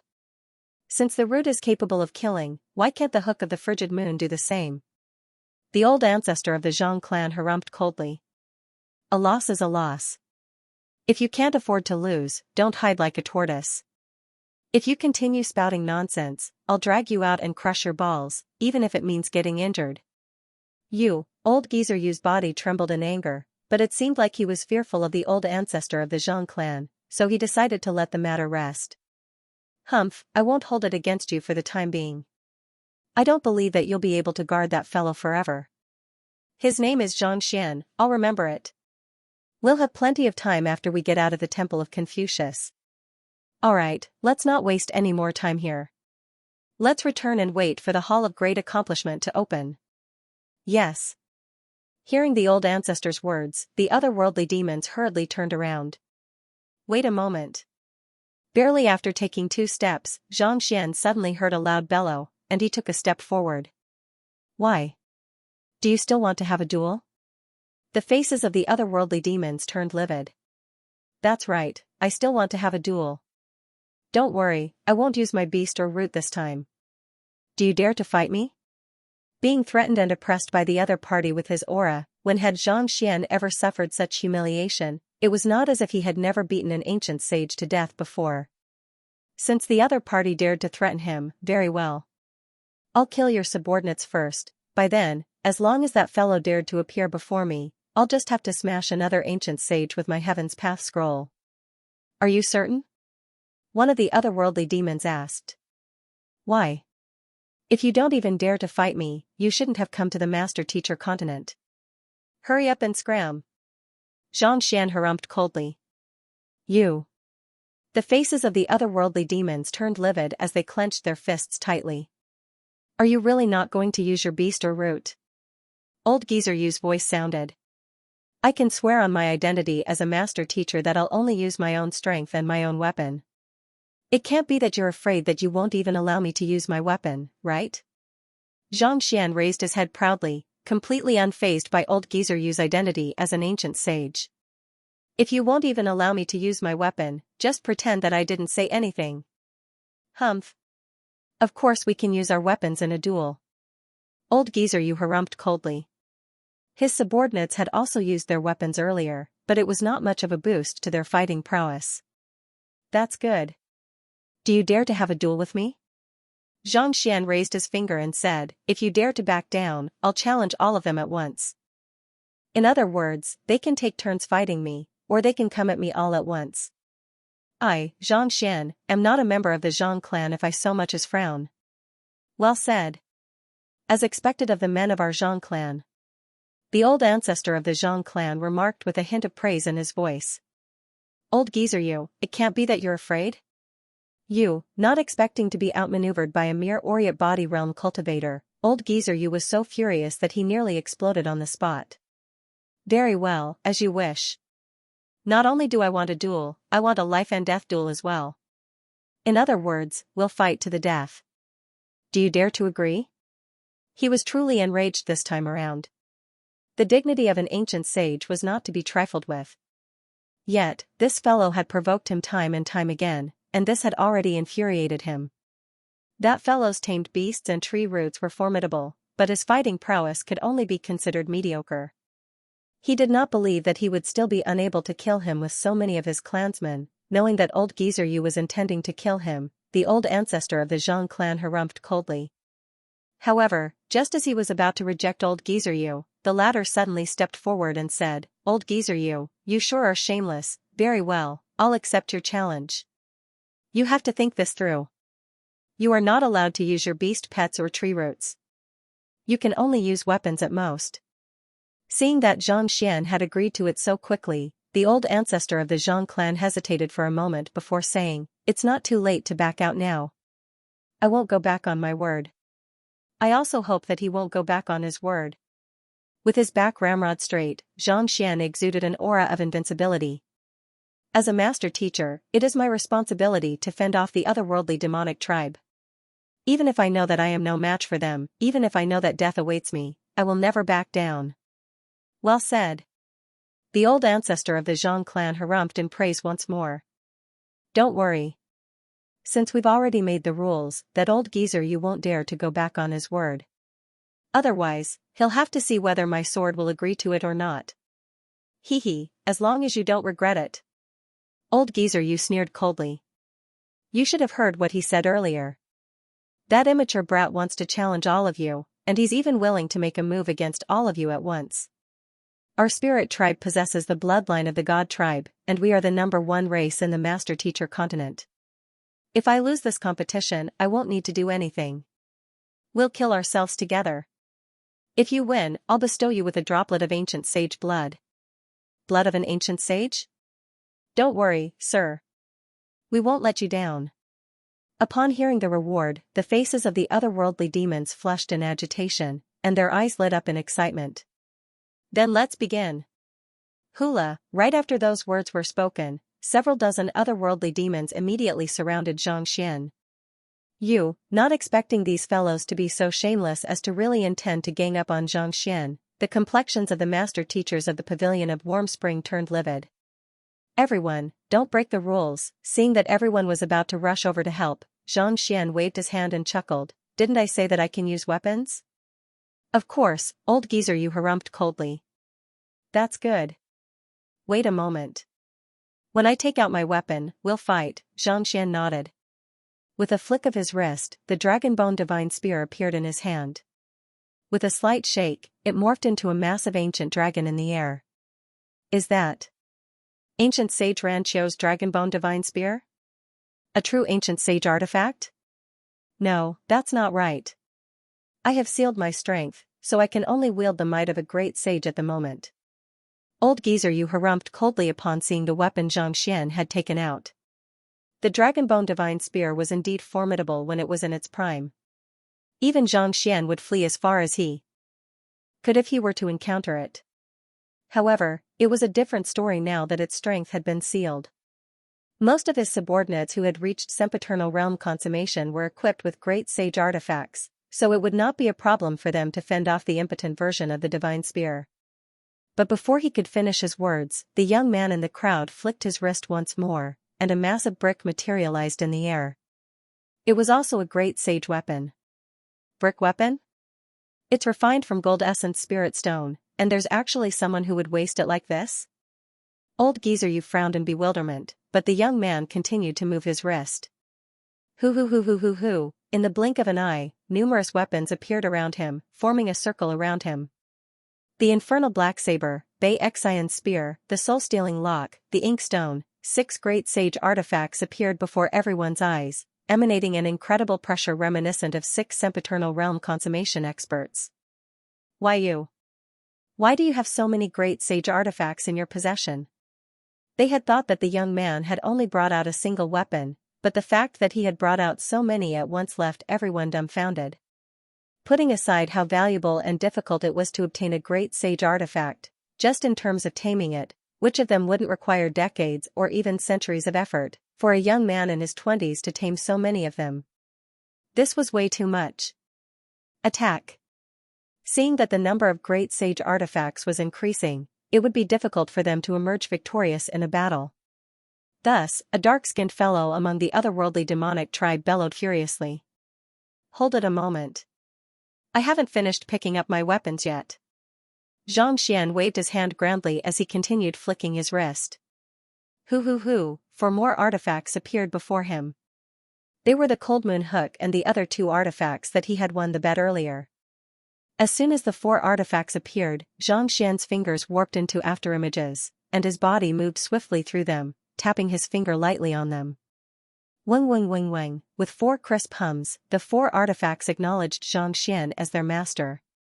Voila! After acknowledging Xianxia as their master, the 4 great sage artifacts flew into the air. 10 great sage artifacts? Is this a fair duel? Is this what he meant by not backing down despite knowing that he is no match for us? Seeing so many great sage artifacts floating in the air, the otherworldly demons felt their scalps going numb, and they nearly spurted blood. They might be able to disregard a single artifact, but 10 of them. That was equivalent to 10 sempiternal realm consummation experts. Thinking back to the impassioned words that Xianxia had uttered earlier, they felt a stifling sensation in their hearts. What do you mean no match for us? Death my ass, aren't we the ones who are going to die here? What are you waiting for? Do you want to die in the hands of the other party? Old geezer, you was on the verge of going insane. As an ancient sage, he had lived for countless years, but he had never seen such a bizarre sight before. Yes. Knowing that the longer they waited, the better the coordination of the artifacts would be. By then, they would really be done for. Thus, the crowd charged forward. The dark-skinned fellow who had spoken earlier was the first to step forward. The weapon in his hand was a great sage crescent saber. This fellow was one of the 6 sempiternal realm consummation experts from before, and his strength was on par with Bei Yuan's. With such a powerful weapon in hand, a deafening sonic boom echoed in the air, distorting the surrounding space. Hula, a swift gust of wind fell right on Xianxia's head. Just as Xianxia was about to be sliced in two, time suddenly seemed to accelerate around the young man. With light movements, he walked up to the crescent saber and tapped it with his finger. Wang, the crescent saber buzzed excitedly as its massive body jolted. Following which, it turned the saber around and slashed down toward the dark-skinned otherworldly demon. The heck? Tears streamed down the dark-skinned otherworldly demon's face. The next moment, his head fell to the ground. Even before his death, he still hadn't figured out what had happened. This? He has been tamed? The master teachers were stunned. Old geezer, you seem to have gone insane. To think that he would actually tame the other party's weapon before it could even reach him, resulting in a backlash against its previous owner. Was there really such a way to fight? Before the master teachers could recover from their shock, the young man had already darted into the crowd. As long as his finger came into contact with a weapon, it would immediately turn against him, working together with the brick, dragon-bone divine spear, and the other weapons to fend off the otherworldly demons. I thought that the otherworldly demons were bullying Xianxia, but why does it feel like Xianxia is the one bullying them instead? To snatch the other party's weapon right before their eyes and use their own weapon against their previous owner.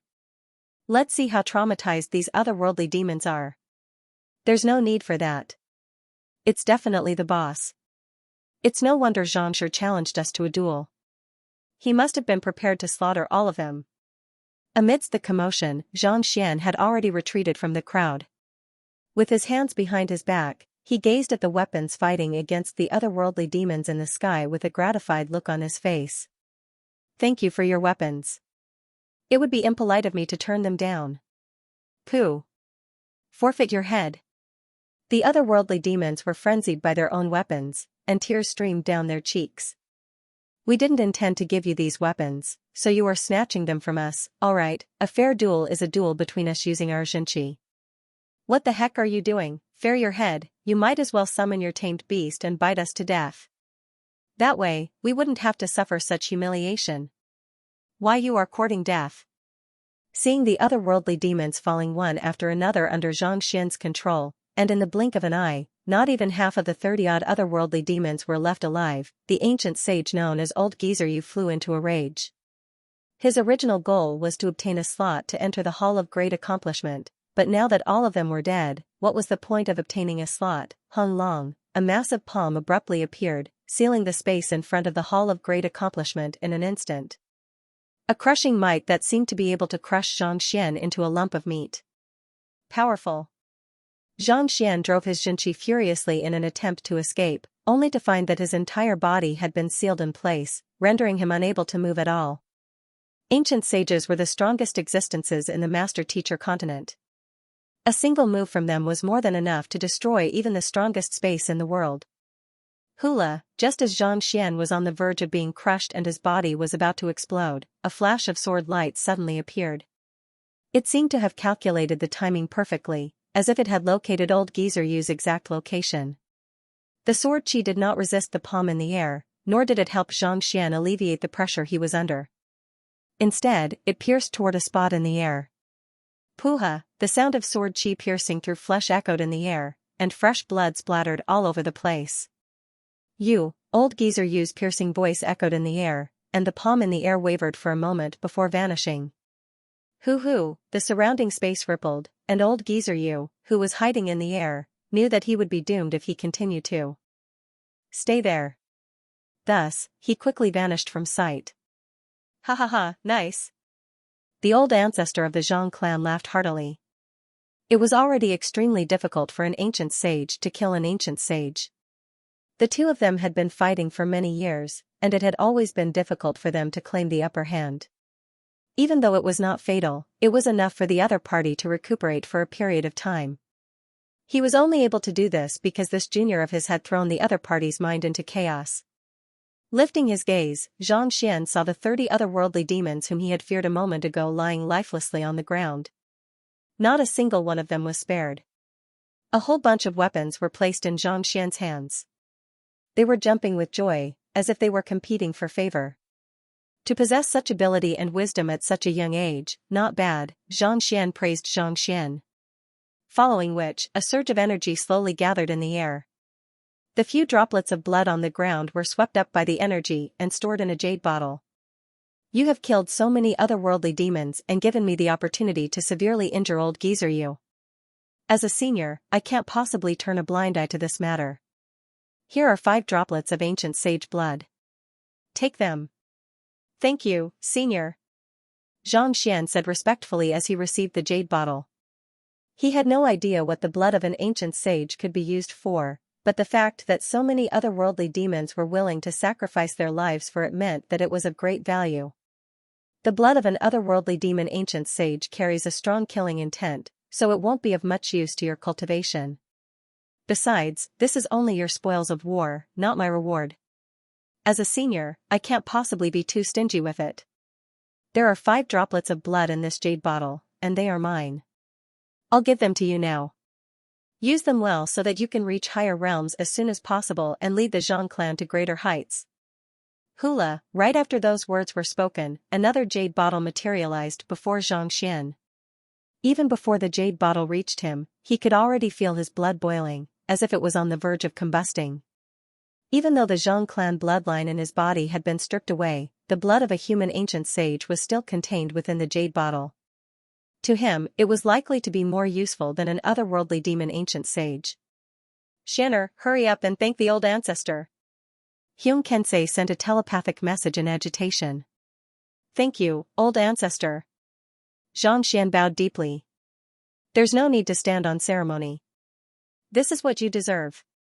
After saying those words, the voice and the aura of an ancient sage vanished as well, as if it had never been there in the first place. Knowing that the old ancestor must have gone into hiding once more, Xianxia heaved a sigh of relief. There was more than one ancient sage who had come to the Temple of Confucius during the opening of the Temple of Confucius. To them, this was a fortuitous encounter of their own, so it would be best for them to hide as much as possible. Otherwise, if they were to be discovered and ganged up on, they would not even know how they died. What is the use of the blood of an ancient sage? Perplexed, Xianxia turned to his father, Xianxia, and sent a telepathic message to him. Every single droplet of the blood of an ancient sage harnesses immense power. Furthermore, it is infused with the comprehension of an ancient sage's cultivation. Assimilating a single droplet is more than enough to raise one's cultivation swiftly. Through assimilation, one's cultivation will be raised to an unimaginable level. Xianxia explained with glowing eyes. Assimilate? That's right. If an ordinary cultivator were to come into contact with the blood of an ancient sage and assimilate it without exploding, they would be able to raise their cultivation from fighter to great sage. Xianxia said. This? Xianxia narrowed his eyes in astonishment. It had taken him a great deal of effort and resources to advance from fighter to great sage, and yet, a single droplet of blood was able to achieve such a feat. That was way too fearsome. Of course, he also knew that it was just an analogy. Putting aside the fact that ordinary cultivators would not be able to withstand the power of the blood of an ancient sage, even if they were able to, their zhenqi would be severely depleted, thus reducing their fighting prowess. However, just the power and comprehension of cultivation isn't enough for most to desire. More importantly, this droplet of blood harnesses the power of an ancient sage's blood reincarnation. In the future, as long as one's soul doesn't dissipate on the spot, a single droplet of blood will allow one to recover completely.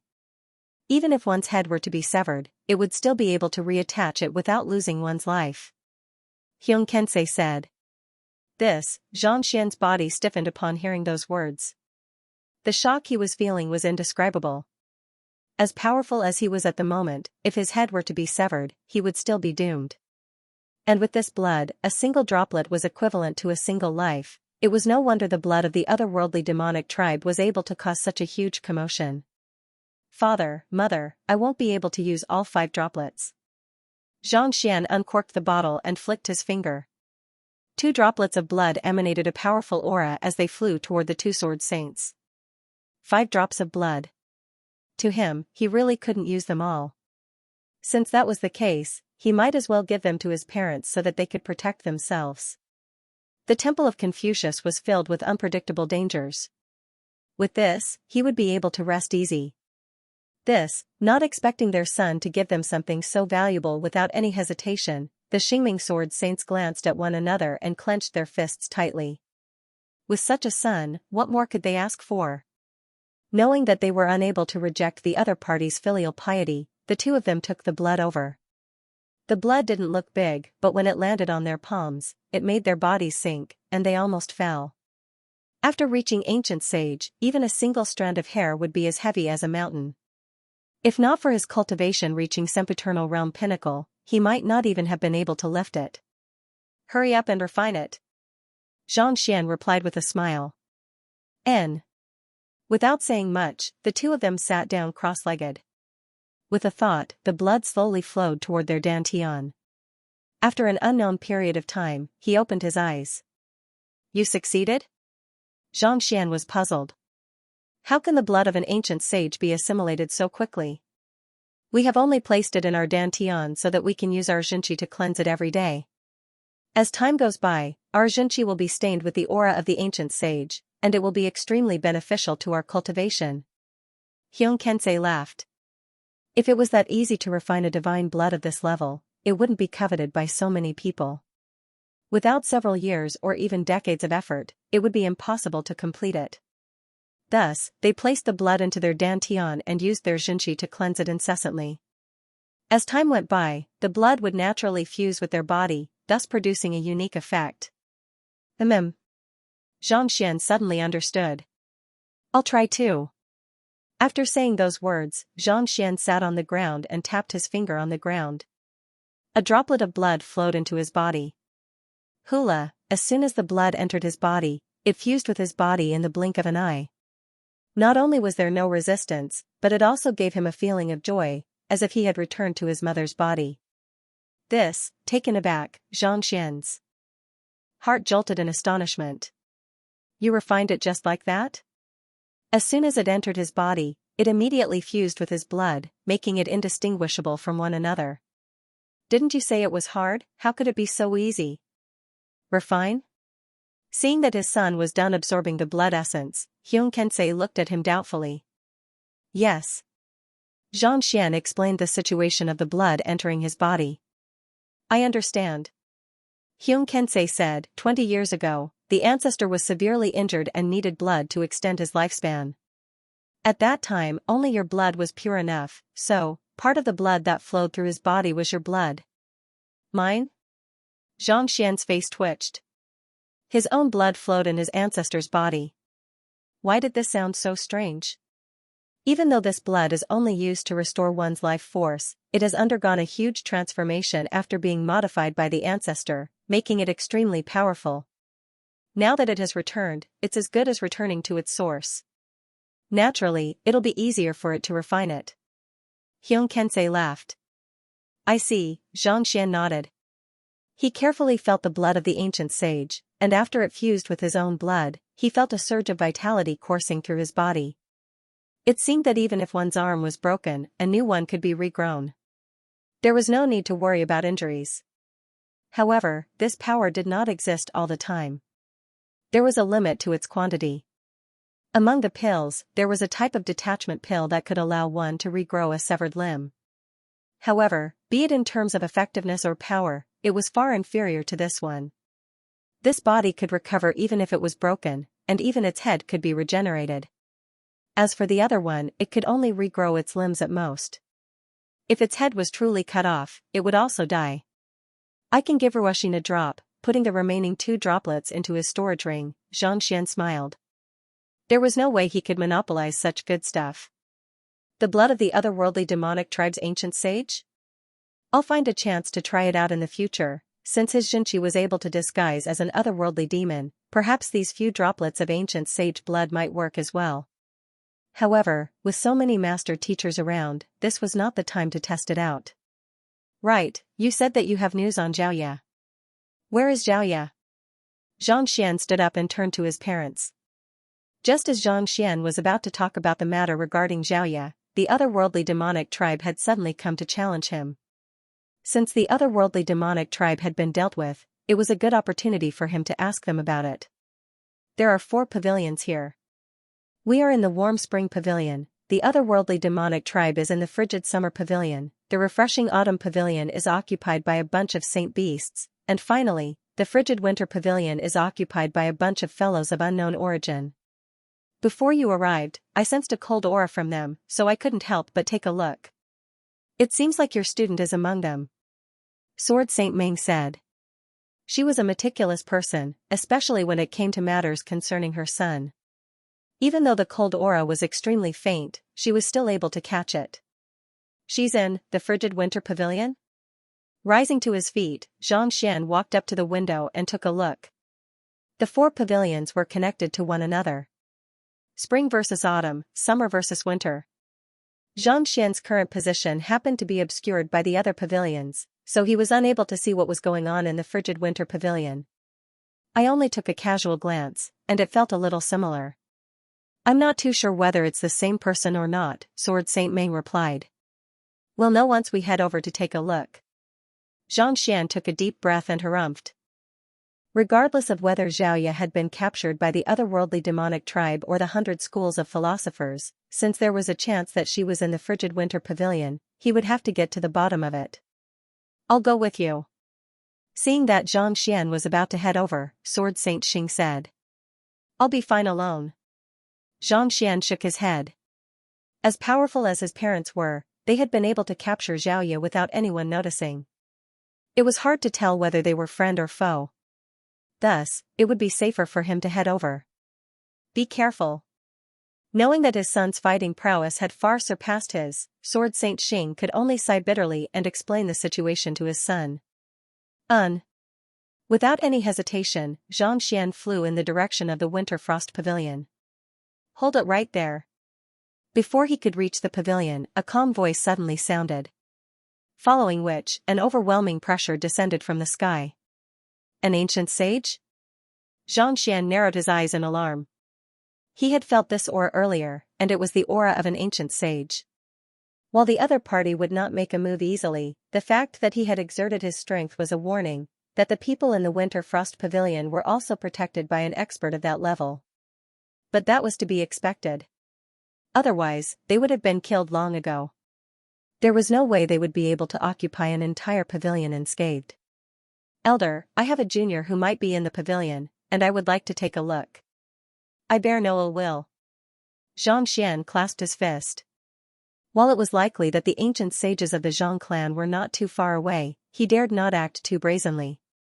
Xianxia, you became the clan head of the 3 premier clans and the sanctum head of the sanctum of sages at just 20.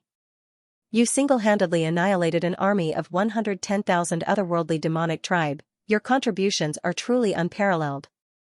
I know of you. The ancient sage said. Elder, you are too kind. Not expecting the unknown ancient sage to know of his deeds, Xianxia was taken aback for a moment before he clasped his fist and bowed. Contributions are contributions, and they can't be concealed. If it had been any other time, you would surely have welcomed me with open arms. However, I'm afraid that I won't be able to enter the pavilion at the moment. I hope that you can forgive me, the ancient sage said. Why? Xianxia frowned. A thought surfaced in his mind, and he asked, Elder, are you a master teacher? For the other party to know so much about him, and there wasn't the slightest hint of anger in his voice when he talked about killing the otherworldly demons. Furthermore, he even mentioned the word contribution. Such words could only come from the Mingshi Tang. Could it be that the young man before him was a hidden ancient sage from the Mingshi Tang? If he was a master teacher, why would he stop him? I'm not from the Mingshi Tang, but before he could finish his words, a crisp sound echoed from the pavilion ahead of him. It sounded like some kind of seal had been broken. Following which, a burst of frigid aura burst forth, freezing the entire pavilion into a block of ice in the blink of an eye. Xiaoya is indeed here. Xianxia's face turned livid. Back in the Empire Alliance, he had seen the young man release such a burst of energy after helping him alter his meridians. He had even formed a suit of armor out of ice, so there was no way he would mistake him for someone else. Hula, paying no heed to whether the other party was an ancient sage or not, Xianxia dashed right into the pavilion. It was clear that the other party was stalling for time, so what if he was an ancient sage? It was just a book, he could afford to waste it for his students. Hula, a burst of light burst forth, forming a thin barrier around the pavilion. Xianxia charged right into it, but he found himself unable to pass through it. "You can't enter now," the ancient sage bellowed. Scram!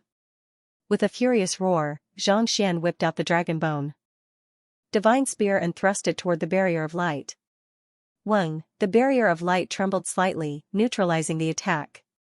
Even though he had used his full might to execute his spear art, he was unable to leave the slightest mark on it. Break! With a flick of his spear, Xianxia channeled his strength into the spear hilt, and the black skeletal dragon released black flames one after another.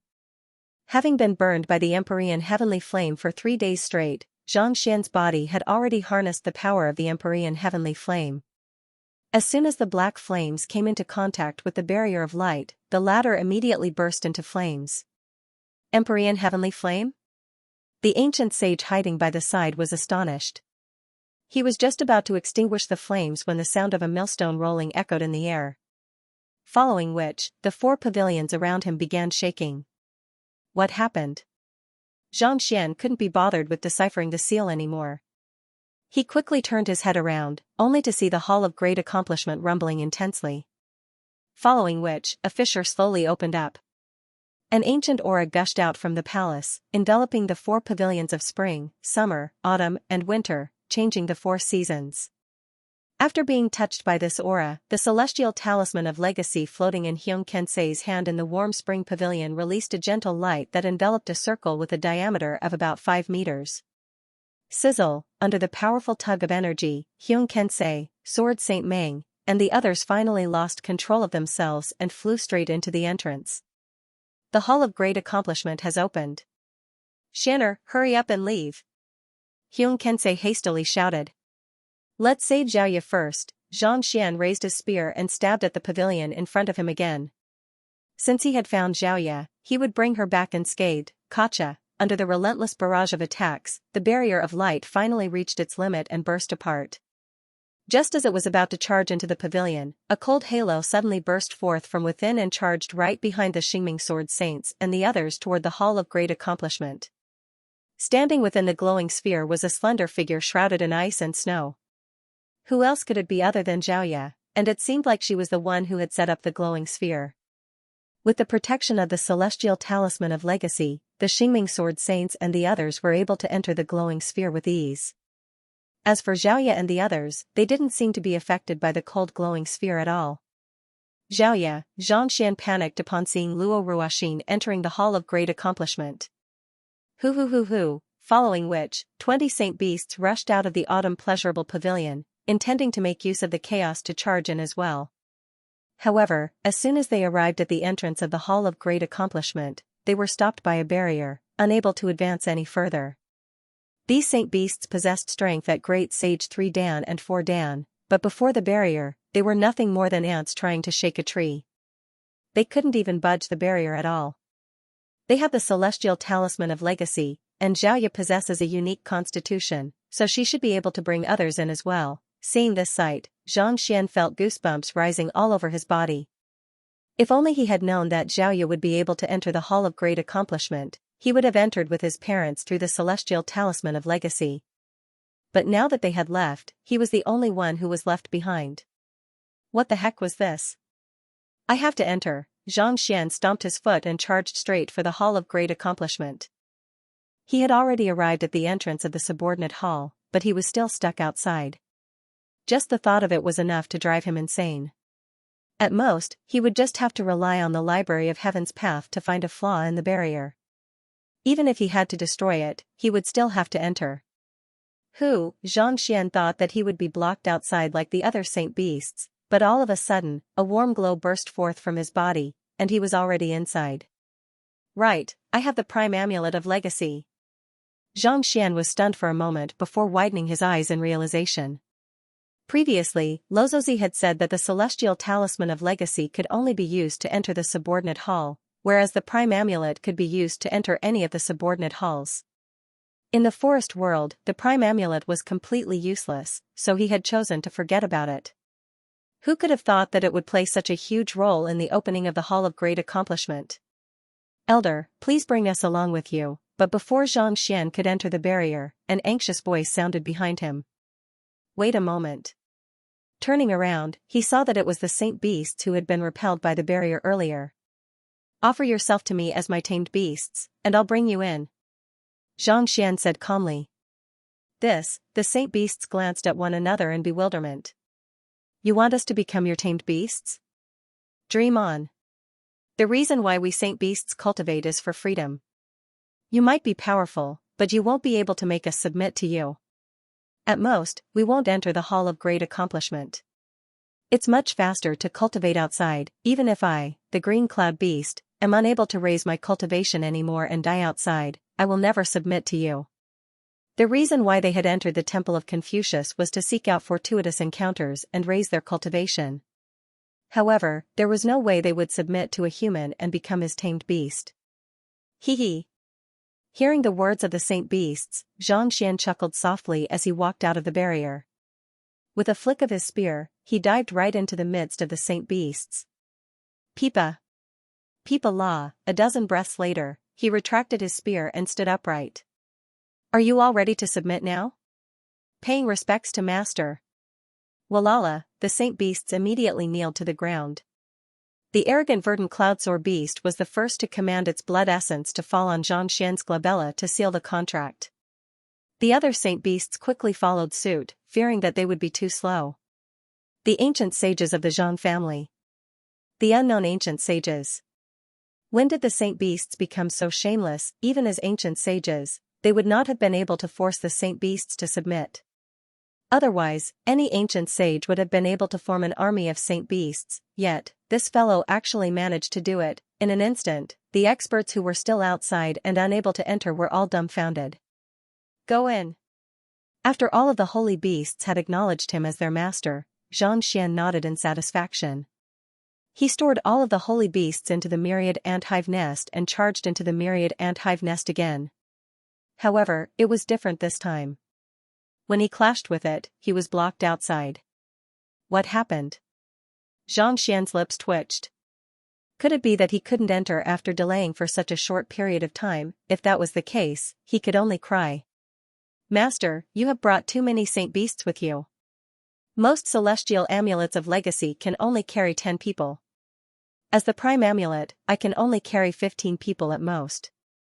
However, the one you have just tamed is already over 20. Hearing that it wasn't impossible to enter, Xianxia heaved a sigh of relief. He couldn't help but ask, not even in a folded space? No. If that's the case, the Xingming Sword Saints and the others would have been able to take everyone away with them. Little Amulet explained. That's true. Xianxia suddenly understood. How could something left behind by Conshur be so simple? Since it was said that there would be restrictions, then there would be restrictions. Otherwise, if everyone tried to take advantage of the loopholes, wouldn't it be chaotic? Xianxia summoned the holy beasts with lower cultivation and limited them to 14. Then, he dived in once more, and as expected, he managed to pass through without any hindrance. No, that's not right. The Heavenwood Green Serpent and the others are also in the folded space. If that's the case, there should be more than 15 of them.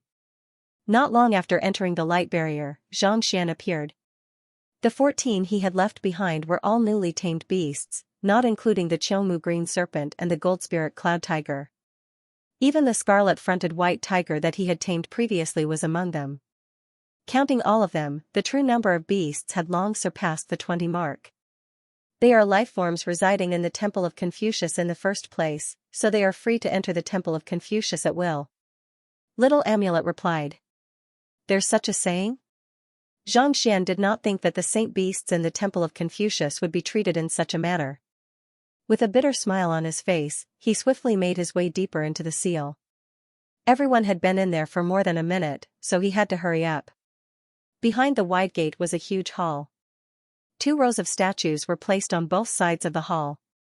Some were in deep thought, some were looking out, some were reading, some were cultivating. All of them were vivid and lifelike, as if they would come to life at any moment. They were in different shapes and expressions. These are the 72 sages? Soon, Xianxia recognized these statues. They were none other than the 72 saints of Confucius. Confucius had 3,000 direct disciples, and 72 of them were known as the 72 sages. As for ancient sage Ranxiu and ancient sage Boshang, they were known as the 10 great sages. Each of the 72 personal disciples had their own biography, and each of them had a shocking past. They were all remembered by Mingshi Tang and countless others. Xianxia had seen some of them before, and now that he saw the statue, he immediately recognized it. Ancient sage Zi Yuan, ancient sage Zi Qian, ancient sage Zi Lu, ancient sage Rangung, familiar names surfaced in Xianxia's mind, fusing together with the statues before him.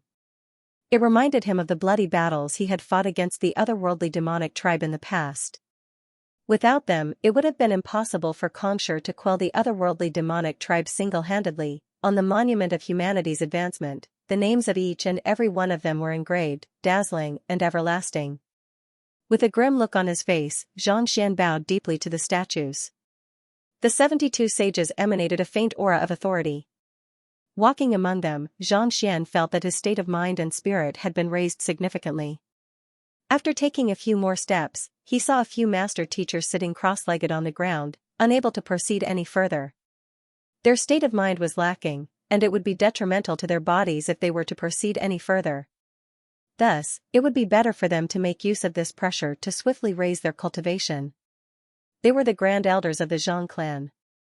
Without saying a word, Xianxia continued walking forward. He had no idea who the group that Xiaoya had brought with her were, but given that they were able to pass through the passageway formed by the 72 sages, it was likely that their state of mind was on par with his.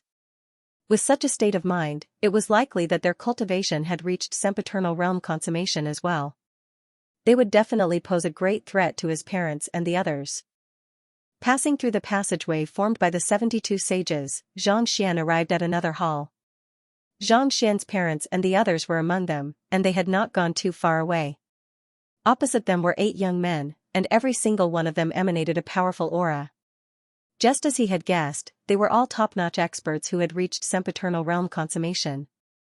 Seeing that his parents and the others were fine, Xianxia heaved a sigh of relief before turning his gaze back to the crowd. There was a young lady standing amid the crowd. Her eyes were tightly shut, and cold energy was emanating from her body. It seemed like she was trying to activate some kind of seal on the wall. "Xiaoya!" Xianxia exclaimed with a frown. "Xianer, she doesn't seem to be able to hear us." The Xingming Sword Saints had already sent a telepathic message to Xianxia. "She can't hear us?" Xianxia was taken aback. We tried calling for her earlier, but she didn't respond at all. She didn't even turn her head around, as if she couldn't hear us at all." Xianxia said. "She's probably focused on deciphering the painting on the wall." "We don't know what she's trying to achieve by doing that either," Sword Saint Ming said.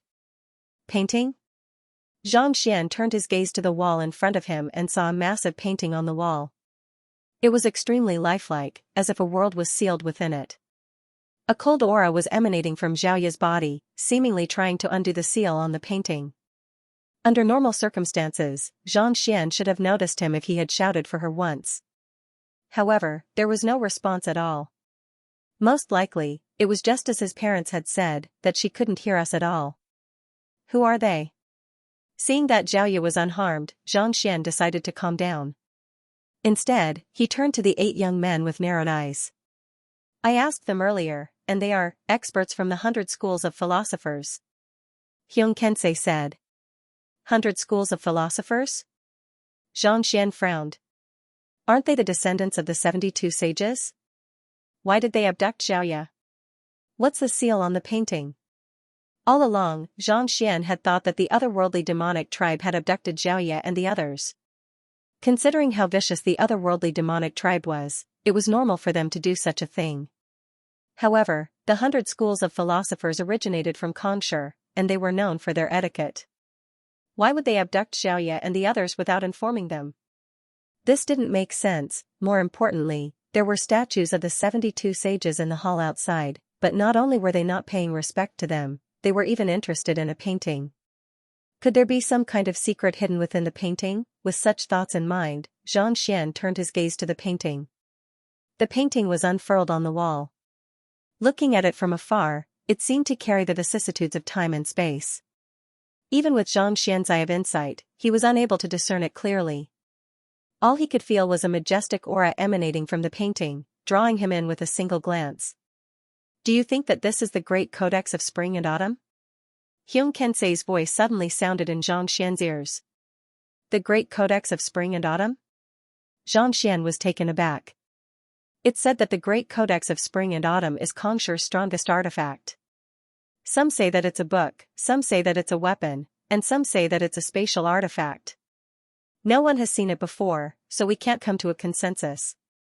Hyung Kensei analyzed the situation. Otherwise, why would the experts of the 100 schools of philosophers decipher the seal as soon as they arrived? Furthermore, they knew that Xiaoya possessed such a unique ability, so they decided to capture her in advance. Xianxia fell into deep thought. Xianxia's words made sense. The news that came from the outside world might not necessarily be accurate. For example, the Prime Amulet would allow one to enter the Prime Hall. The Prime Amulet might be in Xianxia's possession, but as for where the Prime Hall was, he had yet to find any traces of it. The Great Codex of Spring and Autumn was said to be a book, but it could very well be a painting. Xianxia continued examining the painting. Even though he was unable to see the content clearly due to the seal, he could still see that the painting was covered in snow, making it seem like a desolate winter. There's indeed temporal laws here. Xianxia took a closer look at the painting.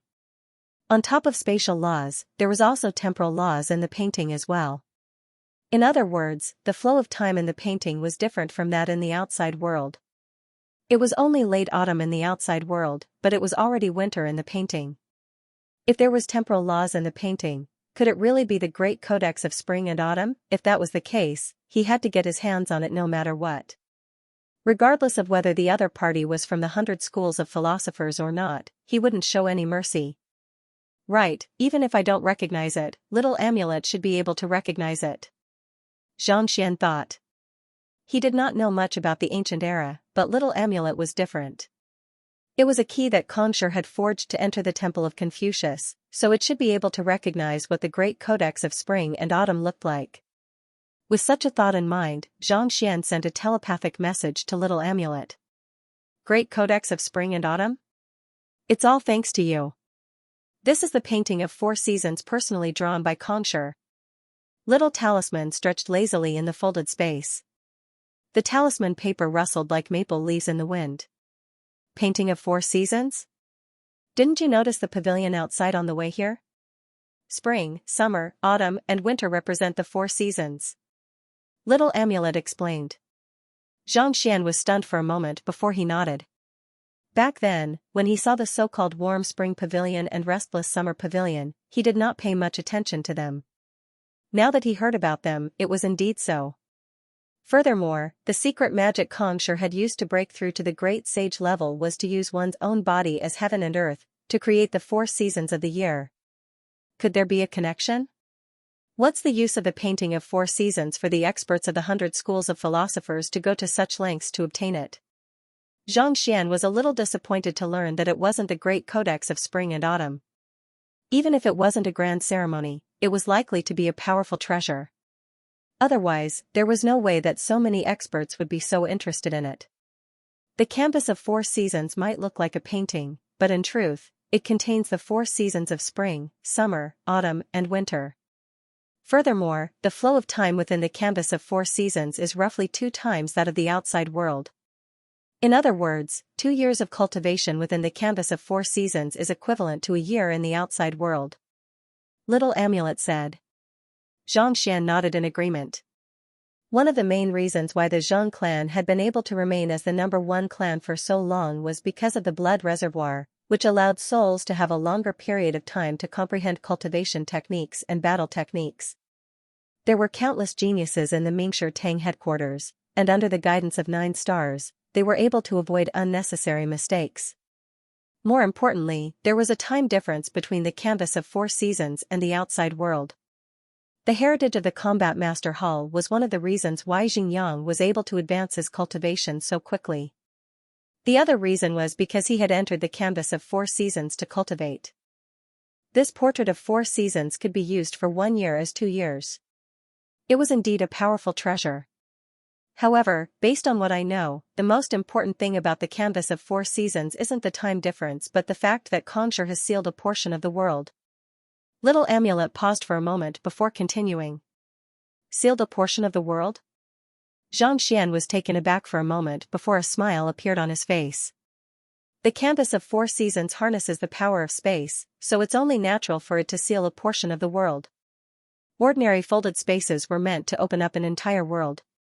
It was capable of storing objects, but it was unable to accommodate life.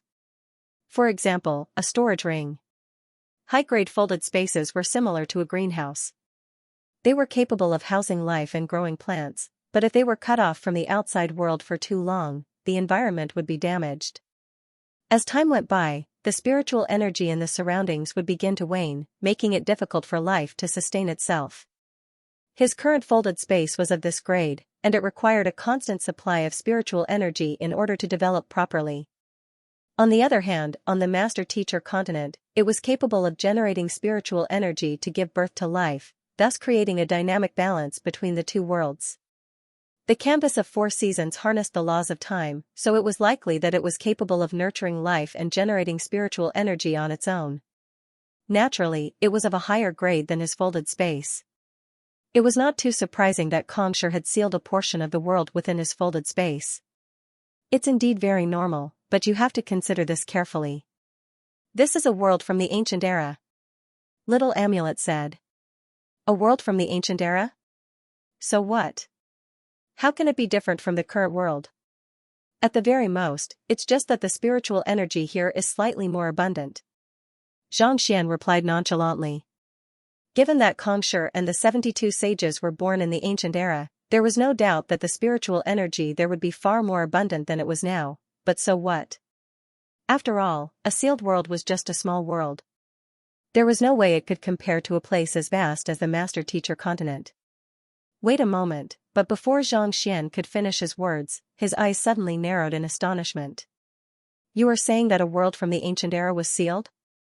Doesn't that mean that there's a chance for one to achieve a breakthrough to ancient sage here? Xianxia and Xianxia had once discussed many matters regarding ancient sage with him. Over the past 10,000 years, this world seemed to have lost something.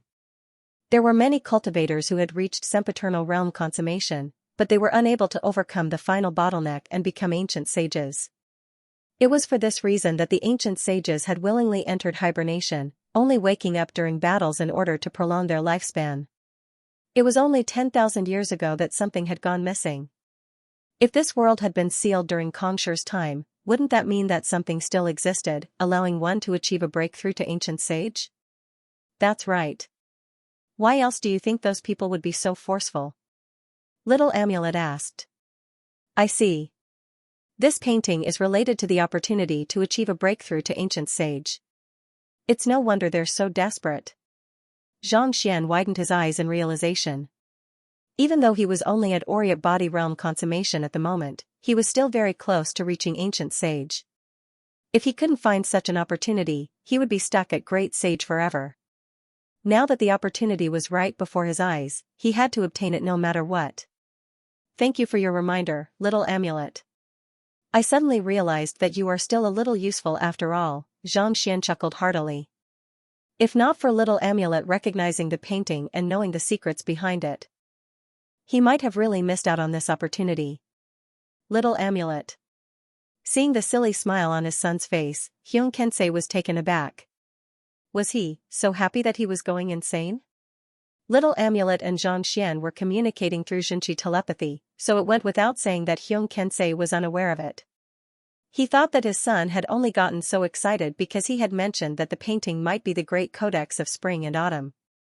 Just that, it had already been several minutes since he had spoken to Xianxia about the painting, and yet, he was still smiling so brightly. Xianer, fearing that Xianxia would burst into laughter, Xianxia could not help but call out to him. Xianxia quickly recovered from his daze. Father, mother, we must obtain this painting. He was still some time away from reaching ancient sage, but his parents had already reached sempiternal realm consummation, and they could take the final step at any moment now. If he could obtain the painting and advance his cultivation to ancient sage, he would be able to hide under their protection and live a carefree life as a young master. All right. Hearing their son's words, the two of them nodded in agreement.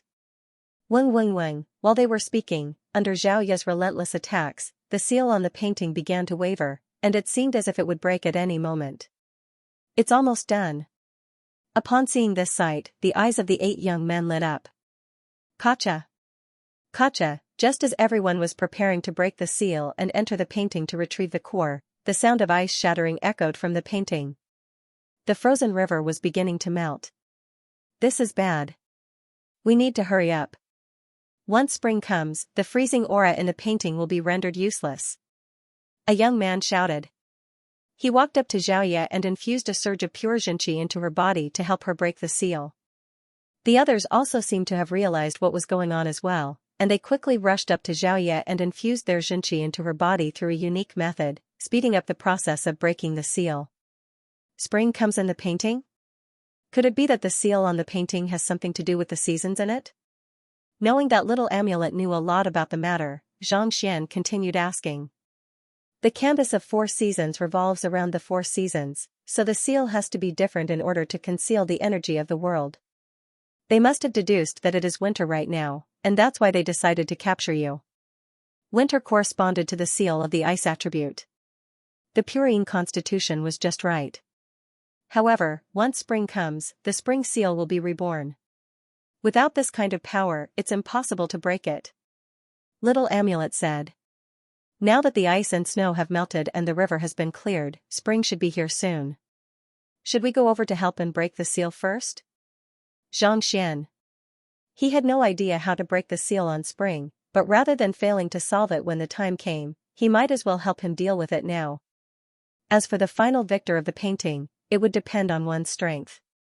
With 5 monarchs and so many weapons, no matter how powerful the 8 experts of the 100 schools of philosophers were, there was no way they would be a match for them. You came to the Hall of Great Accomplishment from the world of ice and snow. Do you think it's just a coincidence? Little Talisman snorted. This? Xianxia was taken aback for a moment before his eyes lit up in realization. In the painting, it's currently winter, and there's snow everywhere. Could it be that, with such a thought in mind, Xianxia flicked his wrist, and the glacial ice crystal that he had placed on the altar appeared in his palm. At this moment, the glacial ice crystal was no longer as frigid as before. Instead, it carried a warm feeling, as if it was in the midst of transitioning into spring. I see, Xianxia widened his eyes in realization. The so-called world of ice and snow wasn't accurate. More accurately, it was the world of 4 seasons. Here, one could experience the true transformation of the 4 seasons. It was just that when he entered the world of ice and snow, it just so happened that it was already winter. It was the glacial ice crystal that he was holding in his hand. If he hadn't taken it away, the world of ice and snow would have melted, and the earth would have warmed up as well. This glacial ice crystal is the key to breaking the seal. Little Amulet said. Seeing that it was as he had guessed, Xianxia nodded. He looked at Little Amulet doubtfully and asked, "Didn't you say that you didn't know anything? Why are you suddenly so clear about it?" That fellow didn't know anything when he first entered the world of ice and snow, but now, he was able to speak so confidently. If he knew about it in advance, why didn't he mention it earlier? It's likely that Kongshur has sealed my memories. Only by entering the corresponding hall will I be able to recall everything. Otherwise, I wouldn't be able to recall anything at all.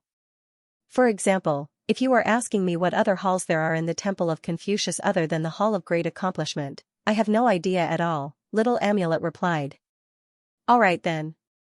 Xianxia sighed helplessly. but that was to be expected. Even with the prime amulet in his hand, he would still have to rely on luck in order to obtain the treasures left behind by Xianxia. Otherwise, wouldn't all of the treasures have ended up in the hands of a single person?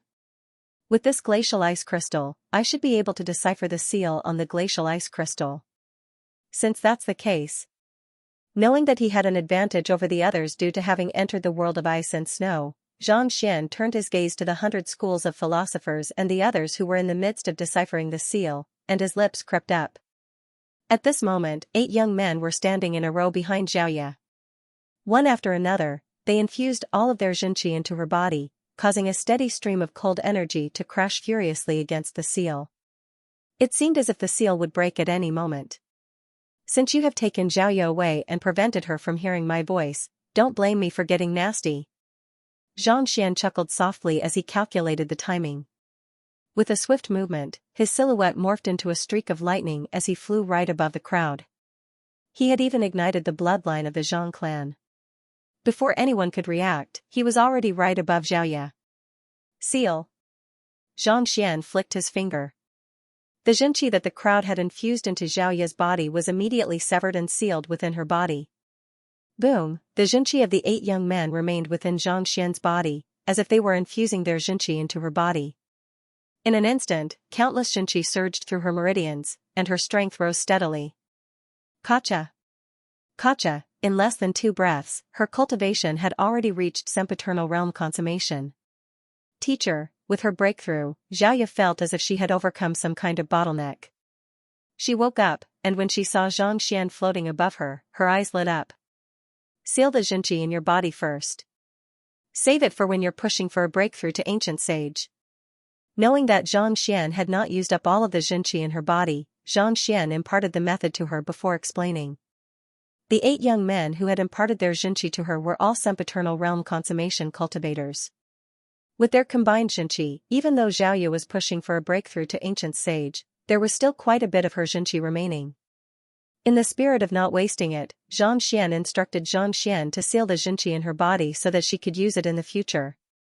Xianxia, you're courting death. Not expecting that the Xianxia that had helped Xiaoya to decipher her Xianxia would be left in the latter's body to raise her cultivation, the 8 young men felt so furious that they could explode at any moment. Courting death? You're the ones courting death. Xianxia bellowed coldly as his voice grew louder and louder. You captured my student and imprisoned her.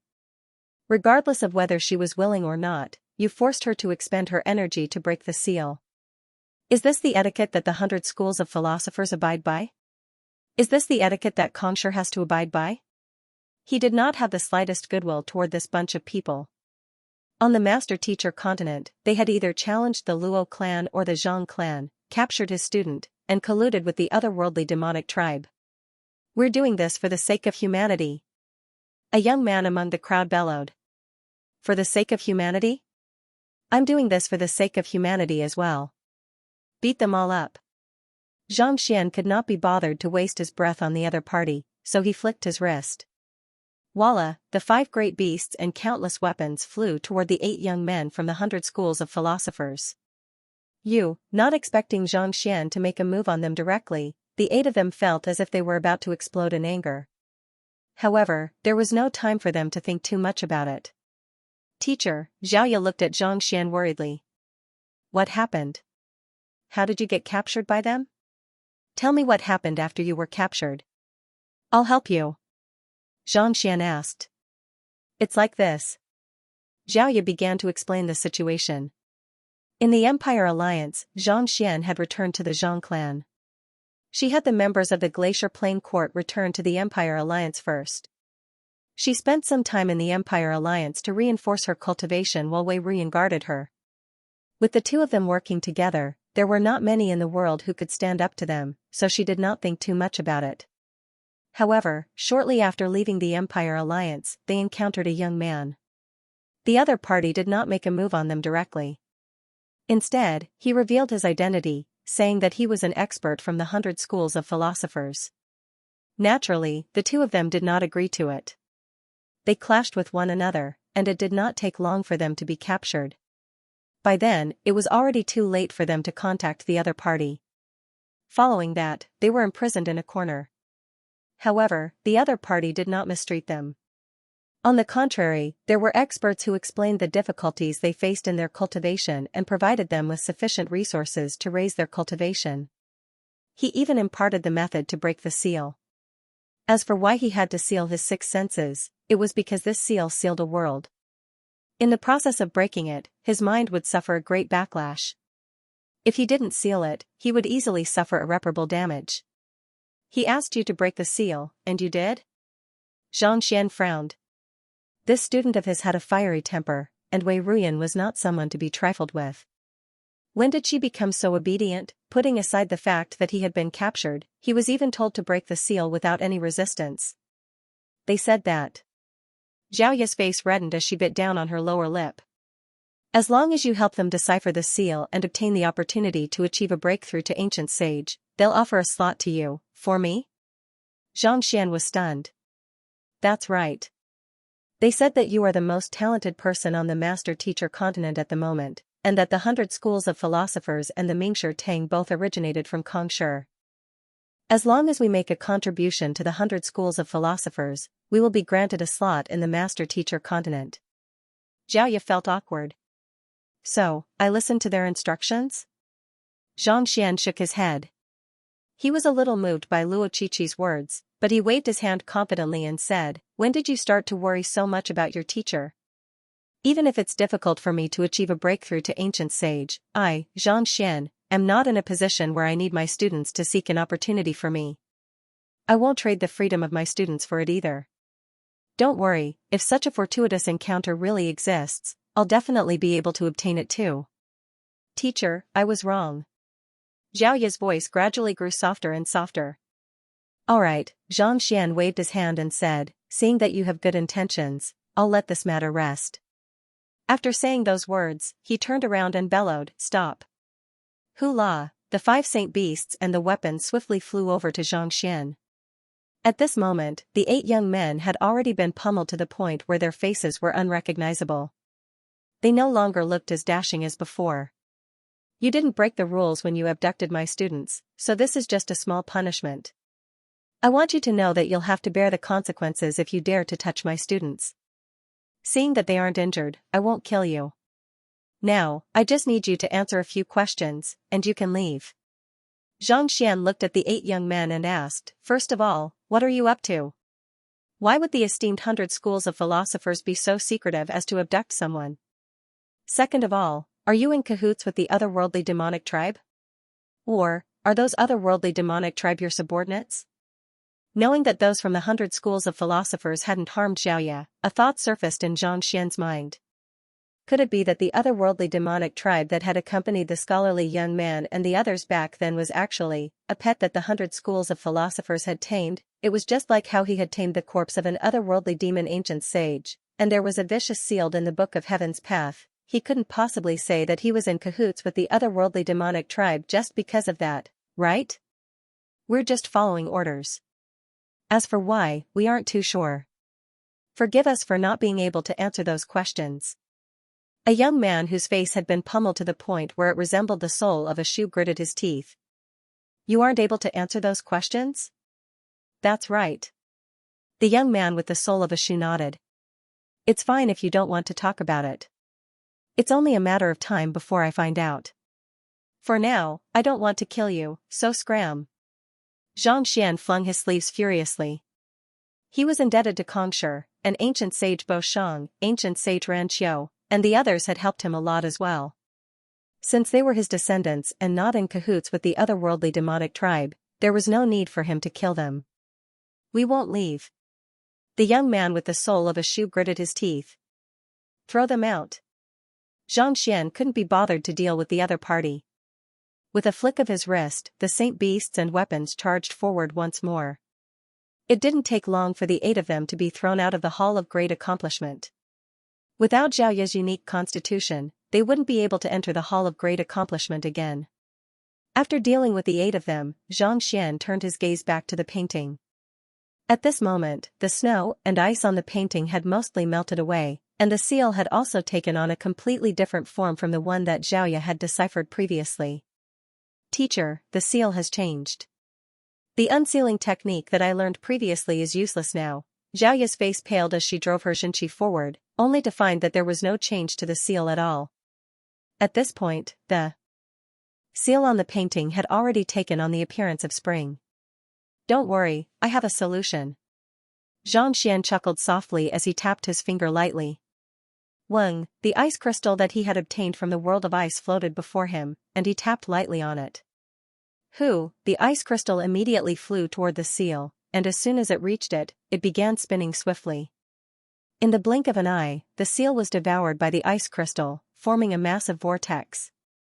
Seeing that the ice crystal was indeed effective in deciphering the seal, just as little amulet had said, Xianxia heaved a sigh of relief.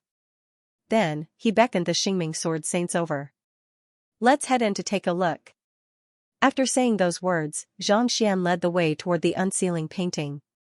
Without any hesitation, the others quickly followed suit, and in the blink of an eye, they had already vanished from the spot. When one's mastery of painting reached the pinnacle, one would be able to draw an entire world into one's painting, such that one would not even be aware of one's existence. Legend had it that tens of thousands of years ago, a top-notch painter had appeared in the Painter Guild. He had created an entire world with a beautiful lady, and after spending a prolonged period of time with the lady, he had fallen in love with her, and he had entered the painting, never to come out again. Regardless of whether it was in terms of its artistic conception or its control over space-time, the painting on the wall had far surpassed that of the painter who had fallen in love with his painting. Entering the painting, one would feel as if one had stepped into a massive folded space. It was so vast that one could not see the end of it. There's spiritual energy in the painting, and it's extremely concentrated at that. Standing on top of a boulder, Xianxia took a deep breath as he marveled at the incredible prowess of Kongshi's painting. To be able to achieve such a feat, the other party's comprehension of painting must have surpassed 9 stars, reaching the level of reverting to simplicity. The world within the painting was no different from the outside world. With a flick of the dragonbone spear, it was able to pierce through space and traverse through it. More importantly, it was able to slowly recover even after it was destroyed.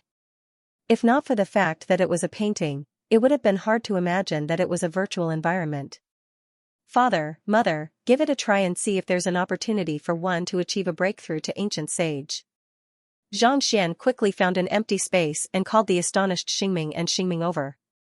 His cultivation was only at Aureate Body Realm Pinnacle at the moment, so he was unable to do so even if he wanted to. However, his parents were different. They had already reached the pinnacle of ancient sages, and they were only a step away from reaching that realm. Knowing that their son must have his reasons for saying such words, the two of them sat down and began cultivating quietly. Hung long long, as they cultivated, the spiritual energy in the sky began to pour into their bodies through their acupoints, causing their auras to grow stronger and stronger. I can indeed sense that the barrier will be breached at any moment. It's much easier than the outside world. Not too long later, the two of them came to a stop and stood up simultaneously. Xianxia's eyes lit up in excitement.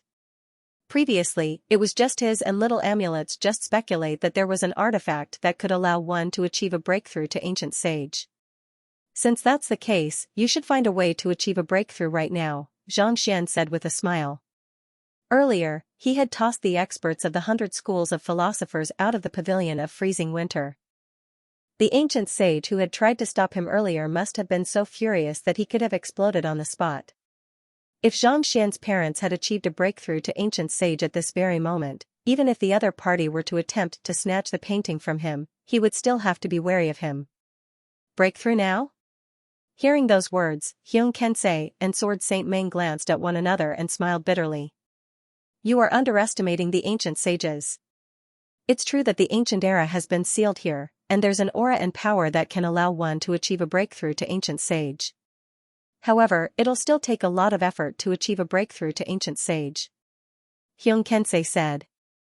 Back then, Kongshi had 3,000 disciples, but only 72 of them managed to reach ancient sage realm. Not all of them managed to make a breakthrough. If you want to make a breakthrough, that aura is crucial. However, if you don't have enough experience, even if you have it, it's useless. Xianxia was taken aback. That's true, his father was right. It was impossible to achieve a breakthrough to ancient sage in a short period of time, and this was especially so for a breakthrough to ancient sage. If one's comprehension of the world was lacking, it would be impossible for one to achieve a breakthrough. After all, not everyone in the ancient era was an ancient sage. Those who were able to reach ancient sage were all top-notch geniuses. What is the aura of a breakthrough to ancient sage? Xianxia asked doubtfully. I'm not too sure either.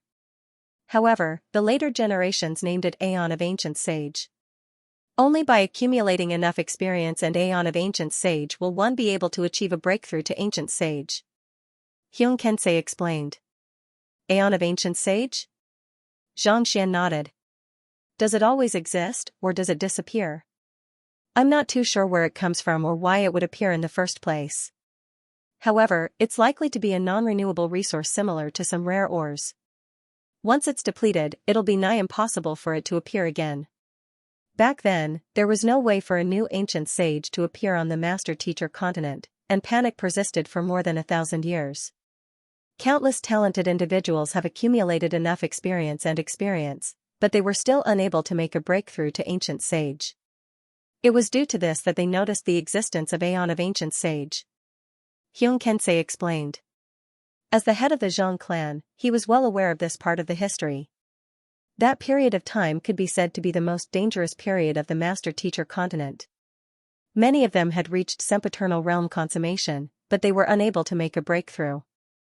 On top of that, the otherworldly demonic tribe was constantly attacking them.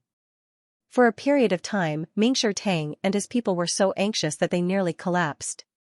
It was fortunate that the ancient sages who were still alive back then had made the decision to hibernate, only then did they resolve the crisis and calm the panic. Otherwise, mankind would have long been wiped out. Aeon of Ancient Sage is something that is indispensable to achieving a breakthrough to ancient sage. Other than that, what else is required to achieve a breakthrough to ancient sage? Xianxia asked. The main reason why his parents were unable to achieve a breakthrough was due to their insufficient accumulation of experience.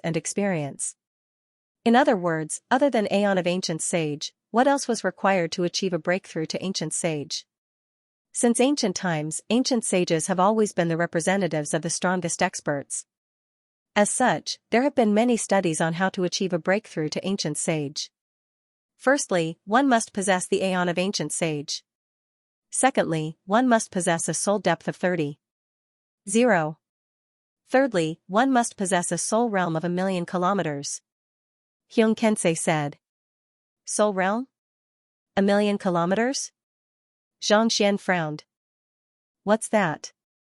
It was understandable that Aeon of Ancient Sage required a soul depth of 30. But a soul realm of 1,000,000 kilometers. What did that mean? It's very simple. You just have to condense your soul energy into a thread and extend it as far as you can. The greatest distance that you can extend is your soul realm, Xianxia said. Xianxia was taken aback. His soul energy had been tempered by the lightning tribulation and heavenly flame, making it extremely powerful. He had tried to probe the surroundings, but he had never condensed it into a thread before. Do you want to give it a try and see what realm your soul realm has reached? Seeing the look on Xianxia's face, Xianxia could tell that he had never tried it before, so he asked with a smile. Without knowing the conditions required to achieve a breakthrough to ancient sage, no one would test their soul in such a manner. After all, condensing one's soul into a thread and extending it as far as possible was a huge test on one's soul. If one's soul were to break, one's soul would be severely damaged. Alright, I'll give it a try. Xianxia nodded. His heart was filled with curiosity. Taking a deep breath, he condensed his soul energy into a thin thread and extended it in a certain direction.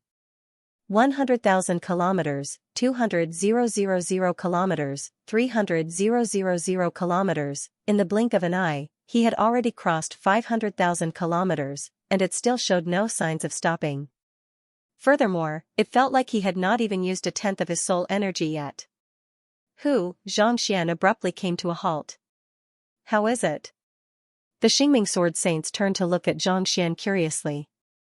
They knew that their son had a student who was a soul oracle and the head of the Jiang clan, so he was bound to be an expert in the art of souls. However, they were not too sure what level his soul oracle had reached, so they were curious as well. This? Xianxia scratched his head awkwardly. This painting is simply too small. My soul threads have already reached the edge of the painting. Even though Kongshur had sealed an entire dimension in the painting, it was only a folded space. It was impossible for it to be as boundless as the master-teacher continent. All in all, the diameter of the painting was less than 1,000,000 li. Thus, it was impossible for him to reach his limits here. However, there was one thing that he was certain of: his soul cultivation was already on par with ancient sages. Of course, that was only in terms of quantity. In terms of quality, he was still far from being able to match ancient sages. At the very most, he could ensure that he would not be killed by the soul attacks of ancient sages, but it was still impossible for him to stand against an expert of that caliber. Even though the painting is small, the fact that your soul threads are able to reach the edge of the painting shows how powerful your soul is. As long as you temper your state of mind and cultivation, it's only a matter of time before you achieve a breakthrough. Xianxia remarked. His son's talent was simply too incredible. Others would still be a long way off from reaching sempiternal realm consummation, but he was only at Aureate body realm consummation, and that was already enough for him to achieve a breakthrough. It could be said that the ancient sage realm that others would find difficult to achieve would not be as difficult for him as it was for other realms. Actually, it's not too difficult for your soul to grow. I have a soul cultivation technique here. You can try cultivating it.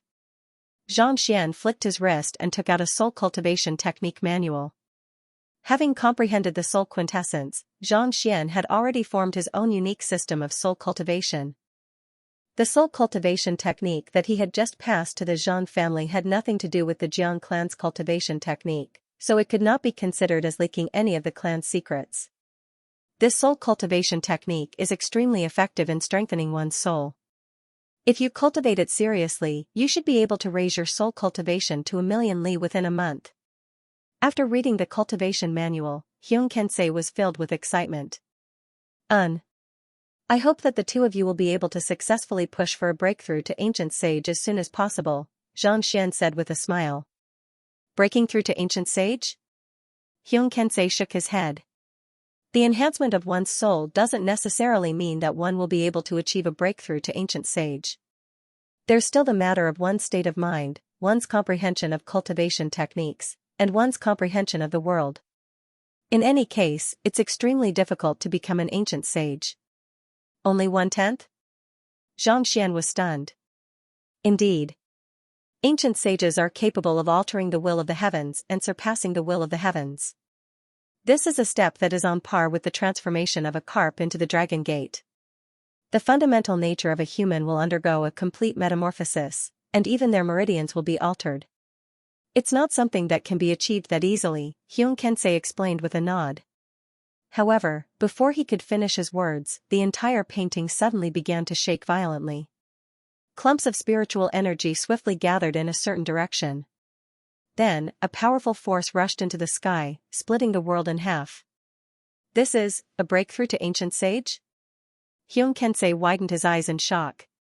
He felt as if his head was about to explode, and he was about to go insane.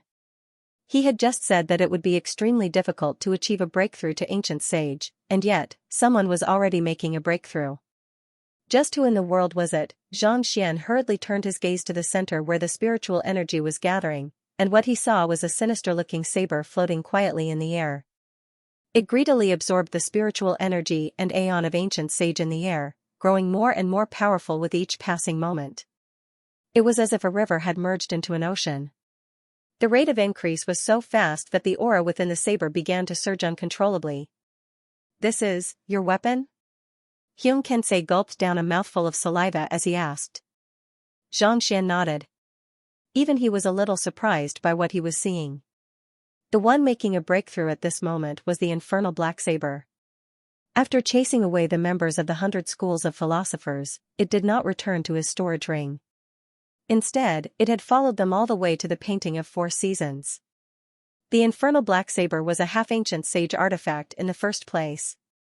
On top of that, it had devoured the blood and souls of 110,000 otherworldly demons, as well as the souls of the otherworldly demons that it had slain earlier, so it was only a step away from breaking through. With the sufficient aeon of ancient sage in the painting, it actually succeeded in making a breakthrough. Walala, dense spiritual energy swept across the painting like a hurricane, causing the ground to tremble violently. The entire painting seemed to be on the verge of collapsing. The spiritual energy here isn't enough for it to achieve a breakthrough. If this goes on, I fear that the painting will collapse. Xianxia narrowed his eyes in astonishment. Most cultivators would prepare plenty of resources in order to achieve a breakthrough to ancient sage so that they would not run out of energy halfway through the breakthrough. The infernal black saber was only a weapon. Even Xianxia did not expect it to make a breakthrough at this moment, so he did not make any preparations in advance. If he had been on the master-teacher continent, he would have been able to sustain his breakthrough with sufficient spiritual energy. However, this was only a painting. Its foundation was not very stable, and it was already on the verge of collapsing. It had not been easy for him to find the aeon of ancient sage that was sufficient for him to achieve a breakthrough to ancient sage. If it were to really collapse, wouldn't all his efforts go to waste? Infernal black saber, swallow this. Knowing that there was no time to waste, Xianxia flicked his finger toward the infernal black saber.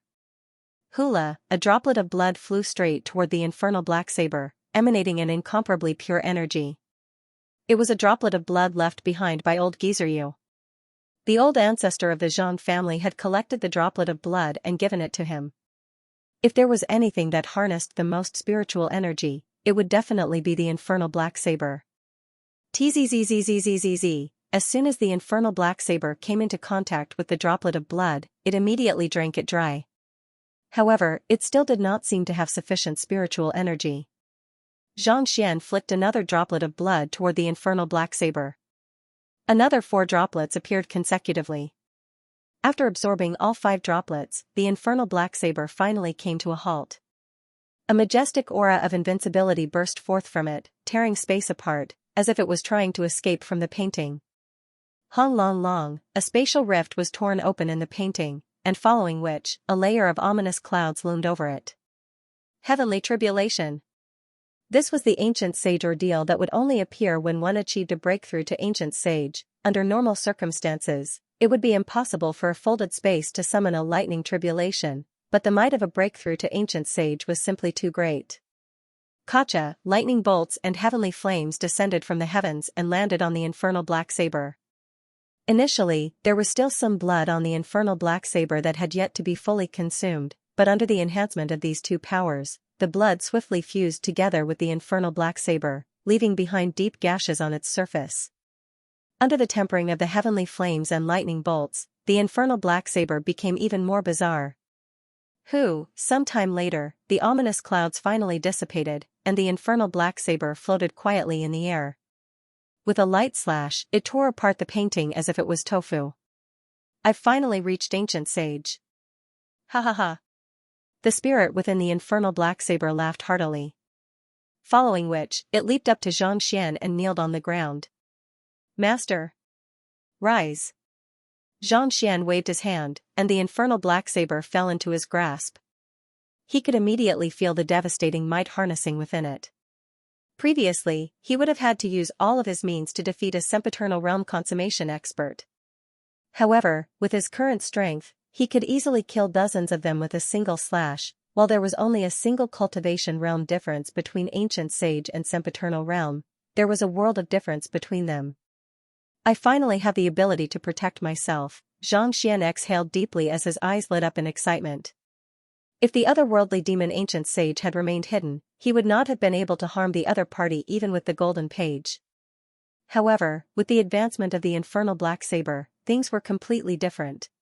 As long as he dared to make a move, he would be able to track down the source of the infernal black saber's aura and injure it. This was precisely how the old ancestor of the Zhang family had managed to defeat the infernal black saber. With the advancement of the infernal black saber, it had gained a new trump card to protect itself. Together with the ancient sage corpse, it would be able to easily slay an ancient sage of the same cultivation realm. This was no longer a one-off deal like the golden page. Let's reinforce our cultivation first. Xianxia instructed the infernal black saber to reinforce its cultivation and familiarize itself with its new power. The infernal black saber nodded before flying off into the distance. However, before it could get far, it encountered the dragonbone divine spear, and it bowed respectfully once more. After achieving a breakthrough to ancient sage, it realized just how powerful the seal on the dragonbone divine spear was. Once it was undone, it would not be a match for the spear at all. Xian'er, that spear of yours. Upon seeing this sight, Xianxia widened his eyes in astonishment. If weapons only submitted to the strong, wouldn't that mean that the spear was even more powerful? He knew that the spear was a weapon left behind by an ancient sage, and it had lost its former glory. However, he was not too sure how powerful it was. It's nothing much. It's just a small fortuitous encounter, Xianxia replied with a smile. You call this a small fortuitous encounter? Xianxia nearly collapsed on the spot. Do you have some kind of misunderstanding about what a small fortuitous encounter is? Such a formidable spear, the infernal black saber, and the many great sage artifacts. If these were considered small fortuitous encounters, what was a big fortuitous encounter? You guys wait here for a moment. I'll be back after I refine this diagram. Without further explanation, Xianxia flew in a certain direction. Not too long later, Xianxia arrived at a certain location. With a light wave of his hand, a scroll appeared before him. It was the true form of the painting. He had already noticed it when he was spreading his spiritual perception earlier. Very quickly, he refined it. Hula, following which, Sword Saint Xing and the others swiftly reappeared in the hall once more. The walls before them were as smooth as new, devoid of the slightest trace of damage. Are you going to stay here and cultivate, or are you going to leave with me? After dealing with this, Xianxia looked at his parents. The most important treasure in the Hall of Great Accomplishment was this painting. However, the 72 holy statues, the dense spiritual energy, and the words and runes carved on the walls were also extremely useful to cultivators. Cultivating here would be at least 10 times faster than cultivating outside. I won't be following you around anymore. It's quiet here. I can cultivate my soul and state of mind, assimilate the ancient sage blood, and try to achieve a breakthrough as soon as possible. The two sword saints glanced at one another before shaking their heads. Given their current strength, they would only be a burden to their son if they were to follow behind him. Rather than that, they would rather stay here and cultivate diligently so that they could achieve a breakthrough as soon as possible. I'll be staying here too. Hu Yaoyao nodded in agreement. She had just achieved a breakthrough to introspective convalescence realm, so she would only be a burden to Xianxia. Teacher, I'll go with you. I know where they have taken Wei Ruyan. I can bring you there. Xiaoya stepped forward. Xianxia nodded. After a moment of hesitation, he flicked his finger, and the droplet of ancient sage blood flew over. Absorb this droplet of blood first. As valuable as this droplet of blood was, it wasn't as important as the lives of his students. Yes. Xiaoya sat down cross-legged and absorbed the droplet of blood into her body. 10 minutes later, she stood up with a sharp gleam in her eyes. You have already assimilated the droplet of blood?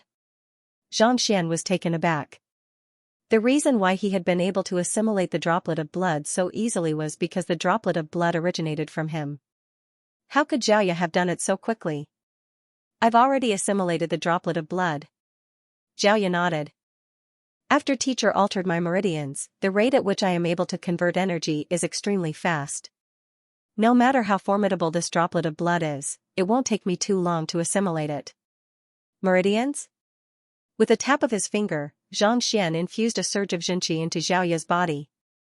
As expected, after altering her meridians, he realized that the rate at which she was able to circulate energy was much faster than that of ordinary cultivators. In fact, even he couldn't match up to her. It was no wonder she was able to assimilate the droplet of ancient sage blood so quickly. Most likely, her meridian diagram was even more logical than that of an ancient sage. Let's go. Since she had assimilated the droplet of blood, it meant that she had gained the ability to preserve her life. Without saying anything, Xianxia flew out of the hall.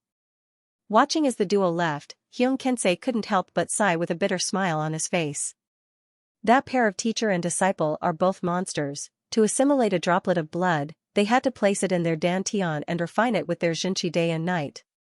On the other hand, Xianxia was able to assimilate the droplet of blood so effortlessly. We'll have to pick up our pace too. Otherwise, if our son and grand student were to surpass us, where would our dignity go? Sword Saint Ming said. You're right. Nodding, the two of them sat down on the ground and began cultivating. Old ancestor, you must redress our grievances. Outside the Hall of Great Accomplishment, many young men cried in agony. They had spent so much time and effort in order to enter the Hall of Great Accomplishment, but who could have thought that they would end up being pummeled and thrown out of the Hall of Great Accomplishment before they could even obtain anything? You can only blame yourself for being inferior. You can't blame anyone else. The ancient sage hidden by the side pondered for a moment before speaking calmly. It's not that we are inferior, but that fellow has tamed so many saint beasts and tamed so many formidable artifacts. If not for those artifacts, there's no way he would have been a match for us. The young man gritted his teeth. What was so amazing about that fellow? He was only relying on his tamed beasts and artifacts. Without those two, they didn't believe that he would be able to match up to them. Indeed.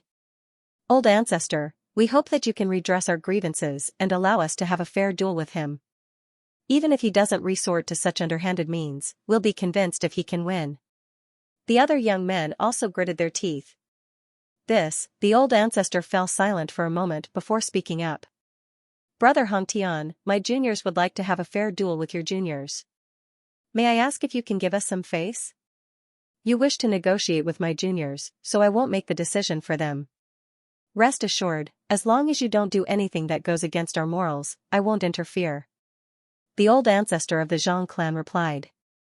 While Xianxia and the others had entered the Hall of Great Accomplishment, he had been hiding in the surroundings. Since Brother Hongtian isn't interfering, I'm relieved, the old ancestor of the 100 schools of philosophers replied. Who? The seal outside the Hall of Great Accomplishment flickered, and Xianxia and Zhaoye flew out. Where do you think you're going? The young man in Sauls and the others immediately rushed forward to surround them. Xianxia frowned as he harumphed coldly, do you want to get pummeled?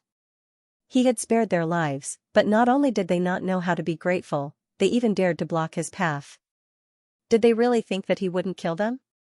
We just want to have a fair duel with you. No weapons or tamed beasts are allowed. Do you dare to accept our challenge? The young man in Sauls gritted his teeth. A fair duel? What's the wager? Xianxia asked with a frown. Without a wager, he didn't have the time to waste on these people. Brother Hongtian gave you 5 droplets of ancient sage blood earlier. As long as you have a duel with them, I'll take out 5 droplets of my blood as the wager as well. Before the young man in Sauls and the others could reply, the ancient sage from before had already spoken up. That's our wager. What's yours? Mine? Xianxia hesitated for a moment before saying, I can go easy on them and spare their lives. The ancient sage felt a stifling pain in his chest. It's hard to say who will emerge victorious in a fair duel. I've already offered 5 droplets of ancient sage blood, and yet you're making such a wager? If you lose, hand over the canvas of 4 seasons. That's right. We'll use the canvas of 4 seasons as the wager. The young man in Sauls and the others shouted. But before they could finish their words, Xianxia suddenly looked at them as if he was looking at a bunch of fools. Are you all dreaming? Do you think that those few droplets of his blood can match up to the canvas of 4 seasons? Then, I'm afraid that your wager won't work.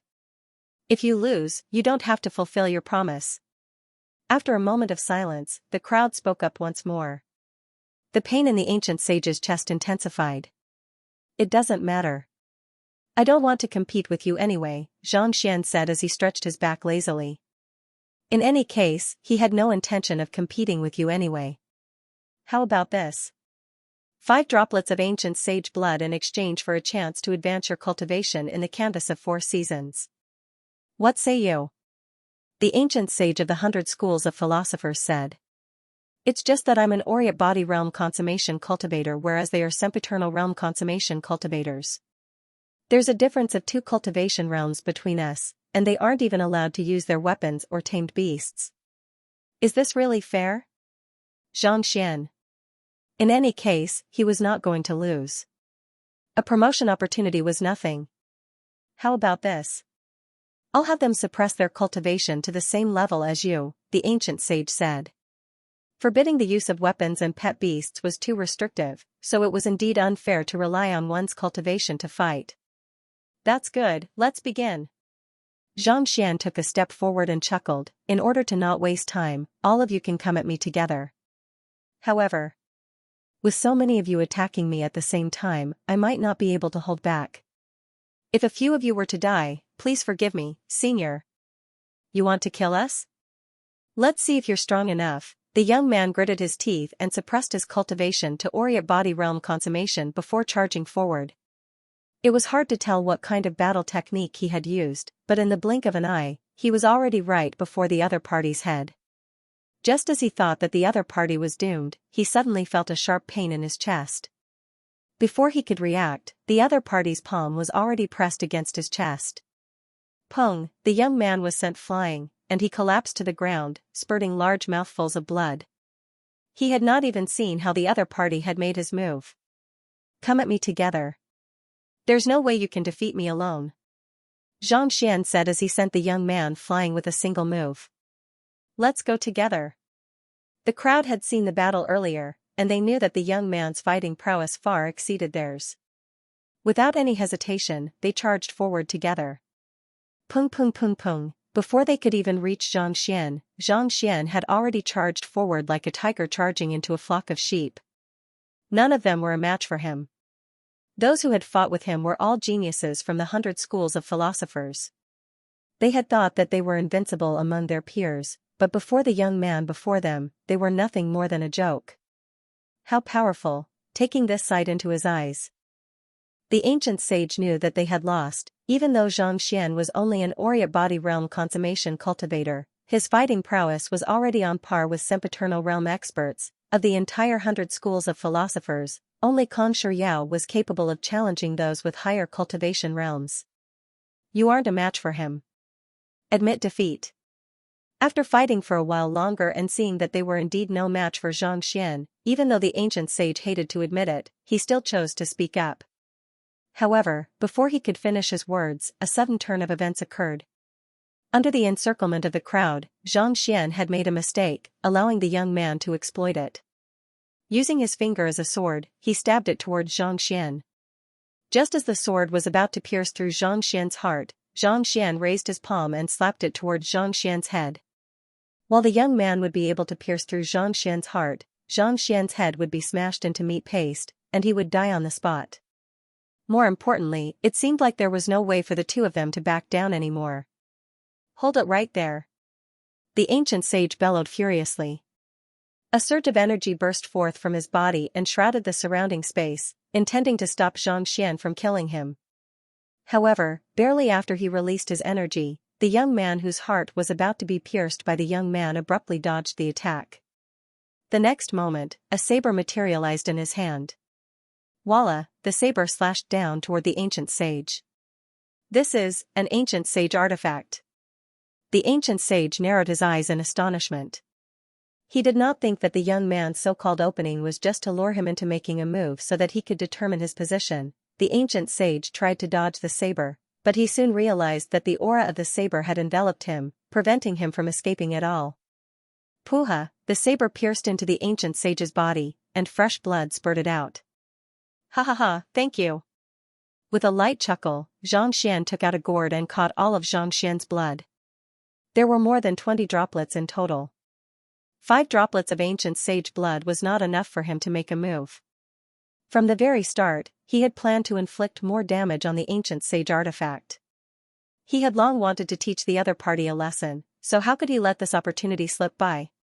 You, having lost too much blood, the ancient sage's face paled. He was just about to make a move when he suddenly felt a powerful force locking him in place. Knowing that the Zhang clan's ancestor Han Tian would make a move at any moment, as furious as he was, he still chose to hold himself back. To think that an ancient sage like him would be tricked by a mere Orient body realm lad, and more importantly, he had even sustained severe injuries. No one would dare believe that such a thing was possible. Heroes indeed come from the young. Not bad, not bad. Our 100 schools of philosophers has lost today. Farewell. Hula, with a gust of wind, the young man and the others were taken away. The ancient sage turned around, intending to leave the area. I've lost, but you haven't given me 5 droplets of ancient sage blood yet. Are you trying to renege on your debt? Xianxia bellowed as he watched the ancient sage leave. The ancient sage staggered backward, and he nearly spurted a mouthful of blood. With a flick of his finger, he tossed a jade bottle behind him. He immediately turned around and left. He was afraid that he would die from anger if he were to say too much. He placed his hand on his chest. Forget it, I'll just pretend that I don't have breasts then. That's more like it. Catching the jade bottle, Xianxia nodded in satisfaction. Forcing him into a duel had to pay the price, and ancient sages were no exception. Your saber has reached ancient sage? The old ancestor of the Zhang clan asked in disbelief. Xianxia nodded. Good. This is great. The old ancestor of the Zhang clan burst into laughter. It had been too tiring for him to single-handedly support the Zhang clan over the years. The fact that his saber had reached ancient sage meant that the Zhang clan had gained another ancient sage expert. On top of that, the spirit of an artifact granted it a longer lifespan than a human. It would be more than enough to protect the clan. I still have my students in the hands of the 100 schools of philosophers. I have to save them now, so I'll be taking my leave first. With the departure of the ancient sages of the 100 schools of philosophers and the otherworldly demonic tribe, there were only a few saint beasts and master teachers left in the area. Xianxia clasped his fist and said, Go on. The old ancestor of the Zhang clan waved his hand. Without Xiaoya, it would have been impossible for him to have succeeded in his assault. In fact, he might even have been killed by the otherworldly demonic tribe's ancient sage. Thus, he bowed respectfully before having Xiaoya lead the way. After flying for an unknown distance, the Hall of Great Accomplishment was already a little blurry. Xiaoya came to a halt. This is where the 100 schools of philosophers and I came from. Xianxia took a look at it and smiled. He and Hu Yaoyao had also left the dimension of snow from this place. It seemed like Xiaoya and the others had come from this dimension as well. Break. In the past, he could only rely on the rituals of the otherworldly demonic tribe to traverse through the spatial barrier. However, with the infernal black saber in his possession, the barrier was no longer a problem for him. He slashed the saber lightly. Voila, a rift appeared in the dimension. Pulling Xiaoya with him, he leaped into the rift. The next moment, they appeared in the dimension of snow once more. However, there was no longer any snow in the world. All that was left was lush greenery and flowers. If not for the fact that the sudden inspiration elder from earlier was still around, Xianxia would have suspected that he had entered another world. Having been here once, it was easy to find the exit to this world. The two of them entered directly. When he reappeared, he found himself in a forest filled with miasma. Wei Ruyan should be in the corresponding branch palace in this world. Xiaoya said after taking a look at the surroundings. Nodding, Xianxia flicked his wrist, and a pill appeared in his palm. Consume this. Yes. After swallowing the pill, Xiaoya turned to Xianxia doubtfully and asked, Teacher, is this an antidote? The air and water here are poisonous. Be careful. Xianxia explained. Due to the innate fetal poison, Xianxia had specially browsed through the books of poison masters. With just a glance, he could tell that the forest wasn't as simple as he thought it to be. On the surface, it seemed to be extremely peaceful, and there were no formidable saint beasts in sight. But in truth, lethal poison was everywhere, making it hard for one to guard against it. Following closely behind her teacher, Xiaoya asked, Teacher, what do we do now? Simple. Find the exit to this world. If I'm not mistaken, the subordinate hall of the Temple of Confucius should be right above us. With his previous experiences, he had already figured out the pattern. Thus, he chose a random direction and proceeded forward slowly. The forest was filled with venomous scorpions, venomous snakes, and the like. However, thanks to his Heaven's Path Xianxia, Xianxia did not fear them. Thus, he did not encounter any danger along the way. An hour later, he encountered a group of master teachers whose faces were livid. It was apparent that they had been poisoned. Xianxia gave them a few pills infused with his heaven's path Xianxia to neutralize the poison before asking them a few questions. After determining the location of the exit, he rushed over. This is the place. 2 hours later, the two of them stopped in front of a small pond.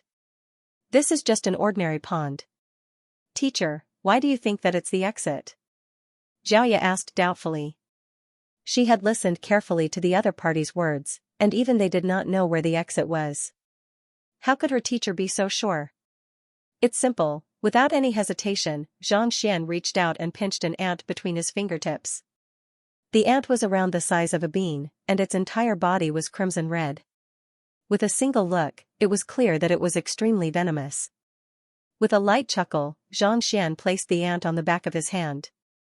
Puha! In just a single move, the ant's mouth had already pierced through his skin and infused its venom into his body. Xianxia did not use his heaven's path Xianxia to disinfect the wound, allowing the venom to spread freely. A moment later, the back of his hand began to turn black, and bruises began to appear. Teacher, not knowing why her teacher would do such a thing, Xiaoya panicked. Poison was unlike anything else. Once it flowed into the heart along with the blood, even the gods would find it hard to save it. There's no need to panic. Xianxia raised his hand once more, and the water in the pond was drawn toward his wound.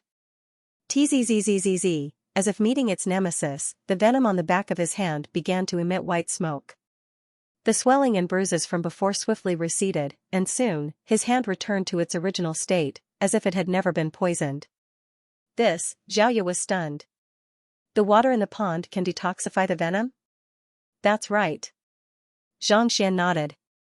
The reason why Kongshur left behind the ancient domain was to temper his descendants so that they would be qualified to inherit his treasures. So, there must be an antidote at the exit. Otherwise, if everyone were to die from the poison, what would be the point of leaving his heritage behind? Xiaoya widened her eyes in realization.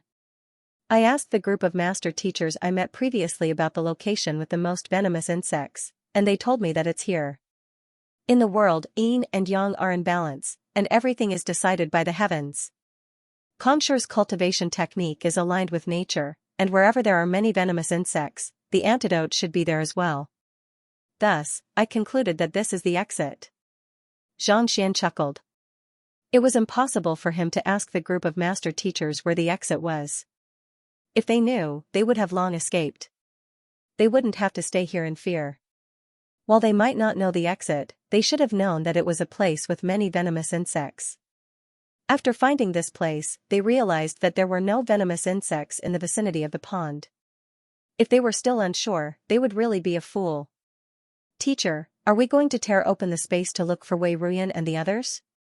After finding the exit, Xiaoya couldn't help but ask. Based on her deductions, the subordinate hall that Wei Ruyan and the others were heading to should be right above this pond. There's no need to rush. You wait here, I'll enter the pond to take a look. To be able to produce an endless supply of venomous water, there must be a formation core guarding the world within. Let's take this away first. Xianxia. The forest world was guarded by the 5 monarchs, the desert world was guarded by the tree roots, the ice world was guarded by the ice crystal rock. Perhaps, there was a formation guarding the world of poison as well. Just like the ice crystal rock, it would be of great help in entering the subordinate hall. It was better to be prepared in advance. After saying that, he didn't waste any more time. With a leap, he dived straight into the pond and disappeared. The lake wasn't too deep, only roughly 10 meters deep. Beneath it was the seal, and if one were to enter it, they would enter the next world. Xianxia didn't proceed forward. Instead, he began swimming around the lake. After a round, he didn't find anything at all. Putting aside life, he didn't even find any oars. The lake was as clean as water. Could I have guessed wrongly? Could there be no formation core here? Or perhaps, someone else has already gotten here before me, Xianxia frowned. No, that's not right. If the formation core had been taken away, the poison aura wouldn't have been so evenly distributed. The desert world had been taken away, and the desert had disappeared. The forest world had been taken away by the 5 monarchs. While he didn't know what had happened, without their control, the saint beasts wouldn't be as obedient as before, the fact that the poison aura was evenly distributed meant that the formation core hadn't been destroyed yet. I have insight. Xianxia scanned the surroundings of the lake, and as expected, he noticed that something was amiss. The substances in the lake that could detoxify one's poison seemed to be decreasing. Xianxia flew out of the lake and waited for a moment before taking another look. The antidote had already been restored. Teacher, have you found it? Xiaoya walked up to Xianxia. I haven't, but I think I should be able to guess what the formation core is. Go over there and bring me a bamboo pole, Xianxia instructed with a smile. Xiaoya turned around and left. Not too long later, she returned with a bamboo pole in her hand. Grabbing the bamboo pole, she shook it lightly, and the twigs on it fell off. Her Xianxia condensed into a thin thread that extended down from the tip of the pole. Then, she tossed it forward, and her Xianxia gathered at the end, as if a delicious bait. This is a fishing pole? Teacher is going to fish? Xiaoya was stunned. Her teacher was actually using a bamboo pole and Xianxia to forge a fishing pole? That's right. If I'm not wrong, the core of the formation can only be fished out. Any other methods are useless. Xianxia chuckled. He had read quite a few books regarding Kongshi before, and one of them said that the fishing pole was to fish but not to fish out the formation core, and not to fish out the formation core. In other words, Kongshi used a fishing rod instead of a fishing net. He hunted his prey by shooting, but he never shot at resting birds or beasts. He had thought that it was Kongshi's benevolence, but at this moment, he realized that he was referring to the crux of the formation. It was impossible to grab the crux of the formation with one's bare hands or a fishing net. The only way to obtain it was to fish. After placing the poisonous bug in the water, Xianxia sat down quietly. Angling could sharpen one's state of mind, allowing one to guard against arrogance and rashness, allowing one to be more in tune with nature. When ordinary people fished, they could fuse with heaven and earth and be as quiet as a painting, let alone someone with a cultivation of his level. As the thin strands of Xianxia floated along with the ripples, Xianxia suddenly felt that not only was this world of poison not as frightening as he had imagined it to be, it even felt real and natural. In ancient times, spiritual energy was abundant. There were no humans in the old forests. Poisonous insects and miasma could be found everywhere. It was almost the same as this world. In other words, this was not a world of poisonous gas, but an ancient forest deep in the mountains that had existed for countless years. Only here would one be able to find the true essence of nature. The cultivation technique that Xianxia had cultivated when he achieved a breakthrough to great sage slowly circulated through his body, turning him into a rock, a tree, or a grain of sand. He felt as if he had fused perfectly with nature. Amidst the tranquility, his soul depth slowly grew. 29:91. 29:92. Voila, while Xianxia was immersed in his thoughts, the ripples in the water suddenly rippled, and a voice sounded. Teacher, the fish has taken the bait. Lowering his head, Xianxia saw a crimson koi fish swaying from side to side on the Xianxia thread, causing splashes of water to fly about in all directions. What a pity! The fact that the fish had taken the bait had allowed him to recover from his trance. Otherwise, he might have been able to push for 30. 0 of ancient sage, thus raising his soul depth to that of ancient sage. Hula, with a slight flick of his wrist, the koi fish was fished out of the water. Hula, as soon as the fish leaped out of the water, it bounced on the ground twice before its mouth began opening and closing furiously, as if it was unable to take it anymore. Following which, its eyes widened, and it stopped breathing. Teacher, the fish is dead. Xiaoya said anxiously. Wasn't that the crux of the formation? Why did it die the moment it was fished up? Could it be that he had fished up the wrong fish? All right. Xianxia did not know whether he should laugh or cry. He kicked the fish's body, causing it to roll on the ground several times. At the same time, he flicked his finger, and a bundle of pitch-black flames intermingled with lightning bolts appeared on his fingertip. Do you want to braise it? Cough cough. The koi fish on the ground flipped its body and stood up with its tail on the ground. I'm sorry, it's just a habit. It's been a long time since I last came ashore. As soon as I did, I found it difficult to breathe. I thought that I was dead. Xiaoya's cheeks twitched upon hearing those words. For a fish to jump up and speak, furthermore, why did it seem like the fish was so unreliable? That fellow possesses the strength of a sempiternal realm consummation cultivator. Putting aside coming ashore, even if you throw it into a pot, it won't die. Xianxia explained. Startled, Xiaoya looked at Xianxia doubtfully and asked, since it's so powerful, how did it end up being fished up? Given the strength that the other party wielded, it was likely that he possessed extremely high intelligence. Why did it feel so inconceivable for him to be fished up with an ordinary fishing rod? It can't be helped. It's just a habit of mine. Back then, Xianxia would come over to fish me, and every time he fished me up, he would release me, and I would come back to be fished up again. The cycle would repeat itself over and over again. Normally, I would be fished up dozens of times in a single day. I'm used to it. The koi fish continued. Xiaoya's cheeks twitched. Given his strength, to be fished up by someone every single day, and yet, he still enjoyed it. Aren't you tired of it? More importantly, Xianxia actually fished up the same fish every single day. He sure had a lot of free time on his hands. Don't listen to its nonsense. If I'm not mistaken, Xianxia probably uses Xianxia as a thread, just like me. What you want to devour isn't just the bait but the fishing line as well, right?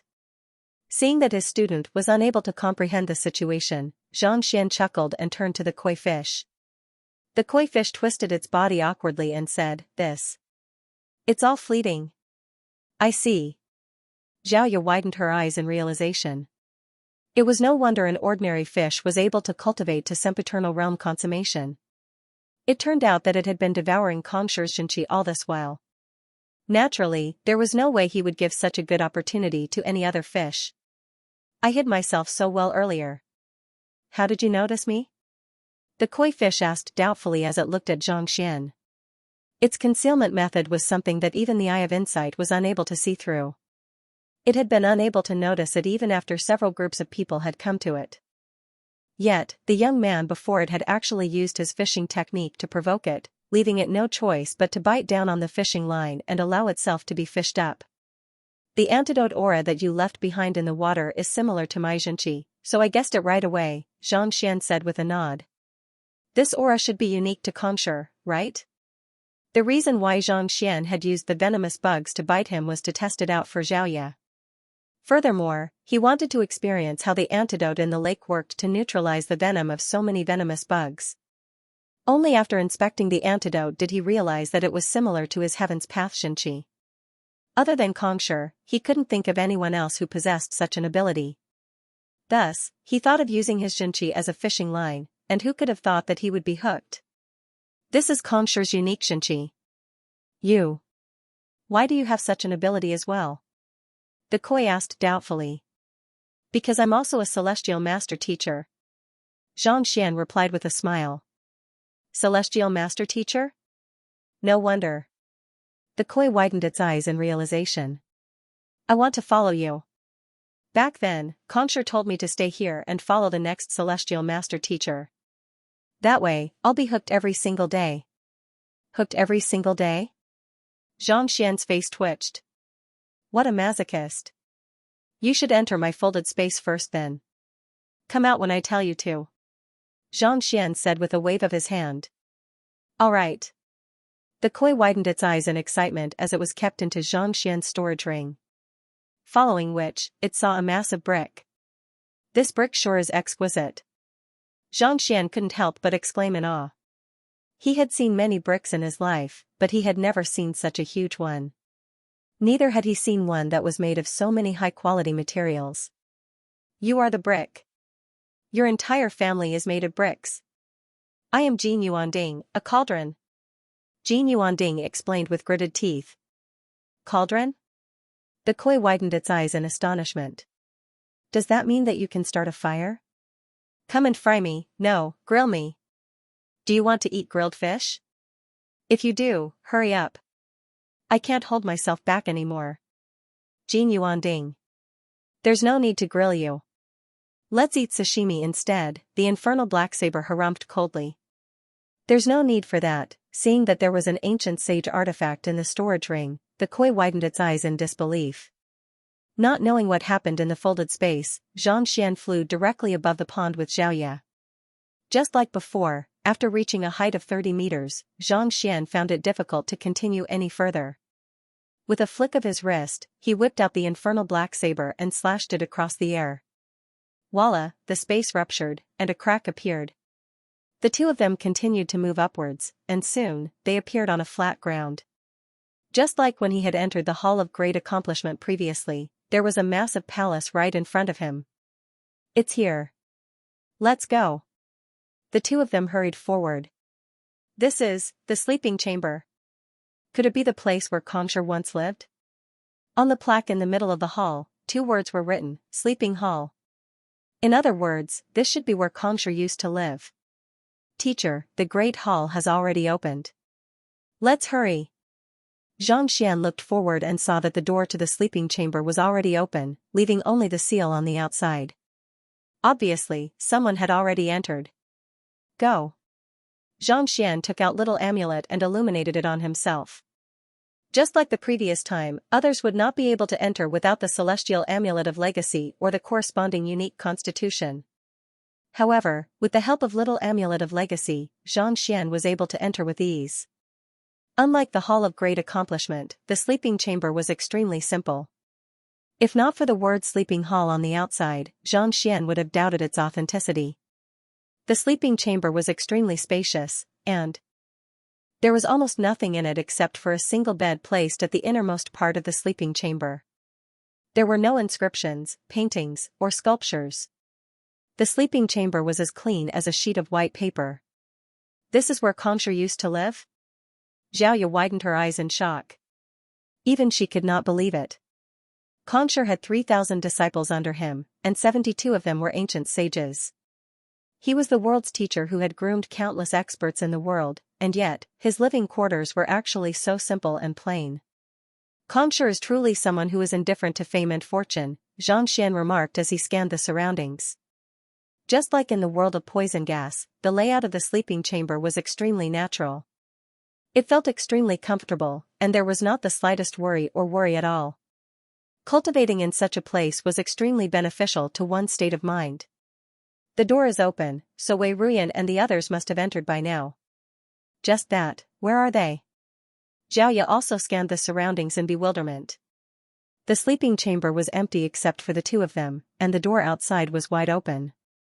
Under normal circumstances, there should have been quite a few people here, so why was there no sign of them at all? Boom boom boom. Just as Xianxia was perplexed, he suddenly felt a surge of spiritual energy in front of him. They should be in front. Sensing the presence of spiritual energy in front of him, Xianxia hurriedly rushed forward and walked out of the sleeping chamber through a side door. As soon as they stepped through the door, they immediately felt a powerful surge of Xinqi crushing down on them, causing them to stagger uncontrollably. Behind the sleeping chamber was a back garden, and this was where they had just entered. We've already reserved the Bodhi fruit. Please go back. A cold harumph sounded. It's understandable that everyone wants good stuff, but we have put in a lot of effort to obtain these treasures. We can't possibly hand them over to others. Only those who are worthy can claim the treasures. Since we have prepared in advance, it's only right that the treasures belong to us. Xianxia turned his gaze toward the source of the voice and saw 2 groups of people facing one another. The group on the right had around 10 people, and Wei Ruyan was among them. The other 9 were dressed in the uniform of the 100 schools of philosophers. On the left, there was only one person standing quietly with a round orb spinning in front of her. Dimension silencer, it was Luo Qiqi, whom he had not seen in a long time. Xianxia. Upon seeing the two of them, the 2 groups immediately came to a halt, and Luo Qiqi's eyes lit up. Xianxia nodded in response before turning his gaze to the group from the 100 schools of philosophers.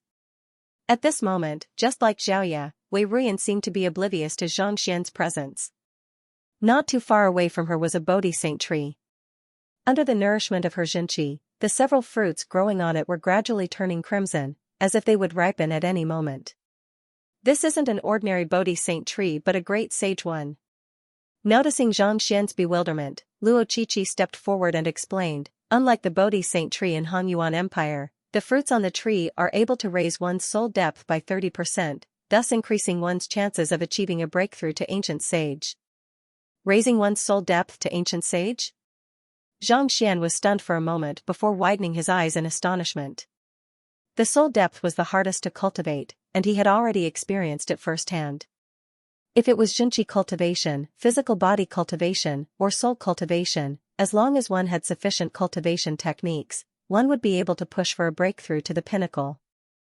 It had already been several days, but he had only managed to push his soul depth from 28.1 to 29.99. He was still a little off from reaching 30.0 of ancient sage. Even though it was only 0.01, one would have to put in a lot of effort in order to surpass it. If the Bodhi Saint tree could help one achieve a breakthrough to ancient sage, wouldn't that mean that it wouldn't be too difficult for one to reach ancient sage? Indeed. Otherwise, they wouldn't have put in so much effort to capture Wei Ruyan. Luo Qiqi nodded. Xianxia narrowed his eyes in contemplation. It had to be said that the 100 schools of philosophers understood the Temple of Confucius far better than the Mingshi Tang. The painting of 4 seasons that harnessed the ancient sage aura and the Bodhi fruit that could allow one to achieve a breakthrough in one's soul depth, it seemed like they had already studied the Temple of Confucius thoroughly and made ample preparations.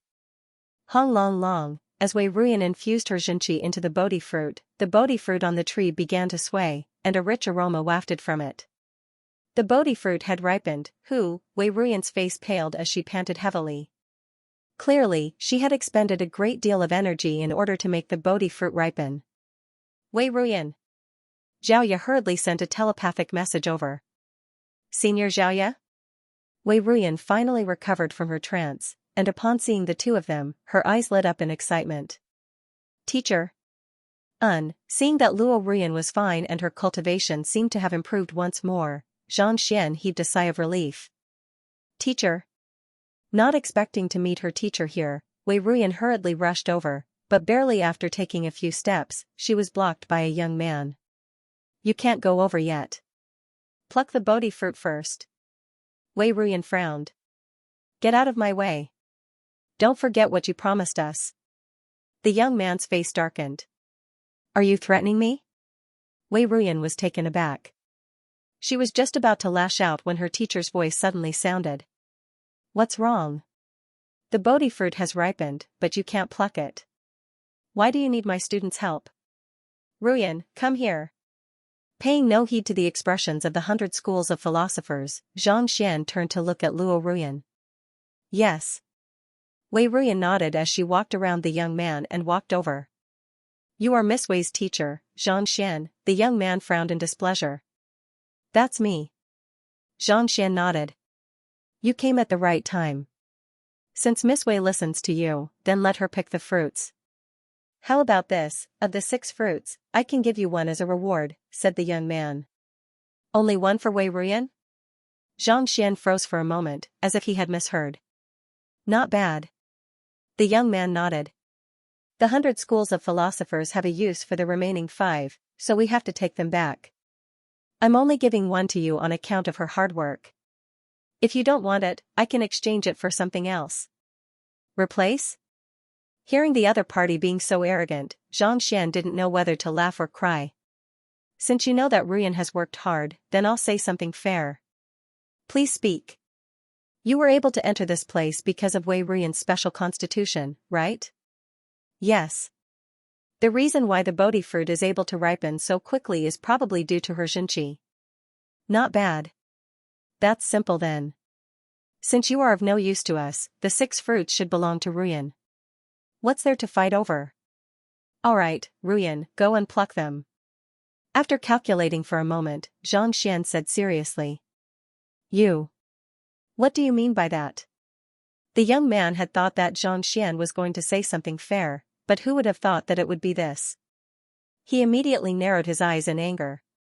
Nothing much. I just want to be fair. Xianxia said. In any case, the ripening of the fruits has nothing to do with you, so why would you want anything? Audacious. Do you know who you are talking to? Not expecting Xianxia to be so unappreciative, the young man bellowed furiously. Walala, the remaining 8 sempiternal realm experts swiftly surrounded the 3 of them. They released their auras, and just like what they had seen in the Hall of Great Accomplishment, they were all sempiternal realm consummation experts. Teacher, Wei Ruyan was just about to speak when her teacher suddenly raised his hand and said, "There's no need to worry. Leave it to me." Wei Ruyan nodded. She was well aware of her teacher's capabilities. Since her teacher said that there was no need to worry, there was nothing for her to worry about. Xianxia chuckled softly as he stepped forward.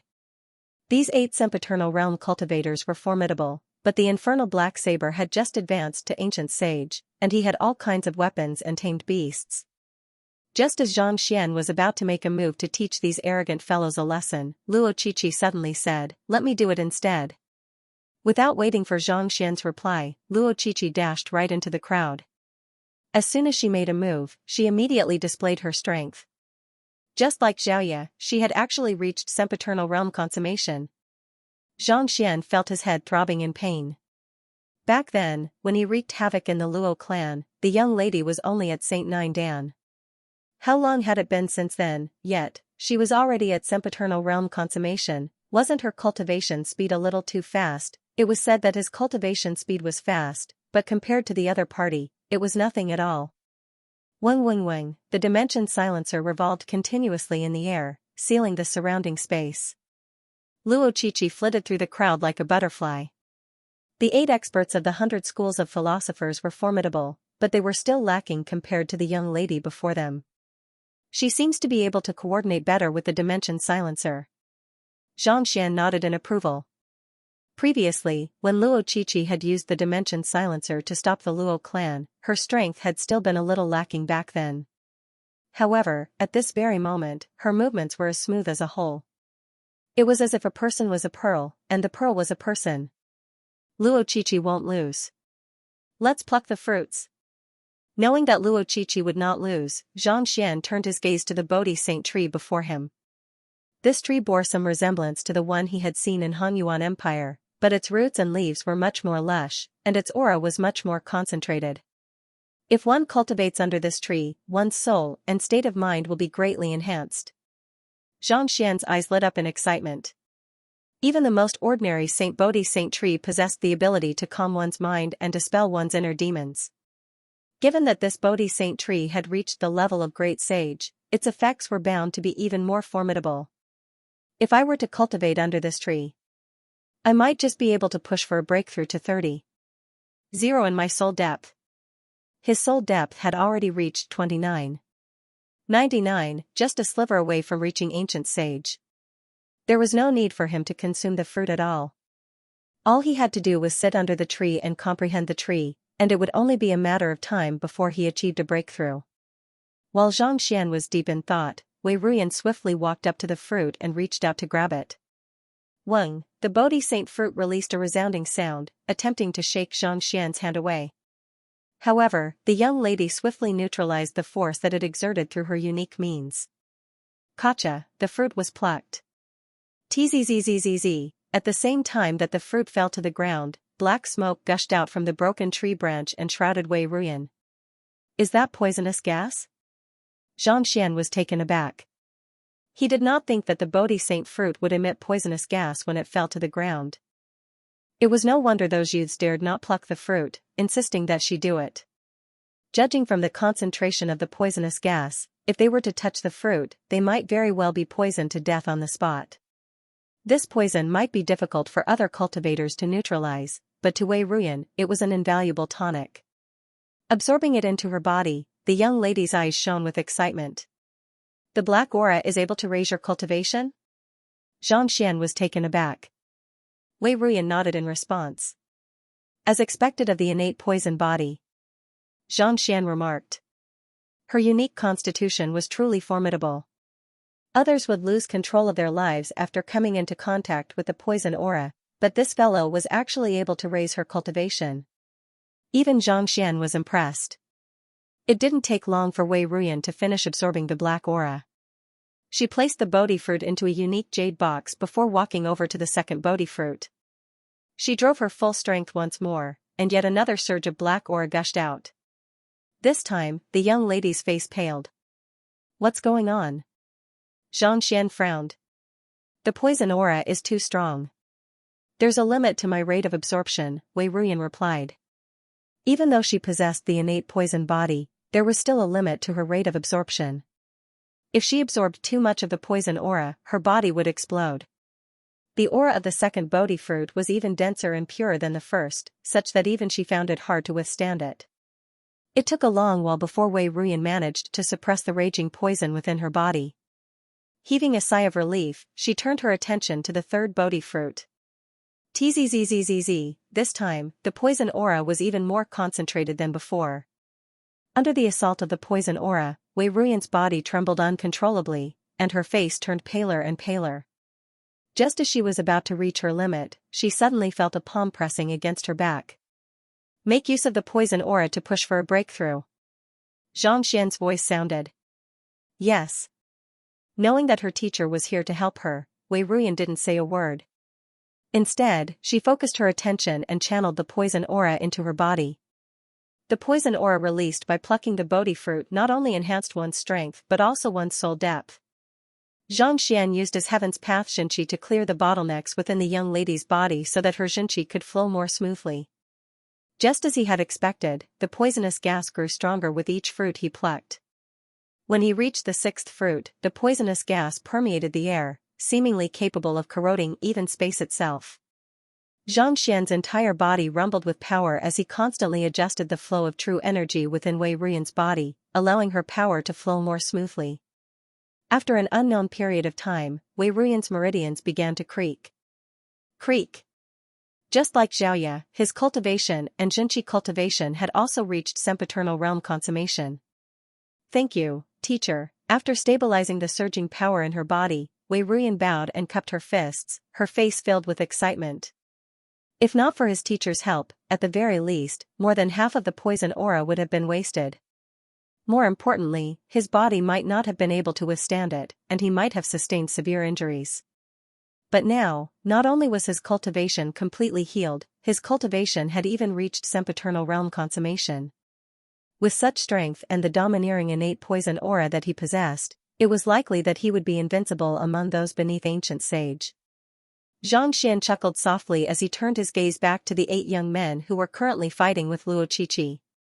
If not for his presence, if Wei Ruyan were to pluck the Bodhi fruits freely, the poison aura would have grown stronger and stronger, resulting in irreparable damage. Such damage was not something that a single Bodhi fruit could make up for. Those fellows actually allowed her to do all this without taking any precautions. Their intentions were truly unforgivable. Pung pung pung. At this moment, the battle between the two sides had finally come to an end. With the Dimension Silencer, Luo Qiqi's fighting prowess was unparalleled. Even with the combined might of the 8 of them, they were still no match for her. In the end, all of them sustained severe injuries, and their faces were pale. The fact that they were qualified to enter the 100 schools of philosophers to search for the Bodhi fruit showed that their standing in the 100 schools of philosophers was not low. Despite their outstanding standing and talent, they were still pummeled so badly. No matter who it was, they would feel indignant. Xianxia and Wei Ruyan, the 100 schools of philosophers have great use for these Bodhi fruits.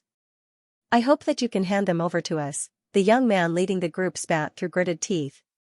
Break their limbs and toss them out. Xianxia said with a wave of his hand. Regardless of whether it was intentional or not, those who dared to scheme against his students had to be punished accordingly. Got it. Jin Yuanding leaped forward and charged toward the 8 of them. It did not take long for him to sever their limbs and toss them out of the 100 schools of Philosophers' Hall. When they were at their peak, there was no way they would have feared Jin Yuanding. However, after being injured by Luo Qiqi, they were no longer able to retaliate. Teacher, I'll give these Bodhi fruits to you. You can deal with them. Wei Ruyan said as she passed the Bodhi fruits over to Xianxia. Xianxia hesitated for a moment before taking out a Bodhi fruit and passing it over to Luo Qiqi. It's all thanks to you that we were able to obtain so many Bodhi fruits. Take this one first, but don't rush into using it. I have a soul depth cultivation technique here. If you cultivate under this Bodhi tree, your soul depth will swiftly rise to 29. 9. After that, you can consume the Bodhi fruit and push for a breakthrough to ancient sage. Yes, teacher. Wei Ruyan nodded. With a tap of his finger, Xianxia imparted the soul depth cultivation technique to Luo Qiqi. Xiaoya, this is for you. Xianxia took out another Bodhi fruit and imparted the soul depth cultivation technique to Luo Qiqi as well. Due to their unique constitutions, they were able to advance swiftly. However, it was inevitable that there would be some differences in their soul depth. Qiqi, this is for you. After making arrangements for the two students, Xianxia took out another Bodhi fruit and passed it over to Luo Qiqi. Luo Qiqi had entered the 100 schools of Philosophers' Hall earlier than them. Given her strength, she should have gotten a share of these Bodhi fruits as well. Thank you. Luo Qiqi took the Bodhi fruit and looked at Xianxia with a complicated look in her eyes. Xianxia, seemingly knowing what she was going to say, Xianxia waved his hand and said, I have once imparted you pill forging to you, and there is a deep bond between us. Emotions can't be controlled, but etiquette can't be disregarded. You should understand that it's impossible for anything to happen between us. What happened previously was just a misunderstanding, and I have already cleared it up with your Luo clan. I also have someone that I like, so I hope that you can forgive me. Since he could not give her happiness, he might as well reject her decisively. He didn't want to drag things out, and he didn't want to delay the other party's life either. Luo Qiqi's body swayed weakly. By the side, Xiaoya's face also darkened. A day as a teacher, a lifetime as a father. A student could not have anything to do with their teacher, or else it would be considered a breach of etiquette. As much as she wanted to pursue happiness, she couldn't disregard etiquette.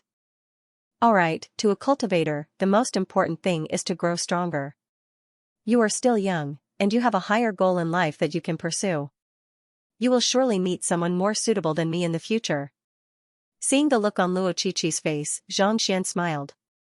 It was not that he was heartless, but if he didn't like her, there was nothing he could do about it.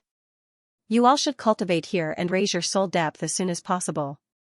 I'll see if I can find Yuan Tao. Knowing that he needed to give them sufficient time, Xianxia waved his hand. Just as he was about to finish his words, a telepathic message suddenly sounded in his mind. Master, I can dig this tree out. Do you want to bring it along? You want to dig it out? Xianxia was taken aback. As the crux of a dimension, it's just a tree. Of course, I can take it away, the koi fish replied proudly. End of chapter 1745. Don't forget to subscribe, like, and share the video to support the channel.